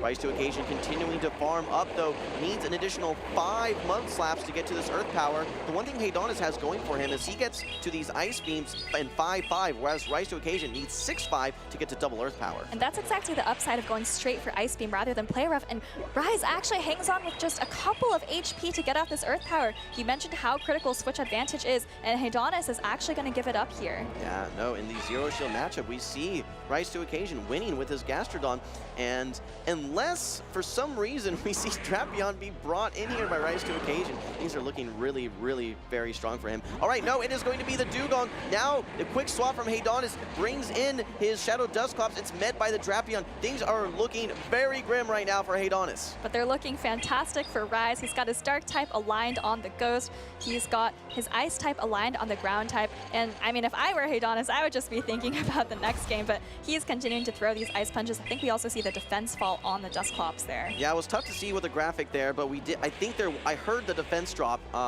for the crunch, and he might even be in Poison Sting downrange if you really want to go for that avenue. Oh, actually going for a bait here as Haydonis throws the Shadow Punch. This is not enough to knock out. Rise to Occasion calls it. I think the next Shadow Punch is 2 away. I think you do get there. No, a Poison Sting down into the Ghost type. Drapion doing a lot of things here in these grand finals. Has a lot of energy here, but I think if you're Rise, you know you can just Ice Shard down after this Aqua Tail lands, and I'm not even sure if Hedonis is going to tap his screen. I saw him put his phone down already. He is actually tapping, but you see those Ice Shards adding up so quickly, and I felt like this game was pretty much over as soon as Rise's Gastrodon hung on from the Ice Beam. I think if Hedonis uses that Protect Shield on the second Earth Power, gets a farm down, still has some destinations for that energy to go, I think that if you get that Shadow Kanto Marowak aligned versus that Drapion, it's just such a good check. If you're bringing Marowak, you have to have it in the right matchup. And if you're losing lead, chances are you're not going to have that right matchup. And yeah, 3-0 sweep to reset the bracket. Rise to Occasion looks unstoppable. Well, it's a tricky situation for Hedonis because switch advantage matters a lot for him, but for Rise, even if he doesn't get the best alignment, he still has neutral to positive matchups across the board, right? So, I mean, obviously in that case, he wanted the Drapion to avoid the Kanto Marowak, but I think in the game too, it would have been just Drapion versus either Azumarill or Dusclops, both of which are completely fine. Yeah, absolutely. All right, well, these trainers are taking a little bit of a breather here, taking a look at the team sheets, trying to cook something up. What's going to be the answer for Hedonis? Rise to Occasion, he has the experience. He's won 3 of these regionals. He's been to at least 5 grand finals. He was recently in the grand finals just a couple months ago here. So he's feeling like the momentum is on his side, and it's anyone's race at this point. First to 3 wins will take home the title of Vancouver Regional Champion. The reset actually feels a little bit misleading though, because on the paper, it's 0-0, but when you think about what just happened, right? Rise won 3 games before Hedonis could win a single one. So you have to imagine that's kind of getting in their heads, right? Rise is thinking, I have a great matchup here. All I need to do is keep doing what I'm doing. Yeah. Whereas for Hedonis, he really needs to come up with a separate strategy. I'm wondering, like, just looking at this team for Hedonis, what the answer is going to be. If you bring that Charge Bug, well, then that's threatened by the Gastrodon. Yes, it'll do nicely into things like the Dugong potentially, maybe the Gliscopod if that gets brought out as well. But yeah, you don't want to see that Steelix as well. This team from Rise to Occasion seems to have a hard answer for everything. And yeah, Rise says, look, you're going to have some weakness somewhere all the time. But as far as balanced teams that I've seen throughout the meta, this is maybe one of the best balanced teams that I've seen in a long time. And he has a beautiful mix of these offensively oriented Pokemon like the Gliscopod, then that really flexible Pokemon in the Shadow Drapion, as well as the Dugong, and then of course those bulkier Pokemon like Jumpluff and Steelix. I think that Rise to Occasion is recognizing that Hedonis wants to bring the Shadow Dusclops. I think the thing that Hedonis has seen is that he's anticipating that Gastrodon every game, and if he can have this Dusclops where you have to land that Earth Power, there's nothing that Body Slam is going to do, well, in return, Rise then brings that Drapion, which, yes, you have to watch out for that Shadow Kanto Marowak, but Rise is finding a way to avoid it seemingly every game. Yeah, I do feel like Hedonis is thinking, I just have to bring my best Pokemon versus his Gastrodon. We've seen him bringing the Azumarill and the Dusclops every game. I mean, Dugong has, like you mentioned earlier, a pretty decent matchup into the Gastrodon, but you know, that kind of just makes Hedonis even more predictable, right? Rise knows that the Dusclops is coming, and that's why he keeps bringing the Drapion. And for Hedonis, he thinks, okay, I like the Shadow Kanto Marowak for the Drapion. I like the Dugong neutrally in a lot of situations. Then you look at the Pokemon like Gliscopod that just completely core break it, and it's just so difficult to rationalize bringing them. All right, well, this is it. Grand Finals reset. Hedonis trying to get his first regional title. Meanwhile, Rise to Occasion 3 games away from becoming the only 4-time regional champion across every single season. Here we go, game number 1. All right, and a horrible first couple of situations for Hedonis. Lost the lead and currently losing the switch, and he brought the Dusclops. Ice Punch coming through here, but Rise able to tank it easily on his Drapion. Hedonis cannot catch a break here. He's able to land this Ice Punch, but you're going to need another Ice Punch. Meanwhile, Rise to Occasion almost has 2 crunches ready to go. We saw this last crunch land. I think the Dusclops was able to barely hang on, but it ended up getting poison stung down. All right, and Rise did just reach the Aqua Tail, but Dusclops is already firing off this Ice Punch. And I think if you're Rise, like you mentioned, not only can you Poison Sting down and come out with a ton of energy, that's just going to allow you to maintain that incredible alignment. Oh, but Hedonis actually reaches a resisted Shadow Punch here. Does Rise know the counts for Ice Punch versus Shadow Punch? Yes, he does. Able to call the bait there. He comes out with a ton of energy, and Hedonis unable to get the Poison Sting through there with his own Drapion. All right, I think Rise kind of recognized that. He's throwing his first Aqua Tail. He does have 2 banked here, and it looks like he's actually just going to hard swap into the Gastrodon. Again, recognizing just how safe it is against Hedonis' entire team. He's bringing in the Azumarill, but Rise is already at an Earth Power. I can see on Hedonis' face a face of pain He has only a crunch left on that Drapion. And yes, while he has 2 Protect Shields for his Azumarill, not only does he need to get through this Gastrodon that's up energy, there's a full Dugong hanging out in the back there as well, and I think still some energy on the Drapion too.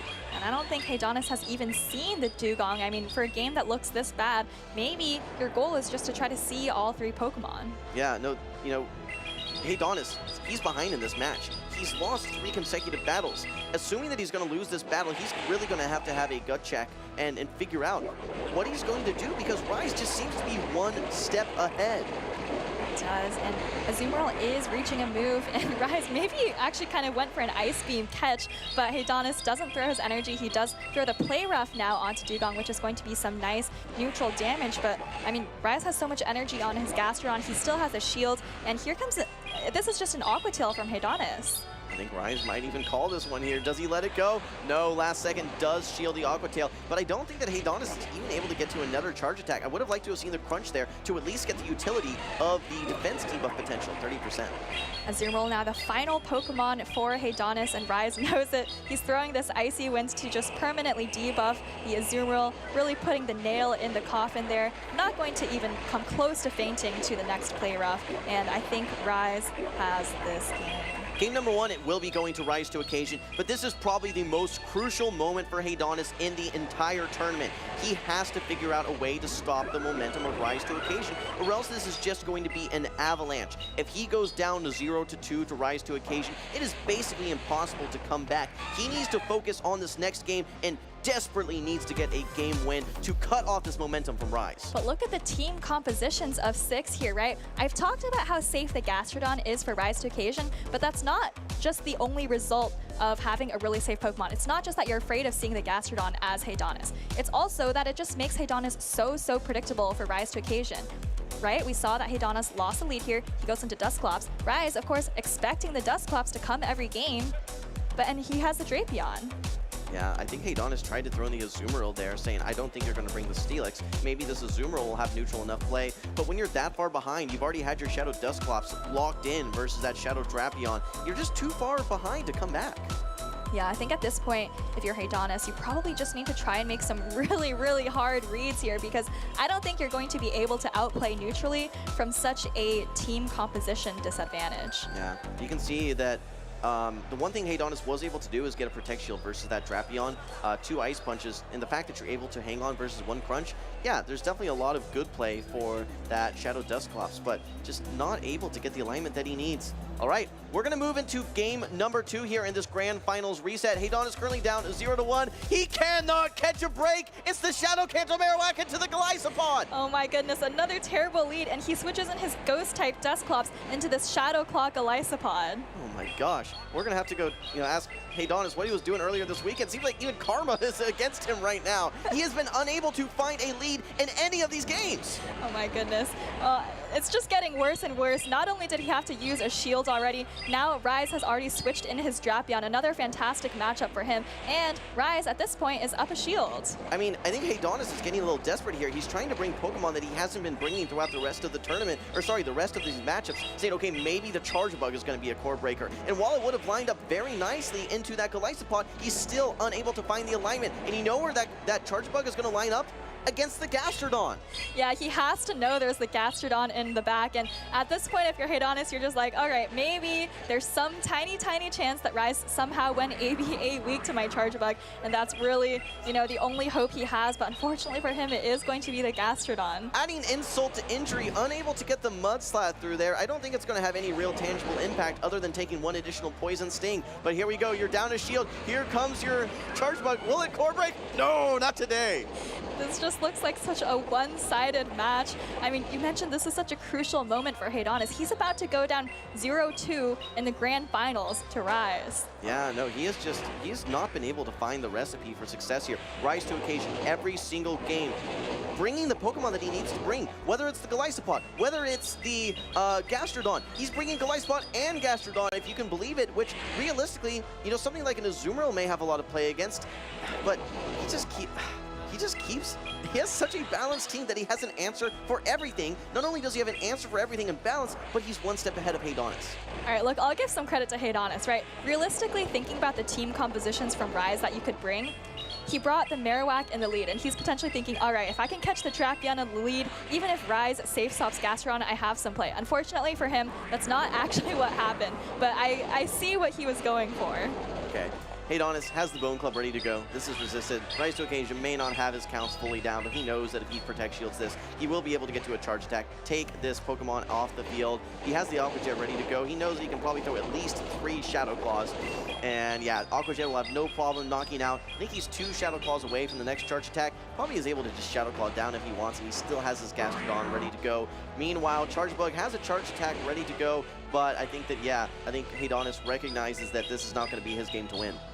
All right, well, they're just going to be looking ahead to game number 3 here. Haydonis just looking at the camera, looking absolutely devastated. He's now lost 5 straight games to Rise to Occasion. And at this point, I mean, do you have any hope of rallying? Because not only are you just losing these games, I feel like it's really hard to even come up with a team that could potentially win against Rise. So if I like Haydonis a lot, he's a great guy, great to talk to, great battler. I don't know how he's going to come back here. I mean, I feel that you've just been mentally demoralized at this point. Just attack after attack after attack, chipping away at any sort of momentum that you felt like you had coming into this. I mean, if we look back at this replay, as a reminder, you have your Mud Slap resist, one of your Mud Slaps resist in the lead. Then you bring in the Dusclops. Okay, there's the Drapion. Oh, at least we'll have my Charge Bug, right? It's going to do... Oh, no, it's the Gastrodon. I mean, just lead, switch, endgame, no hope, despair, disaster, demoralization for Haydonis. Nothing he can do.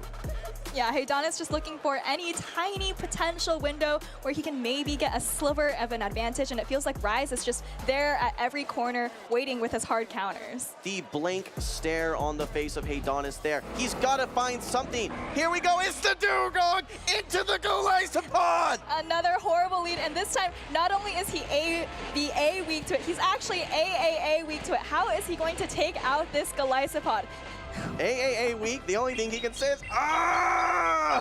A terrible, terrible scenario for Haydonis. X's are coming through, and we saw how this played out in that very first game. Rise was actually even able to just completely Shadow Claw down the Dugong. You have to wonder, maybe Haydonis remembers that. Maybe he'll try to snipe at the end with a Hex. Yeah, no, I think that realistically, this may be the best matchup that Haydonis can have, is his Dugong into the Golisopod, but it is a bit behind in energy, so it's going to be a little bit more complex. Maybe we see a shield. I would have liked to maybe seen a shield a bit earlier before,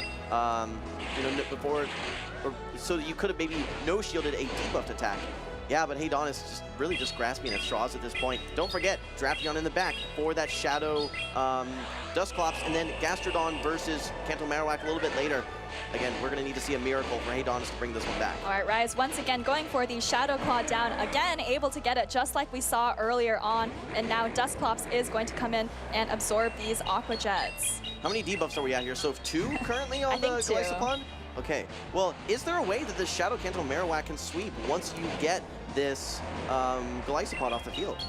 I mean, there is theoretically a way, because Rise has, of course, the Gastrodon and the Shadow Drapion in the back, and Haydonis is up a shield, but Rise is basically up a full Pokemon. He is going to be able to Mud Slap this Drapion all the way down, though. If Haydonis lets even one of these Aqua Tails go, I think that's it for his tournament, because then simply Gastrodon can just fast attack all the way down with its Mud Slaps. I think Haydonis recognizes that. He's seen the Gastrodon every single game. He's anticipating it. He knows he cannot take any damage whatsoever. Here comes the Crunch, actually, which is a smart play from Rise. He knows Haydonis is going to shield. He's going for the utility debuff. 30% chance. Will he get it?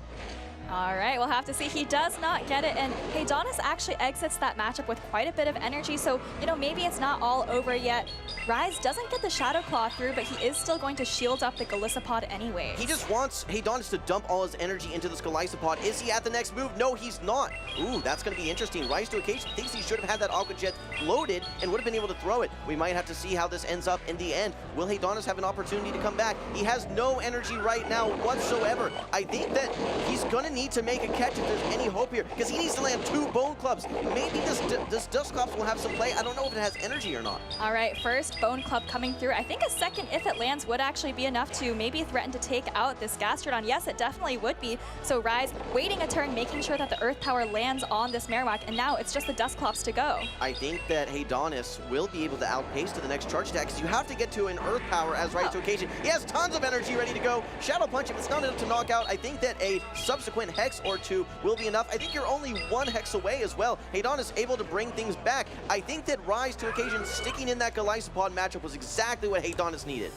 Yeah, I mean, I did see Rise lose a Shadow Claw in that middle game, and I think if he gets that Shadow Claw through, he gets the Aqua Jet ready, able to charge attack priority the Marowak, and then, you know, potentially just take it out. So I think that's probably what they're discussing right now. Yeah, well, I mean, it's tough, right? For Haydonis there, you're thinking that, okay, I'm AAA weak to that Galaisopod, but I like bringing in the Dugong. It's at least a Pokemon that the longer the matchup goes, the better it gets, and it might even set up a nice farm down for your Pokemon as well, which is what we saw. Dusclops able to get that, a lot of energy, eventually swap out and set up that Shadow Kanto Marowak. But I think the key moment that we saw there was the Shadow Claw that did not go through for the Galaisopod. I don't know if we're, yeah, match is under review for this one. I think that Rise has pointed out, hey, I was supposed to get that Shadow Claw. I would have had the Aqua Jet. Yes, he could have caught, but at least I then would have knocked out that Shadow Dusclops. Yeah, exactly. I think that's what they are discussing, but regardless of whatever the outcome of that last match was, they're going to have to play another game right here. So they're just looking at their team sheets, getting ready to go no matter what the outcome of the review is. So if I'm putting on my judge's cap here, I think this one is going to end up being a rematch. I think that that's the most likely scenario here. Of course, we'll leave it to the judges to make that determination. Either way, Haydonis, you know, you have to have at least some some takeaways from that matchup. Okay, well, you know, it wasn't the end of the world. I had triple bad matchup, but Dugong was still able to do things. Maybe there is some hope for me. Of course, will it be demoralizing to think you have a win and have that taken away? Yes, but it maybe inspires some, okay, I have an opportunity to win. There are ways I can come back. Yeah, Haydonis was probably looking down a very, very dark tunnel before that last game. And, you know, now maybe there's a tiny ray of sunshine peeking through the clouds where it didn't feel like he got completely demolished that game. Right, he actually eked out a win. Yes, maybe there was a lost Shadow Claw on Rise's side, but at least Haydonis had some play, which is more than we can say for some of the last couple of games. Look, we've talked a lot about what Rise has to prove here and what he wants to individually accomplish. I think it's not only just, hey, I want to have a regional win in every single season. I think he feels motivated by his Grand Finals loss to Elite because of how significantly that he lost. He was on the winner's side of the bracket. He got 3-0'd and then 3-1, and realistically, one of those games, I don't even think was his game. I think that was one that Elite could have won as well. So with such a one-sided Grand Finals, I think Rise is hungry, and I think he's motivated to show that he is the best trainer in the world. In the world? Oh my goodness. That'd be some high praise, but I think you're right, that Rise thinks of himself very, very highly in terms of where he stands in the global rankings, right? We know he's one of the best trainers in North America. We know he's one of the best trainers in the world. And I think winning a regional title would just kind of add to his resume and maybe just increase his standing in those kind of global rankings. Absolutely. Haydonis, you can just see the reactions on these trainers' face right now. And Rise to Occasion, he looks locked in, he looks calm, he looks focused. You look over on the side of Haydonis, he looks a bit demoralized, he looks a bit frustrated. He really needs to get another win here to turn the tides. If he's going to have any opportunity of coming back, regardless of the decision here, he has to figure out how he's going to win this next game. All right, well, I think they did actually end up deciding that that last game would be a rematch, so no points still on Haydonis' side. I think this is still a 2-0 lead for Rise to Occasion. Haydonis may have some hope now that, hey, there is an opportunity, a window for him to win. Let's move back into game number 3. It is going to be finally a lead for Haydonis. It's the Shadow Kanto Marowak into the Steelix. Quick swap out into the Galaisopod. Is there an answer? Kinda, not really. All right, and this is actually a matchup that we saw a little bit last game. You have the super effective Shadow Claws from the Galaisopod into the Dusclops, but like you said, you know, a great lead, but no response. You are going to have to go down Protect Shields here if you want to try and flip this. You're now in a range where you're simply going to get Shadow Claw down, throws the Shadow Punch as the Dusclops on bad timing, has the next one ready to go. Will Rise to Occasion actually end up shielding one of these? I don't think so. Yeah, he knows that Shadow Punch isn't the strongest charge attack out there, but Haydonis is just going to throw back to back, really wants to start pulling away at these Protect Shields. Okay, if you get this Galaisopod off the field, that is great. But it still has a lot of destinations for this energy. I mean, if you bring back in that Shadow Kanto Marowak, you're going to have to shield those Aqua Jets. I think you have to bring in the Dugong to just try and withstand these X-Scissors. I mean, can this Dugong not only... Of course it can take out a Steelix, but up a shield. How's it going to do versus this Dugong? Well, the problem is that Rise also has his own Dugong in the back, and I mean, we saw Haydonis' lead, right? It was that Shadow Kanto Marowak.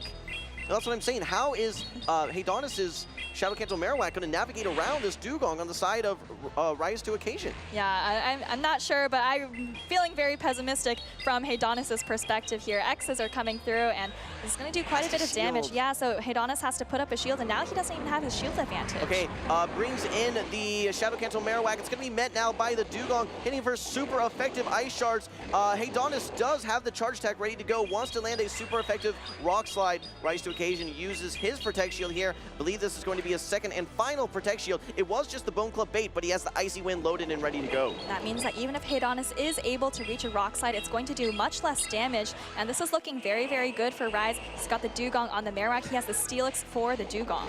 All right, here comes the next Rock Slide. I think Haydonis might throw on charge attack priority here. He wants to get as many Mud Slaps in as possible, but after this attack debuff, I don't know that this Rock Slide is going to be enough to take out the Dugong. And I think Rise did maybe tap the Icy Wind there. So that was charge attack priority. He is going to get the Icy Wind off on this Marowak, and now all he has to do is tap his screen, get off these Thunder Fangs on the Dugong, and I think Rise is going to be a 4-time regional champion. Yeah, because you can't really farm down anywhere here. You need to get to 2 drill runs. I don't know that 2 drill runs are going to knock out, and after 2 or 3 of these Thunder Fangs, it's going to put this Dugong so dangerously low. All right, first drill run coming through here. You see Steelix is still above 50% health. That means the next drill run probably isn't going to be enough to take out, and now Rise just one fast attack away from winning this championship. That's right, in what we can only describe as a David versus Goliath. Sometimes Goliath wins, and that's exactly what we're seeing here. Rise to Occasion is your 2025 Vancouver Regional Pokemon Go champion. Congratulations, he has won a regional in 4 consecutive seasons. A dominant grand finals performance for Rise. 3-0 to reset the bracket and a 3-0 to win that title.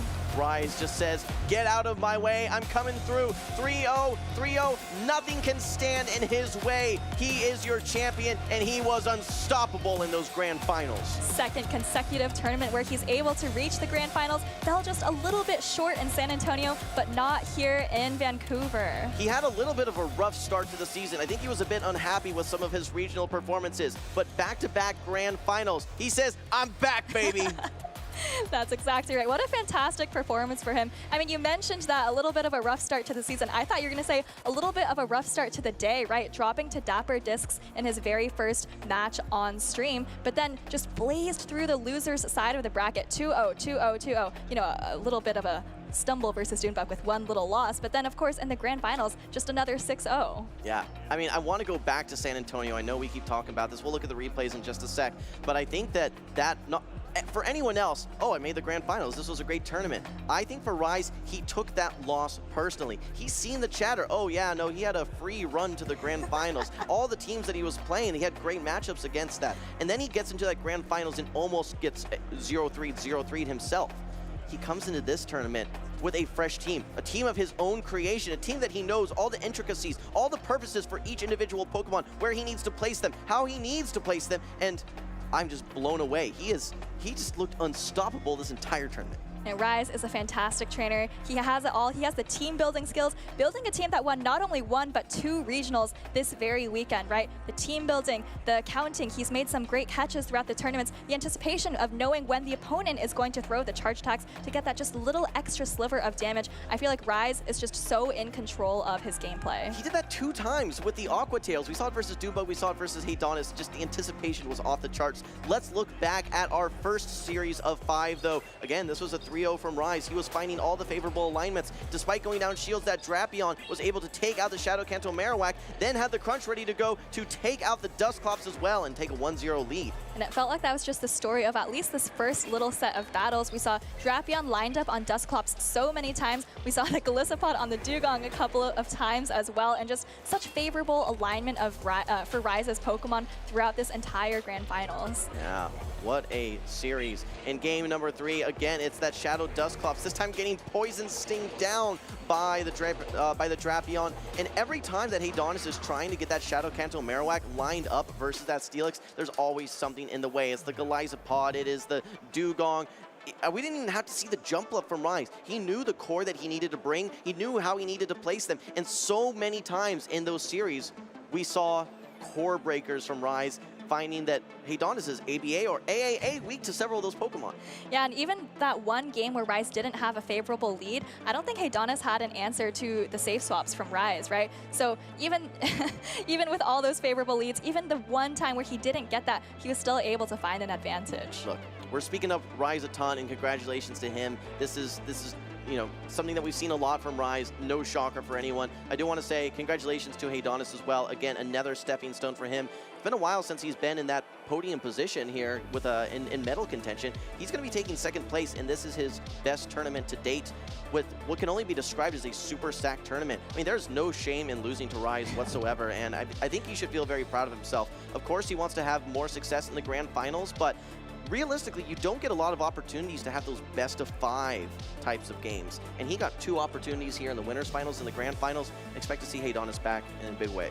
Yeah, second place for Haydonis is a fantastic result. You know, he's mentioned that he's been to several tournaments this season and wasn't even able to make it on stream, let alone to Top Cut. So you have to imagine that this second place finish in a stacked tournament, just like you said, is really going to give him the confidence to go through the rest of this season. I just have to keep talking about Rise's team, though. It just seemed like there was balance and there was composure in that team. Not only was there the balance, though, it's just that Rise seems so comfortable running it. A lot of times when we're playing Go Badly, I'm like, Soph, give me a team. I need something good. Come on. I'm down bad right now. What do you have that's working for you? And then I try and go replicate Soph's success for whatever 3 Pokemon are working well for her. But when you're the architect of the team, when you have the inspiration, and you understand the purpose for each of those Pokemon, you're always ready for each and every possible outcome that can happen within a battle.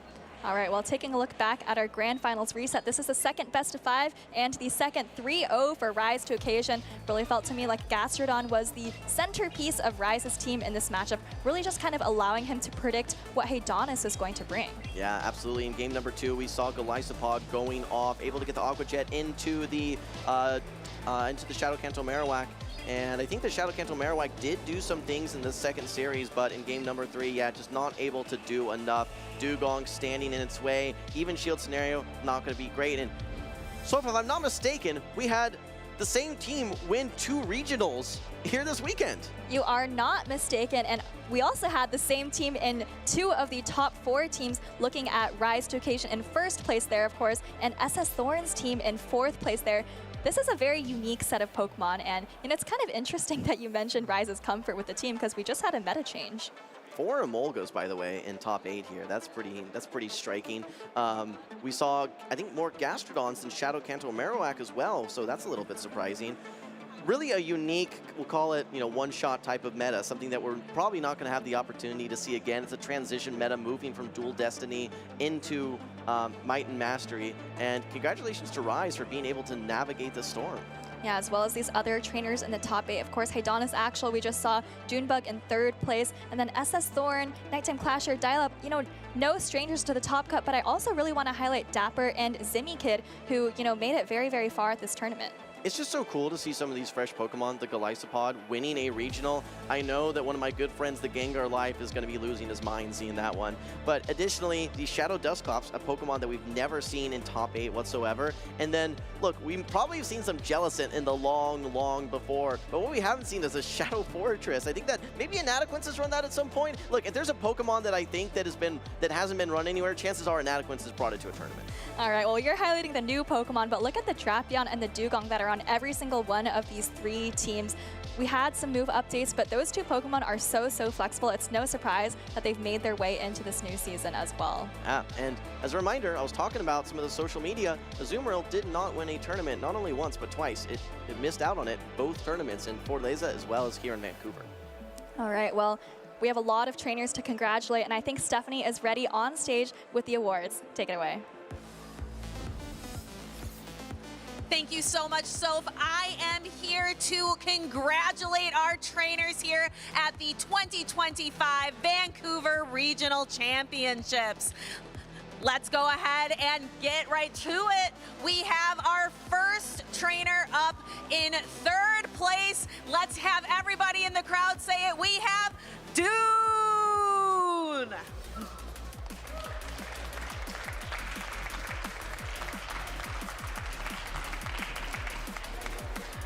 All right, Dune, first first thing we need to talk about is your team. It was so unique with the Jellicent and the Guzzlord and the Shadow Fortress. Tell me a little bit about your team construction. So yeah, my first thought going into this tournament was identify something that got a buff in the recent update, and Shadow Fortress was one of those, and I just built the team around it, and it did very well this weekend. I would certainly say so. This is what I think you said your 8th medal at this point, but I know that we talked a little bit that you were disappointed in your NAIC and Worlds performance last season. The whole objective of the season of Might and Mastery is to talk about growth and honing your skills. Can you speak a little bit to that? Yeah, I certainly didn't have the best end to last season, but coming into this season, my performances have just kept ascending in every tournament I've attended. Started off with the top 16 at Louisville, and then a couple top 8s at LAIC in San Antonio, and now 3rd place here. I can't be mad about that at all. Certainly nothing to be mad about. Any last thoughts for the crowd? Don't build a team 6 times weak to Shadow Steelix. Certainly good advice. Thank you to Dune. Congratulations. Thank you so much.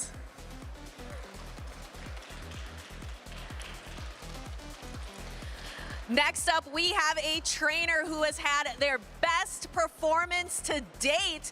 Please give a round of applause for Heidanis.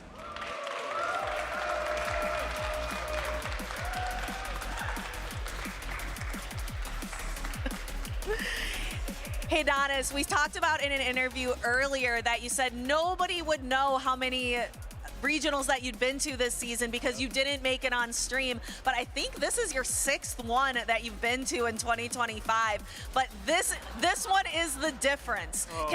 What can you account? What is that difference to make it from 6 regionals where maybe you weren't playing at your best to this one today? What makes that difference? I'd say really just like practice. It was really good to be able to chat with a lot of my friends about a lot of the matchups. In the last one, it was kind of abysmal, but like other than that, I feel like just being able to work with people throughout the day of like my team composition against my opponents felt good. All right, and what would you recommend to trainers who maybe want to go from having, who want to improve their regional performances, who want to sit up in the grand finals like you did today? Make friends and practice a lot. That's what I'd say, yeah. Fantastic. What other thoughts do you have for the crowd here today? Well, honestly, you called out my 6 regional attendances this season. I just wish that I could be a little bit more consistent with doing things like this. You see some of the greats like Elam or Out of Pocket, even Rise, who just took me down, and yeah, like Dunebug. You see a lot of these trainers that keep it very consistent at the top constantly, so I feel like that's just kind of next for me, just be more consistent with my performances, so yeah. And we are all very excited to see you hit that consistency. Everybody, give it up for your 2nd place, Heidanis. Congratulations. And finally, there have been 4 seasons where Pokemon Go has been part of the competitive circuit.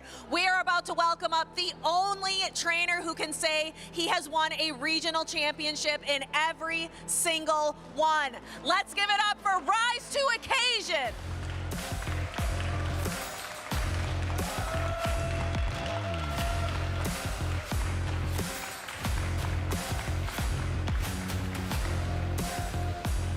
All right, Rise. So I'm sure I can hear it in the Twitch chat now, even though I can't see it. I saw some comments earlier.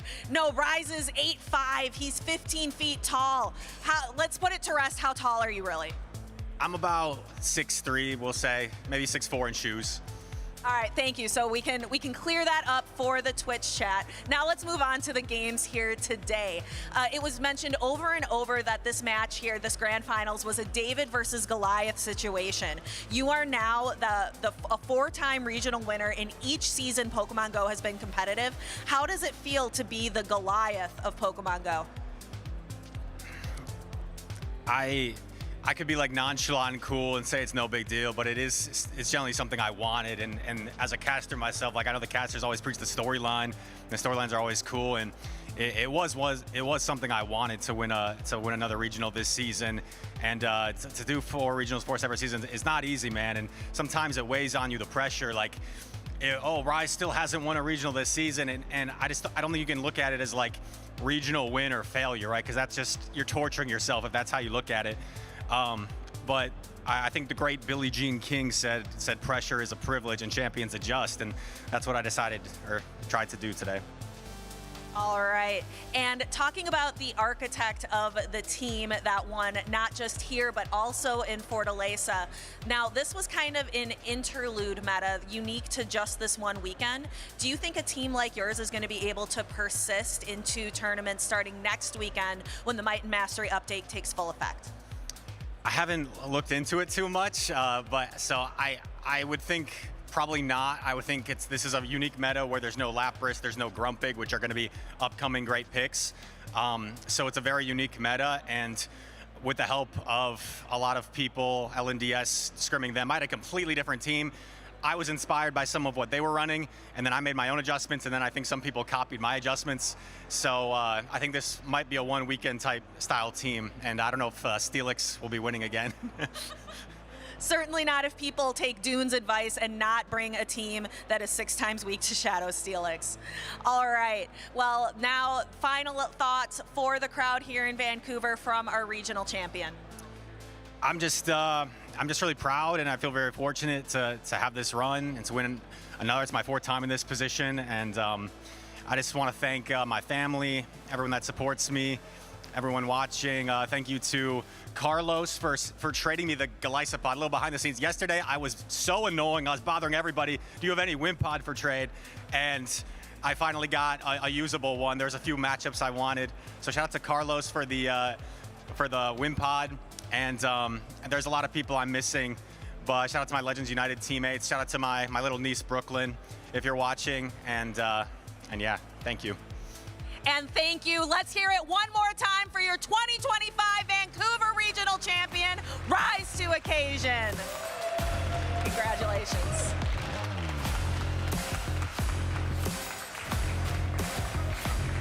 And with that, let's go ahead and toss it to our analysts in the lounge to wrap up the weekend. All right, congratulations again to Rise to Occasion on a dominant victory here in Vancouver.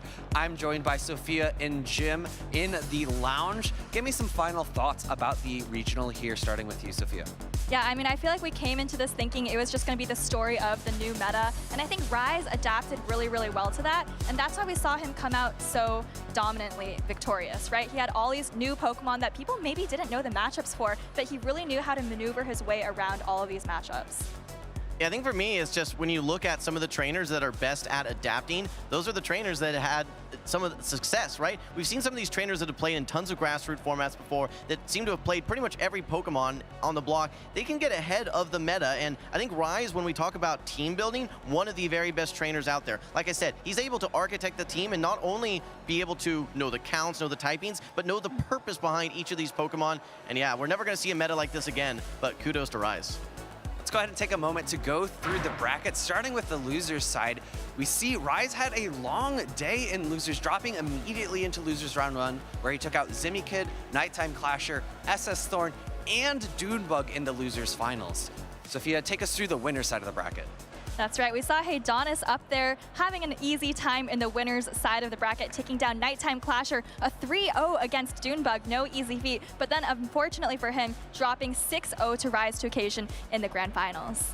Let's take a moment to look at the day 2 usage. Jim, you're talking about how this is a new, unique meta. What's really standing out to you on this graphic? I mean, it's right there on number 1, it's Dugong, right? Dugong's so flexible, so much utility for that Pokemon. It really usurped some of those roles from the Shadow Drapion and Azumarill. I mean, Azumarill looked very pedestrian here in this day 2 grand finals. I think the big shocker for me, though, was a Molgut. Seems to have taken the place of the Zapdos, and again, 4 spots. I think it was actually 5, 6, 7, and 8, but, you know, still performed very, very nicely here in day 2. You know, you're speaking about pedestrian. I think Dugong's about to walk off of this top 12 graphic, given that Lapras is coming up soon. But we're talking about top 2 Pokemon usage. I think 2 of us casters performed a little bit better than the other 2 in terms of our predictions this weekend. I, of course, had Pokemon predictions, not caster predictions yet.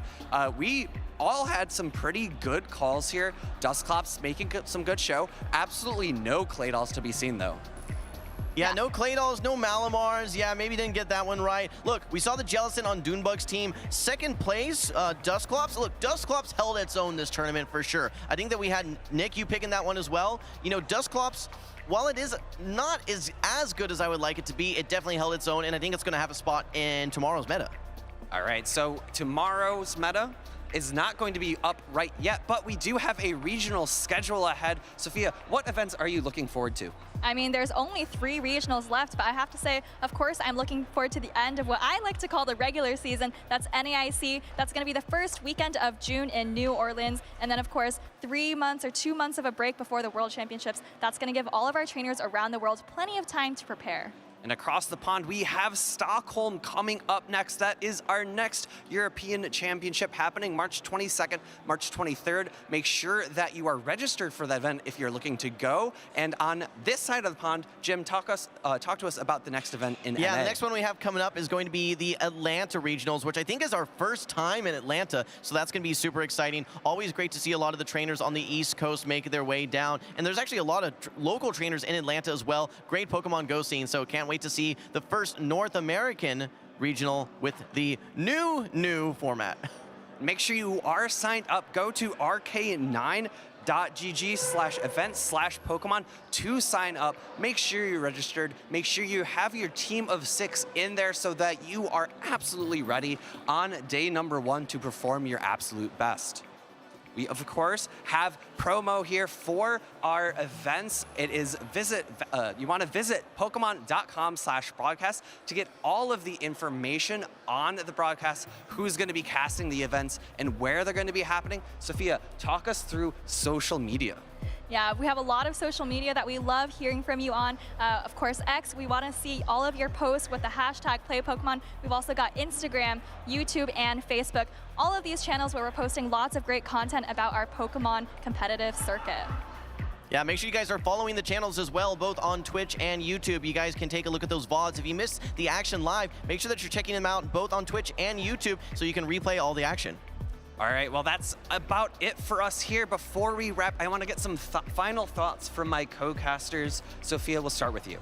Yeah, I just want to congratulate all the competitors. It was a fantastic tournament, and Vancouver is traditionally one of our smallest tournaments, at least for Pokemon Go, but I feel like so many trainers from all around North America really showed up here, and of course, congratulations to Rise and all of the other top finishers for your success.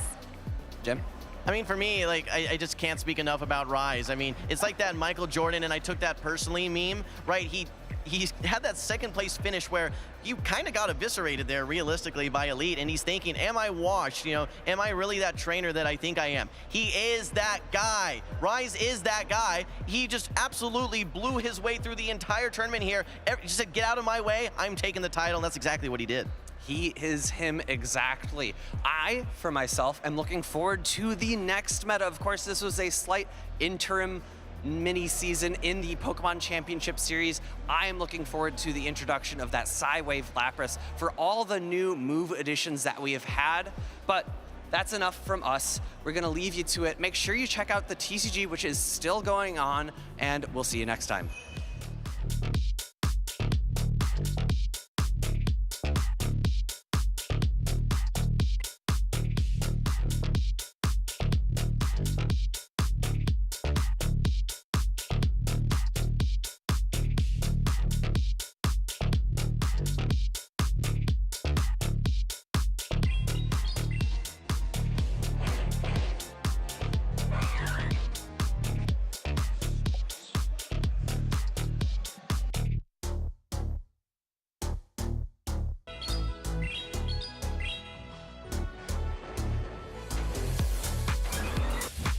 GG's, man.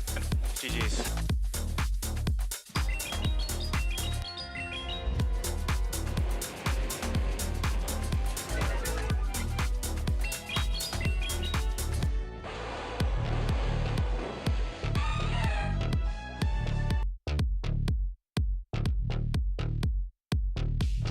GG's, well played. Good guys.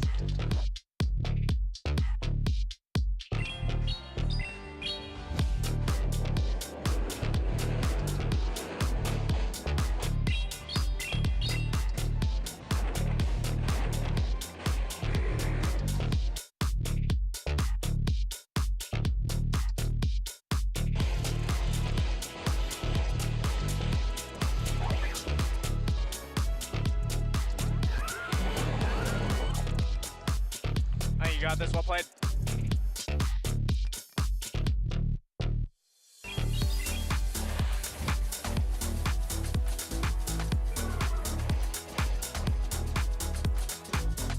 Good game.